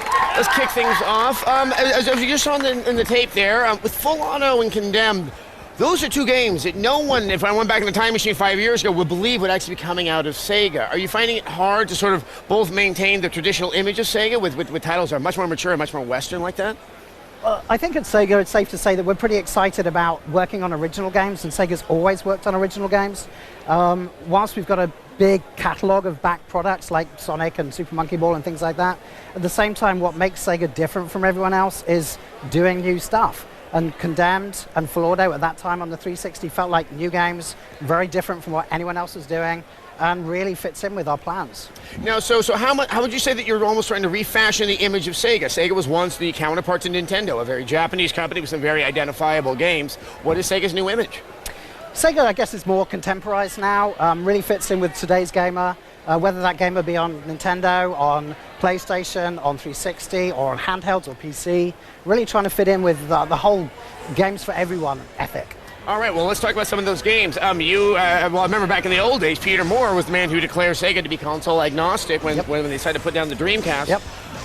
What are you finding happening with your relationship with the three companies? Are you favoring one over another? How are you putting your games into various hands on various consoles? Well, we've got great relationships with all of those guys. Having Peter up at Microsoft is very interesting for Sega, obviously. I can imagine. Great personality attraction there.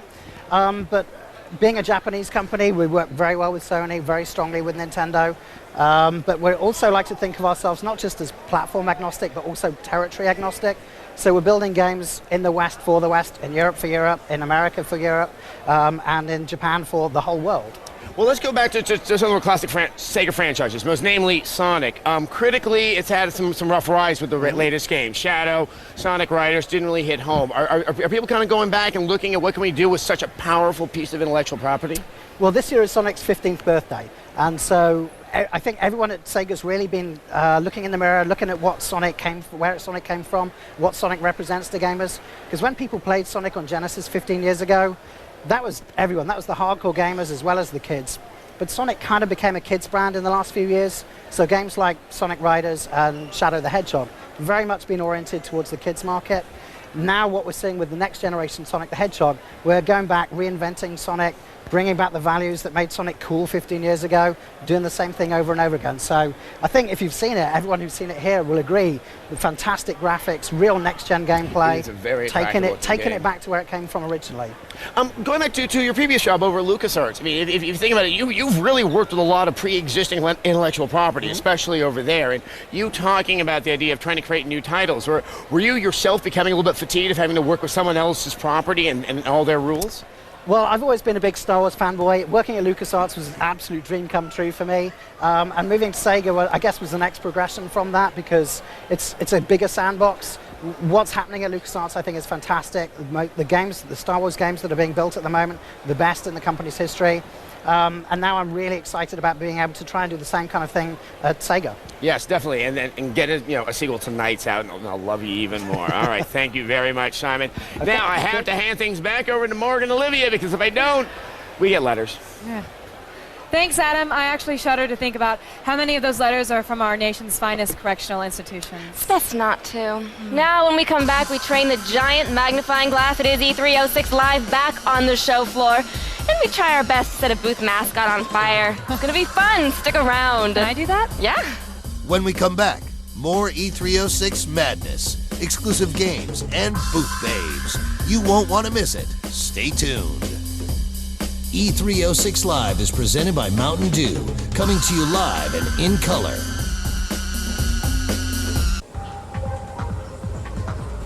Hi, Richard. Hey. It's time to watch Midnight Spank, G4's new block of late-night shows. But I'm having so much fun here. Do you see the bag, Richard? I see it. If you don't watch Midnight Spank, I'll open the bag. Oh. Do you want me to open the bag, Richard? No. Introducing Midnight Spank, weeknights only on G4. That's a winner. Yeah. Oh, I'll take the code red. That's not a prize, it's mine. But it's with the prizes. Not happening. I'm not looking for trouble. Well, you found it.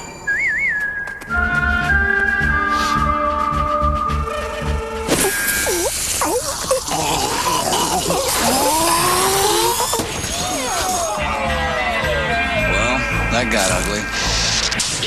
Well, you're part duck, part beaver, and part otter. I am a bit of a hodgepodge. But look at you. Part SUV, part van, part surf wagon. Where does a platypus learn a word like hodgepodge? Hello? Anybody here? It lives in the walls. What's that? It hunts at night. I keep seeing things. And on May 19th, What is going on? it's here to do God's work. Your sins must be cleansed. This is not what God wants! See no evil. Rated R. In theaters everywhere, May 19th. Some things never change. Look at this kid. Spence, what's going on? How's the army treating you? It's good. It's real good. What they got you doing? Like jumping out of planes? Or? No, I'm working with computers. Computers? Well, you could have done that here, right? Yeah. What's the status? 0439 Zulu. Not really. See how Army training gives you strength for now, strength for later at GoArmy.com.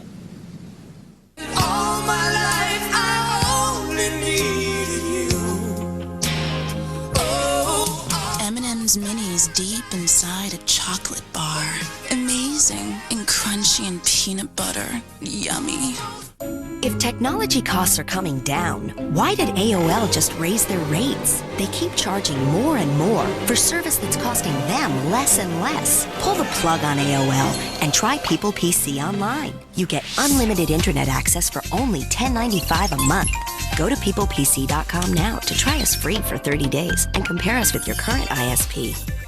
People PC Online has all the features you'd expect from the big ISPs and a few things you might not, like virus blocker software to help protect your computer from harmful email viruses, more local access numbers than AOL, and a smart dialer for faster, more reliable connections, all for just $10.95 a month. You don't need AOL for a great connection, and you definitely don't need their high prices. To try us free for 30 days, go to peoplepc.com for a quick download of our easy-to-use software. Or call 1-800-748-7986. People PC Online, a better way to internet.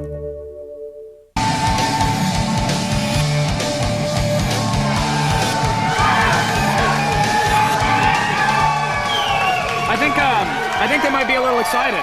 I think it sounds like there's a dog back there. A couple of them. A small dog, though. A couple of them. That's where Randy keeps them. Everybody, welcome back to E306 Live, presented by Scion and Mountain Dew. I'm Kevin Pereira, and I am proud to be your personal Sherpa through the video game industry's most prestigious event. I'm working Webb, and I have noticed a disturbing amount of yak fur in the green room. That was you, I guess, huh? That is me. I'm sorry about that. Been a little ill. We've shown you how the Nintendo's Wii innovative controls are poised to revolutionize gaming, but how easy it to actually pick up and play. Is it easy? We don't know. Well, Olivia does, because she's got a special floor report from the Nintendo booth.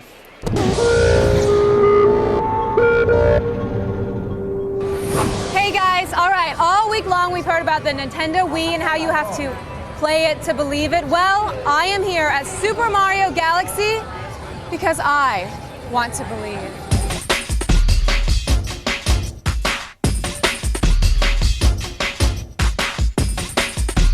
You know, I may not have as much gaming experience as the average geek, but that actually makes me the target audience for the Nintendo Wii. This thing is actually pretty cool. These controllers are actually really solid. I thought they would be a lot lighter, but they actually have a nice heaviness to them. Okay, so I'm going to use the left-hand nunchuck move to move Mario around and A to jump. All right, check this out. I aim the remote at the screen, and it gives me a pointer that I can interact with different objects. All right, now I'm going to head over to this other planet, so I'm going to point the remote to the star icon and then waggle just a little bit. Yes! Mario in space. That's what I've always wanted. I like this game. It's fun, it's intuitive, and, you know, best of all, it actually feels like a Mario game. So, you know, I'm just going to keep on playing and, leave you guys in the capable hands of Mr. Kevin Pereira. Kevin, take it away. All right, thanks, Olivia. Now, E3 wasn't built in a day. No, my friends. It's been around for years, always on the forefront of gaming technology. To put this year's expo in context, we have the final chapter in our ongoing exploration of E3's past. It's another year and another E3. We're here to bring you all the breakthroughs in personal entertainment heading our way in the 80s. That's right, Adam. The year is 1982, and the future's so day-glow, we'll have to wear Ray-Ban. Lots of big stories this year, Kevin. Now, arcade cabinets, they are still king, but is the Atari 5200 or the ColecoVision going to be the future of gaming? And let's not forget advances in graphics, huh? Will the lifelike experience of Gorf best innovative gameplay like Frogger?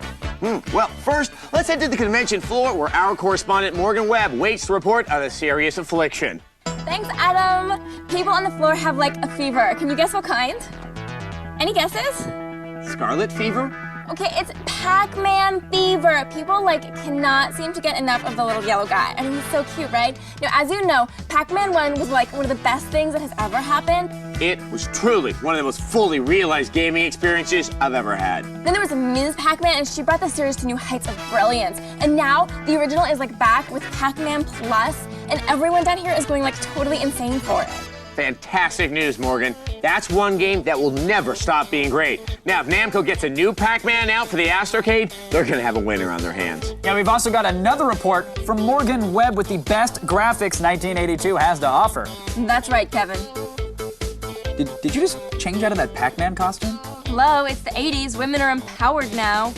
Anyway, the big story here is graphics. We are entering a brave new world of photorealistic video games. Witness the mind-blowing spectacle of pole position.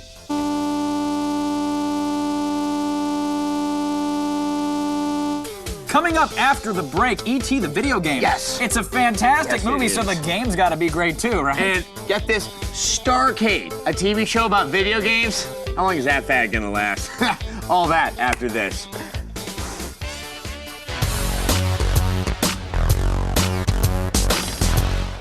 We'll have more E306 live right after this, but to find out exactly what we have in store for you, you'll just have to wait. Or you can listen to the following disembodied voice. Coming up, our hands-on demo with the new Splinter Cell game, Double Agent. And after that, why, Booth Babes, of course. E306 Live is presented by Scion. Cars ready for personalization. Scion, what moves you?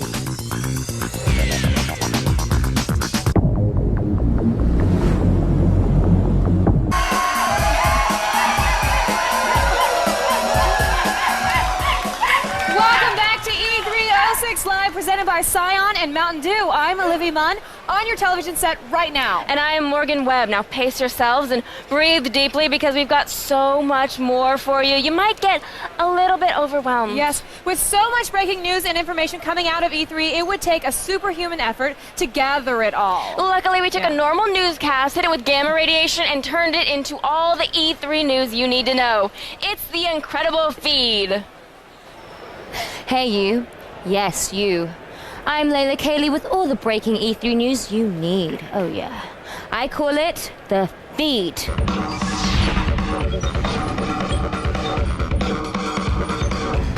Buena Vista has been known as a minor player, but it's making a play for the big leagues at this year's E3. They'll be drawing heavily on Walt Disney franchises for its kids' games like Meet the Robinsons and Kim Possible. The company will also roll out a Turok first-person shooter and Every Extent Extra, an original title developed in Japan. In other Disney news, strap on your peg leg. The game Pirates of the Caribbean, The Legend of Jack Sparrowman, is being released alongside the big screen sequel, Dead Man's Chest. What's next? An amusement park ride? Jeez. That's all for the news for now. Keep it tuned to G4 for E3 headlines throughout the day and visit us on the web at g4tv.com. Until next time, I'm Layla Kayleigh, and I hope you're not hungry because you've been fed, yo. If you want more feed, you can have it because it's all on the new g4tv.com. That's where you'll find the feed and all of the action from here at E3. Games, and more games. Plus, there's The Pile, G4's broadband channel filled with thousands of exclusive videos, some that are too hot even for G4 TV. G4tv.com. It's everything you want when you want it. Log on to g4tv.com. All right, now I know you all are anxiously awaiting the fourth installment of the Splinter Cell series, but before it gets to you, it has to go through me. This could get messy. I'm about to go hands-on with Splinter Cell Double Agent.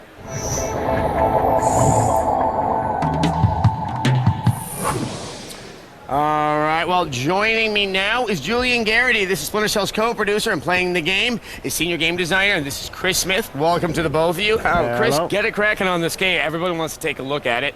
And Julian, let's just get the backstory. This is Sam Fisher's in prison. This is a little different. Sam Fisher's in prison, but that's a cover story. Sam Fisher's in prison because he has to infiltrate a terrorist cell. So he's created a backstory of being a bank robber. He's in prison to meet up with his contact. He meets up with his contact, and they decide to break out of prison together. So they cause a riot, and that's playable. Wow, you can actually play a riot. It's going to be better than State of Emergency, I imagine. I hope so. I hope so, too. So, throughout the game, he has to maintain his cover. He has to maintain his cover throughout the whole game. The only rule around is not blowing your cover. And this presents, and a lot of people talk about these moral choice segments of the game. They're very dark, from what I saw, where you can or cannot kill a person in cold blood. How do they work, and how do they affect the game? Okay, the moral choices were something that we wanted to do because they represent double agent for us. And at several moments in the game, we're going to ask you a question. Would you kill this innocent person if you could save 3,000 people down the line? Would you kill your best friend? Oh, yeah, that's a lightweight one, yeah. Yeah, of course I would. No, I don't know if I could. And you use the animator from the Triplets of Belleville to actually really make this a very, almost like upsetting experience. I really found it difficult to look at, I have to say. And that's just the first choice in the game. And the consequences of those choices are remarkable. Multiple parts and different endings at the end of the game. All right, well, let's take a look at also what's being played right now. Obviously, graphically, this thing is taking a big push. What is the technology that you're using behind this? It's Unreal Engine, modified, heavily modified. It's got all the bells and whistles that you've come to expect from the next generation of video games. So you've got HDR, you've got volumetric lighting, you've got everything in that game that you could ask for in the next-gen title. Wow. Is the game still as stealthy as the previous versions? Have you tried to increase the action in any way? Well, what we've done is it's still a stealth game, but because he's a double agent, he's going to be in situations like war-torn Africa, where there's going to be a lot of different... A lot of gunplay? A lot of gunplay. Okay, hold on. I believe what I'm seeing here is that Sam Fisher was swimming. That's right. And then this First is new. time ever. Sam Fisher's a swimmer. I knew he had it in him. I'm so proud of him. What are the other new moves in the game? Is there anything else? Well, he's doing skydiving for the first time ever. He's swimming. He's going to be in situations he's never been in before. He sounds more extreme in this game. Skydiving. Extreme stealth could be a good way to put it. Yes, but he's not going to wear those obnoxious, bright, vibrant colors. What is about how long is the game, and what is sort of like the other settings that we're going to find here? Well, we're going to have levels in Shanghai, in New York, in Kinshasa in Africa, in Okhotsk, in Iceland, lots and lots of different levels. Is it safe to say that this game is going to be significantly darker than the previous versions? It's more mature, darker. I think we're dealing with some themes that have never even been dealt before in video games in general. Now, one thing I've always wanted to ask you, that in the case of stealth games, that sometimes they are slower games and it can sometimes bring down the gameplay experience. Okay, I've had to do that over again. I just got caught. And just to get to that point that you were once at, you're moving very slowly. Has this ever been a concern for you when trying to design a game like this? It's definitely a concern, and a concern that I feel was addressed by Chaos Theory in a large part with the save system. And this is something that we're trying to do here. We're trying to avoid that moment of game over. Letting you play, letting you catch up with your mistakes, but not letting you die on a random basis and starting over and over and over again. And how are the objectives set up in each level? Are they varied? Are there certain ones you have to do, some that you don't have to? Again, double agent for us meant putting dual sets of objectives in the game. One from the terrorists, one from the NSA. You don't have to do all of them, but some of them will be critical. Can you actually do both NSA and can you do terrorist objectives? If you're really, really good, that's the trick. And is one of the NSA objectives paying off AT&T so they can get everyone's phone number? No, we've looked into that one. I'm sorry, that's just the actual news. Okay. And this is a great move here. Hold on, let's look at this. That we've never seen before. And just snap his neck. Oh, yeah, so tasteful, so tasteful. Thank you so much, Julian, and thank you for playing us through this, Chris. I'm really looking forward to this game. Okay, I am now going to direct the cameras over to where Olivia and Morgan are standing, because I can. E3 isn't just a place for gaming and technology news, it's also a lush vineyard of scantily clad female marketing representatives. Yes, down in the trenches doing the dirty work of researching this meaty topic is our own Zach Selwyn.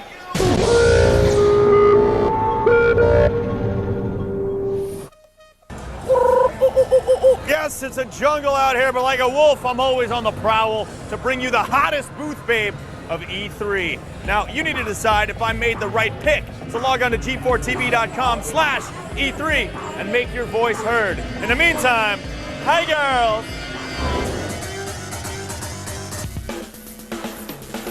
Are you guys all sharing an apartment together? This would be a reality show I'd watch. We can if you'd like us to, if you pay for the rent. 1620 North Harper Avenue, Hollywood, California, 90048. Now, what are you going to say to the fans who vote for you as the hottest booth babe because you kind of look like a poor man's Olivia Munn? Everything is go. Now, what does Unleash the Fury mean to you? Unleash the Fury to kick some ass. Can I say that? Yes, this is G4. This is like HBO. Usually when a man is sitting on the throne thinking of ladies, he's sitting on the toilet reading a Playboy. Or a hustler. Do not deny hustler. Do you guys think you're two of the hottest booth babes at E3 this year? No?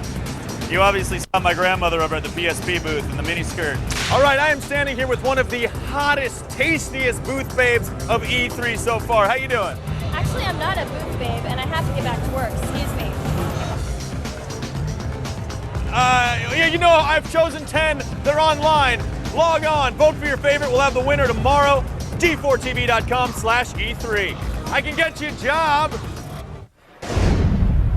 All right, thanks, guys. After the break, we've got more E306 Live. At this point, there really is no reason to change the channel. Doing it would pretty much just be a pathetic cry for attention, and that's just annoying. Stardate next. Our mission is to explore the new Star Trek Legacy game. And later, we'll have lots more from the mad geniuses at LucasArts. E306 Live is also brought to you by Sony Pictures Classic, Art School Confidential.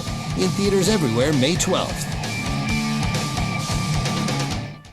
G4TV.com. It's a whole new way to stay plugged into your world, giving you the scoop on the news you care about. Dive into the pile. G4's all-new web-based TV channel with over 15,000 streaming videos ready to go. Behind the scenes, game reviews, and more. Go to G4TV.com. What you need, when you want it. Why did I join the Army Reserve?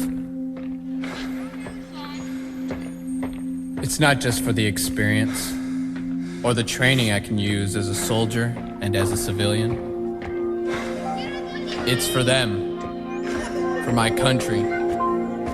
It's all worth fighting for, and the Army Reserve gave me the strength it takes.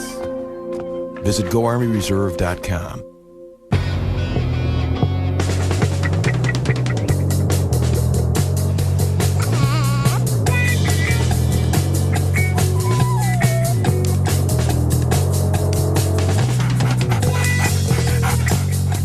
You're one sick puppy.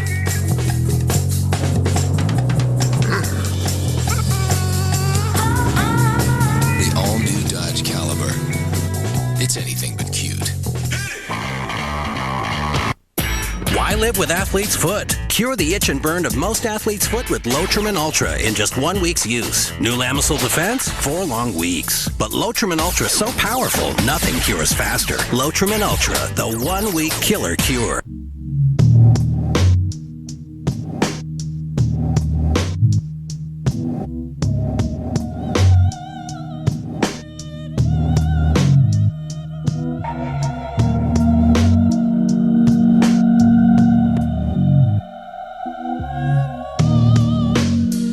The ultimate tools for the ultimate shine.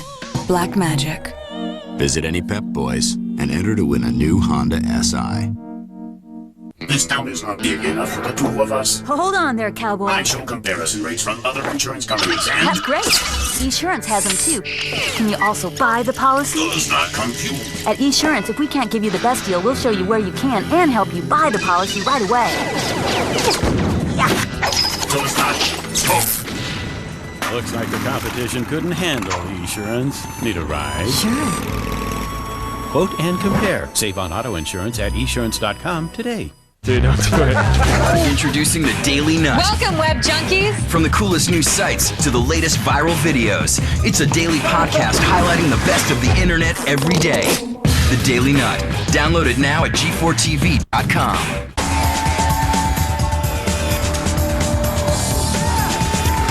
And one big one, yay! There we go. That's my only power. Yeah. Welcome back to E306 Live, presented by Scion and Mountain Dew. I'm Olivia Munn, and we are back with GeForce exclusive inside look at the world's biggest video gaming event. Yes, and I am Adam Sessler. This expo draws all the epic names from the gaming industry, but it also brings out some people you might not expect. Here with his own take on E3 is GeForce special correspondent Gilbert Gottfried.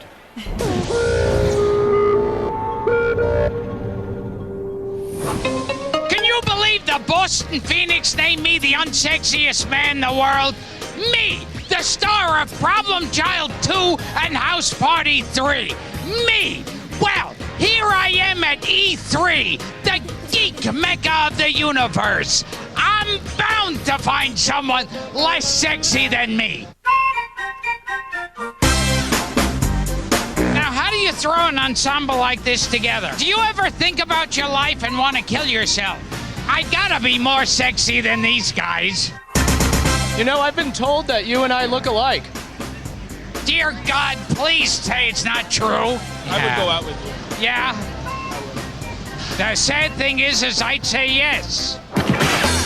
Now, I'm doing a survey to find out what sexy is. Do you get a lot of women this way? Pretty much somebody that is like, you look at them and you are like, oh my God, I can't resist it. Do you do that when you look at me? Are there any less sexier men here than me? Yes, definitely. What's your sexiest body part? Well, I don't carry it around with me, You don't? unfortunately. At least you don't smell. Yes. That's the nicest thing a woman's ever said to me. At least you don't smell. I think you're better than 99 of the guys they put on that list. Oh, that's nice. So I'm sexier than Osama bin Laden? I have nothing to say, but can you just kind of move the camera up and down?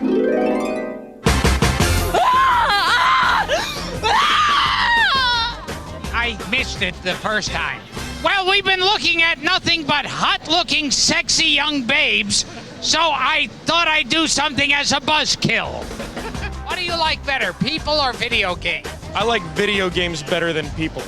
People. Oh, that's a toss-up. Too many games, no time to get laid. I'll probably say video games. Because you can turn them off. You don't have to hear the constant yapping. Well, I've been with a bunch of girls. I can't turn them on. Gilbert is an inspiration to small, whiny men the world around. But Adam, what is whining but a form of complaining? And what is complaining but commentary soaked in attitude? And if you like your commentary overflowing with attitude, you're in luck. It's time for the Morgan Minute. Start the clock. The Wii. We've had some time with it. We've seen the games. We've held the controller, and we now have to ask, can we ever get past the name? Will you ever be comfortable saying, I sure love playing with my Wii, or I have to go Wii? It feels cute and dirty at the same time, which is a problem. And Nintendo had a great name before, Revolution. That's not cute, it's bracing and vaguely warlike. Makes me feel like I need to put on a red scarf and help my friends put the Xbox in a guillotine. But I guess Nintendo can only be a badass a little bit at a time. And that's the point, isn't it? It's Nintendo. Did we ever expect anything from them but singing mushrooms and games about pet grooming? When you've built an empire out of adorable, maybe Wii makes sense. I will feel stupid saying Wii. Yes, really dumb, but I'll get over it. In the past 2 days, I've realized it may be a revolution in gaming, but when I play, all I really think is Wii. By the way, that's been a minute, and I've been Morgan. You sure have. Thanks, Morgan. Now, new Star Trek video games are met with the kind of intense fan excitement usually reserved for something like, Well, actually usually reserved for anything else labeled Star Trek. And these people are easily worked up, but in this case, their enthusiasm, it seems to be well-deserved because I'm getting a hands-on with Star Trek Legacy.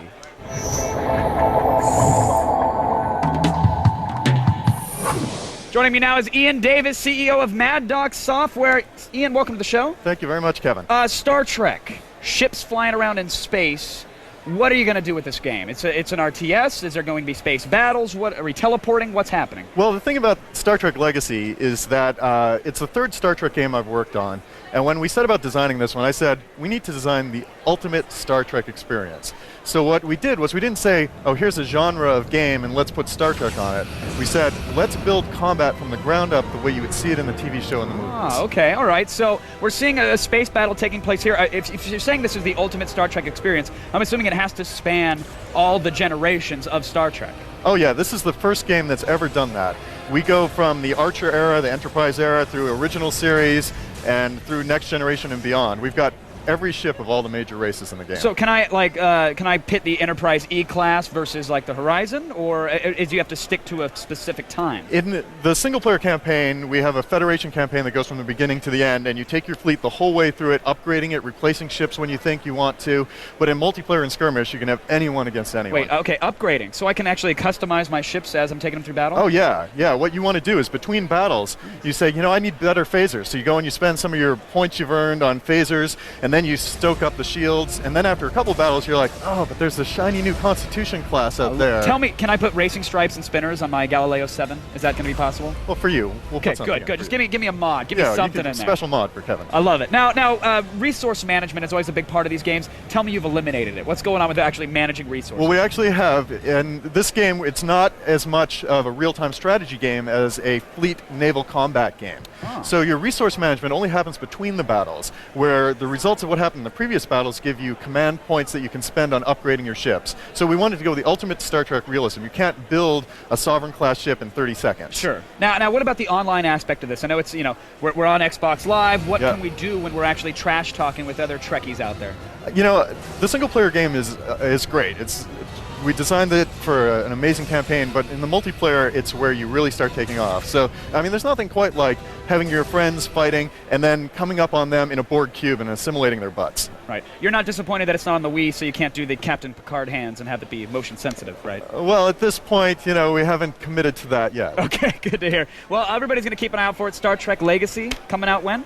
Coming out this fall. All right, sounds good. Ian, thank you so much for coming thanks, on. Kevin. Everybody, let's return to the woman I think of as my Tasha Yar. Really, it's the highly deadly Olivia Munn.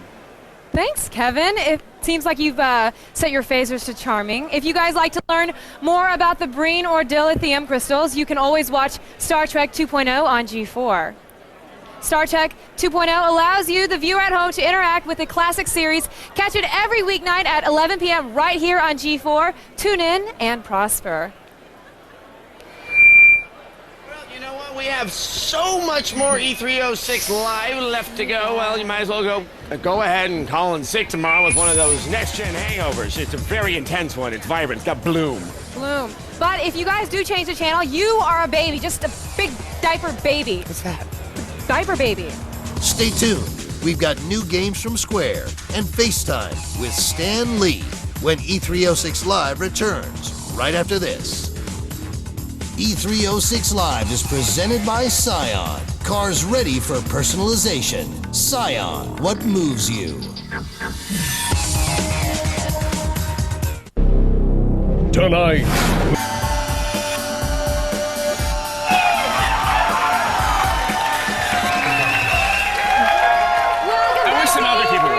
Live, presented by Scion and Mountain Dew. We've gone through an entire hour here, and we want to know which things have gotten your heart racing. Let's check out the Heat Index. Yes, first up is the line of games from the House of Sonic. We're talking about Sega, and you said it was scorching. I like Chrome Hounds. I gotta say, that game, that is a good-looking, fun-looking game. Now, he said it best when he was on here. He said, look, Sonic was appealing to the kiddies. Now we're trying to get it older. Do you think that might be hurting the overall rating here, the fact that they have been skewing younger with the Sonic franchise? Well, it's also, they don't have that kind of humdinger. I mean, they had Condemned to Full Auto last year, but they don't have that one that's really standing out from the rest of the pack. That's what I would say. And how did you herald the return of Sam Fisher in Splinter Cell Double Agent? Well, you said it was volcanic. Of course. It looked absolutely amazing. And it's just also, if you get a chance to find the sequence when you have to make the big moral decision Yeah. whether or not to shoot this person, it's one of the most intense things I've ever seen in a game. I mean, it's very upsetting. Well, they're trying to play up how realistic it looks. So, you're not really shooting a cartoonish figure anymore. No. You're actually shooting somebody. It might be someone's brother. Oh, murder and trading. I love it. Violence with some kind of cause, that's progress, people. Yes. And of course, there's Star Trek Legacy. Did enough Trekkies manage to get online in time? Well, according to you, it ranks as warm. Ooh, you know what?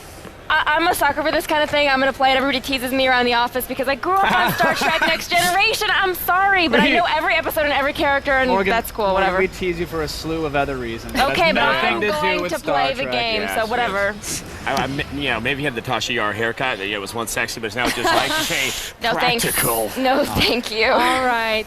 Here's what Guitar Siren said about Splinter Cell. This game looks great, and the new Choose Your Own Path option will hopefully add to the experience. I can't wait. I'm right there with them. Cannot wait. Yeah. All right, if you didn't like the results of the Heat Index, then do something about it. Get over to g4tv.com/E3 and vote for what's coming up in the next hour. Or, as always, you can text E3 to G4TXT, that's 44898, to vote and register for E3 Live News Alerts. Yeah, go vote for Star Trek. And now we move from the Heat Index to something truly cold-blooded. Yes. In case the last 5 Bruce Willis movies haven't driven the point home enough, bald men are capable of extremely violent acts. Yes, Hitman, the franchise that taught us the joys of strangling people with little pieces of wire. Well, it's coming to the Xbox 360. Pull on your black leather gloves and take in the premiere of Hitman Blood Money.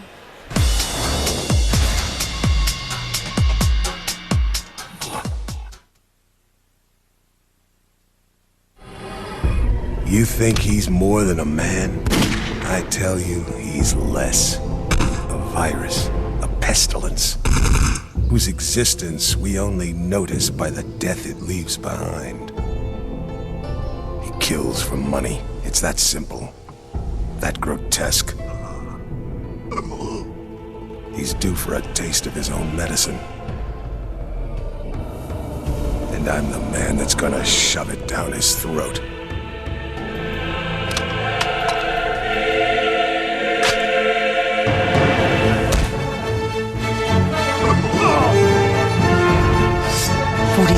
Any mission could be a setup at this point.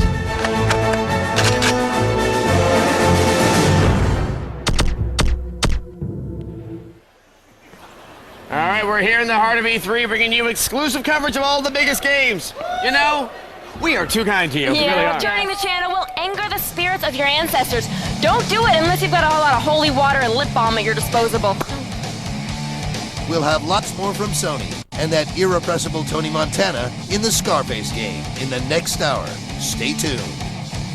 E306 Live is presented by Cyan and Mountain Dew and also brought to you by Netscape, Art School Confidential, and ITT Technical Institute. To fun birthday gifts they're sure to love. Even cool gifts, perfect for any graduate. And don't forget, Mom's Day is May 14th. This year, get her what she really wants, like a digital camera or camcorder. Buy one now and get up to a $75 gift card. Cool gifts for Mom, now at Best Buy. Do you have to do that every time you wash the car? With the Mr. Clean Auto Dry Car Wash, your car dries itself to a spot-free shine so you don't have to. Just soap, rinse, and watch as the pure filter removes water impurities, leaving you with a spot-free shine with no need to hand dry, guaranteed. Now you have time to do mine. For more information on the Mr. Clean Auto Dry Car Wash Kit, go to autodry.com. Coast to coast, there's no better place to start your career as an aircraft maintenance technician than Wyotech. I'm sure you've heard that with the right skills, the sky's the limit for your future. Guess what? They're right. And the skills you need come from Wyotech. Their aviation courses are approved by the FAA, so you'll be sure you're learning the skills employers are looking for. Call Wyotech at 1-888-275-0028 or go online at wyotech-info.com and watch your future really take off. Introducing the Daily Nut. It's a daily podcast highlighting the best of the internet every day. Download it now at g4tv.com.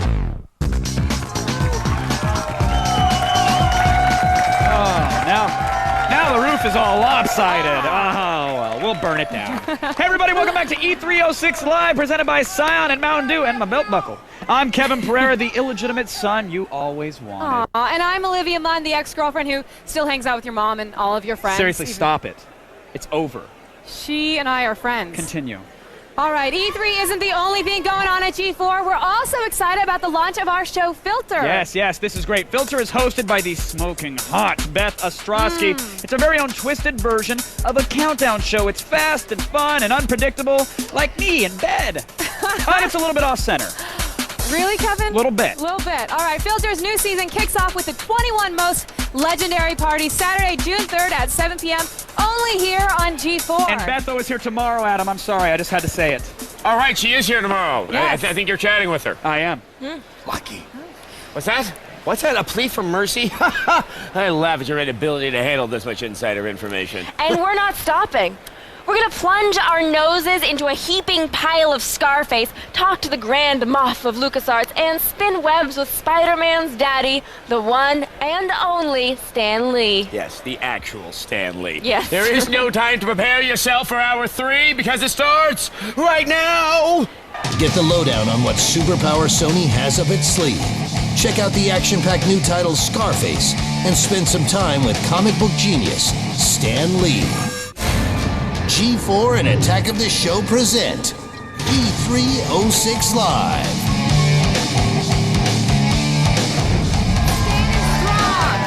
Standing strong. I don't trust that guy right back there, though. I don't trust him. Hey, everybody! Welcome back to E306 Live, presented by Scion and Mountain Dew. I'm still Kevin Pereira, believe it or not. And I gotta be honest, I'm impressed with my own stamina. I am too, Kevin. Thank you. And I'm Olivia Munn, and we are covering the gaming industry's biggest event like no one else can. The show and floor is a sea of insiders, outsiders, and swag hunters like my brother and cousins who are here. And we're talking to them all. That's right. We've got first look game premieres, exclusive interviews with the gaming industry's best and brightest, and hands-on demos of the biggest new games. It's 3 hours of live insider coverage you're not getting anywhere else, but right here on the G4. That's where they're getting it. But of course, you can't call yourself a true gamer unless you hang out with G4's resident experts from X-Play. Yes, they're like a next-gen J-Lo and Mark Anthony. They're Morgan Webb and Adam Sessler. Yikes.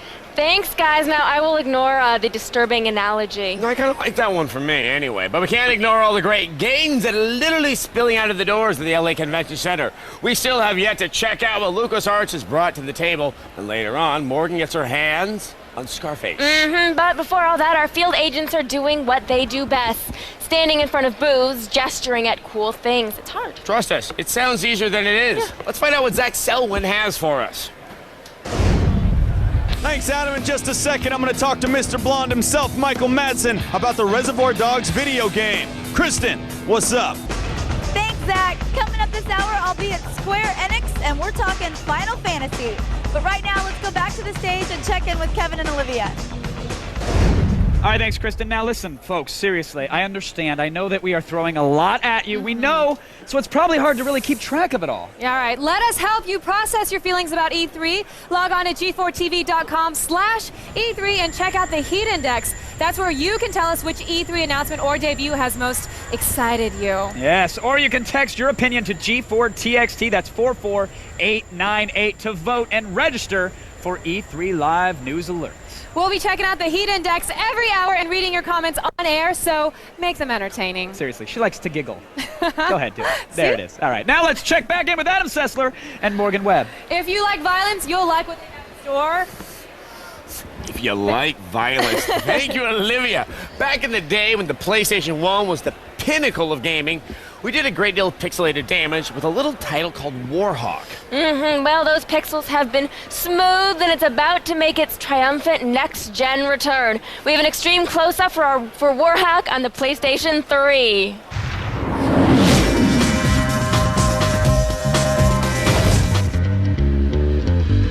Yes, you too can now fly the friendly skies in your very own futuristic jet fighter.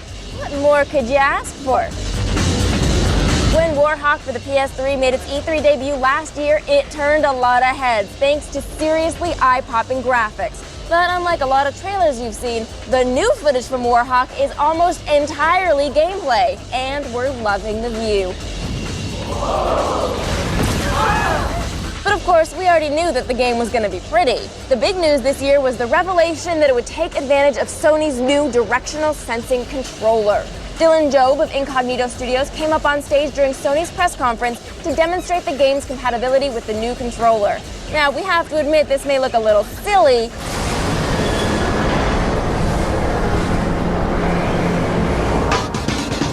Okay, a lot silly, but we're sure steering with the new peripheral is a lot of fun.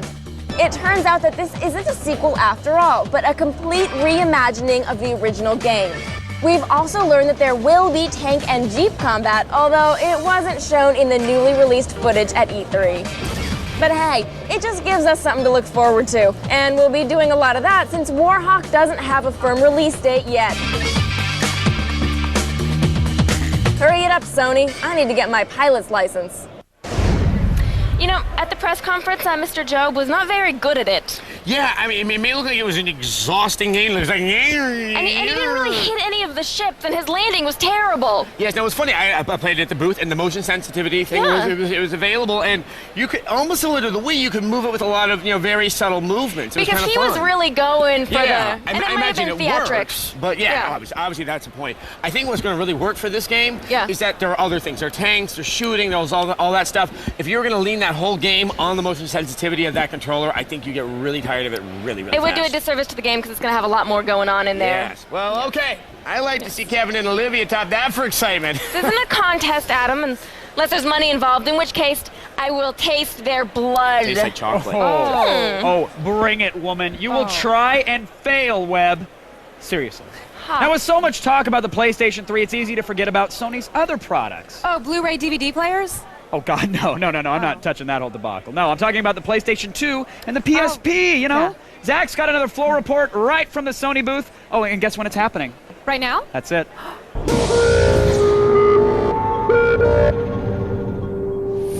Hey, what's up? I'm back here at the Sony booth bringing you information on all things Sony that you need to know. Now, we've already gone over the PS3. Let's dive in to see what Sony's offering as far as the PS2 and the PSP is concerned. Check it out! On a planet far, far away, a damn good adventure takes place. Rogue Galaxy takes things to outer space, that fictional place those fictional astronauts visited in those fictional 60s. The good news, the space action looks cool. The real good news, Hayden Christensen's not involved whatsoever. The planetary wars continue with the scruffiest twosome since Tony and Carmella. Ratchet and Clank Size Matters brings a whole new adventure to the PSP for the metrosexual twosome. And the action takes them throughout the wonderful world of space. And Size Matters isn't a port. It's all new for the PSP. See this game? It's called Loco Roco. Or Loco Roco, if you know how to use an accent. A blob takes over and tries to eat its way through the world. But enough about Philip Seymour Hoffman. It's crazy, it's wacky, it's addictive, and it's fun. But again, enough about Philip Seymour Hoffman. This one is going to be a big one. Impressive. Most impressive. In fact, maybe even too impressive. As it should be. That's it for me, Zach, here at the Sony booth. Let's go back to Kevin and Olivia. Thanks, Zach. Man, I love that guy. He's so dreamy. He is Those dreamy. eyes. We could talk about him for days. But let's not. Oh, let's not. But, I don't know about you, Kev, but I need a break. Seriously, we can chat then. Okay. That's it. When have you known me to refuse a break? Seriously, I'm a thin shell of a person over here. You are so thin. After the break, we'll interview the head of LucasArts, and later we'll check in with the guys from Square. E306 is also brought to you by Netscape. Sign up today and get free Web Accelerator when you stay for 12 months.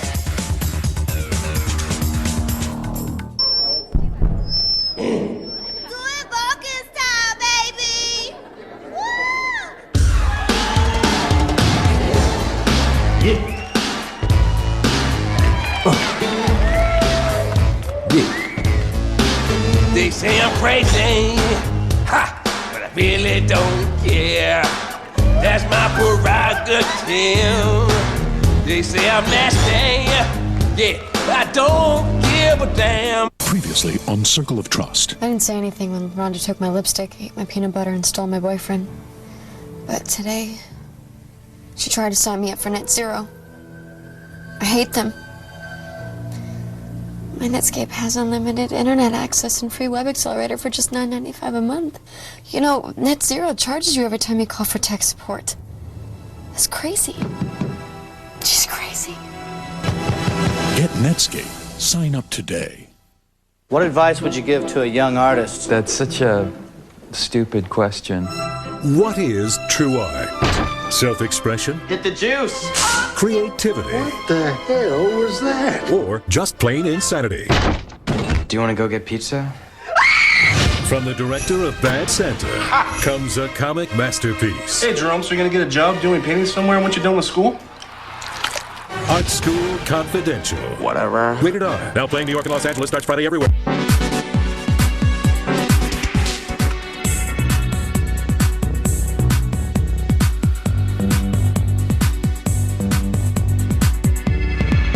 Just realize the future of our love, future of our love. Open your eyes. Your life, your car, connected. The Acura TSX. The new XLP is our biggest, most extreme pizza for guys who want to go big. Domino's guy! Did you see that? Yeah. 30% more extra largeness than our large. Get it now for just $9.99. It's the new XLP from Domino's. Go to GameTap, where you can play hundreds of the greatest video games from the greatest systems right from your broadband-connected PC. You can play everything from classics like Pac-Man and Sonic to current favorites like Tomb Raider, Splinter Cell, and more. There are over 500 games, with new ones added each week. And if you sign up today, you'll get 2 weeks free. There's no long-term commitment required. And GameTap takes you beyond the games with funny and original shows you can watch whenever you want. Oh, great. What? I hate level 3. In seconds, you can be dodging missiles, fighting aliens, and who knows what else. Play now at GameTap and experience the new world of video games. GameTap. Expand your playground. Play now and get 2 weeks free at GameTap.com/now. Some games rated E to T, not all games rated by the ESRB. Father, I've been pretending to be mentally challenged. This Tuesday, I like nuts. Johnny Knoxville is the Ringer. Own It Tuesday. I will definitely bring protection.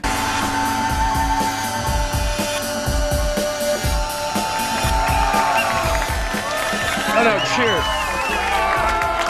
Welcome back, everybody. It's E306 Live. I'm Kevin Pereira, and I'll be acting as your protocol droid for the rest of the hour. But right now, the Force compels me to welcome gaming expert Geoff Keighley, who has something of great importance to tell us.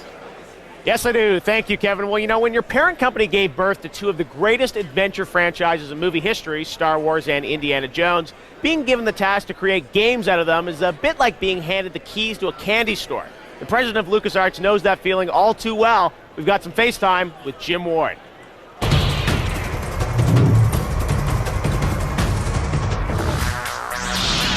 LucasArts president Jim Ward is a veteran of 20 years in the marketing and entertainment business. Ward was behind the marketing campaigns for the Star Wars prequels and all the Star Wars DVDs. Star Destroyer standing by. In his 2 years at LucasArts, he helped launch the Star Wars video games, including Empire at War and Battlefront. Working closely with Lucasfilm and Industrial Light and Magic, Ward is helping close the gap between the worlds of films and games. Now, what could the folks over at LucasArts have in store for us? Well, here with us with the answers is Jim Ward. Jim, how are you? Good, Jeff. How are you doing, man? I'm great. Now, Good. big news over at the LucasArts booth. You've announced that there's going to be a new Indiana Jones game coming out in 2007. Now, everyone's waiting for news on, you know, what's happening with the movie. So you've decided, I guess this isn't sort of a play the movie game, right? It has nothing to do with the film? No, absolutely. From the beginning, we weren't going to tie it to the movie. We wanted to create a distinct experience around Indiana Jones. And look, if the movie came out around the same time, cool. If not, fine. Right. And it's not. So this game is actually going to be the Indiana Jones experience for 2007, and hopefully re-energize a whole new generation around, the greatest action figure there is. Now, as a veteran of sort of movie marketing, I mean, do you think, is that the right model to sort of bring games out alongside the movie? I know, EA was supposed to bring out Superman alongside the movie. It, slipped, I guess, coming out with the DVD. I mean, is that a bad thing, or that's what companies should be doing? Well, no, yeah, absolutely. I think we were the leaders in actually creating these media kind of events where not only coming out with a movie, but coming out with a DVD, and that absolutely can help give a lot of heat out in the marketplace. But you know what?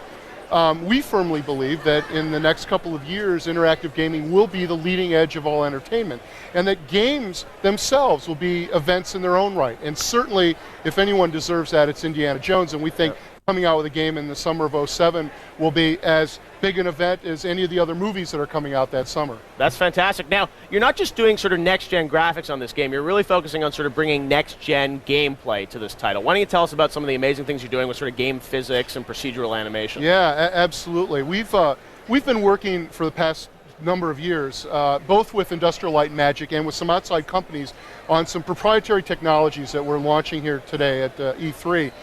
The first is a technology called Euphoria, developed with a company called Natural Motion. And basically what that does is imbue every character in a game with a nervous system, with a brain and a nervous system. And so when Indiana Jones co-cocks somebody, they're gonna react completely different every single time he hits them. Wow. And gone are the days of animation where you're tired of seeing the same 3 or 4 animations. That's all gone. AI drives it now. Wow. And so unpredictable game environment. Completely unpredictable, and it rocks, and it's going to be infinite gameplay possibilities for players. Cool. Now let's switch to Star Wars, because you've also doing some new stuff with Star Wars. You've got Force Commander expansion pack. You've also got our Empire War expansion pack. Sorry. And then also you've got another big game, Lego Star Wars, which is coming out based on the original trilogy. But you're also doing a new Star Wars game. I got a preview of it. So this is using the new technology. Absolutely. We've got a super... So is it going to be a Vader game? People have been sort of guessing about that. I don't know. That got out in the press.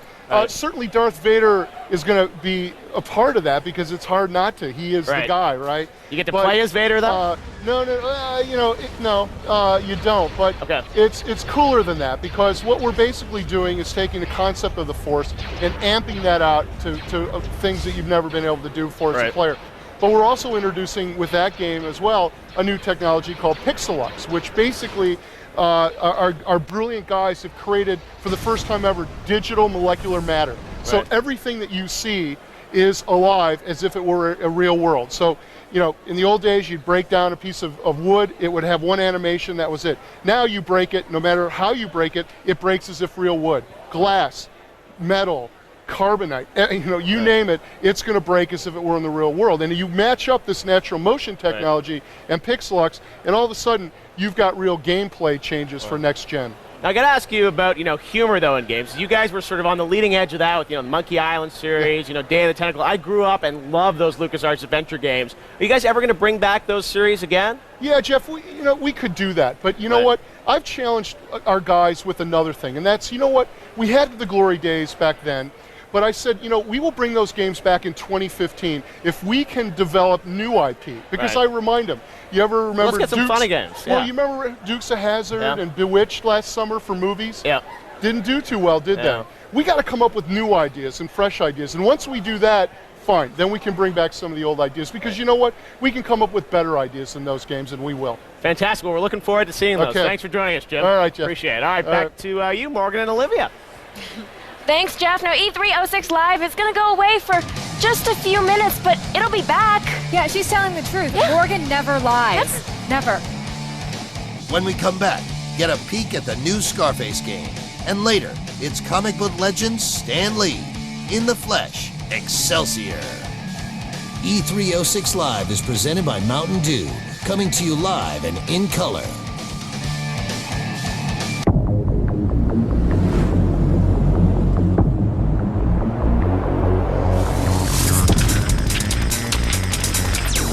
We know your world. So we have permission to attack it. It's your life. It's your show. An all-new Attack of the Show. Weeknights at 7 p.m. Only on G4. That's a winner. Yeah! Oh, I'll take the code red. That's not a prize, it's mine. But it's with the prizes. Not happening. I'm not looking for trouble. Well, you found it.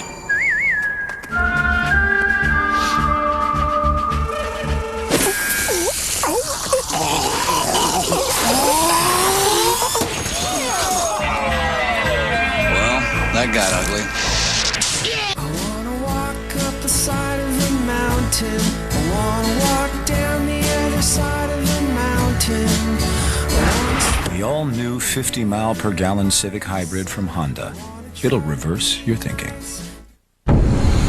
Hello? Anybody here? 8 unsuspecting victims. This place is disgusting. I keep seeing things. 1 deranged psychopath. What is going on? Who will survive the night? What do you want? On May 19th. Oh, I gotta go! Pray for daylight. See no evil.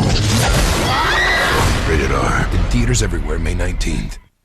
Why live with Athlete's Foot? Cure the itch and burn of most athlete's foot with Lotrimin Ultra in just 1 week's use. New Lamisil Defense? 4 long weeks. But Lotrimin Ultra is so powerful, nothing cures faster. Lotrimin Ultra, the 1 week killer cure. Wait do you see my... Oh. Wait do you see my... Wait do you see my... Oh. I'm gonna beat that. Wait do you see my... Oh. Wait do you see my... Wait do you see my... Just wait till you hear Wait, the Whisper Song by the Yin Yang Twins on your cell phone. Text W90 to 40100. Get it now from Q-Tones.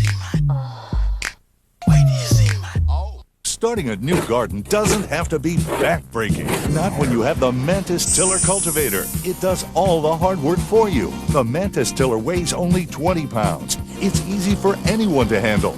The powerful 2-cycle engine spins the patented tines deep into the soil. They dig down, cutting through the hardest clay and tangled weeds. They're so tough, they're actually guaranteed never to break. Yet the Mantis maneuvers nimbly, even in the tightest places. Tilling, weeding, and cultivating have never been easier. Now you can get this amazing Mantis Tiller Cultivator at huge factory direct savings. Plus, we'll give you this border edger free. Use the Mantis for a full year. And if you're not delighted, return it for a prompt, no questions asked refund. Call now and we'll send you complete information. It's yours free with no obligation. Call 1-800-580-8170 for more information. That's 1-800-580-8170. Call now.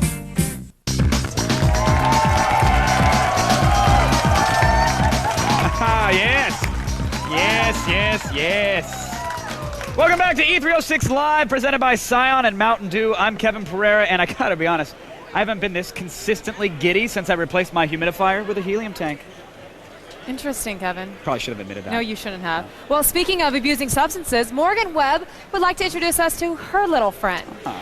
Yes, since my days as a gangster rapper, I thought Tony Montana would make one hell of a video game character. Now I had to carve up a few communists for the chance, but I have an exclusive hands-on look at Vivendi's new Scarface game.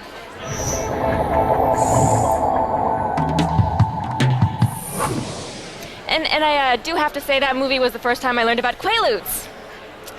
Imagine asking your mom, what are Quaaludes? Okay, so everybody wants to know about the cast, so tell us a little bit about the cast of voice acting for the game. Sure, I mean, we have an enormous cast, probably one of the largest ever assembled for a video game, and we actually had cast all the major roles first and had, done a press release, and, people like Michael Rappaport and a lot of the people from the movie were in the cast as well, but then we went back and said, all these ancillary characters, all these secondary characters that we had, normally we'd go out and get voice actors, really talented people to come in and do the roles, except with Scarface a little different because we had so many people from the Hollywood community, actors, actresses, models, rappers, singers, sports people that said, if they're doing a Scarface game, I really want to be involved in it. So we were able to open it up, and all those traditional characters that you wouldn't have had, Hollywood type talent for, we're now able to take and put into the role. A great example of that is we have a character in the game who runs Fidel's Records, and the original description was, long-haired, devil worshipper, record store owner.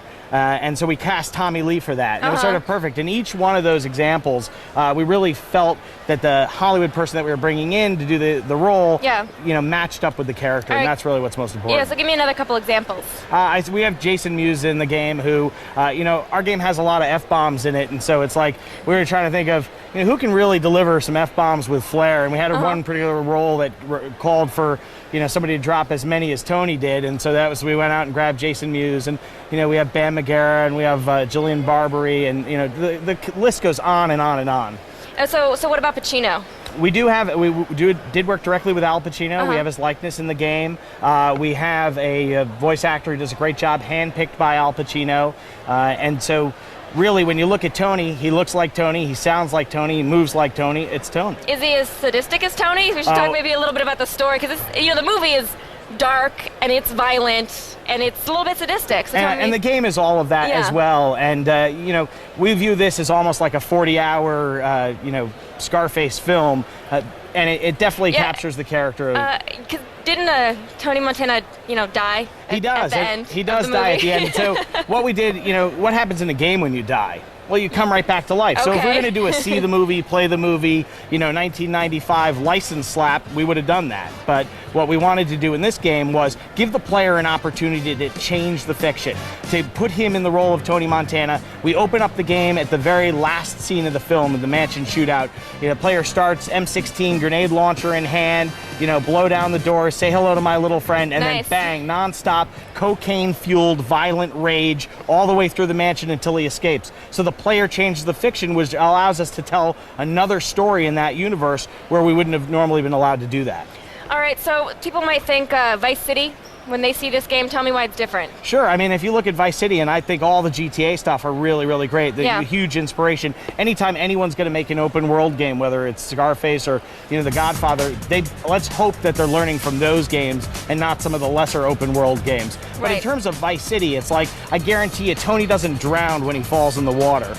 You can't have a game set in Miami and then have the lead character. But really, GTA Vice City, although it is a terrific game, they're really just a Scarface wannabe. It's like they tried to, borrow lots of different aspects from the film. This is totally different. We don't have to be a wannabe Tony Montana. We are Tony Montana. So that's really the fundamental difference, is that the gameplay story is nothing like GTA. Right. And we also do a lot of things other than, the things that GTA didn't do well, like the targeting mechanics in Vice City were really, really rough and crude. We've gone to great detail to bring in, taking tips from games like Mercenaries or SOCOM that have really great third-person targeting, and able to put that in the game. So also we use a lot of other innovations. We have a huge exotic menu. You can play more than one character. So there's tons and tons of differences between Vice City and Scarface. Cool, we can't wait to see it. And thanks, Peter. Our own Layla Kayleigh got to go to the star-studded Scarface premiere party, and we'll have that a little later. But right now, let's find out what's going on with Adam. Oh yeah, a lot. I've been standing here waiting for you to talk to me. For those of you at home who are wondering how you can get this kind of quality programming, oh, wow, we've got an answer. There's the Video Game Mashup, TV's only daily blog dedicated to all things video game. The heart of the Mashup is a show I've heard about it. I think it's pretty good. It's called X-Play. That's where Morgan Webb and I play and review every game we get our hands on. The Mashup, 3 full hours, cheats, tips, tricks, and those brutally honest game reviews. Do not miss X-Play and the rest of the Mashup weekdays from 4 to 7 p.m. That's right here on G4. And oh, the fantasy role-playing game. This has been an accepted substitute for real social life for a long, long time. Thank God. And the tradition continues. The sequel to the popular fantasy game Neverwinter Nights is on the way to your PC, and here's the exclusive premiere. I give you Neverwinter Nights 2.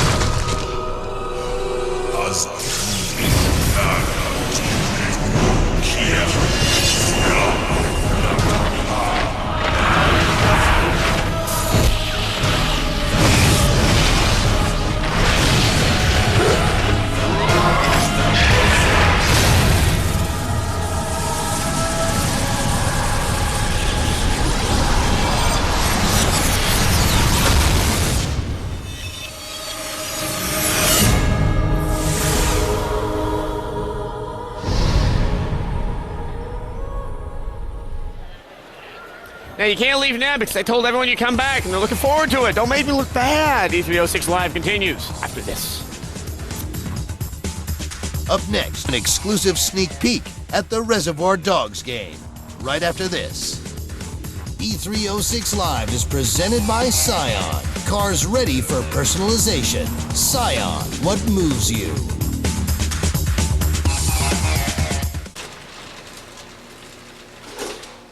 Hello, David. How did you get in here? That's not important now. Listen carefully. You have to watch Midnight Spank, G4's new block of late-night shows. Why? Because I can make everyone you've ever loved disappear, David. Disappear forever. Oh. Introducing Midnight Spank. Weeknights only on G4.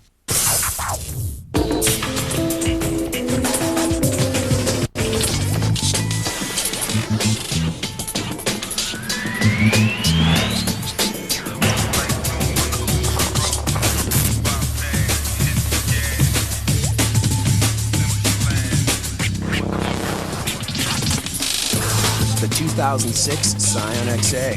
Restyled, ready for personalization. Rated T. Hey, Dustball, have you ever thought about being a cop? Oh yeah, like all the time. First I'd arrest every guy in the whole world. Even I had to jump from car to car or use crazy weapons. And then I'd have every woman to myself. And I'd fly them to Vegas and marry every single woman in the world. And then I'd take them all over to my love boat. But then I realized I married every woman, even the ugly ones. So I'd escape on my motorcycle with uglies chasing me, screaming, "Hi, but I have a great personality!" Pursuit Force for PSP. It has personality. I don't think that I would be where I am today without having a clear career path. ITT Tech gave me my roadmap and the compass. I'm a project manager for Douglas Fredrickson Architects in Phoenix, Arizona. At ITT Tech, I came across instructors that helped me become a better student and professional. Thanks to them, I've developed the skills that I need. Now I can take care of my family. Life is good. Everyone goes through struggles, but I push forward with the same dedication instilled in me years ago as a young kid. To this point, all the decisions I've made have shaped me into what I am today. So there are no regrets. We are educators helping people build a foundation for the rest of their lives. ITT Technical Institute, School of Drafting and Design, education for the future. Call 1-800-327-1172 or visit us on the web. Get an education that can help you reach your goals. ITT Tech has information on financial aid programs for those who qualify. Call 1-800-327-1172.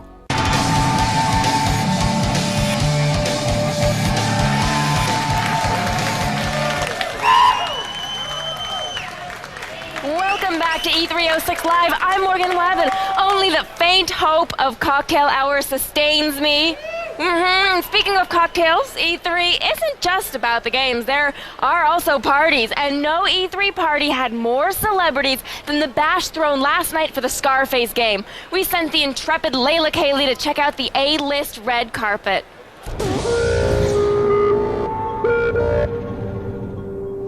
Hey guys, I'm on the red carpet at the Scarface video game premiere. You do not want to miss this. We're going to be speaking to some celebrities and finding out why they love Scarface so much and why it still stands the test of time. Look, every man deep down in his heart wishes he had the guts to do what he always dreamed of doing. And when you see that look in Tony's eye and he's trying to do it, and he does it. The all-American story, you know what I'm saying? The immigrant who come up from his bootstraps, whatever way you gotta come up. So, you are one of the voices. Son of a bitch, scum-sucking, sucking shit like that. Oh, I never cursed so much in my life. Yeah, I did some voiceovers for the video game, and I contributed a song called The World Is Yours. I'm like one of the levels. I'm like this, I don't know, I forgot the exact name of the cat, but one of the Cuban guys was one of the levels where you gotta go through as far as to get my car and get the briefcases. I play one of the femme fatales that basically is with Tony Montana the entire time. Oh. So what brings you out tonight? Well, I actually came to experience the game firsthand. See what Tony Montana's up to. Okay. See if I can take him on in a safe fashion as opposed to out on the streets. Of course, we all know about Scarface, you know, and the story about Scarface, about a Cuban guy came in, becomes a multimillionaire. Okay. And I think that's what happens to Pedro, right? Say hello to my little friend. Is it little though? What? But that is it for the evening. I hope you guys had fun. Stay tuned for more E3 and also for the new Scarface video game out soon. Now, a reminder that just because you're in your living room doesn't mean you can't share in the E3 experience. Just log on to g4tv.com/E3. That's where you can tell us which E3 announcement or debut has most excited you. Or you can text your opinion to G4TXT, that's 44898, to vote and register for E3 Live news alerts.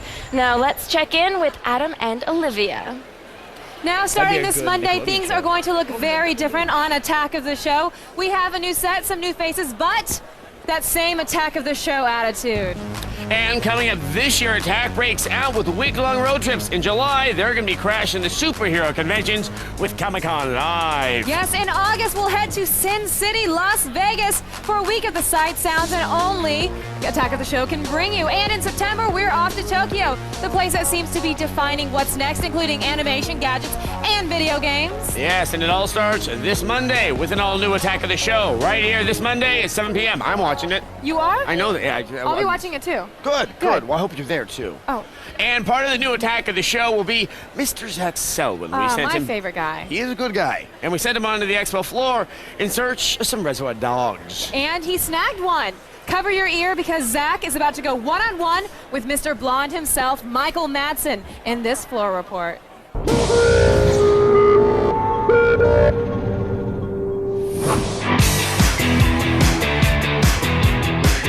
All right, how you doing, y'all? I'm here at E3 in the Reservoir Dogs booth, one of the new games coming out from IDOS, hanging with a man who has lent his name to quite a few titles in the past, but none as personal as this one.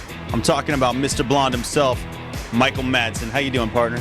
It's great to be here, let me say. Reservoir Dogs is a video game. Did you ever think you'd see the day? I've been watching my sons over there play it. I haven't gotten around to playing it myself yet, but they love watching their dad in the game. I think they like it because they can control me. A lot of, children of athletes say it's great to play their father in a sports game, that kind of thing, because they get to, make dad the best player out there. Do you think your kids are going to play you and chop off cops' ears and stuff like that? They've already been doing it since we arrived here this morning. That's the first thing they wanted to find on the control sheet was, how do you make dad chop off the ear? A lot of the characters in the film, you sort of don't see where they end up. Mr. Blue, for example, disappears. In this game, we get to follow him out and see where he's going, maybe play him a little bit deeper into his life. Is that correct? You can follow Mr. Blue and you can follow Mr. Blonde. You can see what he did before they ended up in the warehouse, and you can see what happens to Mr. Pink after he leaves. Reservoir Dogs, a video game. It's coming out very soon. And thanks for talking to us today, my man. My pleasure, man. Tone down the enthusiasm there, Mikey. Thanks, Zach. We're going to a break. All right, but we've got lots more to show you when E306 Live continues right after this. Stay. We'll check out all the latest offerings from Square and sit down with Stan Lee, the father of all superheroes, right after this. E306 Live is also brought to you by Sony Pictures Classic, Art School Confidential, in theaters everywhere May 12th. Who wants to mash? Introducing G4's Video Game Mashup, television's only daily blog dedicated to all things video game. Every day it's 3 hours of the best cheats, tips, and brutally honest reviews. The Video Game Mashup, weekdays at 4, only on G4. G4TV.com, giving you the scoop on the news you care about. Dive into the pile with over 15,000 streaming videos ready to go. Behind the scenes, game reviews, and more. Go to G4TV.com. What you need, when you want it. At Strathmore Institute, you can explore your vision. Feel the power of creativity. Hit the juice! Or simply try to get lucky. Are you serious? Never been laid before? That for sure you're a homo. I definitely don't have AIDS. I've been tested like 40 times, so I know it for a fact. From the director of Bad Santa. Do you want to go get pizza? Art School Confidential. Rated R. Now playing New York and Los Angeles, starts Friday everywhere. Previously on Circle of Trust. I didn't say anything when Rhonda took my lipstick, ate my peanut butter, and stole my boyfriend. But today, she tried to sign me up for net zero.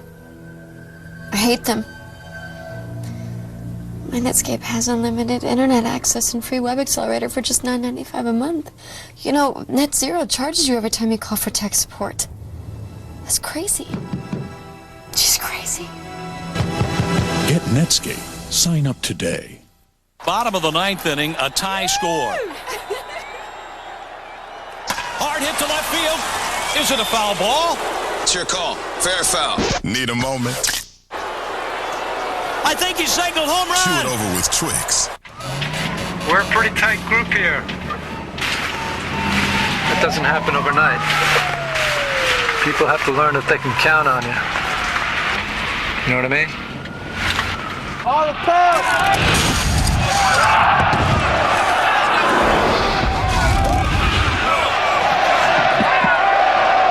Yes, sir, I do. See how Army training gives you strength for now, strength for later at GoArmy.com. Check this out. This is what we do for a living. We're video game designers. And we're game programmers. With the training offered at Collins College, you can learn to design, code, and test games like this. And this. Game design is a growing career. For a brochure on a career in game design, call Collins College at 1-888-256-1200 now. That's 1-888-256-1200. Call Collins College now.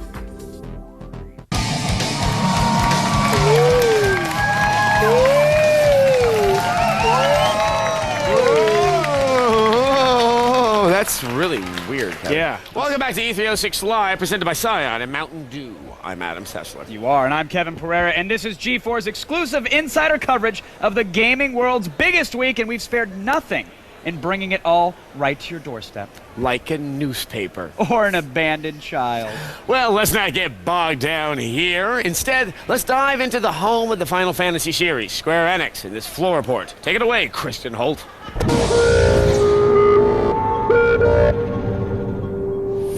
Yes, it's me again. I'm here at the Square Enix booth checking out all the action, but what it really comes down to is just two little words, Final and Fantasy. So, what's your fantasy?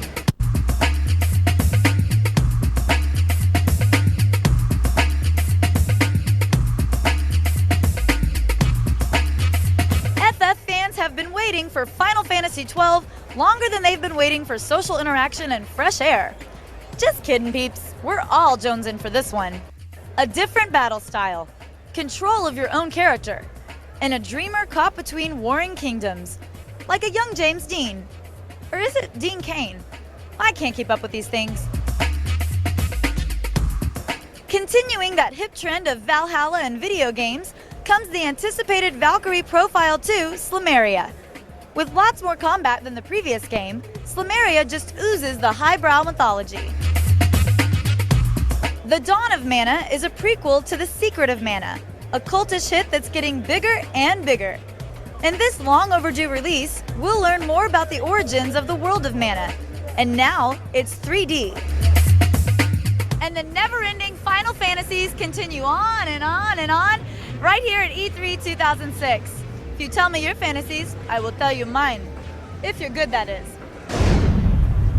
Well, I mean, I have to say, I know those are different games, but when you look at the cutscenes, they all kind of look the same with those outrageous costumes. No, they do. They do. I got to say, though, when it comes to Final Fantasy XII, previous series have all been kind of like preteen adolescent struggles with nothingness. Right. This finally looks like a story that's mature, that I can sink my teeth into. Young adult, you're saying? Yes. Struggle for power. Juvenile lit, that kind of thing. Juvenile. It's now the Judy Bloom of Final Fantasy. What's Slameria? It sounds like something Anna Nicola's promoting on a billboard. Yeah, I know. Honestly, in Enix and a few of the other companies, I think they just have crazy word box. Right. They're like, what? We're going to call this one Slameria. They're playing Mad Libs with their games. Yeah, people say, no, it makes more sense in Japanese. I have a hunch.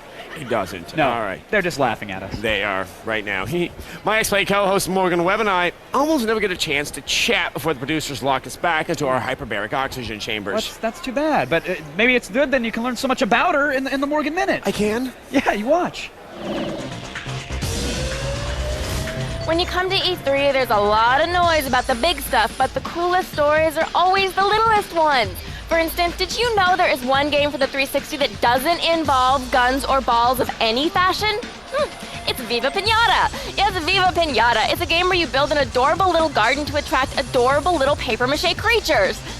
Now you're probably saying, yeah, I played this game 10 years ago when it was called Sim Safari, but you're wrong. This game has over 60 different kinds of pinatas with different needs and different temperaments. Some get in fights, and when one of them loses, candy! Okay, it sounds stupid, I know, but so did the cotton gin in the beginning, and Viva Pinata is easily more fun than the cotton gin. The game is goofy and adorable, which is an odd find on the 360, the official console of death and testosterone. I'm looking forward to playing it when it comes out around the holidays, and I'm looking forward to what other surprises Microsoft may have for me. In conclusion, I'm Morgan, and that's been a minute. Now, who better to go toe-to-toe with the creator of the Marvel Comics multiverse, Stan Lee, than Attack of the Show's resident super geek, Blair Butler? Yeah, we agree.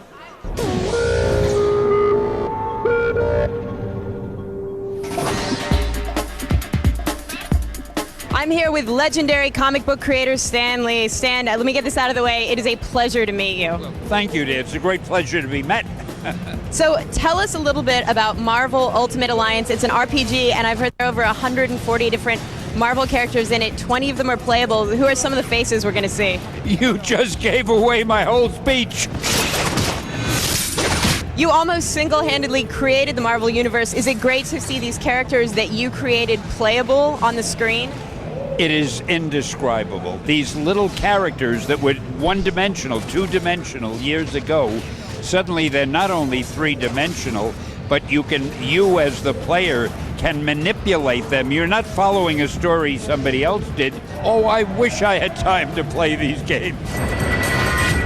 The X-Men, the official game, the playable characters I think are Wolverine, Iceman, and Nightcrawler. Any other mutants you'd love to see playable? Oh, I'd like all of them. I'd like to see Magneto. I'd like to see Juggernaut.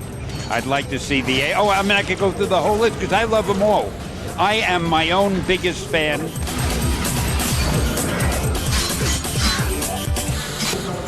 Hey, I'm done nerding out with Stan Lee, so right now we're going to send it back to you guys. Thanks, Blair. All right, from comics to RPGs, we've got you covered. Here's our premiere of the new game, Phantasy Star Universe.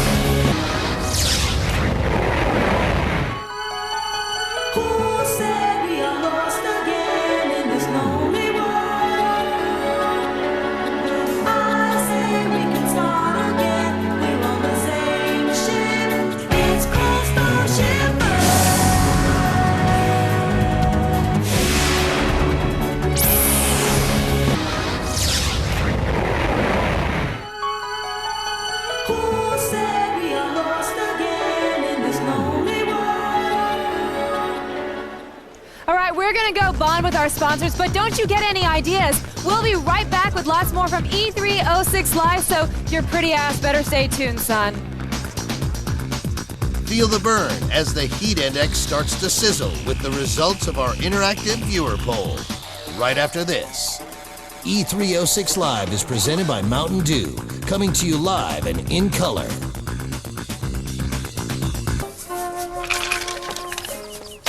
James, can you put some more lotion on my back? Yeah. Thanks, baby. Yo, dude, why don't you hook me up with some of that lube? Spark, knock it off. Come on, man. I'm gonna get you back.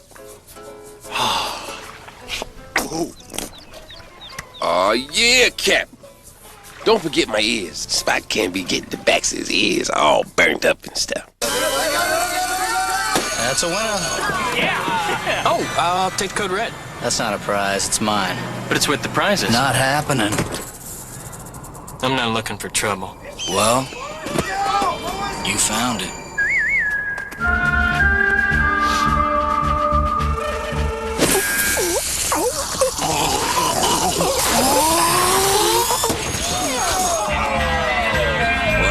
That got ugly.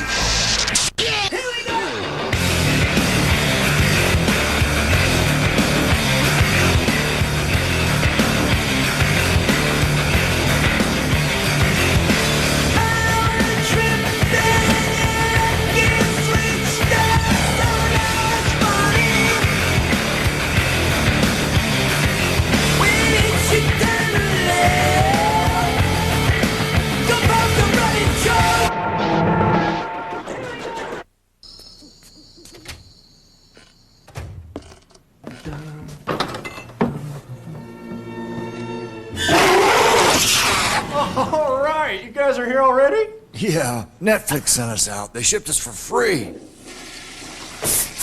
Now, you guys are... Blood enemies spawned from the underworld, destined for mortal combat into eternity, and a very popular new release, I might add. There's a movie waiting for you at home. Netflix. All the DVDs you want, starting at only $9.99 a month, no late fees.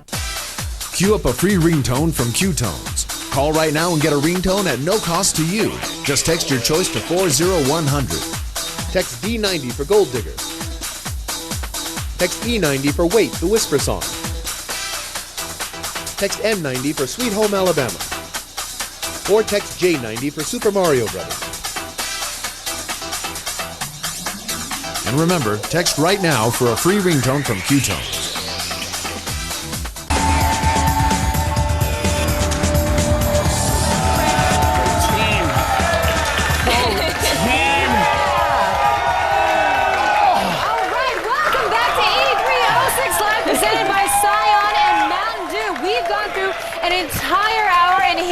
It's time to tap the brakes and find out what you think about this endless parade of mind-blowingness. Let's check out the Heat Index. All right, let's do that. First up was the revamped Warhawk for the play... Okay. All right. I just got sliced with a sword. For the PlayStation 3, you guys said it was volcanic. You know, after the epileptic seizure demo at the Sony conference, I wasn't quite that sure. It plays a lot differently. You don't have to play it like that. It was fun. The guy was playing it very emphatically. He did have trouble landing, but I think people like the concept of being able to control it, playing, pretend like you're really playing it. Guess what? If he doesn't do that, the networks won't cover it. That is true. All right. That is true. So we got a sneak peek at the LucasArts game lineup, which you rated as warm. They weren't as impressed with the LucasArts lineup. I find that surprising. I like their click and point, the little point and click adventures, actually. I gotta be honest. I mean, the thing is, they had Mercenaries, but I don't believe that they have it anymore. Which what is about kind of Lego Star Wars? Lego Star Wars is great. It's one of those things where you can play with your kids, or the kids you don't acknowledge. It's one of those games you're like, why am I having so much fun right now? Okay, now, Tony Montana became the latest classic movie character leaped to video games, and your rated Scarface is only hot. I understand. I think people are a little suspicious. People are worried it's going to look a little bit like Grand Theft Auto. You know, movie games don't always work, but it's a beloved movie. Hey, the voice actors were handpicked by the real ones. But the thing is, I had two dirty words for that game. Current gen. Thank you. All right, well, the people at home all voted at g4tv.com/E3, and now it's time to hear what Black Plastic thought about Warhawk. Great name, wasn't it? Pretty awesome, yeah. Yes, the reimagining of this classic PS1 title. I am hoping more developers will follow suit with more flight combat games. Can I just say this, and correct me if I'm wrong, but there hasn't been a cool flight combat game since Terminal Velocity for the PC. But they've made a lot of them, though. That's all I'm saying. Well, I'm talking about, sim or arcade? Come on, I like Crimson Skies. All right. All right, well, if you guys didn't like the result of the Heat Index, then do something about it. Get over to g4tv.com/E3 and vote for what's coming up in the next hour. Or, as always, you can text E3 to G4TXT, that's 44898, to vote and register for E3 Live News Alerts. But you know what's really hot, though? What's that? Seriously, it's the latest craze. Sitting patiently through commercials. Ooh, they give me chill. Especially when you're waiting for E306 Live to come back. Seriously, it'll get you a girlfriend. It will. Get you one? What's going down at E306 tomorrow? We'll tell you if you promise not to blab about it. Right after this. E306 Live is presented by Cyan and Mountain Dew, and also brought to you by Netscape, Art School Confidential, and ITT Technical Institute. Introducing the Daily Nut. It's a daily podcast highlighting the best of the internet every day. Download it now at g4tv.com. Who wants to mash? Introducing G4's Video Game Mashup. Television's only daily block dedicated to all things video game. Every day, it's 3 hours of the best cheats, tips, and tricks, including brutally honest reviews with Morgan Webb and Adam Sessler on X-Play. I'd rather French kiss my grandma than play this game. The Video Game Mashup. Weekdays at 4, only on G4. That's a winner. Yeah! Oh, I'll take the code red. That's not a prize, it's mine. But it's with the prizes. Not happening. I'm not looking for trouble. Well, you found it.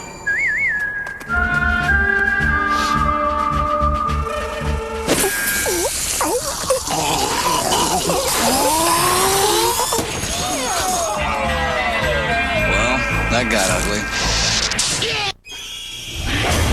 Hello? Anybody here? It lives in the walls. What's that? It hunts at night. I keep seeing things. And on May 19th, What is going on? it's here to do God's work. Your sins must be cleansed. This is not what God wants! See no evil. Rated R. In theaters everywhere, May 19th.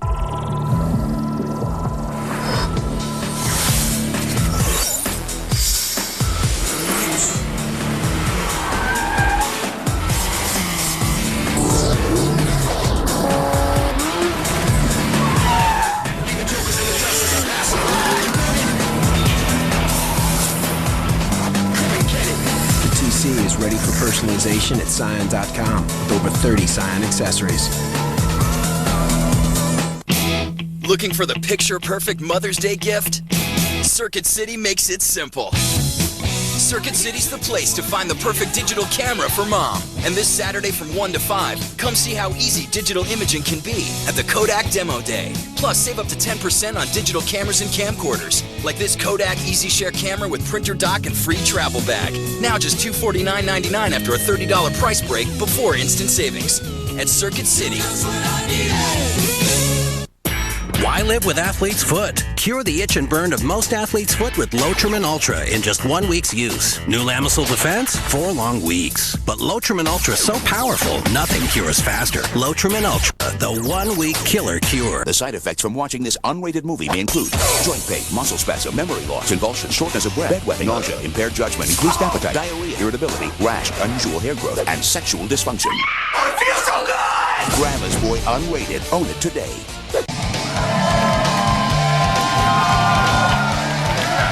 They're so happy. They are. I love them. I want like an eighth of that energy. Welcome back to E306 Live, presented by Scion and Mountain Dew. Now, if all of this E3 bombardment has only whetted your appetite for more, you're our kind of viewer. Yes, well, you gotta stick around because tonight on G4 we'll be showing all 3 hours of today's show again, followed by Midnight Spank with back-to-back episodes of Cinematech Nocturnal Emissions. Yeah, now you'd think that after 3 days of continuous live coverage, we'd be over this, right? We'd be jaded. But we're not. Nuh-uh. No. Tomorrow we are joined by the smoking hot Beth Ostrowski. She's the host of the new G4 show Filter, and she'll be live on this very stage. That is tomorrow. And as far as E3 goes, I'm still pretty psyched. We got a ton of stuff left to talk about. I mean, you boys cannot wait to ogle that woman. You guys have been talking about her for a couple weeks now. I have a lot of stuff that needs to be filtered. I mean, my sieve is broken at home. It's a good pun. Oh, that's a. Did you just go Brit on us? Yeah. Very nice. Yeah. Okay. All right, let's get out of here. There is still one more action-packed day left here at E3, and we still have 3 more hours of live coverage to make sure you come away from E306 reeking of insider game knowledge. Well, insider game knowledge and $10 pina colada smoothies. Yes, keep it locked here on G4. Our live E3 coverage starts at 6 p.m. Eastern and Pacific tomorrow. And if you can't wait until then, don't worry. Just check out g4tv.com/ give me the slash E3 for all the sights, the sounds, and even the smells, unfortunately, of the LA Convention Center. They're right on your computer, on the internet. The smells I'm serious. Well, since my boyhood on Kashyyyk, there's been a special place in my heart for the Star Wars films, but, I remember many of them. Do you? Okay. I do. That's it for the show, right? Good night, everyone. We'll talk more. Bye, everyone. We're out of here. Give me some shirts. Let's give these guys some crap. I love it. There we go.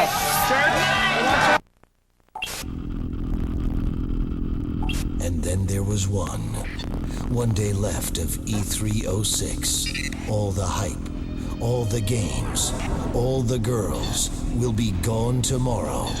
But for one last day, we will rejoice. We will embrace the madness and test the limits. The show isn't over just yet. There are still games to be discovered and consoles to explore. And only G4 brings you inside. E306 Live every day from start to finish, so you won't miss a thing. Your future starts now. G4 and Attack of the Show present E306 Live.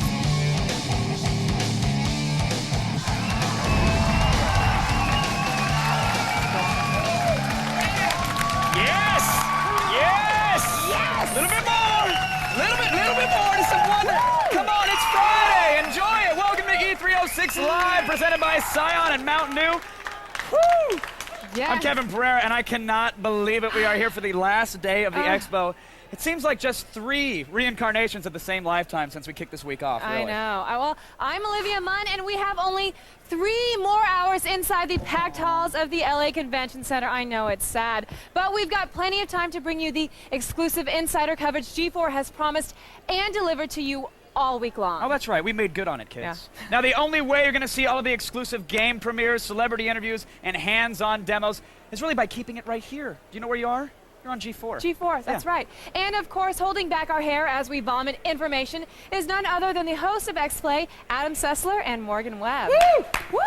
Yeah, thanks, Olivia. That was sure a lovely image. Yes, maybe it's the lack of air in the convention center, the musk of game journalists, or the fact that we've done a combined 80 hours of live TV in 4 days, but I am psyched! Psyched! The E3 excitement cannot be stopped, and we're going to do our best to give you the inside experience without you having to leave your couch or host your own TV show. Well, that would be terrible. Now, today we've got a first look at Heavenly Sword, a hands-on with Mass Effect, and a peek at LucasArts' stolen data tapes. This is the biggest event of the gaming year, so we spared no expense in covering it all. Yes, now look how many people we have out there on the show floor. Now, you think that kind of blanket coverage comes cheap?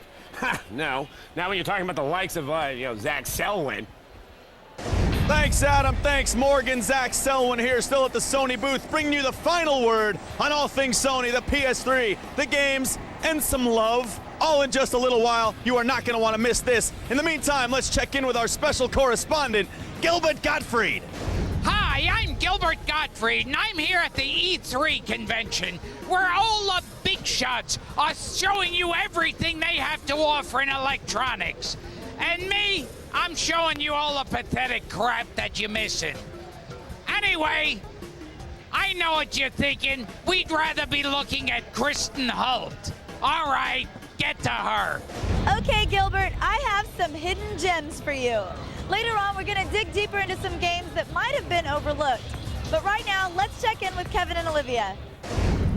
All right, now, despite appearances, this show isn't about us. It's not even about Kevin Pereira's rotating belt buckles. Whoa, you take that back. It hurt you. I'm sorry. Okay. You know what? It actually is about the viewer at home. That's Sorry. true. It is. And what bit of E3 goodness so far has really got your pulse pounded? Well, just log on to g4tv.com/E3 and let us know. Of course, if you're one of those cell phone kids with your hula hoops and electric guitars, you can text E3 to G4TXT, that's 44898, to vote and register for E3 Live news alerts. Of course, you can also leave comments, which we'll be reading live on the show today, so make them good. Seriously. Now, we can't assume everyone out there has been chained to the LA Convention Center like we have. No. So if you find yourself entertaining the question, what is E3 and why is this guy on G4 shouting at me about it? Well, relax. Seriously. Take it easy. Count to 10. Help is on the way.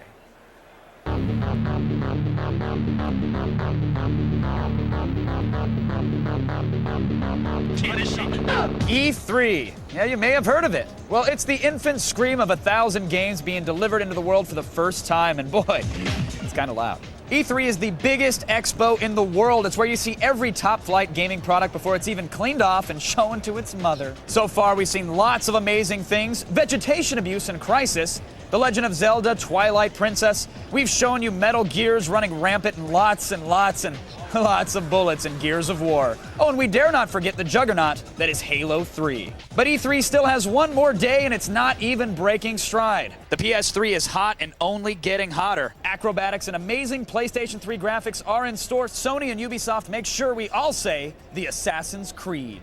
A lady with a big sword plays footsie with some lucky fellas. Heavenly Sword slashes through the mythical Far East and my heart. Britain is known for its royalty and crooked teeth, but it'll soon be known for its cyber knights fighting demons as we peer into the world of Hellgate London. All this and more is in store for you on this final day of E3. Lose yourself in the ooey gooey gaming goodness that is E3 06 Live.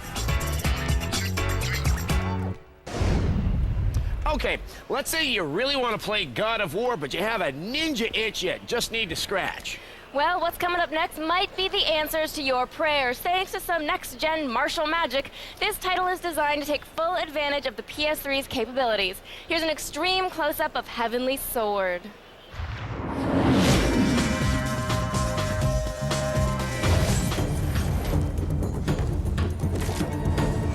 Is it just us, or has Cirque du Soleil gotten really violent lately? In Heavenly Sword for the PS3, you play as Noriko, a fierce warrior who uses her, her heavenly sword to lay the smackdown on wave after wave of angry medieval bad guys. The new E3 demo only shows off one level, Coliseum, where your hero eviscerates her competition. Finally, a sporting event more violent than a Detroit Pistons game. Besides the titular cutlery, your hero has a lot more weaponry at her disposal. Here, she uses the didgeridoo of ultimate power to lay waste to her enemies. In Noriko's hands, even a hat is a dangerous weapon. At certain points in the game, you'll also use timed button presses to pull off spectacular combos a la God of War. There's not much information about the lead character, except that her name is Noriko, she kicks some serious ass, and she's not afraid to go for the jugular. Wait, that's not the jugular. What really impressed us was the smooth action and great look of the game. This is running in real time on PS3 hardware. Rumor has it that Heavenly Sword is set to be a PS3 launch title, so if you don't want to wait very long to ginsu some gonads... Ow, my gonads! You don't have to. Oh man, if they have swords in heaven, I can't wait to die. All right, you are so missing the point of heaven, Kevin. All right, now let's get to Zach Selwyn. He is back out on the show floor to give us a quick recap of exactly what Sony was packing this week when they rolled into this year's E3.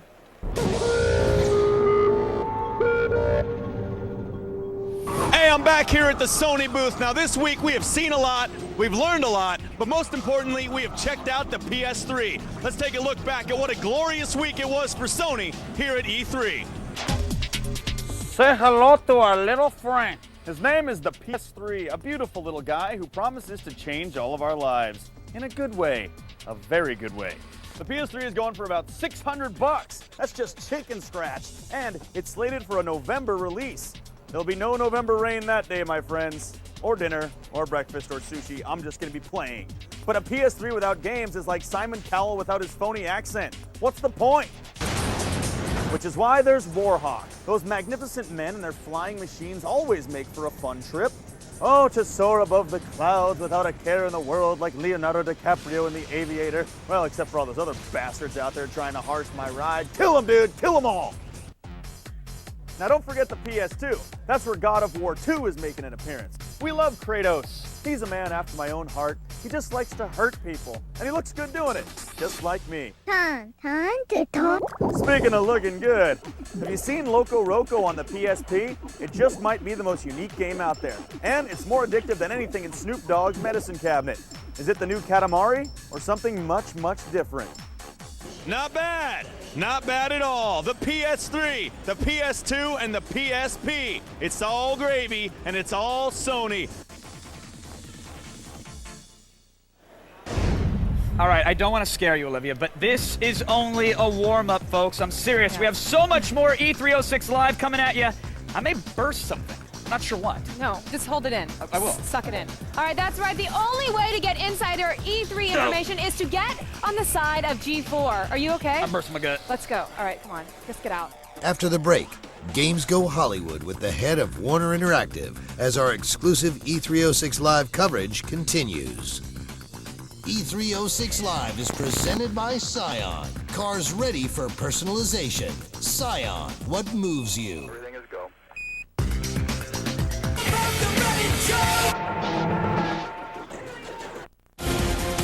A new urban war zone. A new breed of cop. Jackie Chan. New police story on DVD May 16th. Queue up a free ringtone from Q-Tones. Call right now and get a ringtone at no cost to you. Just text your choice to 40100. Text D90 for Gold Digger. Text E90 for Wait, the Whisper Song. Text M90 for Sweet Home Alabama. Or text J90 for Super Mario Brothers. And remember, text right now for a free ringtone from Q-Tones.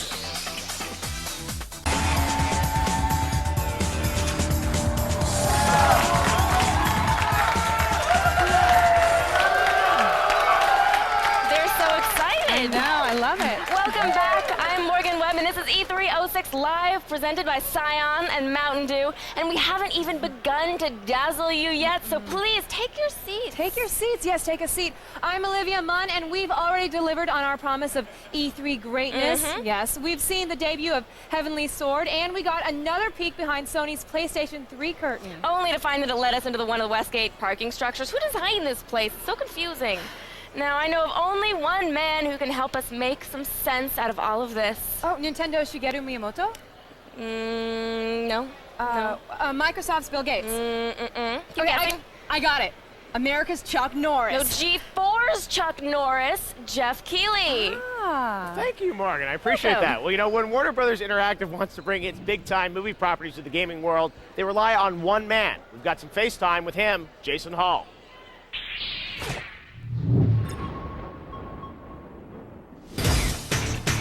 Jason Hall has quite a varied resume.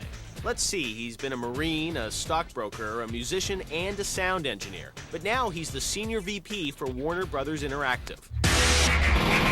Hall started the video game part of his career in 1994 when he opened Monolith Productions. Monolith developed hits like No One Lives Forever. Shut up. Yes, sir. Just do as I say, you idiot. Tron 2.0. Follow me to the exit. Fear and Condemned. When Hall joined WB's interactive division, he brought the power of the Matrix film franchise to life with The Matrix Online. Hall has more big plans for Warner Brothers hits, including games based on Clint Eastwood's Dirty Harry and the Justice League comics. Goodbye, Justice League.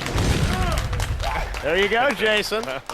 So I tell you, Jason Hall, great to have you here. Now, you've had a pretty big week. We had a special guest at E3. Clint Eastwood was with you on stage on Wednesday to announce his amazing new Dirty Harry game that he's doing. So tell me a bit about, bringing Clint Eastwood to the video game world. How'd you pull that off?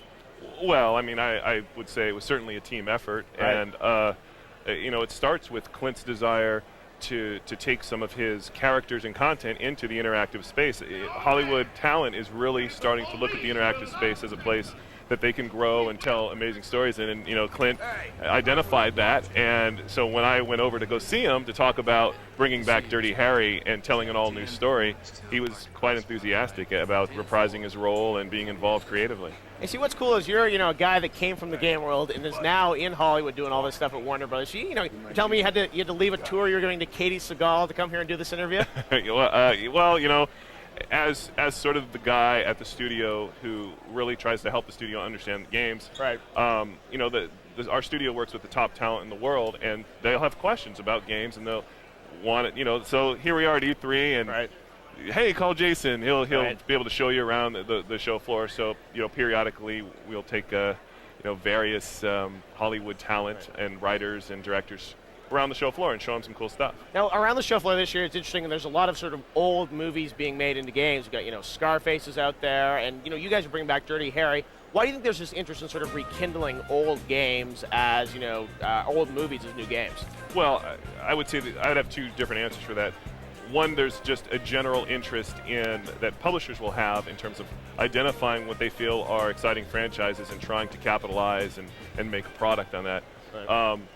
The other approach is really sort of looking at catalog properties and seeing what truly makes sense to become a video game that has enough of meat on it from a universe standpoint, so that you can tell something new and not just sort of retell something that's. Because Dirty Harry, that's not sort of a retelling of any of the old movies. I mean, you've got Gene Hackman in there. I mean, new actors, right? We've got Clint Eastwood, we have Gene Hackman, we have Lawrence Fishburne, and who do those guys play? I mean, is one of them the villain, or how does that work? I'm not going to give away too much of the content. I will say Lawrence Fishburne plays the Reverend Clay. Okay. And Gene Hackman is the police chief, effectively, or Dirty Harry's boss, Al Bressler.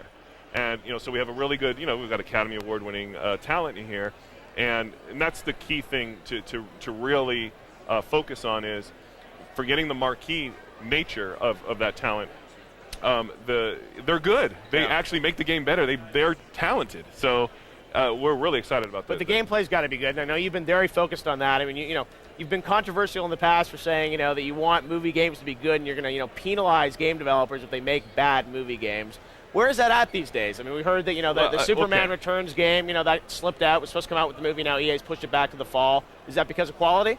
Well, I really want to speak a little bit about that. I think EA's decision with us to make the Superman Returns video game as good as it possibly can be, and not just try to put out a game just because the movie happens to be coming out, I think that's a significant decision that really speaks to the quality focus that EA has, as well as Warner Brothers' whole take on the delivering a compelling product that way. Right. So you got to give them props for that. Well, hopefully it's a good game. Over 70% on game rankings with the DVD, right? Well, definitely over that. I think they have an incredible design, and I think they're going to realize it. Excellent. All right, well, Jason, thanks for joining us. I appreciate it. Back to you guys. Well, thank you very much, Geoff. When we come back, we're going to try to do justice to everything on the showroom floor. Seriously, and failing that, we're going to send everybody a really nice bouquet. A bouquet of what? Roses. But then you'll go and massage their feet. It'll be fantastic. Stick around. This is G4's live coverage of E306, and it's just going to keep on going. Just massage? Coming up next, the hottest games from the show floor. And later, 50 Cent does E3. E306 Live is presented by Mountain Dew, coming to you live and in color.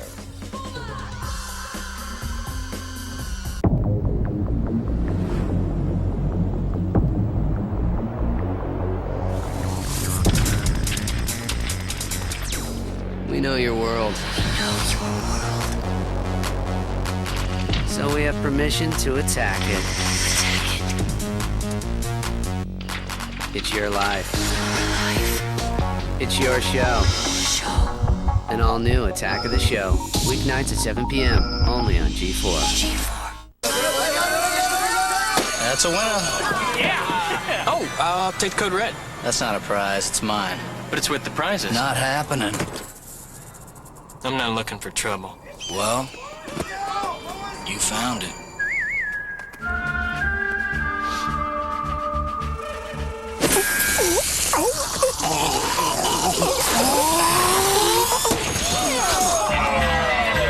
Well, that got ugly.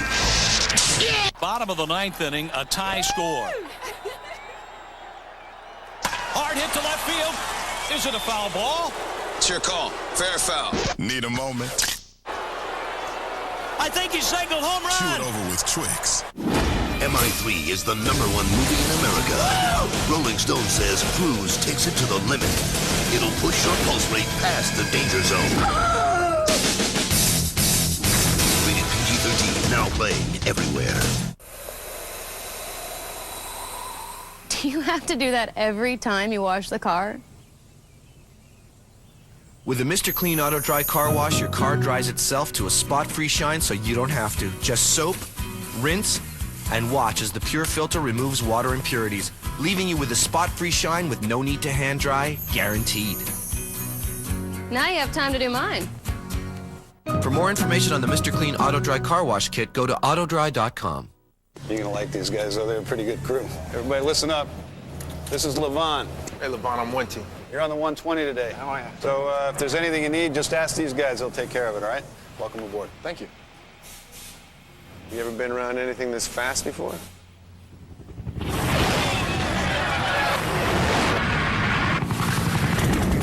Yeah, in my last job. See how Army training gives you strength for now, strength for later at GoArmy.com.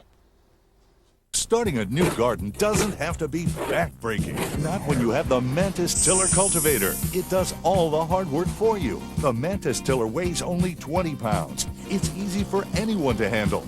The powerful two-cycle engine spins the patented tines deep into the soil. They dig down, cutting through the hardest clay and tangled weeds. They're so tough, they're actually guaranteed never to break. Yet the Mantis maneuvers nimbly, even in the tightest places. Tilling, weeding, and cultivating have never been easier. Now you can get this amazing Mantis Tiller Cultivator at huge factory direct savings. Plus, we'll give you this border edger free. Use the Mantis for a full year. And if you're not delighted, return it for a prompt, no questions asked refund. Call now and we'll send you complete information. It's yours free with no obligation. Call 1-800-580-8170 for more information. That's 1-800-580-8170. Call now.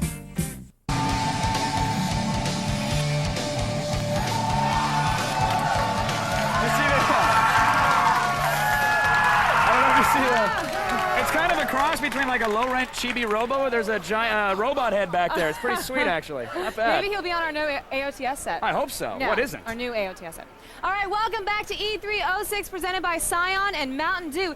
The biggest thing to happen to the gaming industry since the thumbstick. That's a pretty big statement. It there. is, yeah. Now, during the commercial break, I single-handedly rechecked all of the emergency exit doors Great. because you really can't be too careful once the free giveaways run out, actually. People go feral. I know. I actually saw all these people clawing at each other for XXL free NVIDIA t-shirts. Yes. I yeah. know, which is actually sad because I think 2 people can fit into a XXL. Yeah, it's an SLI kind of thing, 2 going at once. I don't know. But anyway, now we're going to turn it over to a man who has more free t-shirts than he knows what to do with. He hasn't figured it out yet. It's Adam Sessler. Oh, I found out what to do with my t-shirts. I'm just not telling. All right, thank you, Kevin. Now, you and Olivia may have seen people wrestling over free booth swag, but there's no need to get violent to find out more about the new sci-fi RPG Mass Effect, because we've got to look at it right now, and I cannot tell you how excited I am about this. This is one of like the holy trinity of Xbox 360 games, and here to do it with me are well, here to discuss Mass Effect are the BioWare founders, Ray Muska, I'm going to screw this up, and Greg Zeschuk. Okay, welcome, guys. I got through your names, so now we can move on to the game. All right. Okay, you guys make KOTOR and KOTOR 2, which easily I will say is my most favorite RPG that I've ever played. You're now moving into some brand new territory because you're not using other people's property, and it's still a space game. So let's just lay out the basics right here of Mass Effect. Sure. Well, it's a grand adventure on an epic scale. You're the tip of the spear of humanity on the galactic stage.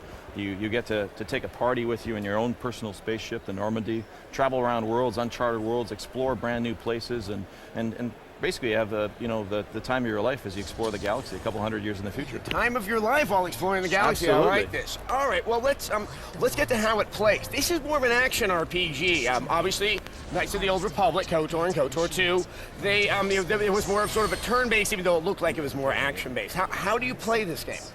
Very similar to shooting mechanic to most games people are familiar with. You point your gun using your joystick and you actually shoot with the trigger. It's pretty straightforward until you lock onto a target. What's different about Mass Effect, you have multiple characters. You can switch between them, very much like KOTOR, but you've got the action effect. And once you lock on, there's all kinds of different things you can do. You can throw grenades, you can shoot your gun, you can change guns, you can modify your gun and shoot your gun. There's all kinds of stuff like that. But not only that, there's tech powers that you can use to disrupt technology around the environment. There's also biotic powers, which use dark matter and dark energy to change Are there any the powers environment. that you can't have in this game? That's quite a list you have right there. Well, I can't think of any.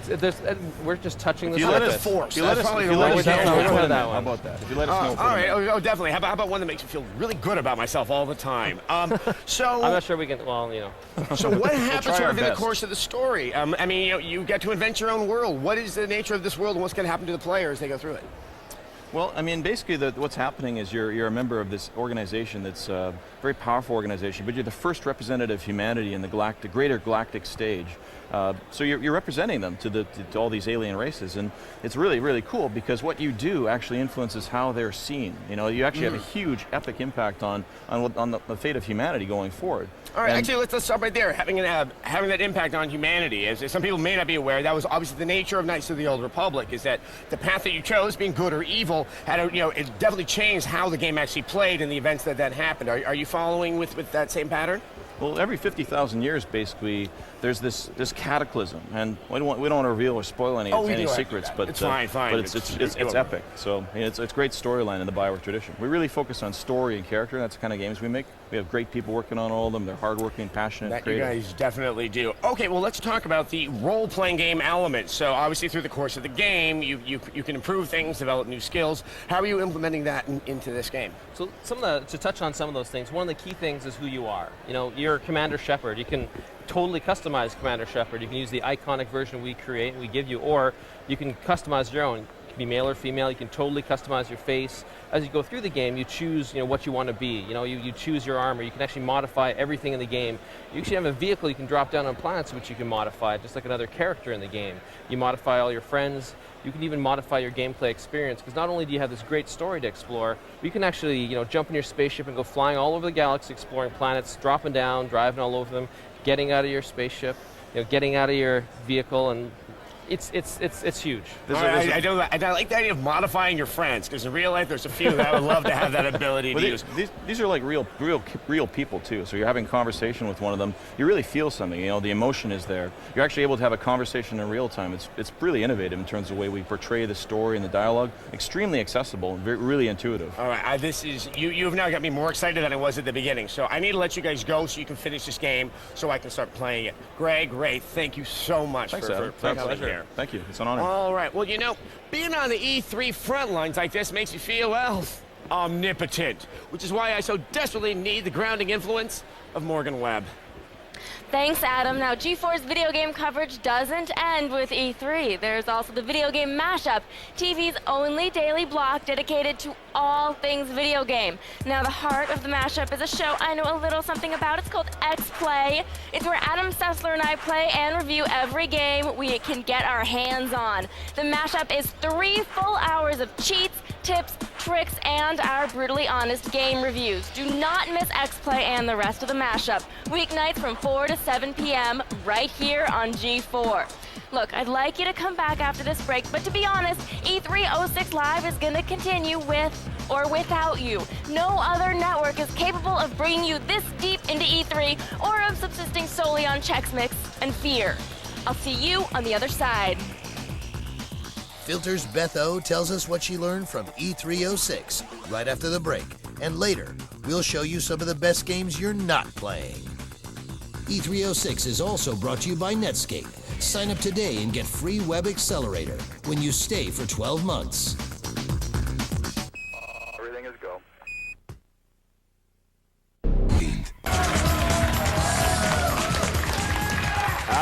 Welcome back to E306 Live, presented by Scion and Mountain Dew. I am Adam Sessler. And I'm Morgan Webb. G4 has been here all week, bringing you breaking video game news the second it leaves the mouth of an executive, a keynote speaker, or a slightly tipsy booth mascot. But, slightly?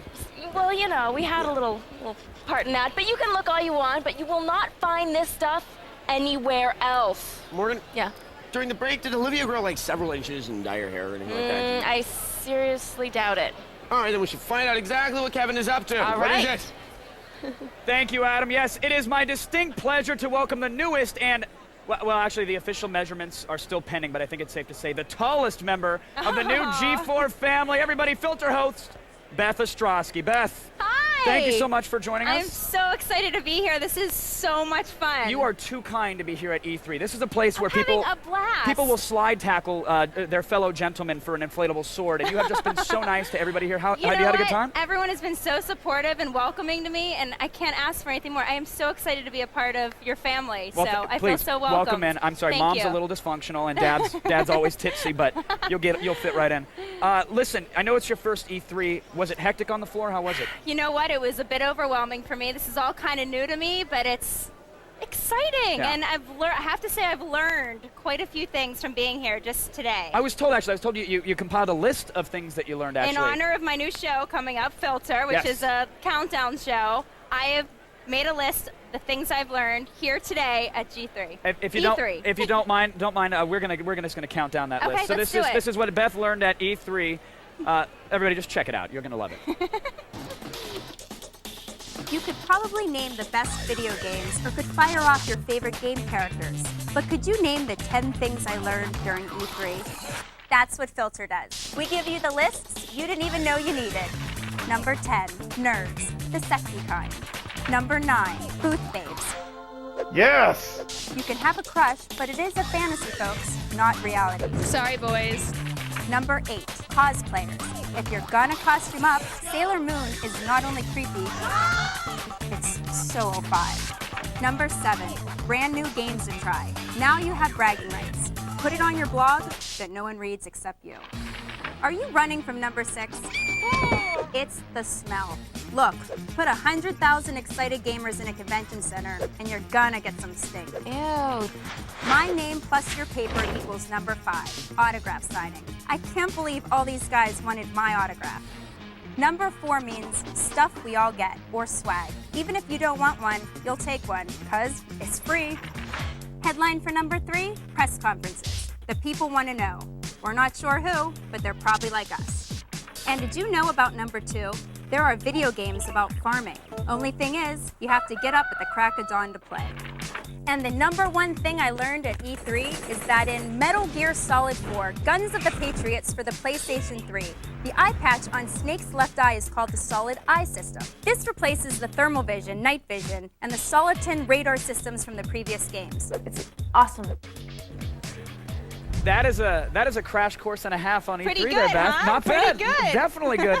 I got to ask you about one of them autograph signings because I was coming down the escalator. I saw a line of people snaking around the corner. I thought, great, they're here for the Pereira. Let me sign. Oh no, you're here for Beth. I paid them. Fantastic. Oh, you did not pay any $1 extras. to every one of them. How was the signing? You must have. You must clearly be broke then, because they were literally lined around the entire hall. No, it's really nice. I've done signings before for all of my FHM covers, but this one was the most enjoyable of any of them. I love nerds. You said nerds? I've seen a lot of guys in glasses, and glasses really turned me on. Well, you classified. In fact, can we get some glasses?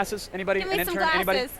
You clarified the type of nerd. You said the sexy one. Sexy ones. So is it just the glasses, or is it the musk? You know what? Every guy that stood in line for me, I found sexy in their own unique way. Very nice. It's a pepperoni and a Clearasil kind of scent that permeates from them. I like it. I like it. Where's my swag? You gotta get. We'll have an intern run around and get you some. If not, I will kill somebody and take their bag for you, Beth. I mean, I will do it for you. Thank you. Congrats on and all the success. There you go. Look at that G4 hat. It doesn't get any better than that. It's free. Mine. And seriously, if we could get some glasses, I'd love to. It's for Howard. To impress Beth. This is for Howard. Yes. Now, is he psyched for the new show? Does he like the countdowns and the top 10s? You know what? He's going to have to see it when it debuts on the 3rd. So on the 3rd. He's awesome. excited for me. You look fantastic. Thank you. I can't thank Thanks you enough for coming down. having me. Beth, it was a pleasure. Congrats on the new show. Thanks.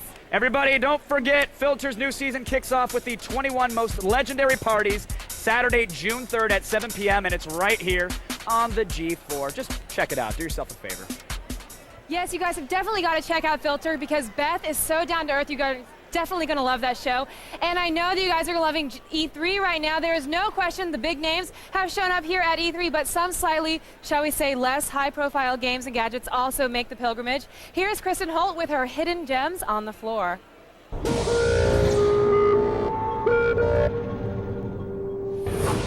Okay, Olivia, we've seen the Nintendos, the Sonys, the Microsofts, but if you look a little bit closer, you'll find the hidden gems.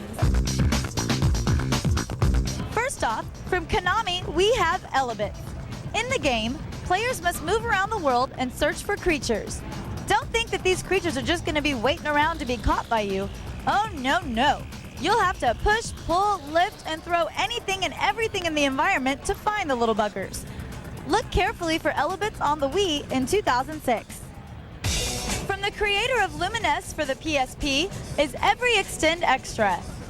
The game has you steering a cursor around the screen, trying to blow up as many objects as possible. It also has a techno-heavy soundtrack that helps complete the trippy mood. Look for Every Extend Extra on the PSP in 2007. The Darkness by 2K Games has you playing as a mafia hitman who becomes possessed. Although this possession gives you great powers to smash your enemies, you need to learn to control the demon within. The game is based on the 1996 comic of the same name. The darkness is developed by the people behind the Chronicles of Riddick, so expect good things. Even seasoned E3 pros occasionally find themselves scrambling to snag every news nugget emerging from the show floor. Luckily, the feed is here to catch it all. Listen up, I'm Layla Kayleigh with all the breaking E3 news you're dying to hear. I call it the feed.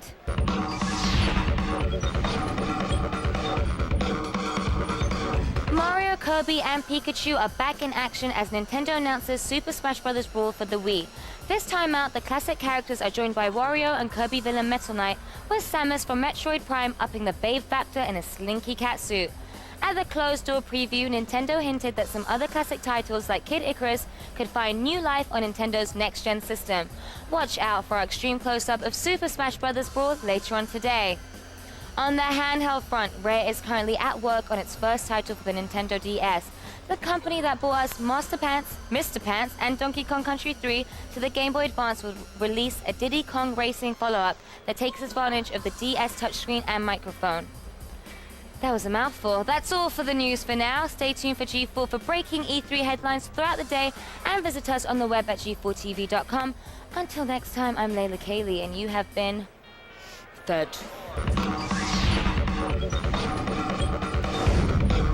E306 Live still has 2 more hours of games, premieres, and interviews tucked away in its free giveaway tote bag. So switch channels at your own peril. Stay tuned for a Morgan Minute right after the break. And later, we'll take a look at Assassin's Creed.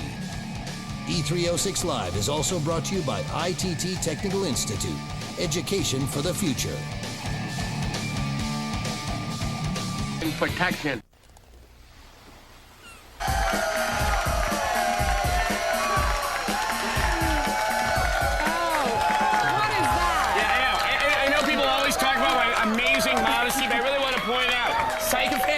Has its privileges. Come here, guys. Hugs, hugs, hugs. Woo! There you go. There you go. We're getting them help right after this. Don't worry about it. Do I get a hug too? Aw, all right. There we go. They're jealous. All right, everyone, welcome back to E306 Live, presented by Scion and Mountain Dew. I'm Olivia Munn. Now, no one is bringing you closer to the action at E3 than G4. And I'm Adam Sessler. We've been embedded here in the LA Convention Center all week, and we've got the exclusives to prove it. With so much happening here at E3, there's just not enough time to bring you everything here on the stage. So Kevin Pereira braved the madness of the expo floor to find some of the other games and gadgets that make E3, well, E3.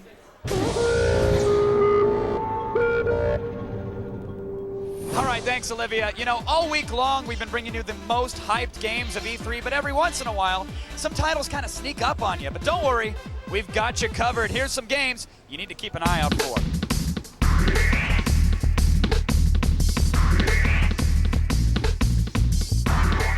Oh, there's nothing like gigantic robots with machine guns to get you in the mood for a little destruction.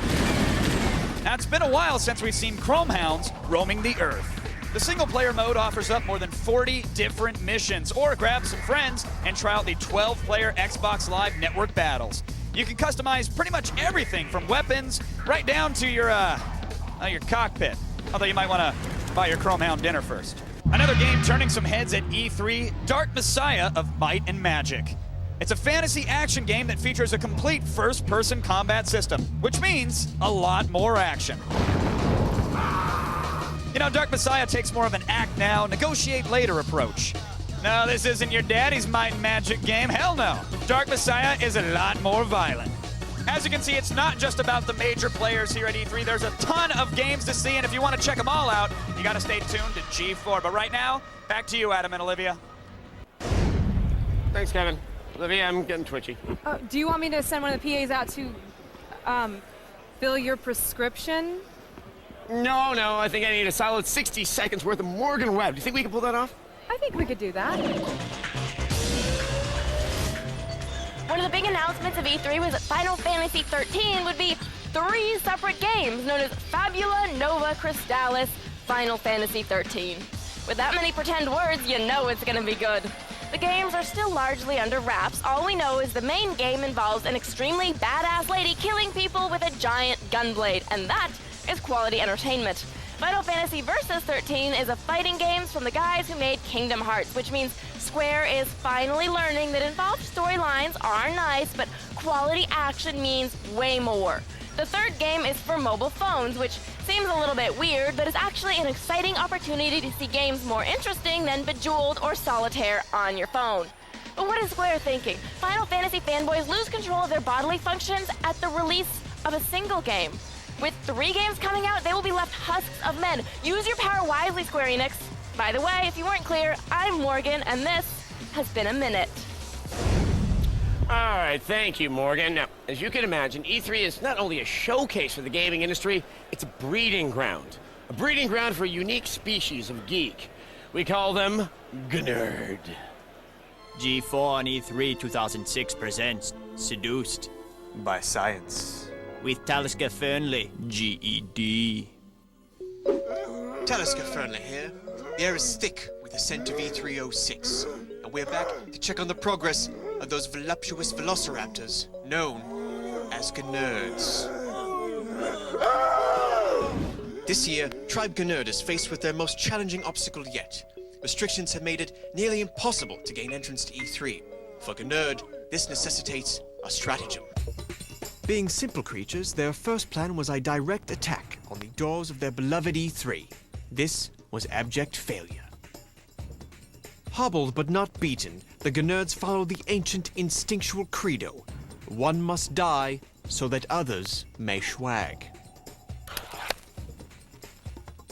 The distraction is set, the plan successful, and the Gnerd enters the womb of E3 undetected. But in the halls, our Gnerd is alone, afraid and vulnerable. A lone gazelle in a world of lions, he retreats to a shrine of peace, a place where all are equal. Gnerd's primal instinct kicks in. He sees an opportunity, and he strikes.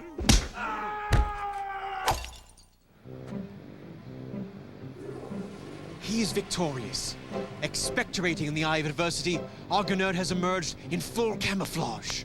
For the first time, Gnerd can walk among us undetected. He discovers a new world of strange visions, new technologies, and steam. He also finds something mysterious in his jacket. To you and me, it is currency, but to the Gnerd, it's a strange new form of swag. Emboldened by his new disguise, Gnerd approaches the local villagers for the first time. But as he attempts to trade, he notices their affinity for this new green swag could secure him rewards of much more pleasurable proportions. Realizing the impudence of his former obsession, Gnerd was ready to embrace the limitless power of a consumer economy. Gnerd becomes man. Evolution of species. So what does it matter, the object of obsession? So long as there is obsession, there really is no other need. Sensual. Besides, there's a whole world to feed on now.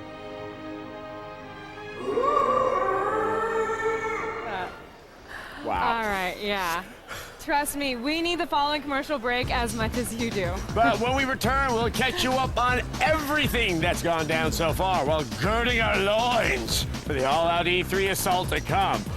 Wow, I said that. Did we say the best stuff for last? You're going to have to come back to E306 Live to find out. You gird your loins? Holster that blaster.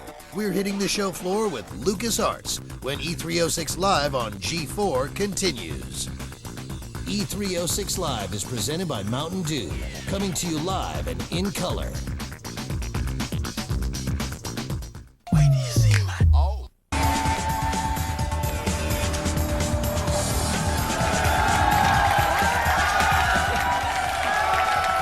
People back there, I had no idea. Yeah, oh, hey. Yeah. Wow. There's some mellow. Master Chief.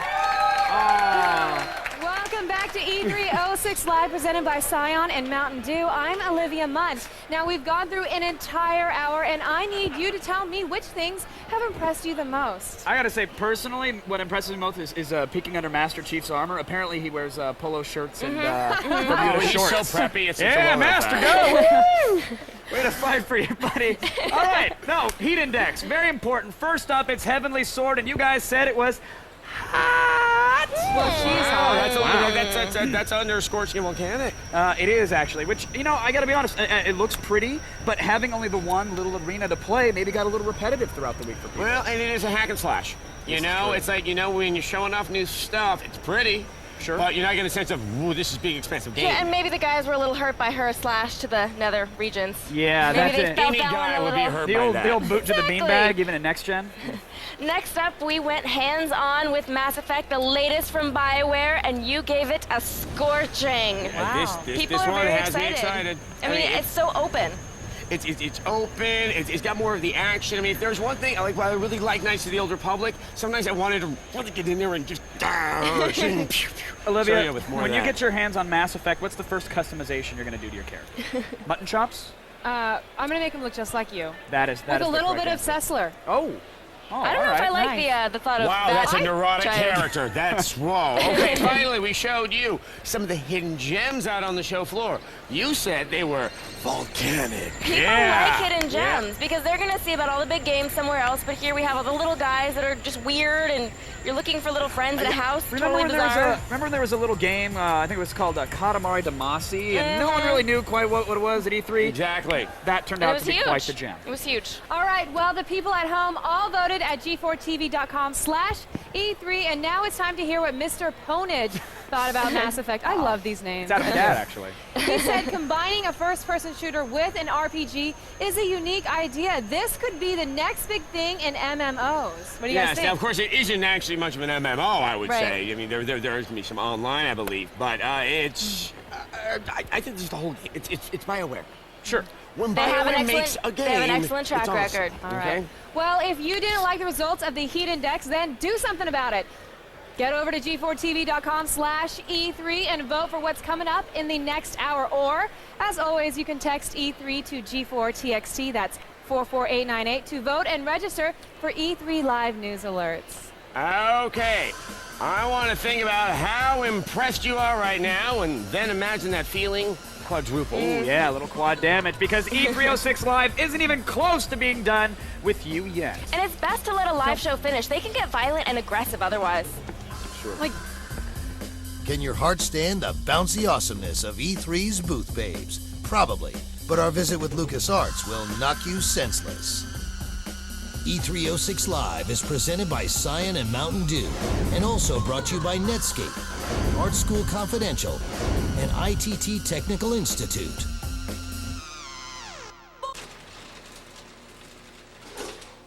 Hello, David. How did you get in here? That's not important now. Listen carefully. You have to watch Midnight Spank, G4's new block of late-night shows. Why? Because I can make everyone you've ever loved disappear, David. Disappear forever. Oh.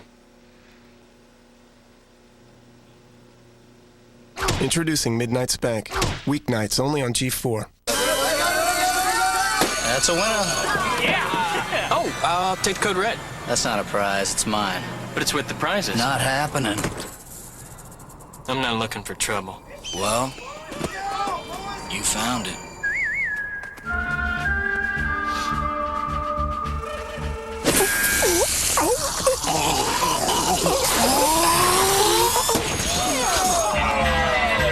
Well, that got ugly. Hello? Anybody here? It lives in the walls. What's that? It hunts at night. I keep seeing things. And on May 19th, What is going on? it's here to do God's work. Your sins must be cleansed. This is not what God wants! See no evil. Rated R. In theaters everywhere, May 19th. What are you setting your sights on? And when you see it, will you be ready? Just pick up the phone, dial 1-800-645-ARMY, and you'll get this free DVD. You'll learn about the hundreds of opportunities the Army can offer you. Skills, education, healthcare. Call 1-800-645-ARMY, and you'll also get this free boonie hat. Whatever you're looking for, the Army can help you find it.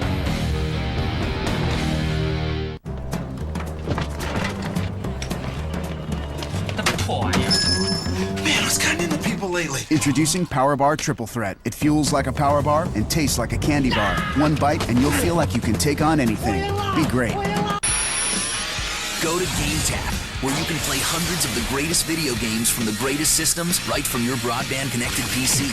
You can play everything from classics like Pac-Man and Sonic to current favorites like Tomb Raider, Splinter Cell, and more. There are over 500 games, and there's no long-term commitment required. Experience the new world of video games. GameTap, expand your playground. Play now and get 2 weeks free at GameTap.com/now. Some games rated E to T, not all games rated by the ESRB. Think you've seen Napoleon Dynamite's best moves? Take another look. Napoleon Dynamite, only all-new 2-disc special edition Tuesday. Introducing the Daily Nut. It's a daily podcast highlighting the best of the internet every day. Download it now at G4TV.com.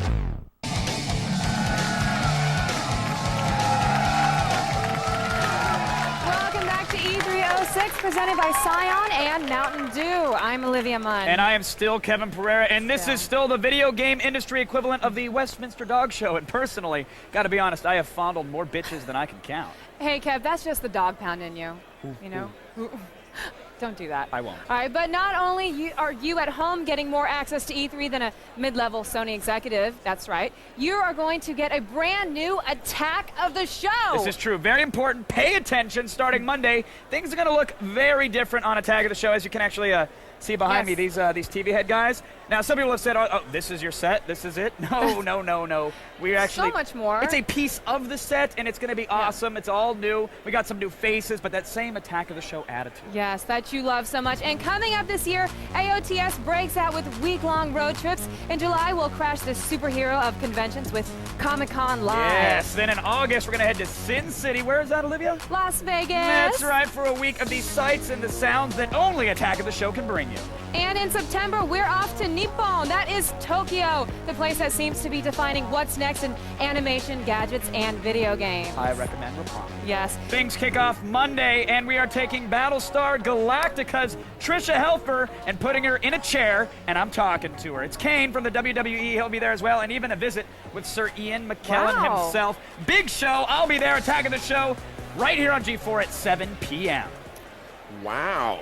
Ian McKellen and Kevin. That's almost more than my brain, you know, assistant talented man and whatever. I hope you've been chugging Mountain Dew because they're a sponsor and they provide the requisite amount of caffeine to carry you through the next 2 hours of exclusive E3 coverage.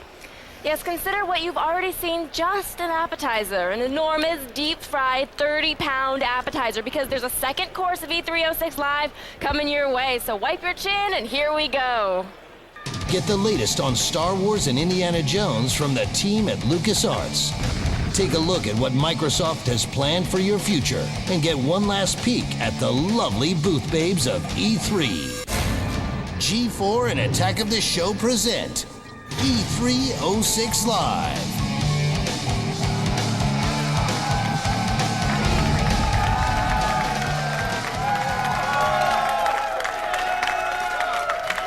I feel like Miyamoto conducting an orchestra. I need a little controller. Everybody, welcome to E306 Live, presented by Scion and Mountain Dew. I'm Kevin Pereira, and we have been here live from the convention floor all week. I have the battle scars and the itchy red sores to prove it. Well, luckily for me and the makeup team, my scars have all been emotional. I'd like to just take a moment to thank all my ex-boyfriends for that. You're welcome. Great.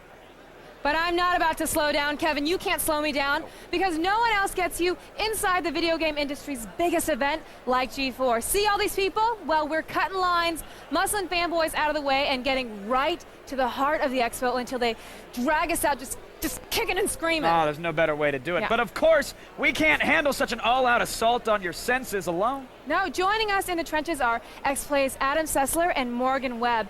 I admire your fortitude, guys. What's your secret? Secret Chinese recipe. I maintain a balanced diet. I cut out carbs and I stretch during commercial breaks. I make sure to swallow vodka and my pride in equal measures. Hey, but enough about us. This is E306 Live, and things are hotter than the official press passes being sold behind the Staples Center. Yes, well, have you heard about Huxley? Well, we've got an extreme close-up of the game coming your way. Not to mention FaceTime with Pandemic Studios' Josh Resnick and the winner of our hottest Booth Babe Award. It's me. You may ask yourself, how do we do it? How do we bring you more E3 coverage than any other outlet in existence? By making sure we have people surrounding everything that blinks, buzzes, and pulsates. Our team is all over the show floor, starting, as always, with Zach Selwyn. Hey, thanks, guys. As you can see, I'm here on the floor, and we're about to reveal the hottest booth babe of E3 2006. Will it be my friend Allison Moss here, or will it not be? Who knows? We will reveal that in just a second. In the meantime, Kristin Holt, what's going down? Hey, Zach, I'm hanging out at the LucasArts booth. We've got Jedis, Legos, snakes. Why did it have to be snakes?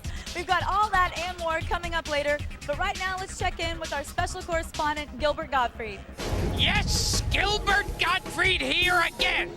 I was supposed to be in the last hour, but I wasn't. Does anybody here know what they're doing?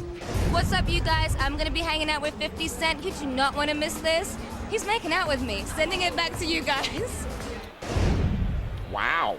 Where else but in your wildest dreams do characters like Donkey Kong and Mario get to pound the cute out of a Pokemon? Yes, the Smash Brothers series has been bringing some much-needed violence to shiny, happy Nintendo for quite a long time, and in a relatively secretive announcement, it was revealed that this multi-character throwdown is on its way to the Wii, and here is our extreme close-up.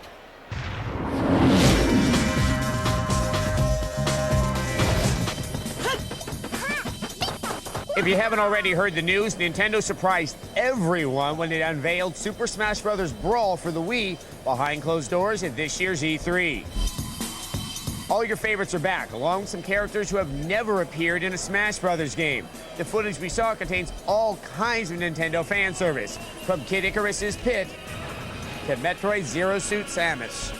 Is it just us, or is Nintendo starting to dig a bit too deep into their back catalog of obscure characters? I mean, Meta Knight from the Kirby series? Why not just throw in Don Flamenco from Punch-Out? But it's good to see Wario finally joining the mix of playable characters. And check out his special move.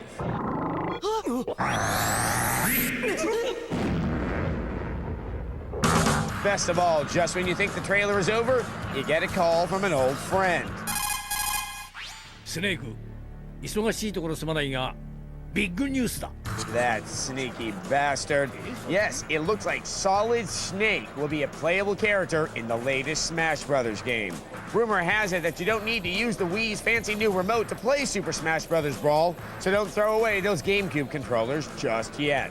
Of course, as the game won't come out until 2007 at the earliest, anything could change. We'll have lots more information as it emerges. Yeah, with no new Star Wars movies on the horizon, you'd think LucasArts might, take home and take it easy. Yeah, they didn't though. You'd be wrong. Again, just like you said when Episode 3 was going to make up for the first two. Yeah, wrong again. We sent Kristin Holt into the LucasArts Death Star for this very special floor report.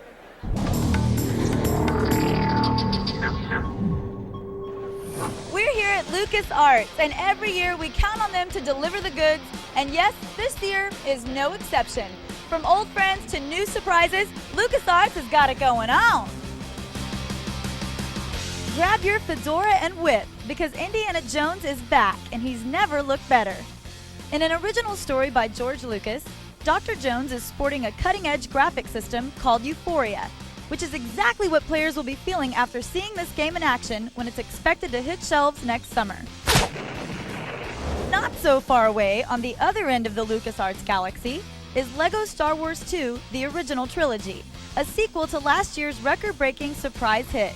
With 100 playable characters, ginormous free play levels, and yes, vehicles to run around in this time, it will keep you playing for hours. And what about those crazy customizations? I'll take a Jawookie, please. For those of you who can't choose between light and dark, now there's a third side of the Force, the Corrupt. Forces of Corruption is an expansion pack for the PC game Star Wars Empire at War. Gameplay has you in the shoes of an up-and-coming underworld figure named Tiber Zahn.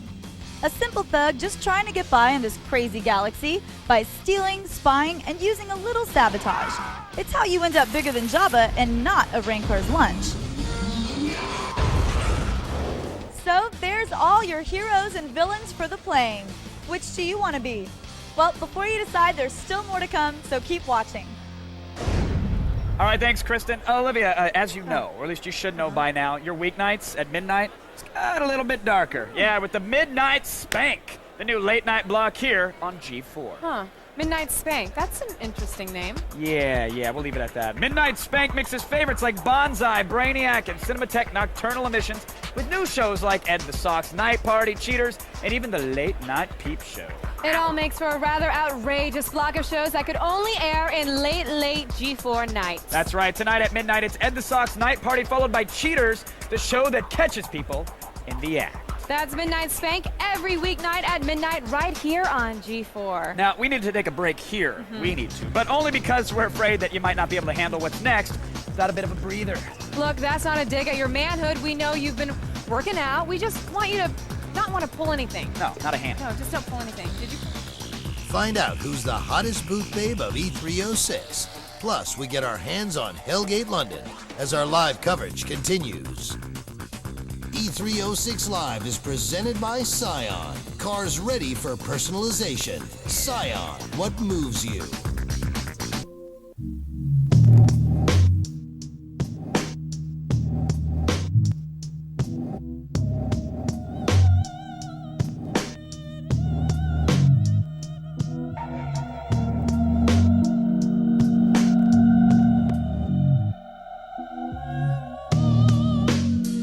The ultimate tools for the ultimate shine. Black Magic. Visit any Pep Boys and enter to win a new Honda SI. Looking for the picture-perfect Mother's Day gift? Circuit City makes it simple. Circuit City's the place to find the perfect digital camera for mom. And this Saturday from 1 to 5, come see how easy digital imaging can be at the Kodak Demo Day. Plus, save up to 10% on digital cameras and camcorders, like this Kodak EasyShare camera with printer dock and free travel bag. Now just $249.99 after a $30 price break before instant savings. At Circuit City.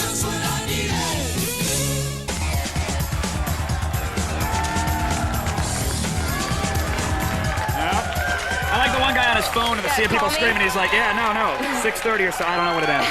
Everybody, welcome back to E306 Live, presented by Scion in the Mountain Dew. It's G4's coverage of the week that shakes the video game world. I'm Kevin Pereira. And I'm Morgan Webb. We are well into hour 2 here at the LA Convention Center, and I have managed to keep my sanity. Very, very good of you, by the way. Yes. Now, I see, so scrolling Adam Must Die in Blood, that's considered sane, by the way? Wasn't my blood. Oh, good. Yeah. Was it that girl that you mysteriously killed a couple days ago? Yeah. Don't talk about it, actually. I'm sorry. Listen, I know Adam has an interview coming up, but you might want to consider running from her. Yeah. Not going anywhere because I'm here with the man who is responsible for stealing all of our free time. He is the brains behind Xbox Live. I've got some FaceTime with Greg Canessa.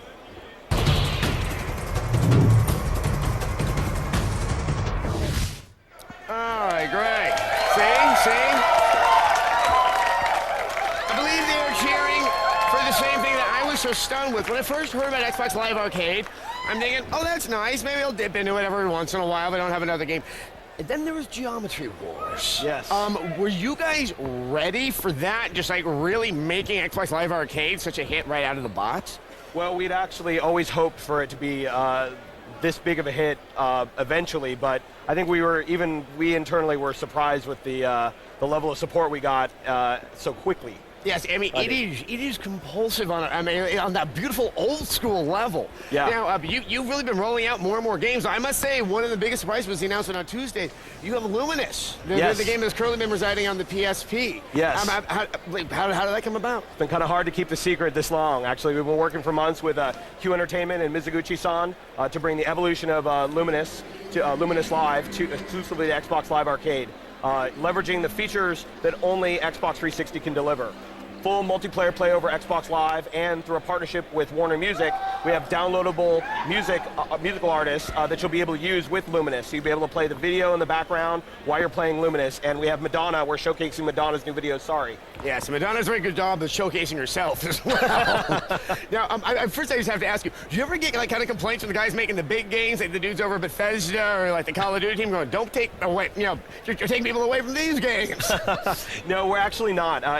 We actually view Xbox Live Arcade as being really complimentary. Quick, fun, jump in and play experiences are appealing to everyone, not just casual gamers, but hardcore gamers too. And that's one of the things we've seen with the resounding success of Xbox Live Arcade to date, is that everyone wants these types of games. And then to a certain extent, they're not really, they're really really complementary. They're not really right. conflicting. Now, also, like on that, you really have more and more classic arcade games. You have Defender, we have Pac-Man. Are we going to see more and more of that happening? Absolutely. We're going to have, we've announced partnerships with Namco, Midway, Konami, and Sega here at the show this year.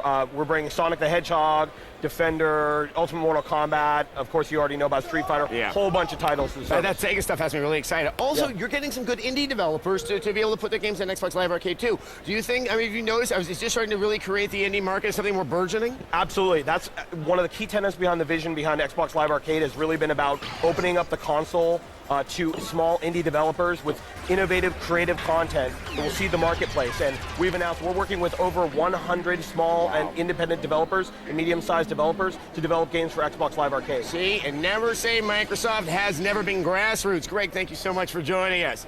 Now, Kevin and Morgan have a few reasons why you need to stay put during the ensuing commercial break. Thanks, Adam. We do have some reasons, but I lack the energy to say them. Why don't we let one of those ominous, otherworldly voices handle the heavy lifting this time, huh? Yeah. There you go. Coming up next, 50 Cent wants to pimp your console and steal your girl. He's making out with me. E306 is also brought to you by Netscape. Sign up today and get free Web Accelerator when you stay for 12 months.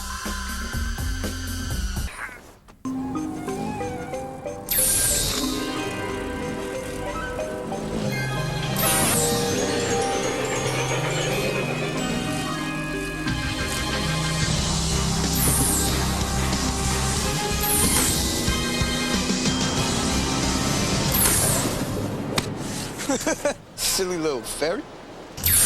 Oh! Introducing the all-new Dodge Caliber. It's anything but cute.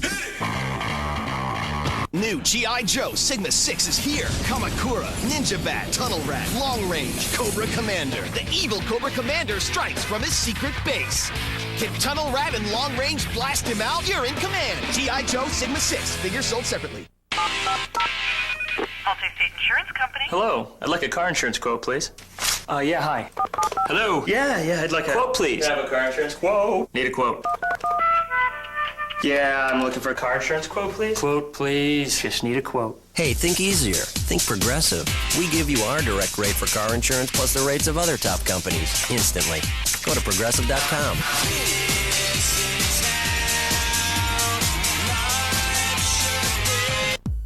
It's new! Get the best jokes directly on your cell phone! They're hilarious! Write a text message with the word joke to the number 53030 and press send. They're so funny. We'll make your sense of humor even better. Impress your friends. Make them laugh. Let the joke of the day be your joy of the day. Do it now. Grab your phone and text the message joke to the number 53030.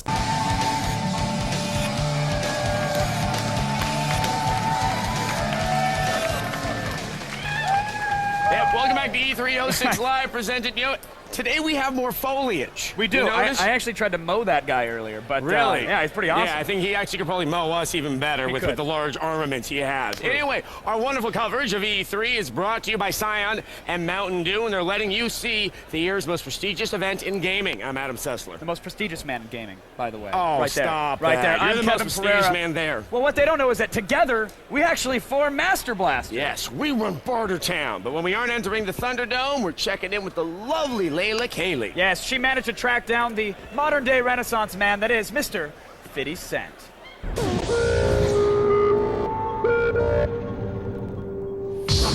for you guys. We're at the gamer booth with Mr. 50 Cent himself. We're checking out his skins, right?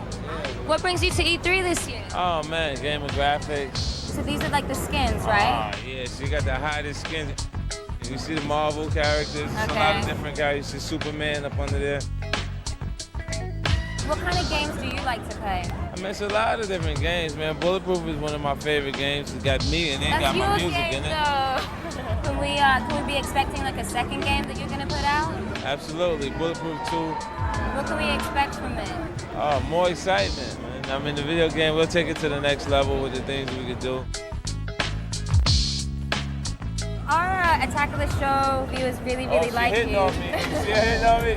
No, I'm not She didn't have to do that. She didn't have to do that. You saw that?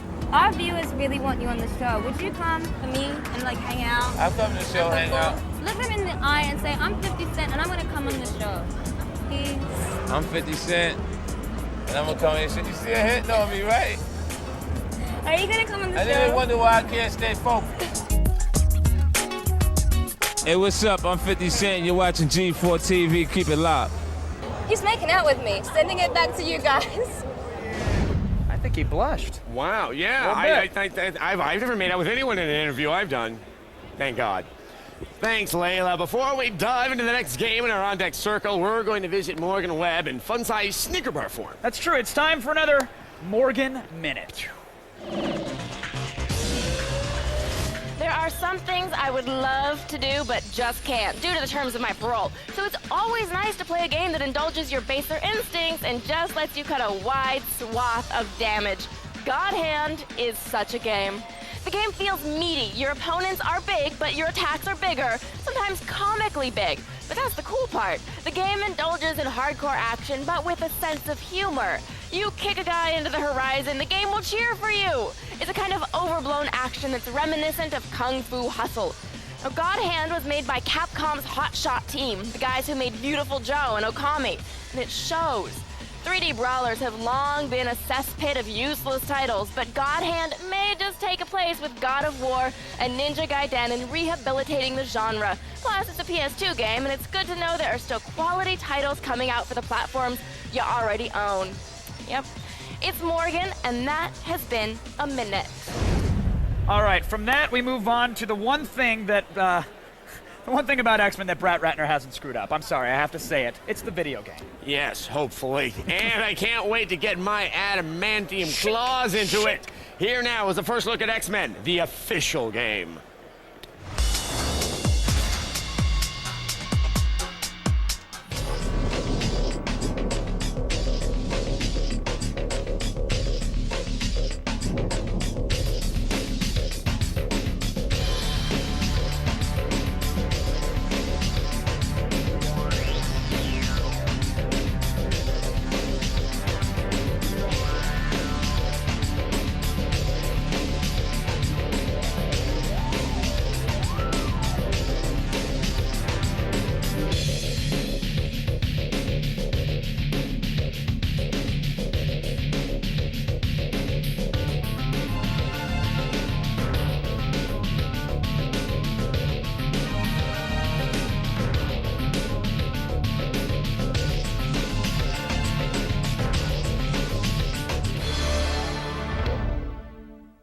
Now, last few games, very successful. Last few movies, very successful. Yes. This might be one of those cases where people rely on the game to carry the franchise. I think because the movie is not really doing so well. The only thing I can say about the movie is that our expectations are now so low that assuming that like the film doesn't burn, we might be pleasantly surprised by it. Aren't you? But there's got to be a piece of you that might be even the least bit disappointed that this might turn into a Rocky Horror Picture Show type thing, where we just have to laugh at how bad the franchise might have That would become. actually be better, you know. That's how I got through Resident Evil Apocalypse. It's true. All right, we are right in the middle of hour 2 here, GeForce coverage of E306. Consider this the all-important middle chapter, like Empire Strikes Back. That's true. We've got more exclusive live coverage, but hopefully no severed limbs. Not like last year. I'm Right your after father. this. No, you're not. Up next, it's time to crown our Booth Babe contest winner. You don't want to miss it. E306 Live is presented by Mountain Dew, coming to you live and in color. Dynamite, only all-new 2-disc special edition Tuesday.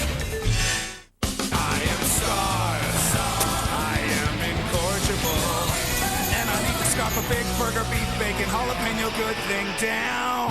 I am man. The Texas Double Whopper. Eat like a man, man.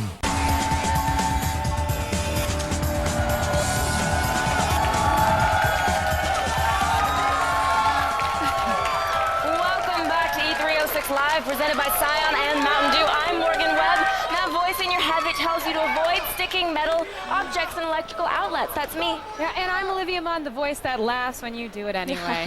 E3 truly is a gamer's paradise. There are new titles, fried food, and scantily clad women. Since I've momentarily had my fill of two of these things, I'm gonna hand things off to Zach Selwyn, who's ready to crown the hottest E306 booth babe.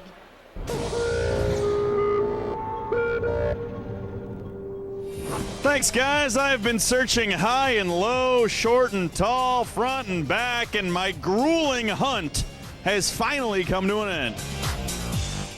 All right, guys, it's the moment you've all been waiting for. I'm about to reveal the 3 hottest booth babes of E3 2006. Like good versus evil, there can only be one winner. And your second runner-up is Dr. Kimberly Fisher.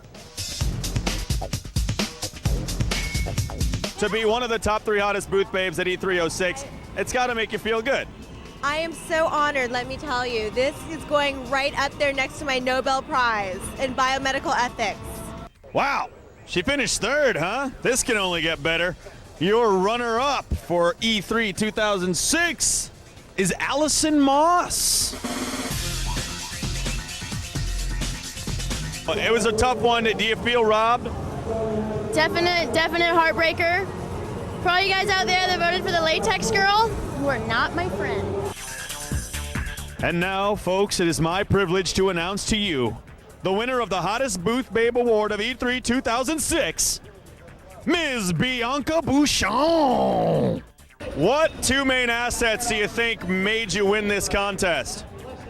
The boobs and the eyes probably and the smile. Well, thanks to all of you who voted, and let's just be honest, were there really any losers?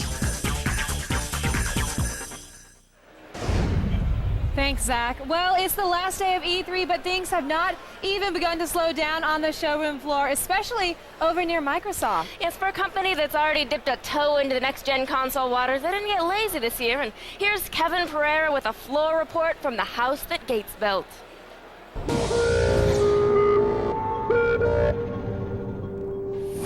All right, it has been an incredible week here at E3, and that's why I'm back at Microsoft's booth to recap some of the amazing titles you've seen the last few days, and even some that you haven't at all. Now, there were certainly a ton of games being shown off at E3, but one that stood out, even though it wasn't even playable, was Halo 3, and you can bet your sweet ass I'm going to be first in line for this game when it comes out. The Halo 3 trailer looks amazing, and I'd like to speculate by saying I believe fans of the franchise, they're probably going to be very, very pleased. Another huge announcement for the 360 was Fable 2. The announcement came complete with a brand new CG trailer. Now, no actual gameplay was shown, but the preview sure is shiny, and I like shiny things. Fable 2 is likely to have fans losing sleep waiting for this game to launch. Oh, and let's not forget Gears of War. I had a chance to check this out, and the game looks absolutely incredible. Lots of blood, guts, and non-stop action will keep the gamers happy for a long time to come. Prey is the first-person shooter developed by Human Head Studios.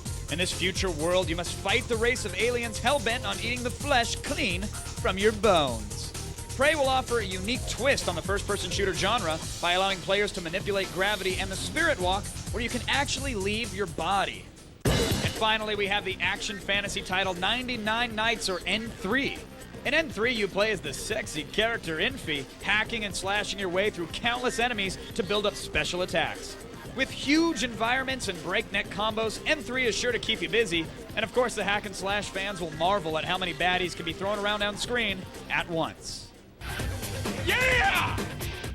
Well, that about wraps things up for Microsoft here at E3. What a spectacular week for them. You guys have a great year of gaming to look forward to, but right now, I look forward to going home and hating myself because I can't play any of these awesome games for a year. Great.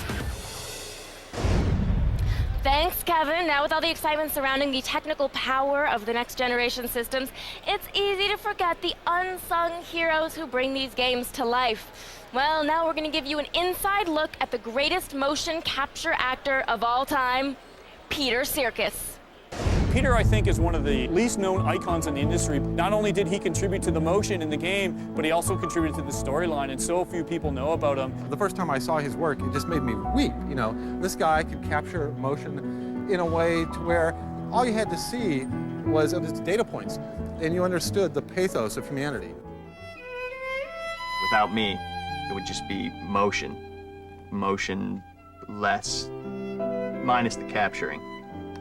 Just motion. And nobody wants that. He's actually a pretty exciting guy to watch because when he tries to get into character ahead of time, he really immerses himself in that character for not just hours, not just days, but sometimes weeks at a time. I've played robots, I've played, super fans, Gollum in the Lord of the Rings video games. Yes, my precious.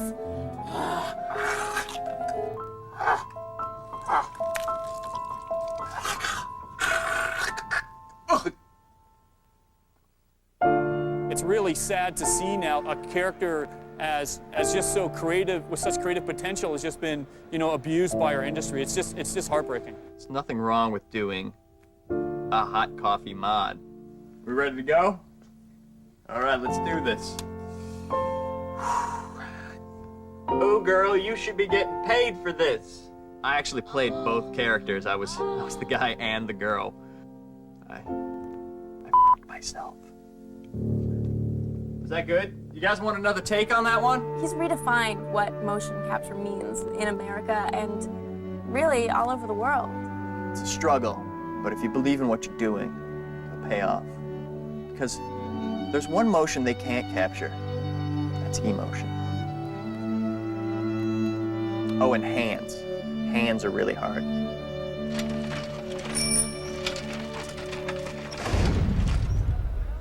It's about time mocap actors got some respect. And it's about time we had a break, but when we come back, E306 Live is going deeper inside the expo than the janitorial staff. Stick around.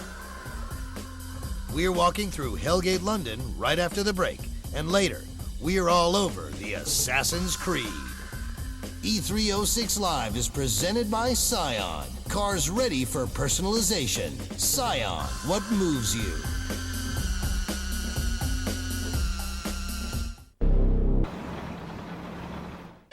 Dial into terror. Hello? Have you checked the children? Coming to DVD. We traced the call. It's coming from inside the house. Deleted scenes that will leave you breathless. When a stranger calls, buy it on DVD and PSP May 16th. Check this out. This is what we do for a living.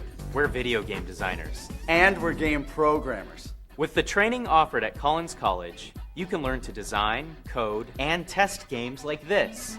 And this. Game design is a growing career. For a brochure on a career in game design, call Collins College at 1-888-256-1200 now. That's 1-888-256-1200. Call Collins College now. G4TV.com. It's a whole new way to stay plugged into your world, giving you the scoop on the news you care about. Dive into the pile. G4's all-new web-based TV channel with over 15,000 streaming videos ready to go. Behind the scenes, game reviews, and more. Go to G4TV.com. What you need, when you want it.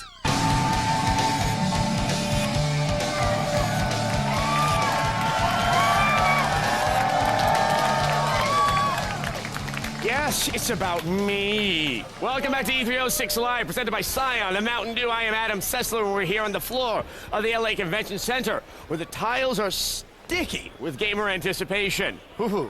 And it's been minutes since we've touched a video game. Thank God we have another hands-on demo immediately. Isn't that right, Morgan? More right than you know. Like the true gamers we are, we're not satisfied just seeing the new games. We want to get our grubby little hands all over them, which is why I'm about to get hands-on with Hellgate London.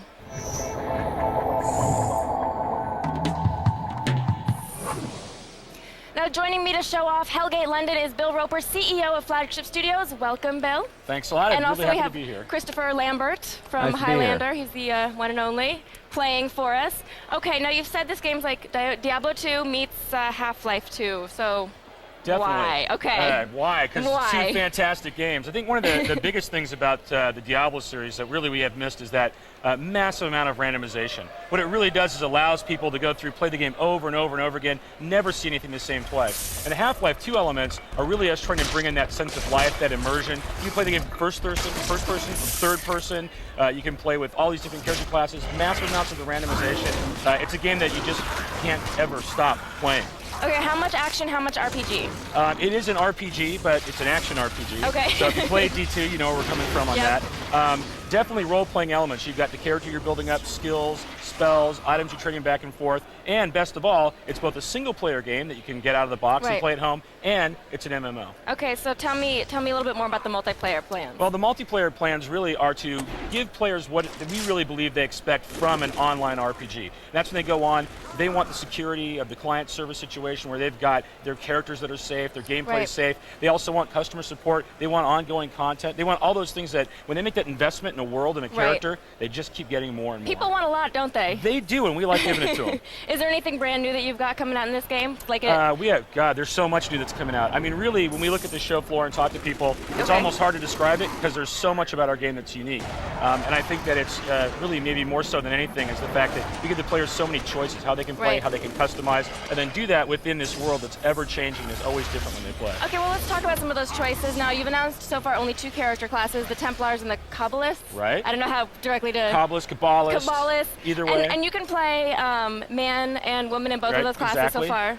And how are those statistics different on the men and the women? Well, the men and the women are the same. We like to believe that women are equal. I like that. They I are hate when you equal. play something and you're like, oh, I want to be a girl. I'm a healer. Right, no way. We like to have our women in there fighting front line with the Right. men. And in fact, a lot of our NPCs in the storyline, the heroes are women. In the video we Right. just released, the big trailer for this year, really our main characters are females because we like to have strong females in our game. Okay, so what's the difference between the character classes? I know they're supposed to play very differently. Right, the Templar is our big bruiser. You get in hand-to-hand combat, swords, melee, shields, really in there sucking at Okay. damage and dealing that up close. The Kabbalists are our overarching spellcasters, everything from summoning demons and controlling those to casting big, powerful spells. So they really play very, very differently, not only against the 2 character classes, but even within the character classes themselves. Okay, let's talk about mods. This is kind of a fun part of it. Yeah, we have this idea of mods. So basically, when you have a weapon, Okay. it has different slots. It might be. Again, all the weapons are randomized, so you Right. never know exactly what you're going to have.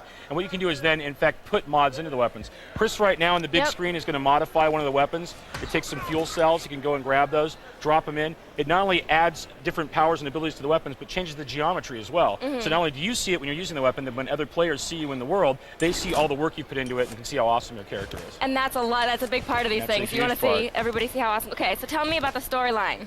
The storyline, we are set in a near future London that's been ravaged by demons, so we're in 2038. But it gives us Yeah. a nice mix of kind of like cutting edge bleeding future technology and then also magic, because just regular guns don't really do anything to demons. Right. So you have to have these modified weapons, super science, arcane relics. I like all the blending locust gun. in. That was pretty cool. Yeah, locust gun's really cool. We have a lot Yeah. of crazy things. I think that's one of the fun things about the game is when you see it playing, it's just not your typical kind of shooter, even when we're in Right. that first person mode. We've got all these insane effects going on and different abilities, and it really makes for a very unique look for the game. Yeah, it was actually very exciting. I got to play a little bit, and Great. There's so many more questions I want to ask you, but we have to wrap. So I'm sorry. Back to you, Kevin. Oh, now if you can fathom this, there's actually more news coming out of E3 than even 3 consecutive 3-hour shows can handle, and that's why we have something called the feed to really make sure that nothing, absolutely nothing, slips through the cracks. Hey, I'm Layla Kayleigh with all the latest E3 news. It's something I like to call the feed.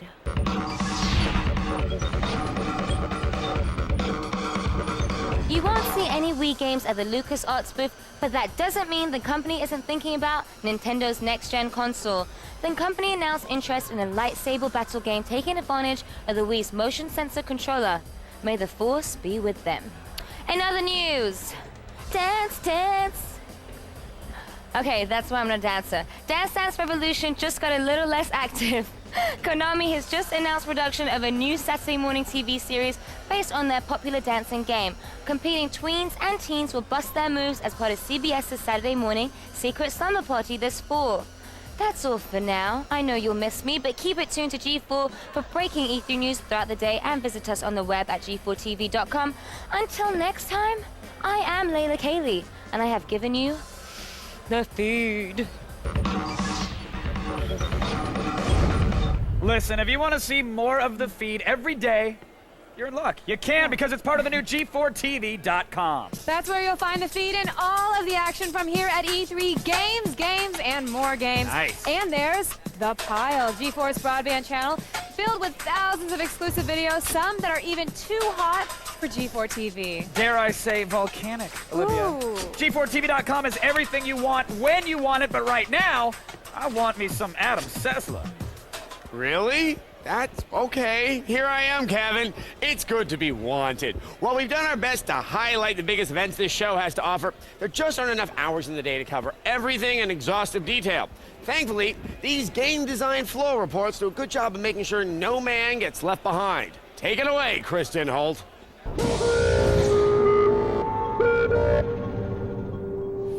Thanks, guys. You know, at E3, all of the big gaming companies showcase their latest games. But did you know that they're also here doing some recruiting for game designers?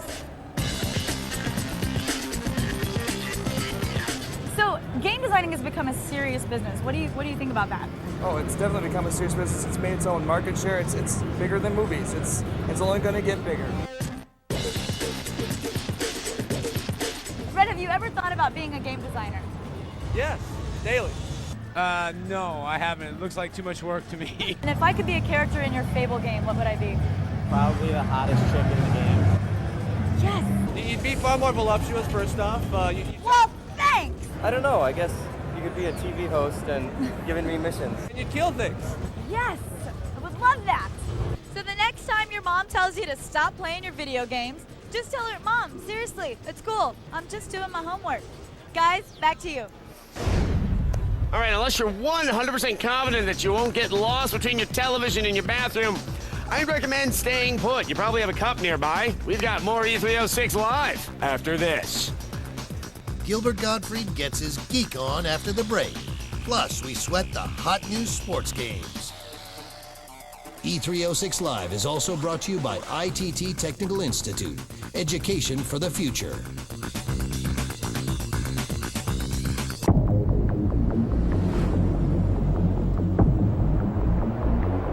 Queue up a free ringtone from Q-Tones. Call right now and get a ringtone at no cost to you.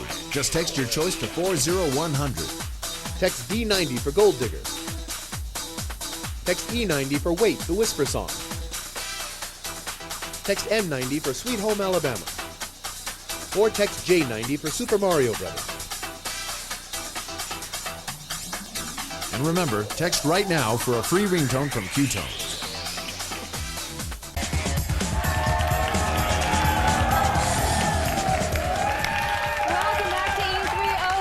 Presented by Scion and Mountain Dew. I'm Olivia Munn. Now, we've gone through an entire hour, and I need you to tell me which things have impressed you the most so far.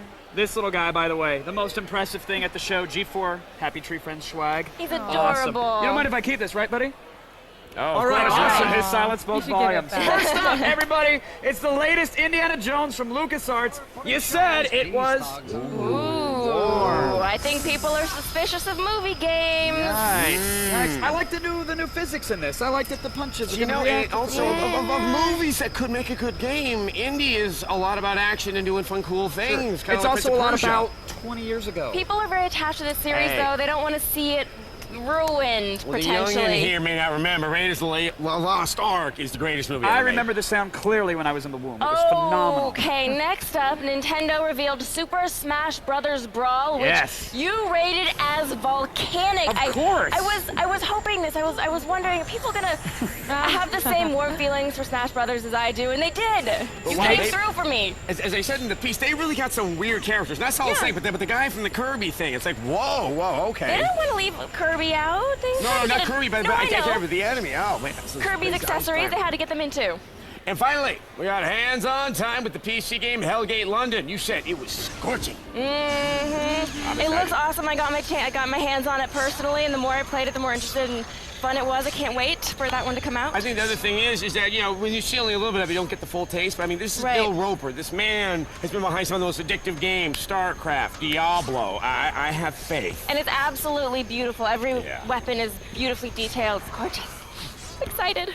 All right, well, the people at home all voted at g4tv.com/E3. And now it's time to hear what King of Kings thought about Indiana Jones. Jones is a welcome figure anytime, but he might suffer the same fate as Godfather. A generation too late might just sink this ship. That wasn't the only thing that sunk Godfather. Oh, was that you, Kevin?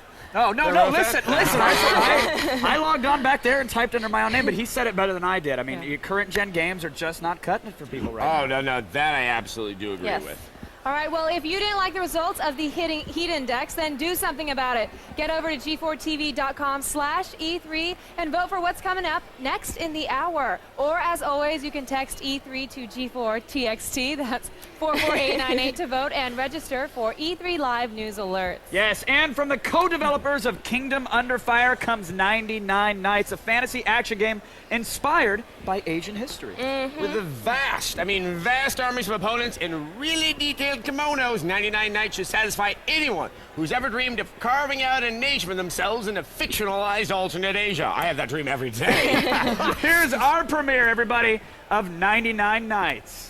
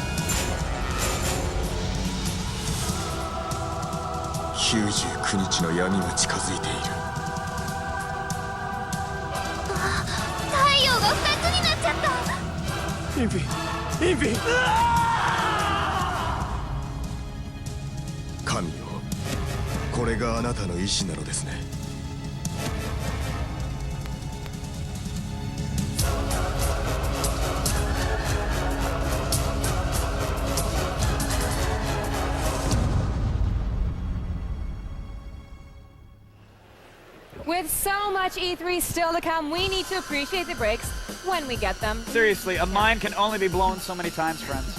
So stick around. E306 Live moves quickly. And if you ghost us, I'm gonna bleed you. Ooh. That's tough, yeah. We'll look back at Nintendo's E306 showing right after the break and crank up the volume with Guitar Hero 2. E306 Live is presented by Cyan and Mountain Dew and also brought to you by Netscape, Art School Confidential, and ITT Technical Institute. The top 20 things to do before you turn 30, 21 of the most legendary parties of all time, the 17 most dangerous women. Who in the world can bring all these things together? Welcome to Filter. It's Beth Ostrowski on an all-new Filter. From the best of the best to the worst of the worst, she ranks them like she sees them. We give you the lists you didn't even know you needed. It's an all-new Filter. Premieres June 3rd at 7 p.m. Only on G4. That's a winner. Yeah. Oh, I'll take code red. That's not a prize, it's mine. But it's with the prizes. Not happening. I'm not looking for trouble. Well, you found it.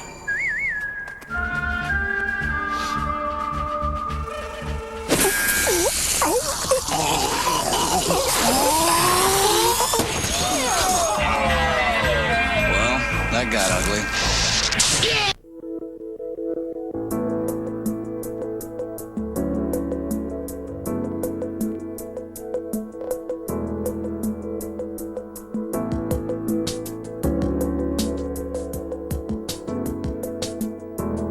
It knows over 7 million points of interest. And now, so do you. The Acura TL with satellite link technology. Visit your local Acura dealer for an attractive lease rate on the standard model TL. Hello? Anybody here? It lives in the walls. What's that? It hunts at night. I keep seeing things. And on May 19th, What is going on? It's here to do God's work. Your sins must be cleansed. This is not what God wants! See no evil. Rated R. In theaters everywhere, May 19th. Go to GameTap, where you can play hundreds of the greatest video games from the greatest systems right from your broadband-connected PC. You can play everything from classics like Pac-Man and Sonic to current favorites like Tomb Raider, Splinter Cell, and more. There are over 500 games, and there's no long-term commitment required. Experience the new world of video games. GameTap, expand your playground. Play now and get 2 weeks free at GameTap.com/now. Some games rated E to T, not all games rated by the ESRB. Hi, I'm Scott Blum, founder of Buy.com, the internet superstore. Come on in and see why over 8 million customers have shopped at Buy.com. It's our dedicated employees and our low price guarantee on over 2 million products. We've got the latest electronics, computers, digital cameras, DVDs, and CDs. Plus, 10% off Amazon on over 900,000 books. So next time you buy, check us out. Buy.com. Introducing the Daily Nut. It's a daily podcast highlighting the best of the internet every day. Download it now at g4tv.com.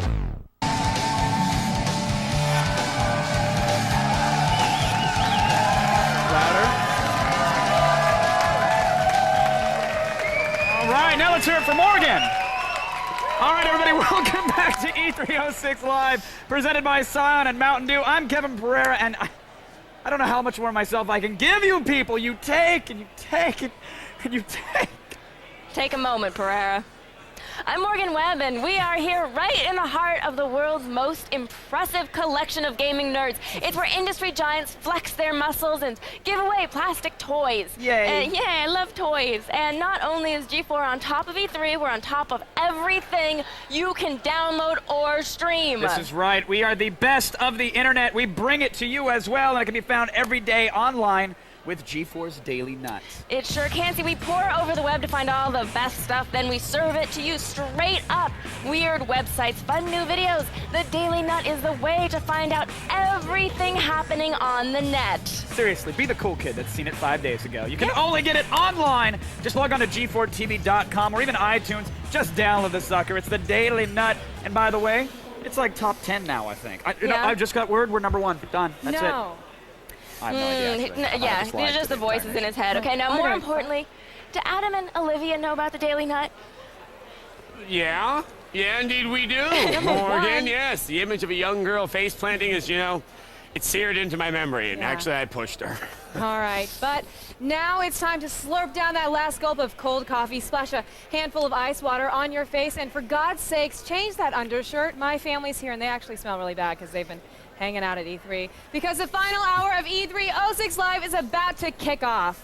Olivia's family's smelly. I say we're going out with a bang, but I respect your intelligence too much. Instead, let me put it this way. This is your last chance to soak up the E3 experience like the gaming god you aspire to be. Here we go.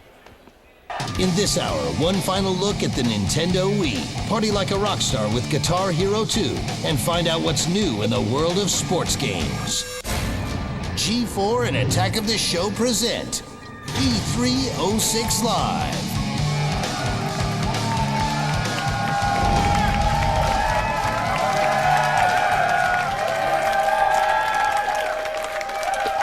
Hey everybody, welcome back to E306 Live, presented by Scion and Mountain Dew. I'm Kevin Pereira, and I've been locked in the LA Convention Center all week, bringing you all the breaking game news. Can someone get a message to my parents? Seriously, I think they're All right, worried. there is no time, Pereira. Oh, and they're just right over there. Oh, hey, Mom. Hey.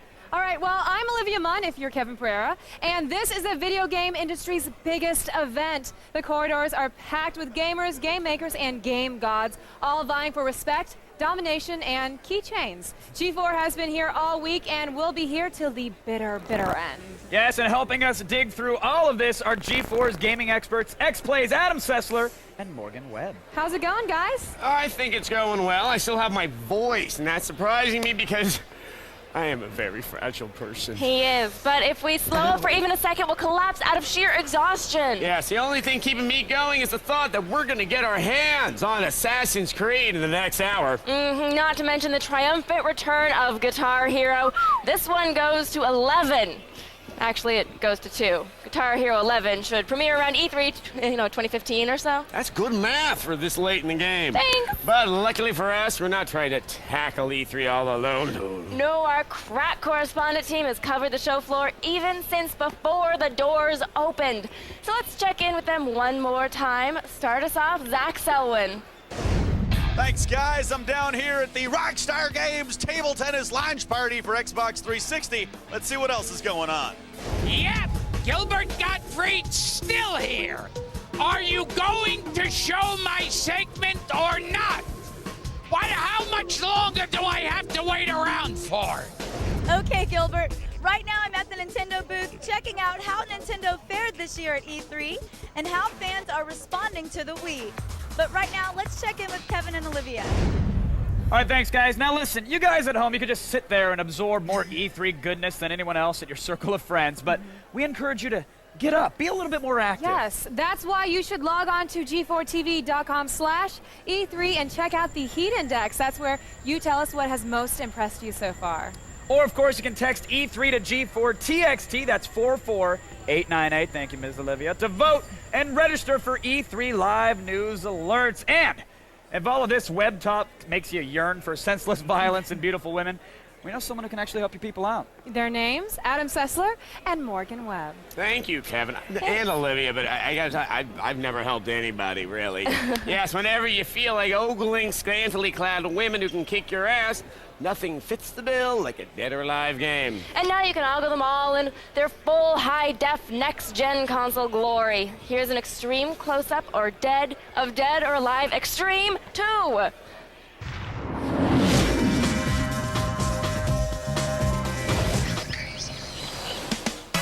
The following preview is rated M for Mammaries. There isn't a whole lot of information out yet about the gameplay in Dead or Alive Extreme 2 for the Xbox 360, except that it features... what was I saying? Oh yeah, the gameplay. It looks like Extreme 2 will feature a lot of new challenges this time around. Some of the title's new minigames make more sense than others. Hey, how about we play a game of hide your boobs in the sand and then sprint? It's like some sort of hooker biathlon. Most companies boast how the sequels will feature much improved artificial intelligence. But if anything, the girls in Part 2 seem to have gotten dumber. Haha, you fell down. Yep, monkeys with severe brain damage seem smarter than these ladies. But who's gonna play this for brains anyway? I'll give you 2 good reasons why gamers will pick up and play. Yes, when each breast has its own jiggle physics, you know that next gen has finally arrived. Oh, hey, look, volleyball. Yes, it turns out there's volleyball in this volleyball game. Prepare to lower your standard. Lower. Lower. That's it. When Dead or Alive Extreme 2 hits your Xbox 360 soon. Those boobs jiggled. Grow up, Pereira. I'm pre-ordering. Regardless of whether or not you like the name, the Nintendo Wii has made quite an impact on E3. And here to avoid any and all Wii-related puns in her floor report is the always classy Kristin Holt.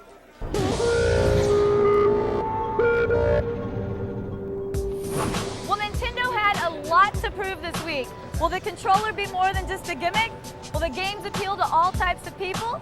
Will the Wii kick some ass and take names? Oh yeah.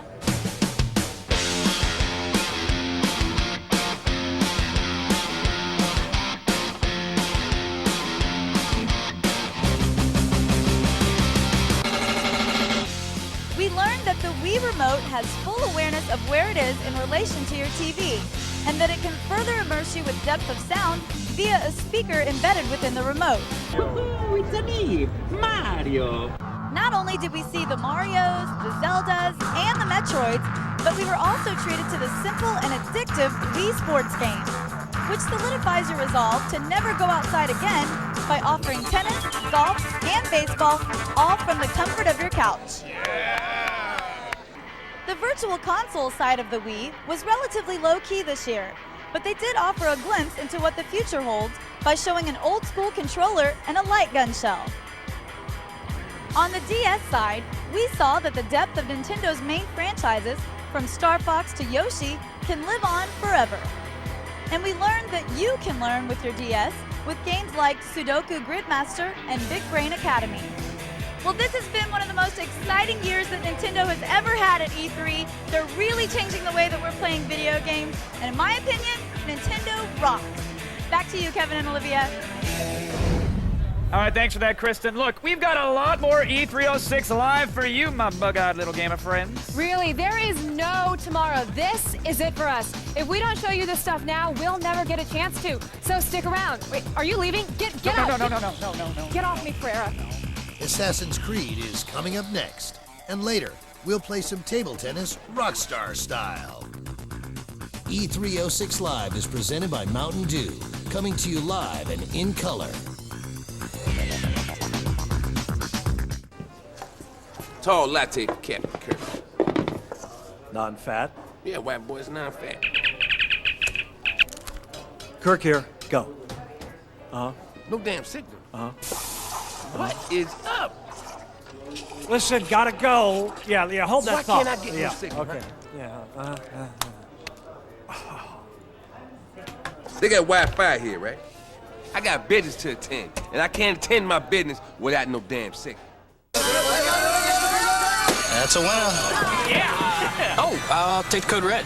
That's not a prize, it's mine. But it's with the prizes. Not happening. I'm not looking for trouble. Well, you found it.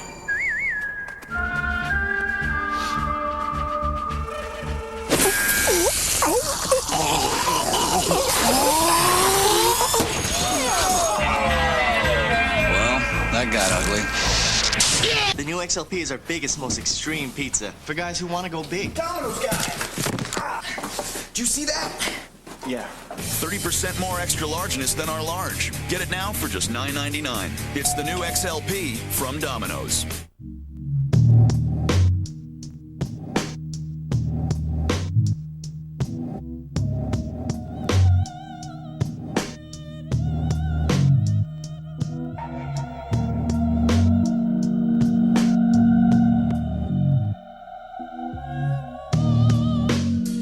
The ultimate tools for the ultimate shine. Black Magic. Visit any Pep Boys and enter to win a new Honda SI. 8 victims. I keep seeing things. 1 psychopath. Who will survive the night? See no evil. Rated R. In theaters everywhere, May 19. Hi. This Nextel calling plan is great. Yeah. So all incoming calls are free, plus I get unlimited Nextel walkie-talkie? That's right. Kind of makes you want to jump up and down and scream for joy. We have an area for that right over here.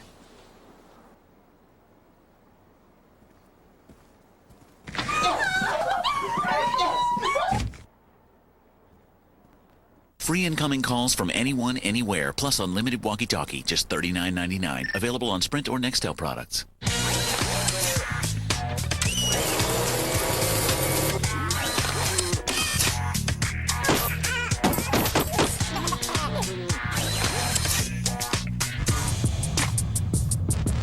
The rugged i530 by Motorola handles short drops, dust, and vibration. Plus, get a built-in walkie-talkie and more for just $29.99. Nextel's powerful walkie-talkie phones available at Sprint or Nextel stores. Call 800-NEXTEL-9. Nextel from Sprint.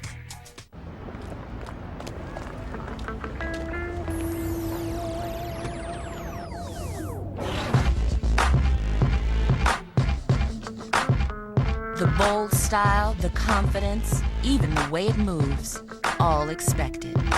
But you never expected the all-new Dodge Caliber to come with an available chill zone, music gate power, and enough room to make all others respect the unexpected.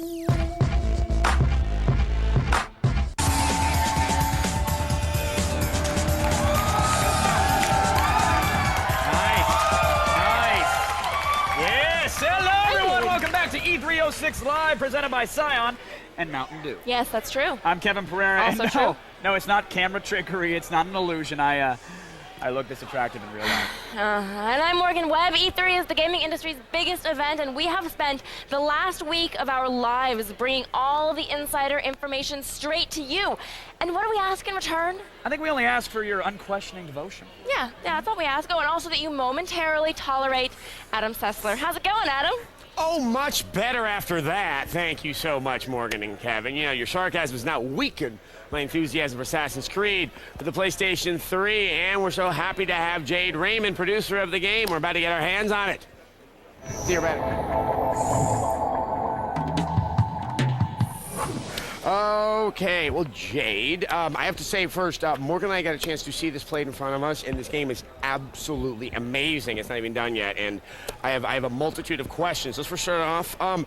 It takes place in the Crusades, which is rather unique. How did that setting come up as the idea? Well, Patrice Desilets, who is the creative director on Prince of Persia: The Sands of Time, read a lot about the Assassins, and really the Assassins are a real group of warriors that came together around the Third Crusade, and the term assassin actually comes from these guys, and their motto or their creed was nothing is true, everything is permitted, which is a lot like a video game. Saba, he came up with that, yes. Yeah, and so that he's like, I have to make a game, and they were around the Third Crusade, which is also a really exciting moment and a great place to have a lot of action for a game. So, well, I know, and I'm very glad. It's good and it's unique. Now, I think it's rather misleading right now that people are saying that this is somehow like an antecedent to Prince of Persia, because it really is a much different game. Well, obviously, you'll see some things that are, you know, from having the same core team, there's going to be some influences, and hopefully that's a good thing if you're a Prince of Persia fan. But actually our focus and our mandate was to try and reinvent the action genre for the next generation of consoles. Ambitious, yes, but the approach that the team took was really to try and do something more than just nicer graphics, and to really figure out what does next gen mean for gameplay. And so we're actually really pushing that limit. You definitely are. Now let's talk a little bit. This is a very expansive, open environment. I mean, how expansive is it? I mean, it seems so when I saw the demo. Yeah, the demo here at E3 is Acre, which is a city that was recently taken over by Richard the Lionheart in 1191. Which is the year that the game takes place. The other cities that you can visit are Jerusalem and Damascus. Each one has its own particular history, and we've really modeled it on the plans from that time. There's also all the kingdom around that, the assassin stronghold, and then a big battle takes place in another location, but I don't want to talk about that. And you can move freely between these locations throughout the game? Yeah, you have a horse, there's caravans, you can do all kinds of things on your horse, as you'd imagine, but mostly get around. Let's talk a little bit about these cities. They're real, true, living environments where all the NPCs have their own type of AI and they behave in very particular ways. Yeah, that's where we really tried to push the next-gen feeling, is focusing on the AI. I think a lot of people are talking about crowd, and we were really excited that finally with these new systems we can actually deliver like a crowd that has gameplay.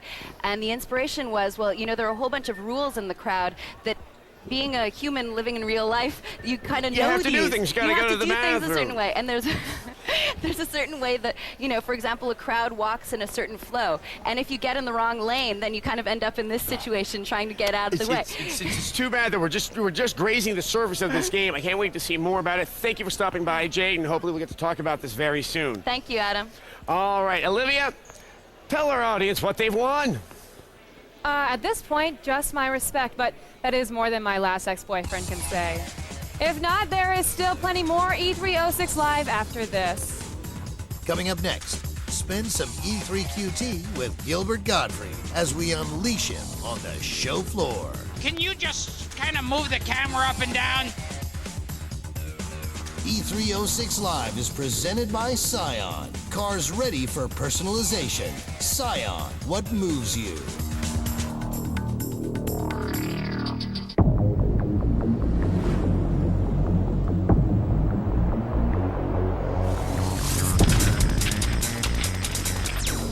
We know your world. So we have permission to attack it.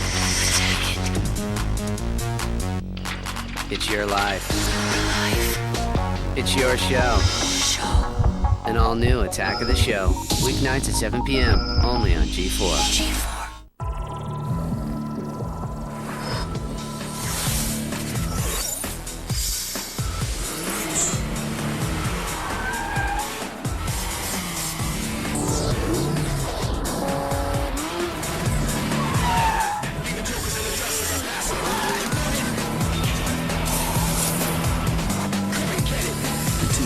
ready for personalization at Scion.com with over 30 Scion accessories. Before attending ITT Tech, I pretty much didn't care about school. I was delivering pizza. I put my dad through a lot of hard times. I told him ITT Tech is good for you. Do you want to go? Our company builds the Predator unmanned aircraft series, which are flown used to support our homeland security. Computers are my passion. I enjoy designing circuits. The knowledge and skills I gained from ITT Tech allowed me to fit in right away. I pretty much shocked my parents. He's come a long way. I would say I'm a lot happier than before. We are educators helping people build a foundation for the rest of their lives. ITT Technical Institute, education for the future. To find out more, call 1-800-327-1172 or visit us on the web. Earn a bachelor degree in digital entertainment and game design, one of today's exciting new career fields. Call 1-800-327-1172 to apply. Some things never change. Look at this kid. Spence, what's going on? How's the Army treating you? It's good. It's real good. What do they got you doing? Like jumping out of planes? Or? No, I'm working with computers. Computers? Well, you could have done that here, right? Yeah.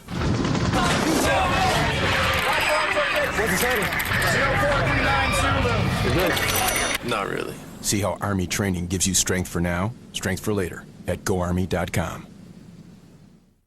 When it comes to going bald, you now have a choice.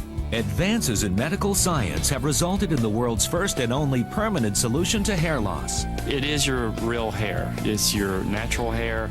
You wash it, you cut it, you swim with it. Bosley is the world's most experienced hair restoration experts. They take your own natural hair from the back of your head, where you have more than you need, and move it to the top and front, where you need it more. It's a relatively simple outpatient procedure. The results look completely natural, and it's affordable on nearly any budget. Call the toll-free number now for your free no-obligation information kit to find out if hair restoration at Bosley is right for you. I'm very satisfied, very happy with what I've done. It's got to be one of the best decisions I've made in my life, I'll tell you that. You don't have to accept going bald. Do something about it right now. Call 1-800-634-9695. That's 1-800-634-9695. Call now.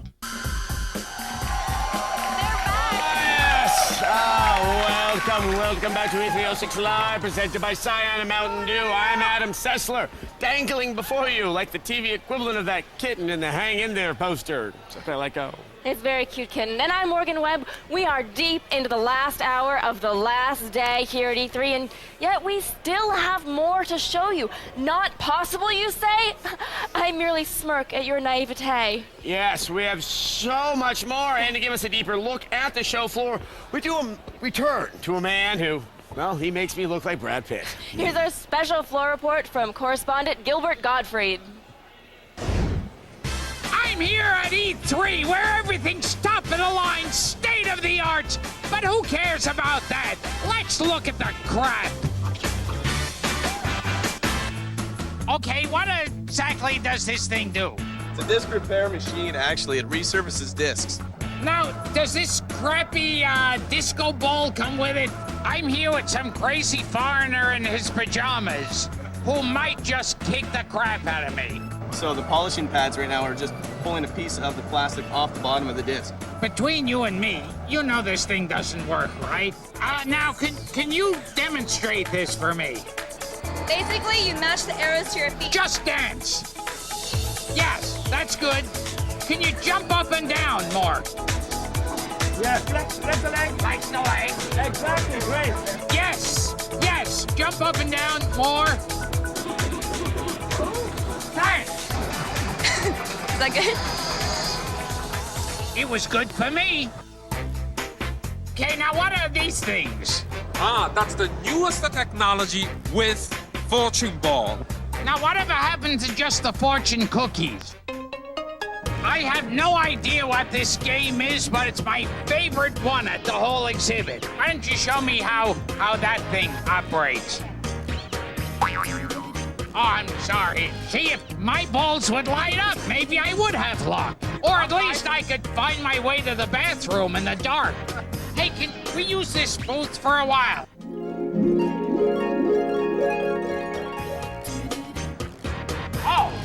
I didn't know you were still here. Now, if Godzilla and Ghidra the three-headed monster got into a fight, who would win? Now it's two girls. Wait a second.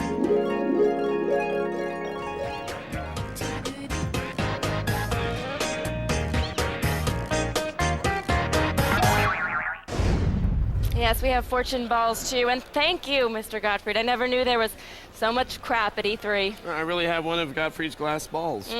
Hope he's okay. If Bye. your mother has ever said to you, you'll never get anywhere with these games, you look her right in the eye and you say, you're wrong, and I don't love you anymore. Because thanks to Mountain Dew, DirecTV, and their wall of money, gamers can win a cool $1 million. Here's Olivia Munn with more.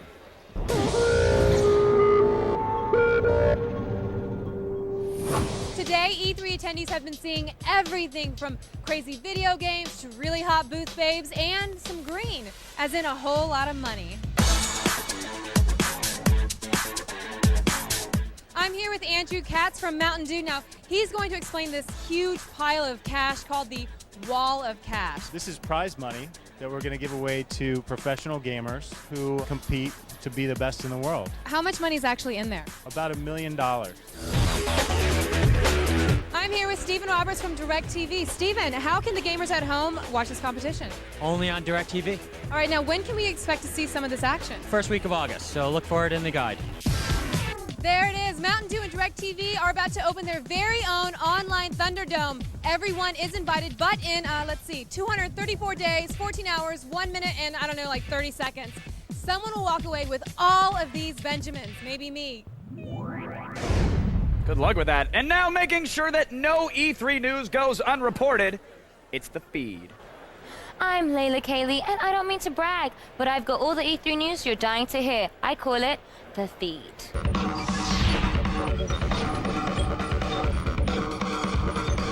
Do you really want to see Mario in high definition? Well, do you? According to Nintendo, you have at least 5 years to answer that question. Apparently, Nintendo decided not to include high-def technology in the Wii console because the number of HD TV households is not yet that high. However, when that number rises in about 5 years' time, Nintendo will offer a high-definition console. And speaking of the Wii, the console got some high-profile support from an unexpected source. Microsoft Vice President Peter Moore says that instead of paying $600 for a PS3, gamers should buy both an Xbox 360 and a Wii. Of course he's going to say that. Nintendo has not yet announced the price for the Wii, but is expected to be much cheaper than the other consoles. That's all the news for now. Stay tuned to G4 for breaking E3 headlines throughout the day, and visit us on the web at g4tv.com. I gotta go see my therapist. I'm Layla Kayleigh, and you've been fed. Let's say you want more of the feed. Well, then you're going to like the all-new Attack of the Show, because starting this Monday, things are going to look very, very different. Don't worry, we got a new set, some new faces, but it's the same Attack of the Show attitude.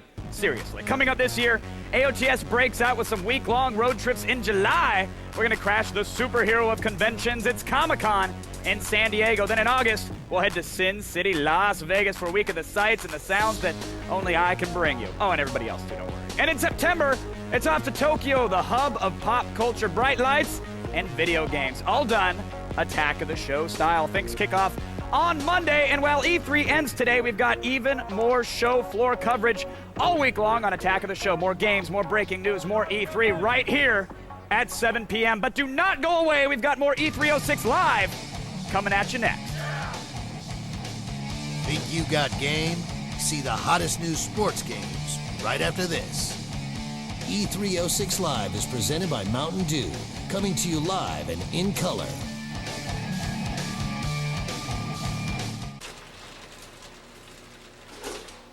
Hello, David. How did you get in here? That's not important now. Listen carefully. You have to watch Midnight Spank, G4's new block of late-night shows. Why? Because I can make everyone you've ever loved disappear, David. Disappear forever. Oh. Introducing Midnight Spank.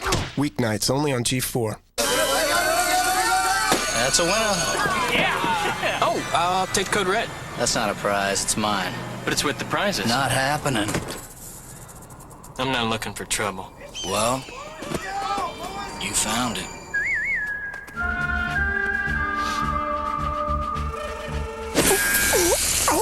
Well,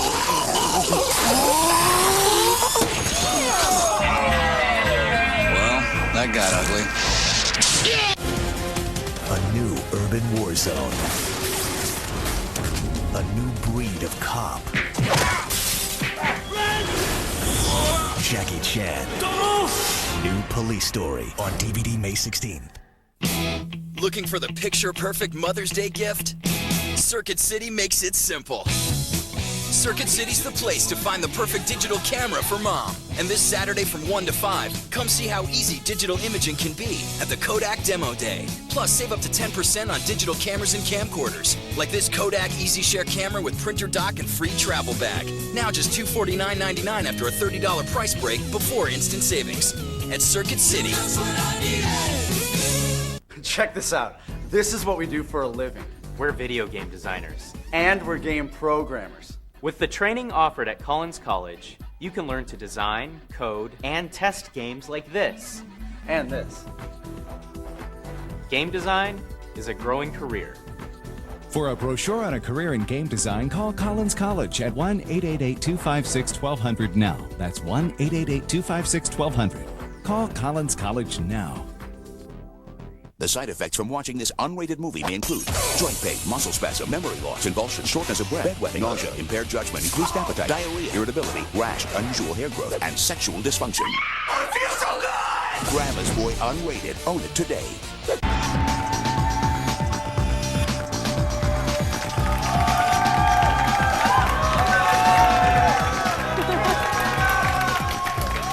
It's a magical sound. Welcome back to E306 Live, presented by Cyan and Mountain Dew. I am Adam Sessler. And I am Olivia Munn. This is where the best and the brightest from the gaming industry come to ruffle their feathers and find a mate. G4 is your one and only source for everything that goes down inside the walls of the LA Convention Center. Even the things we'd rather not repeat. Now, as you can tell, probably, I engage in athletic endeavors all the time. Well, you know, you can't get a body like that just sitting around and playing video games. You have to sit, play video games, and avoid nutrients like a supermodel. That means basically coffee I'm very and cigarettes. good at that, All yes. right. Here with a floor report on the games 2K Sports has to offer is the equally fit Kevin Pereira.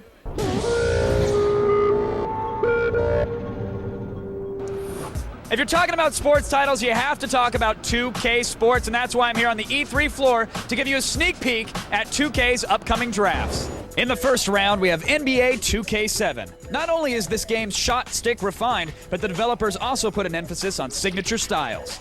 This means that gamers will be able to use their favorite players and all of their signature moves. NHL 2K7 is the second round draft pick. In it, 2K has implemented Cinemotion, a feature that incorporates heightened graphics in tandem with improved camera angles. As you can tell, this makes for a much more fluid gameplay experience.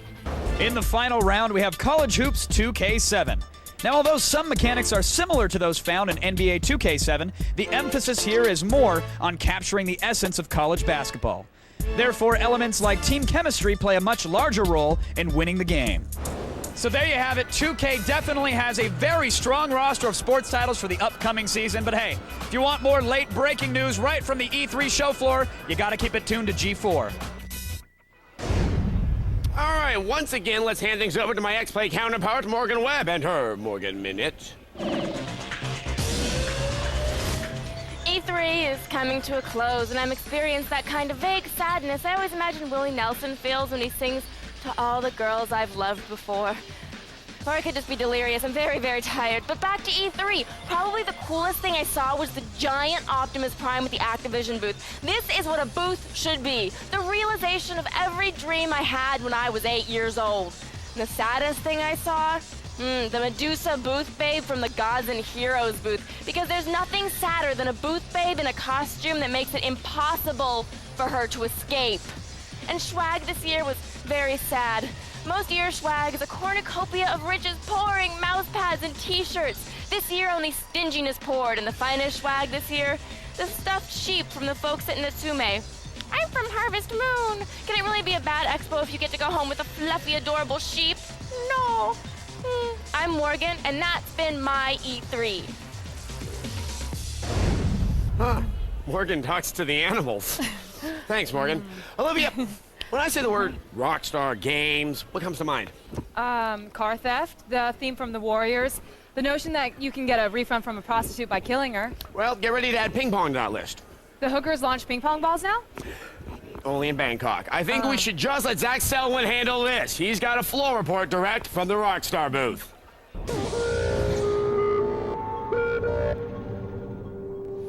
Welcome, Sparks fans. It's anything goes here down on the floor at the Xbox 360 booth where Rockstar Games meets ping pong.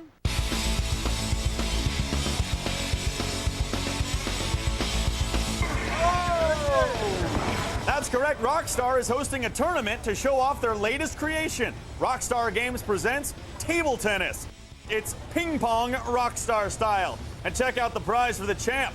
A trip for two to Paris for the World Singles Table Tennis Championships.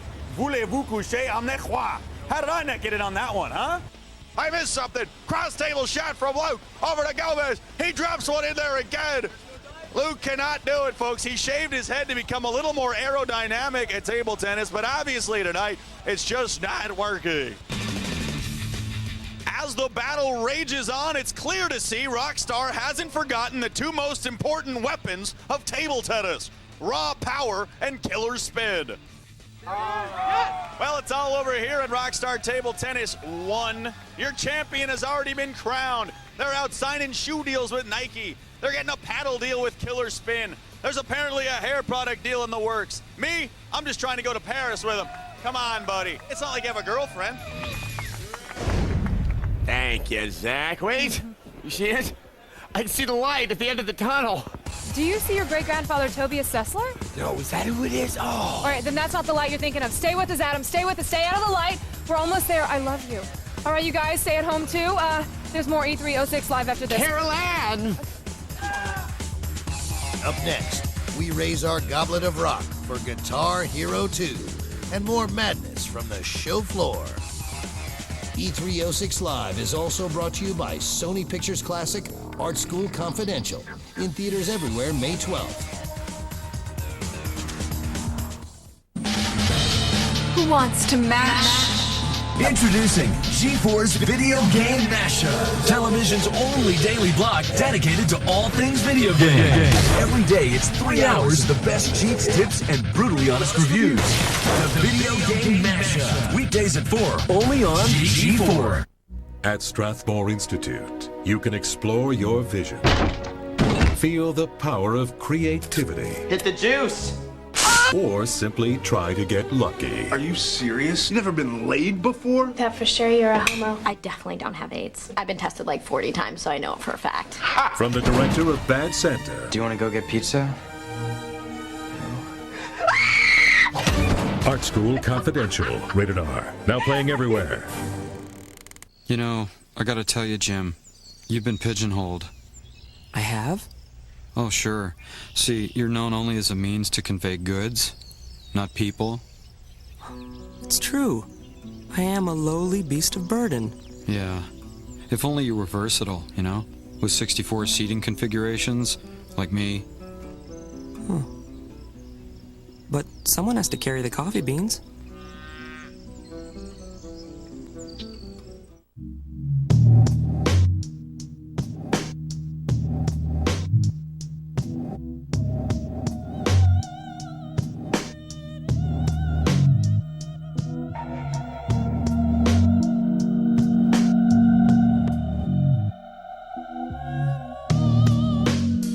The ultimate tools for the ultimate shine.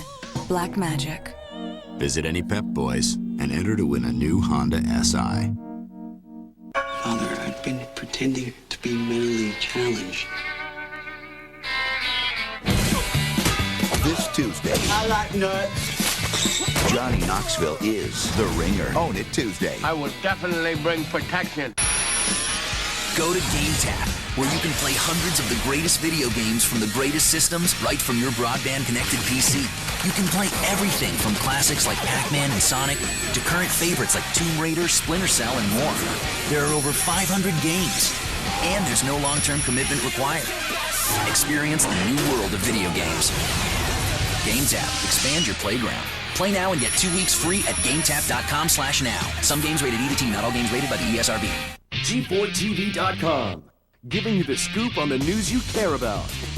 Dive into the pile with over 15,000 streaming videos ready to go. Behind the scenes, game reviews, and more. Go to G4TV.com. What you need, when you want it.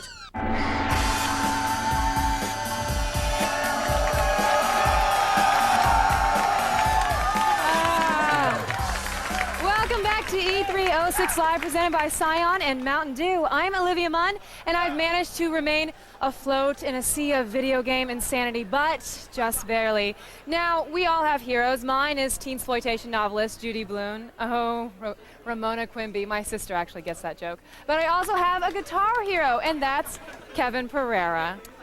As well as I should be, Olivia. Look, there's only one game that can make you feel like a golden god of the rock stage, and it's got a sequel coming out soon. I am very excited to get my hands on Guitar Hero 2.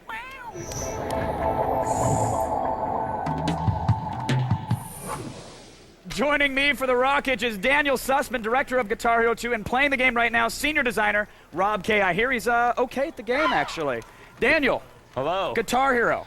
Hey, before we get started, I want to give you my stuff. I have gifts for you. I got little Guitar Hero 2 guitar straps. We got all kinds of goofy stuff that we did for the show. Very nice. Is this a limited run? Is this something that... This is exclusive. Only you. Kids, buy it now on eBay. Well, in a couple hours or so. I mean, no, thank you. Thank you very much. Now, listen. No. Guitar Hero, honestly, one of my favorite games of all time. It got my parents into gaming, which was actually a bad idea looking back on it. But did you know it was going to have the appeal that it did? No, we had no idea. And, you know, we're all a bunch of snobby rock fans at Harmonix, you know, and so we were just kind of making this game, making the game that we wanted to make, and we had no idea that anybody would care. Sure. I mean, we've made really fun games before that, you know, didn't really sell all that well, and so... I tried to get my friends into Amplitude, and they looked at me like it's I was... hard, you know, yeah. and so we teamed up with Red Octane. They did a great job on the guitar, and it clicked, and it...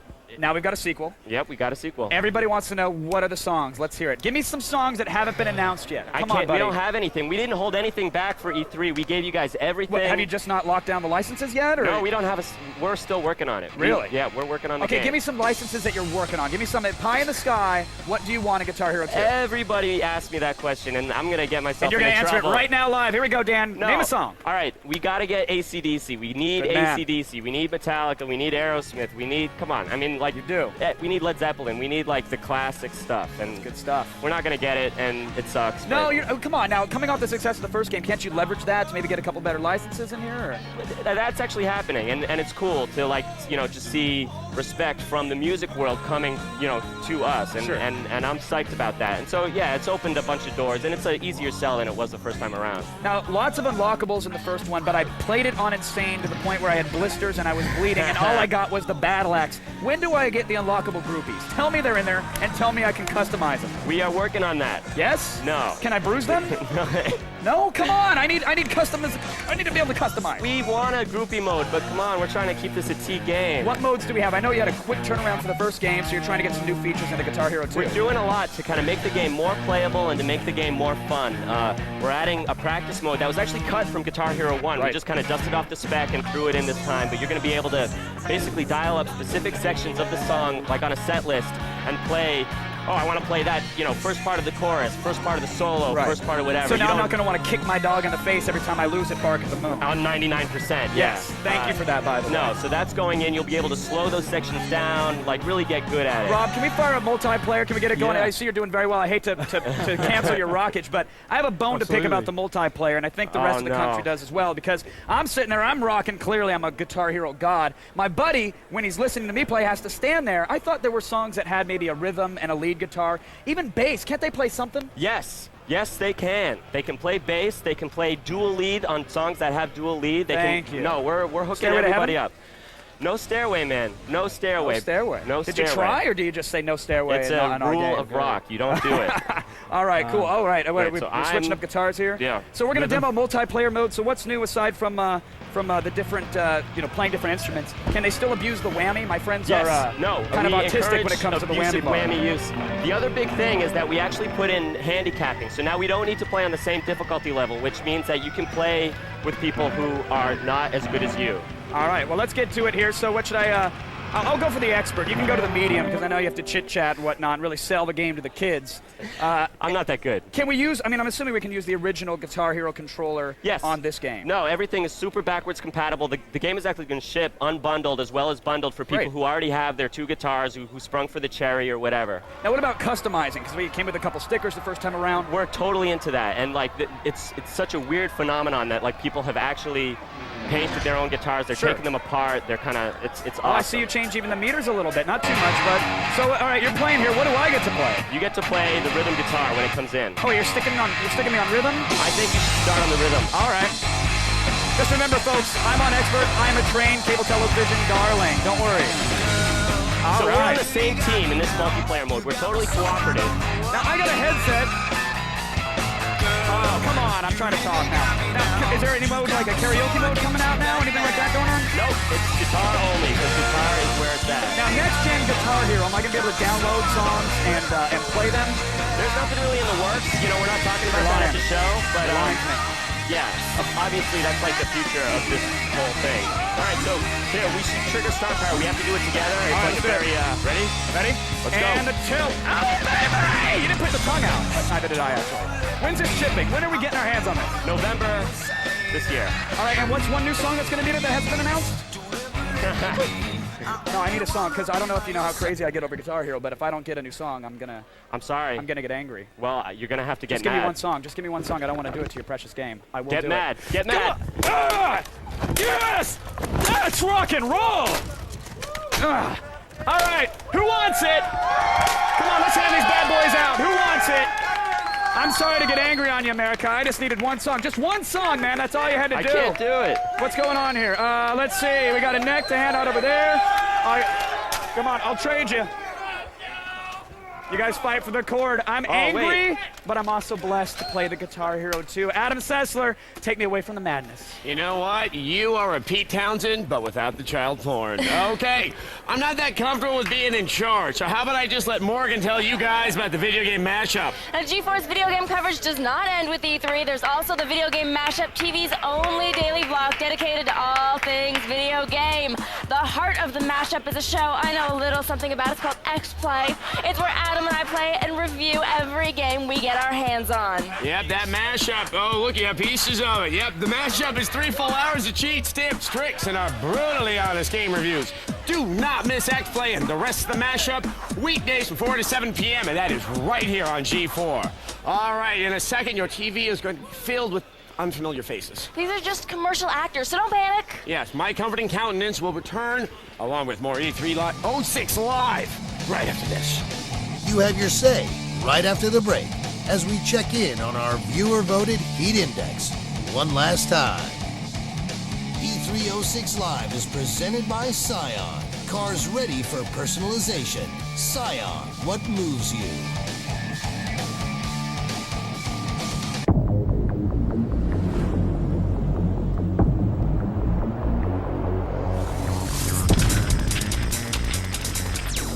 We know your world. So we have permission to attack it. It's your life. It's your show.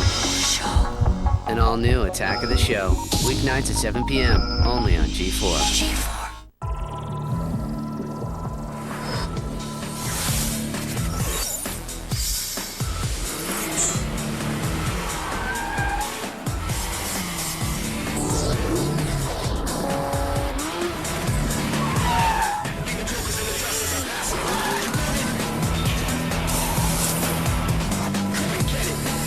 Is ready for personalization at Scion.com with over 30 Scion accessories. It lives in the walls, and on May 19th, What is going on? it's here to do God's work. This is not what God wants! See no evil. Rated R. Theaters everywhere, May 19th. Why live with athlete's foot? Cure the itch and burn of most athlete's foot with Lotrimin Ultra in just 1 week's use. New Lamisil Defense, 4 long weeks. But Lotrimin Ultra is so powerful, nothing cures faster. Lotrimin Ultra, the 1 week killer cure. It's new! Get the best jokes directly on your cell phone. They're hilarious! Write a text message with the word joke to the number 53030 and press send. They're so funny. We'll make your sense of humor even better. Impress your friends. Make them laugh. Let the joke of the day be your joy of the day. Do it now. Grab your phone and text the message joke to the number 53030. Honey. Get down! Get down! What is this? We're the war movie from Netflix. Wow, you guys got here fast. Average deployment time for a DVD is about 1 business day. Incoming! My wife was also expecting a couple of romantic comedies. They got here when we did. I don't know where they are now. There's a movie waiting for you at home. Netflix. All the DVDs you want, starting at only $9.99 a month, no late fees.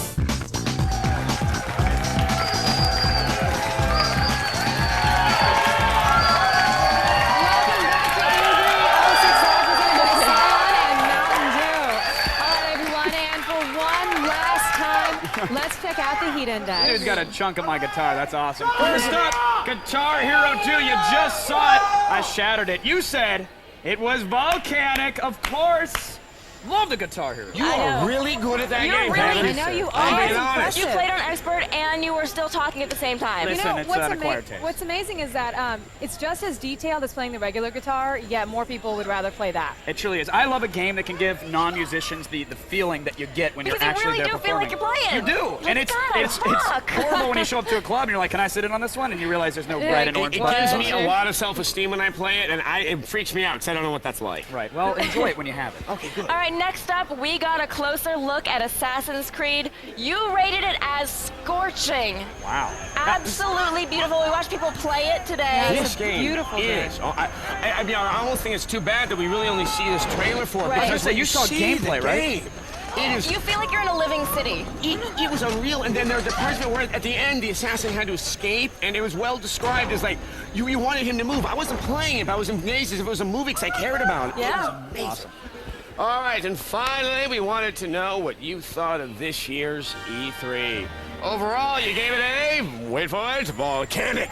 Yeah, there's so much happening this year's E3. I think, they say it every year, but I think there's going to be 3 or 4 years before we see an E3 like this again with all the consoles. Last year, did you say that last year? I did. No, last year I found it kind of tough to get that excited about some of the stuff. This year, the games for the 360, the launch of the PS3, the shock that was the Wii Ma. Well, because you can feel it, you can taste it. I'm about to be able to play these games. I can see it. Except at the end of the day, I'm going to go home, look at my games, and say, I hate you all. You're not good enough anymore. None of them are good enough. That's the thing I loved the most about this whole E3 was the passion. The passion for gaming everywhere and the passion of the people. All right, well, the people that are at home all voted at g4tv.com/E3, and now it's time to hear what X-John thought about E3. Because of what I've seen at this year's E3, I'm definitely buying an Xbox 360. Yeah, held Not off the for Wii, some, not the PS3, but the... This is And going to be they the were year hard to get 360. for a little while, too. So now you're getting it at the right time because you can just walk into a store. There's no markup or anything like that. I gotta say, Morgan and I got a chance to play a little multiplayer on Gears Gears of War. of War. Let me tell you, that is the most awesome thing. I loved my job the minute I did that. I chainsawed a guy in the face. Oh. You did. I did. You I owe did. Cliffy B for that, by the way. Send him a card. Okay, I will. Send him a nice little card. All right, everyone. Thanks for participating in our Heat Index all week long. Don't forget to check out g4tv.com/E3 for our complete coverage. All right, and before we wrap up here at E3, here's our exclusive behind-the-scenes premiere. I can still talk. It's of Spy Hunter Nowhere to Run, starring The Rock. Rock.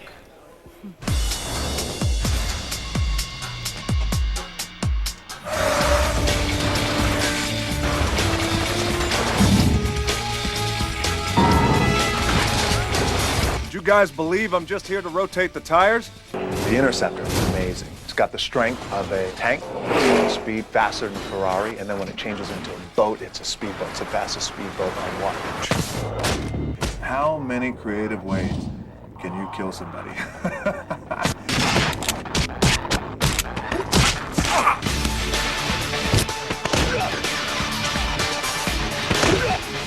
Alex Decker, who is the main character. He's an ex-fighter pilot who now works for the government, and he's the best of the best. He is a spy hunter.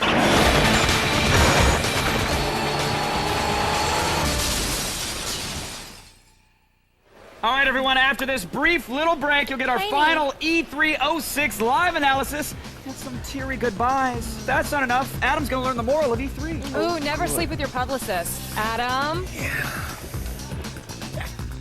It all comes down to this. Our exclusive E306 wrap-up is coming up right after the break.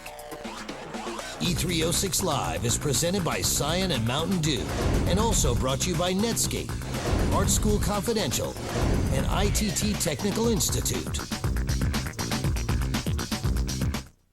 Tonight, late night television gets a little bit darker. Introducing Midnight Spank, a new nightly hour dedicated to all things outrageous. Every night, a different show. Midnight Spank, tonight at 12 midnight, only on G4.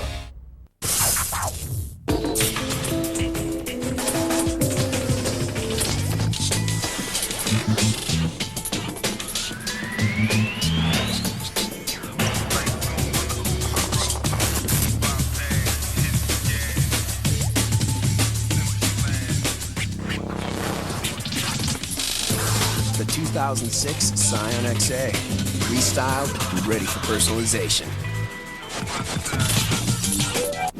MI3 is the #1 movie in America. Rolling Stone says Cruise takes it to the limit. It'll push your pulse rate past the danger zone. Rated PG-13, now playing everywhere. I am man, hear me roar. The number's too big to ignore, and I'm way too hungry to settle for chick food. 'Cause my stomach's starting to growl, and I'm going on the prowl for a Texas double whopper. Man, that's good. Oh yes, I'm a guy. I'll admit I've been fed quiche. Whey tofu, bye-bye. Now it's for Whopper beef I reach. I will eat this meat till my innie turns into an outie. I am starved. I am incorrigible. And I need to scarf a big burger, beef, bacon, jalapeno, good thing down. Yeah! I am hungry. I am incorrigible. I am mad. The Texas Double Whopper. Eat like a man. Check this out. This is what we do for a living. We're video game designers. And we're game programmers. With the training offered at Collins College, you can learn to design, code, and test games like this. And this. Game design is a growing career. For a brochure on a career in game design, call Collins College at 1-888-256-1200 now. That's 1-888-256-1200. Call Collins College now. The side effects from watching this unrated movie may include joint pain, muscle spasm, memory loss, convulsions, shortness of breath, bedwetting, nausea, impaired judgment, increased appetite, diarrhea, irritability, rash, unusual hair growth, and sexual dysfunction. I feel so good! Grandma's Boy Unrated. Own it today. Who wants to mash? Introducing G4's Video Game Mashup, television's only daily block dedicated to all things video game. Every day, it's 3 hours of the best cheats, tips, and brutally honest reviews. The Video Game Mashup, weekdays at 4, only on G4.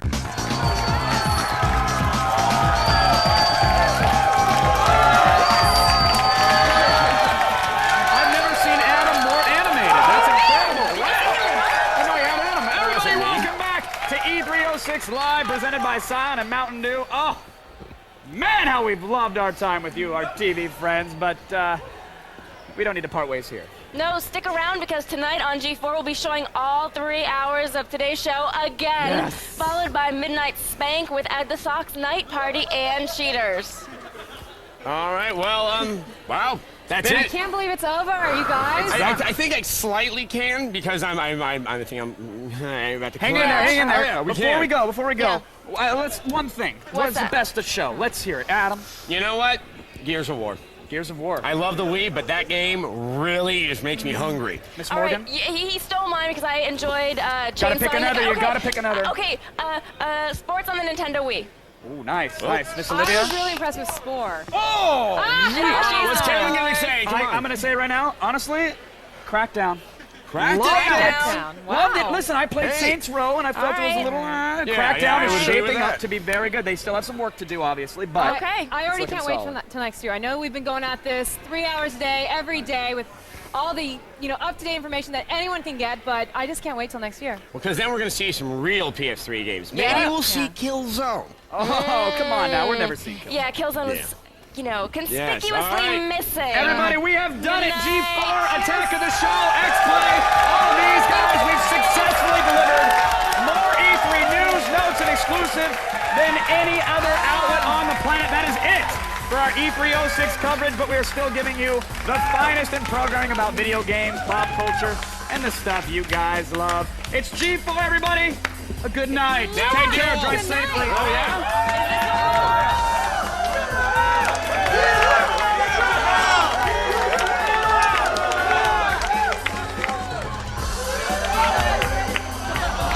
Today on X-Play, the very best from E3 06.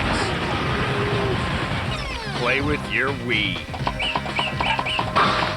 It's game time.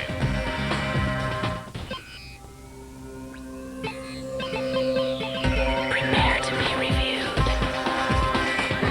Adam Sessler. Morgan Webb. Prepare to be reviewed. Prepare to be reviewed.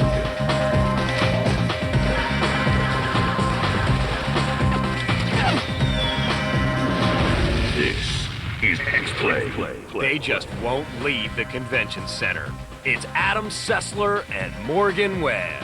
Hello and welcome to X-Play. We're here at the LA Convention Center, dressed very fancy to look back at the highlights of E306. From the giant Optimus Prime at the Activision booth to that girl who tried to cut in front of me for Natsume swag, we're bringing you the big stories from E306. I hate her. All in convenient, chewable caplets. We'll hit all the next-gen consoles, the almost retired consoles, PCs, handhelds. I think we may have some exclusive news of the future of lawn darts. Yes, well, we do. But first, some methodology. We picked the very best stories, but only from amongst the games and hardware playable on the floor. If it was behind closed doors or appointment only, it's not eligible. Right. So if you're wondering why stuff like Spore, Gears of War, and Metal Gear Solid 4 didn't get a mention, it's because it wasn't eligible. Okay, enough fine print. Yeah. On to the games. Microsoft already has its tentacles in every aspect of your life. From the internet browser you use to find budget porn, to the instant messenger you use to pretend you have friends, Bill Gates owns your ass. And he'd like a little more of you. Yeah. Here's our look at the best Microsoft had to offer this year. Gears of War may have spent yet another year lurking behind closed doors, but the 360 had plenty of presence on the floor. Too Human from Silicon Knights promises fast action, dazzling combat, and ease of control, all in one pretty package. As a cyborg warrior fighting on the human side of a war between man and machine, you use a variety of swords, guns, and other metal-mashing accoutrements to grind through hordes of murderous robots. As aficionados of the undead, Morgan and I couldn't resist the ultra-gory Dead Rising. Coolest non-decapitating feature? Since you play as a photojournalist, you can take pictures of the carnage and earn rewards based on the quality of your shutterbugging. Lost Planet, as some of you may know from the Xbox Live demo, is a fast-paced, adrenaline-pumping action game that makes liberal use of big explosions and heavily armed mechs. On a frozen future Earth, blast giant bugs and enemy soldiers to your heart's content. Chromehounds wasn't the most high-profile 360 game on display, but it was one of the coolest. The makers of Armored Core has served up a fast-paced, fully customizable mech combat game with literally thousands of possible robotic death dealers for you to create.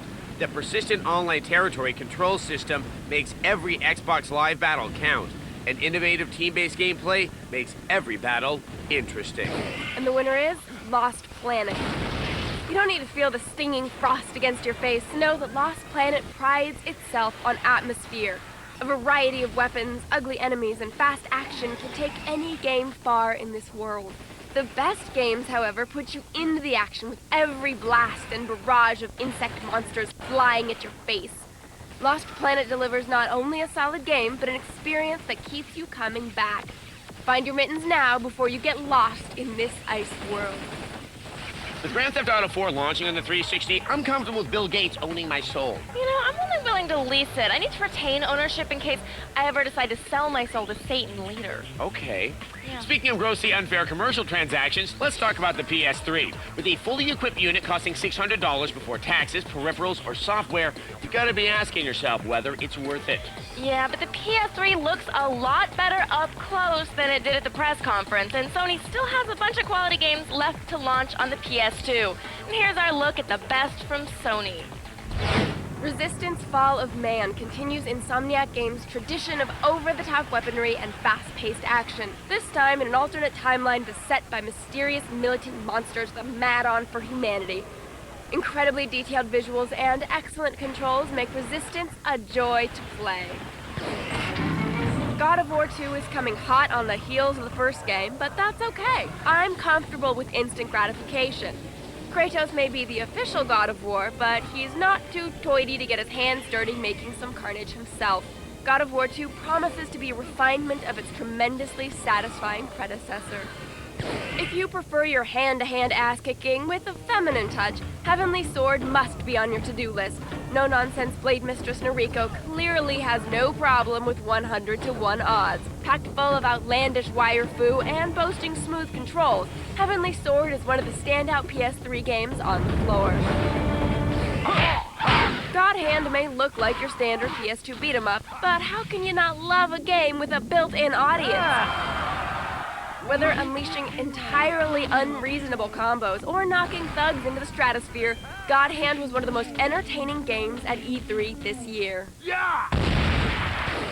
And the winner is Resistance Fall of Man. You have to hand it to a company that only a couple of months ago was known only for their furry heroes. Insomniac delivers a late-night feast with Resistance Fall of Man, a military campaign against an unstoppable alien force. Don't take this as your average running gun. Resistance delivers an assortment of weapons for you to blast through the better half of Great Britain in search of survivors and a little revenge. If Sony didn't quite live up to the expectations they created last year, Nintendo did a lot to overcome the skepticism they created with their name. Wii sounds stupid, but it's more fun than kittens on ecstasy. Plus, Nintendo brought out the DS Lite and 27 playable Wii titles. Here's the best of Nintendo from E3 2006. Super Mario Galaxy is proof positive that the Wii controller functions beautifully for traditional games. Mario Galaxy doesn't just control well, it feels like Mario should feel. With all new interstellar challenges, this is almost enough to sell me a Wii all by itself. Nintendo claims Legend of Zelda Twilight Princess is the best Zelda game they've ever made. And from what we've played in Nintendo's booth, they might not be kidding about that. As if it weren't enough to finally get a darker, more realistic Zelda after years of waiting, Twilight Princess will be a Wii launch title alongside its GameCube companion. WarioWare's smooth moves was possibly the coolest use of the Wii controller on the floor. Each minigame demands you hold the remote a certain way and perform the appropriate action, sometimes using your entire body. From hula hooping to balancing household tools, WarioWare looks like the game you'll buy to show off the Wii to your casual gamer friends. Metroid Prime 3 Corruption continues the acclaimed adventures of Samus in 3D. The Wii controller makes it closer to a true first-person shooter, but it retains the Metroid feel. This may actually have the most complex controls of the Wii games shown thus far, which should please the hardcore fans. Finally, Red Steel's precise controls and visceral sword combat were an impressive demonstration of how the Wii can make even well-worn game genres feel new again. And the winner is Legend of Zelda Twilight Princess. I have to admit, we weren't so sure about bringing our precious Zelda to the Wii. After firing our first quiver of arrows, we were hooked. Zelda maintains that epic feel that all other games strive for. Every inch of this game is covered in mystery, danger, and a splendor we've been waiting a long time to see in the Zelda series. Link may be a bit older this time around, but from what we've seen, he still has what it takes to be a hero. The Wii is just such an intuitive way of playing games. The word intuitive has been used to describe the Wii so much, Nintendo should consider trademarking it. The extra I in Wii is for intuitive. Oh, the W is for what the hell were they thinking naming it Wii? After After the break, the best from the PC and handhelds. And later on, our pick for best of the show.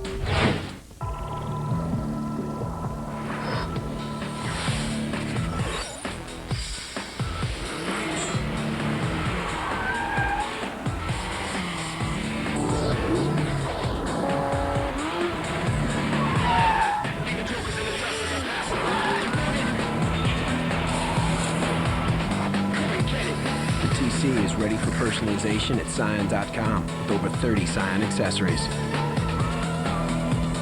You have no idea what is upon us now.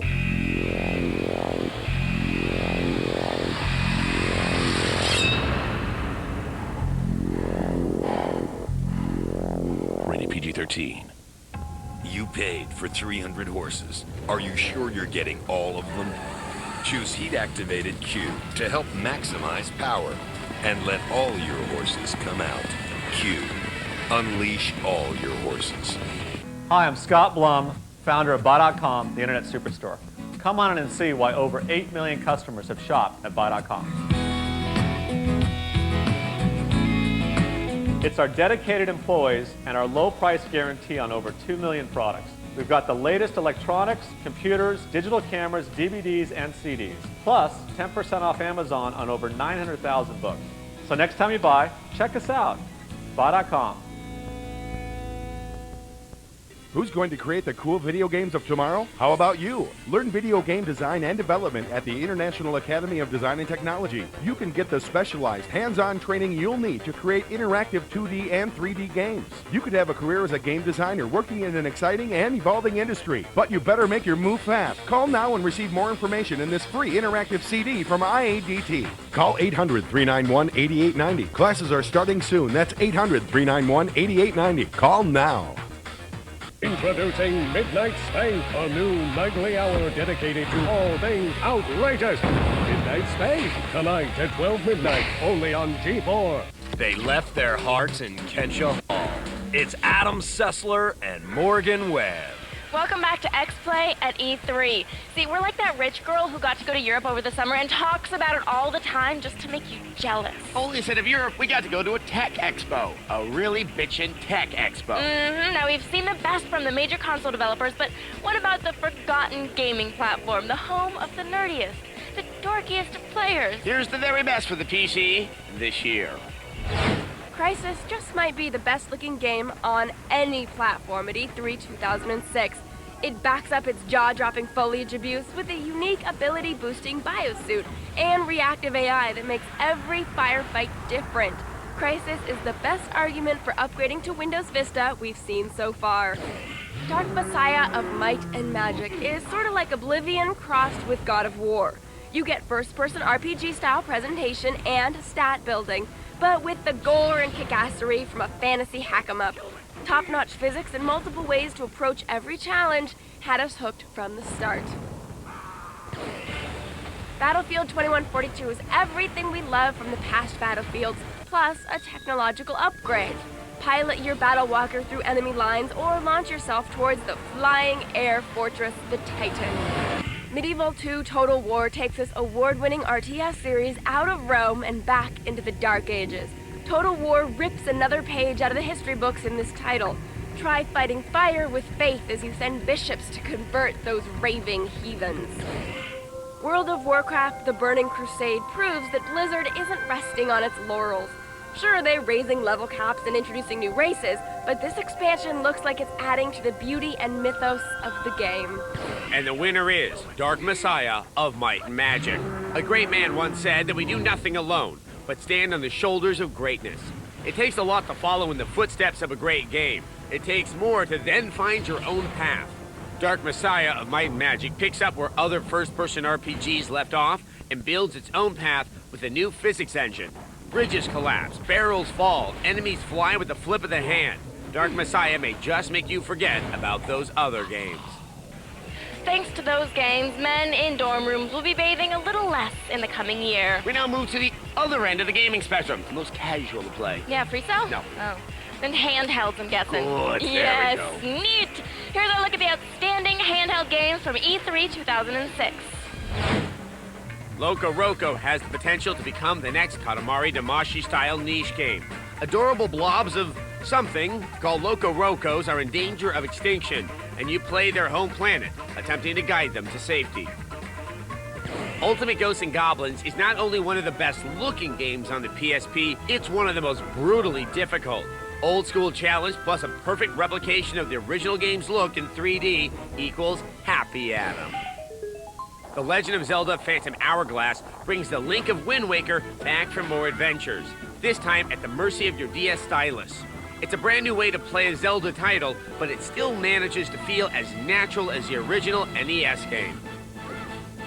Handheld Castlevanias never disappoint, and Castlevania Portrait of Ruin is no exception. Set in World War II, the gameplay centers around the ability to switch between two characters at any time to solve puzzles and prevent the resurrection of Dracula. And the winner is Legend of Zelda Phantom Hourglass. What can we say? We can't get enough of that tight-wearing fairy-talking elf. With his first steps on the DS, Link fills out the system like a veteran. His boomerang loops and weaves around objects as it follows the path we set for it. The map slides between screens as we jot down notes of our adventures, from sea to shore. Phantom Hourglass is one of the rare DS games that not only looks good, but takes full advantage of the touchscreen technology.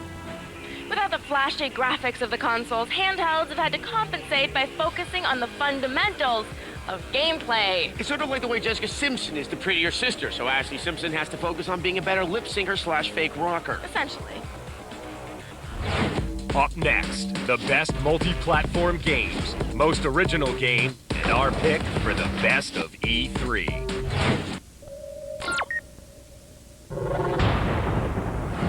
Welcome to Cheat, your daily dose of tips, tricks, and codes. I'm your host, Morgan Webb, and for the next 60 seconds, we'll be turning the bullet-riddled world of GTA San Andreas upside down with true cheat codes that'll strap you into a jetpack and undress your fellow citizens. One of the biggest obstacles in San Andreas is the sheer size of the city, so it takes forever to get anywhere. So why not cheat your way into a jetpack? Enter this code and you'll be flying around the city like a low-budget Iron Man. Oh, I'm gonna die. Sure, you're on a mission to find your mother's killer, but why pursue righteous vengeance when you can objectify some women instead? Enter this code and everyone starts sporting bikinis. Stay tuned to G4 for more cheats, tips, and tricks, or visit our website at g4tv.com/cheat. I'm Morgan Webb, and you've been cheating.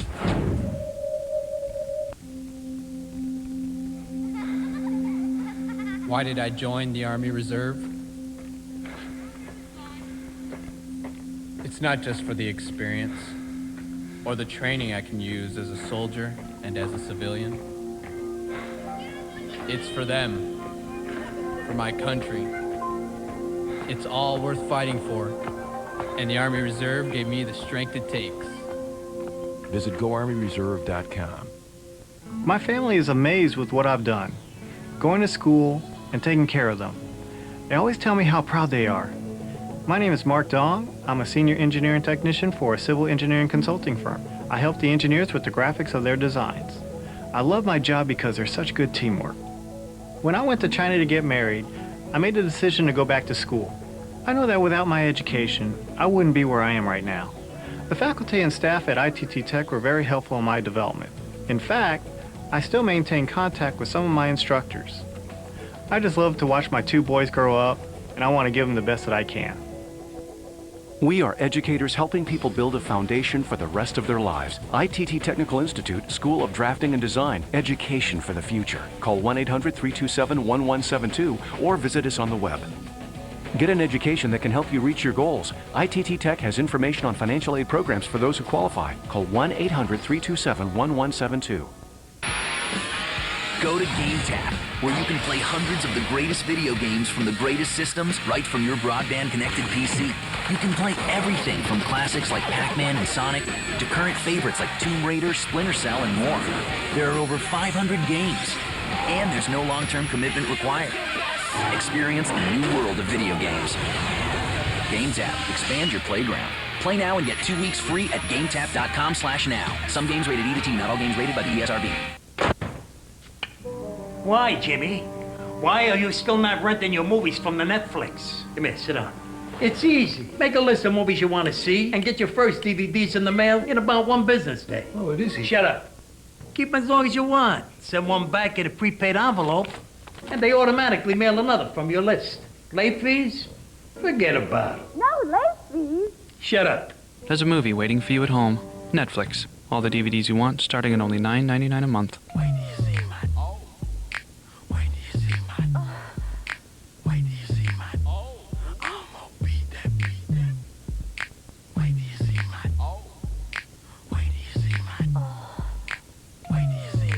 Just wait till you hear Wait, the Whisper Song by the Yin Yang Twins on your cell phone. Text W90 to 40100. Get it now from Q-Tones. Strangely intrigued by the endgame group, it's Adam Sessler and Morgan Webb. Welcome back to X-Play. We're taking a look back at the biggest stories from this year's E3 and condensing it down to bite-sized portions for those of you without attention spans. It is essentially our third-grade book report version of E3. Yes, let us now turn our attention to the best games from E306 that will be coming out on multiple platforms. Phantasy Star Universe takes another swing at the RPG genre by letting you bring a couple of friends with you on your adventure. This year was all about customization. From eye lines to job classes, Phantasy Star Universe allows you to shape your characters as well as their destinies. Tom Clancy's Splinter Cell Double Agent takes Sam Fisher out of the shadows this time around as you play as a spy working for a terrorist organization. There's nowhere to hide when you're in the middle of the action. It's a fine line Sam Fisher must walk between becoming a hero or another common criminal. Huxley finally allows you and 199 of your closest enemies to run wild in this massively multiplayer frag fest. This run and gun adds just a twist of RPG to the mix by allowing players to gain stats and special items through missions. Forget the elves and grab a shotgun in this MMO. Madden NFL 07 is the bedrock of sports games that all consoles depend on. From flipping your Wiimote for that perfect pass to giving your original Xbox one last fleeting breath, Madden has always brought solid gameplay along with strategy, no matter where it may roam. And the winner is Tom Clancy's Splinter Cell Double Agent. Let's face it, everyone sneaks around in the shadows. Splinter Cell forges a new path into the light by taking a step into the dark. Installed as a double agent in a terrorist organization, Sam Fisher will be forced to make hard moral choices to serve his country. The gorgeous visuals and edgy ethical aspect to the storyline have us counting the days to release. We come to E3 every year, and a lot of it can get, old. Another Tony Hawk game, Right. another Final Fantasy. Yeah. Sequels and sports games, they get derivative. Yes, and that's why we'd like to take some time to salute the most original games from this year's E3. The aggressively strange Viva Pinata has you building a garden of delights in an attempt to attract sentient pinata animals to your pastoral abode. Customize your pinatas and trade them online, or just allow them to be ripped apart and then feast on their delicious candy centers. Capcom had several non-sequels on the floor, but Lost Planet was by far the most impressive. This game was so much fun and so polished, it's hard to believe we have to wait until 2007 to play the whole thing. The adorable Loco Roco has already rolled its way into our hearts and put smiles on our faces. Loco Roco is not only quality entertainment, but it's so charming it can actually improve your mood. Wii Sports isn't the most original of subjects, but you've never played baseball, golf, or tennis quite like this. It feels incredibly natural, and despite the simplicity of the visuals, the physics are dead on. And the winner is Loco Roco. Loco Roco takes a simple design and stretches it to its limit. This roly-poly little Roco may seem easy, but appearances are deceiving. Using only the left and right shoulder buttons to guide your way, you'll need to maneuver this little Roco through a twisted and quirky pastel land. With its unique mix of puzzle and music, Loco Roco may just win over a few fans as it bounces onto the PSP. You know, a tasteful measure of screwy insanity makes any game better. Yeah, it's like serial killing. If you want to do it well, you've got to do it with a little bit of flair. And for the ultimate union of inventive ideas and skillful execution, we've got our Best of E3 award. It's after the break, which is why you should stay around. Up next, our pick for the very best of E3. It lives in the walls. This Friday, What is going on? it's here to do God's work. This is not what God wants! See no evil. Rated R. In theaters everywhere Friday. So you like hang out with the surfers a lot? Yes, I pinch. Yeah, I'm always down here too. I carry their boards. They change inside me, and I've got a urethane-coated floor, so sand and water don't bother me. I pinch. In command. Ready, sir! In control. On the move. Field Commander. Strategic military warfare in the palm of your hand. Field Commander. Only on the PSP PlayStation Portable System. Rated T for teen.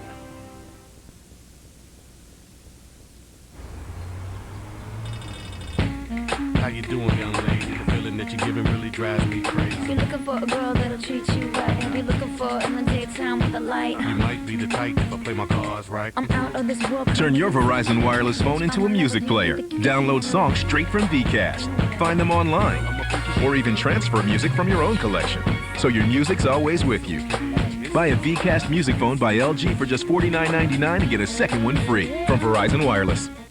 Think you've seen Napoleon Dynamite's best moves? Take another look. Napoleon Dynamite. Own the all-new 2-disc special edition today. Do you have to do that every time you wash the car? With the Mr. Clean Auto Dry Car Wash, your car dries itself to a spot-free shine so you don't have to. Just soap, rinse, and watch as the pure filter removes water impurities, leaving you with a spot-free shine with no need to hand dry, guaranteed. Now you have time to do mine. For more information on the Mr. Clean Auto Dry Car Wash Kit, go to autodry.com. On the next attack of the show, WWE wrestler and See No Evil star Kane. And we're on the search for the biggest Guns N' Roses fan at their first concert in 15 years. It's Attack of the Show, weeknights at 7. Who wants to mash? Introducing G4's Video Game Mashup, television's only daily block dedicated to all things video game. Every day it's 3 hours of the best cheats, tips, and brutally honest reviews. The Video Game Mashup, tomorrow at 4 p.m. only on G4. They've had all the expo they can take. It's Adam Sessler and Morgan Webb. Welcome back to X-Play. Now we're looking back at the best stuff from this year's E3. Now is the moment when we, callous game reviewers that we are, open our hearts to name one special game, console, or concession stand, frozen beverage, the very best thing at E3. It's always a difficult choice. At an event this big, it can be hard to keep things in perspective. But we are very professional journalists. Yes. Don't doubt us. Here are the picks for the best of E3 2006. As each delicate leaf falls through a rain of bullets, Crisis reminds us what we mean by next gen. Everything from the scope of your gun to the power of your stride is at your command. Crisis proves to be one of the few first-person shooters where you'll need to use your head to keep it on your shoulders. The Legend of Zelda Twilight Princess. Oh, how we have longed for you all these years. You teased us with your fine new wolf coat. You serenaded us with bowstrings from the interactive Wiimote. The Legend of Zelda series has never failed to astound us, and this year looks no different. Tom Clancy's Splinter Cell Double Agent, a series that defined sneaking around in shadows, takes Sam Fisher into the harsh light of reality. Gameplay this time around puts our favorite spy in harm's way by focusing on more action. How far will you go to protect your identity? You can't watch Dark Messiah of Might and Magic without thinking about its similarities to Oblivion. But being compared to one of our favorite games of this year isn't bad. Take the game a step further with a physics engine and a graphical overhaul that puts other games back into the Dark Ages.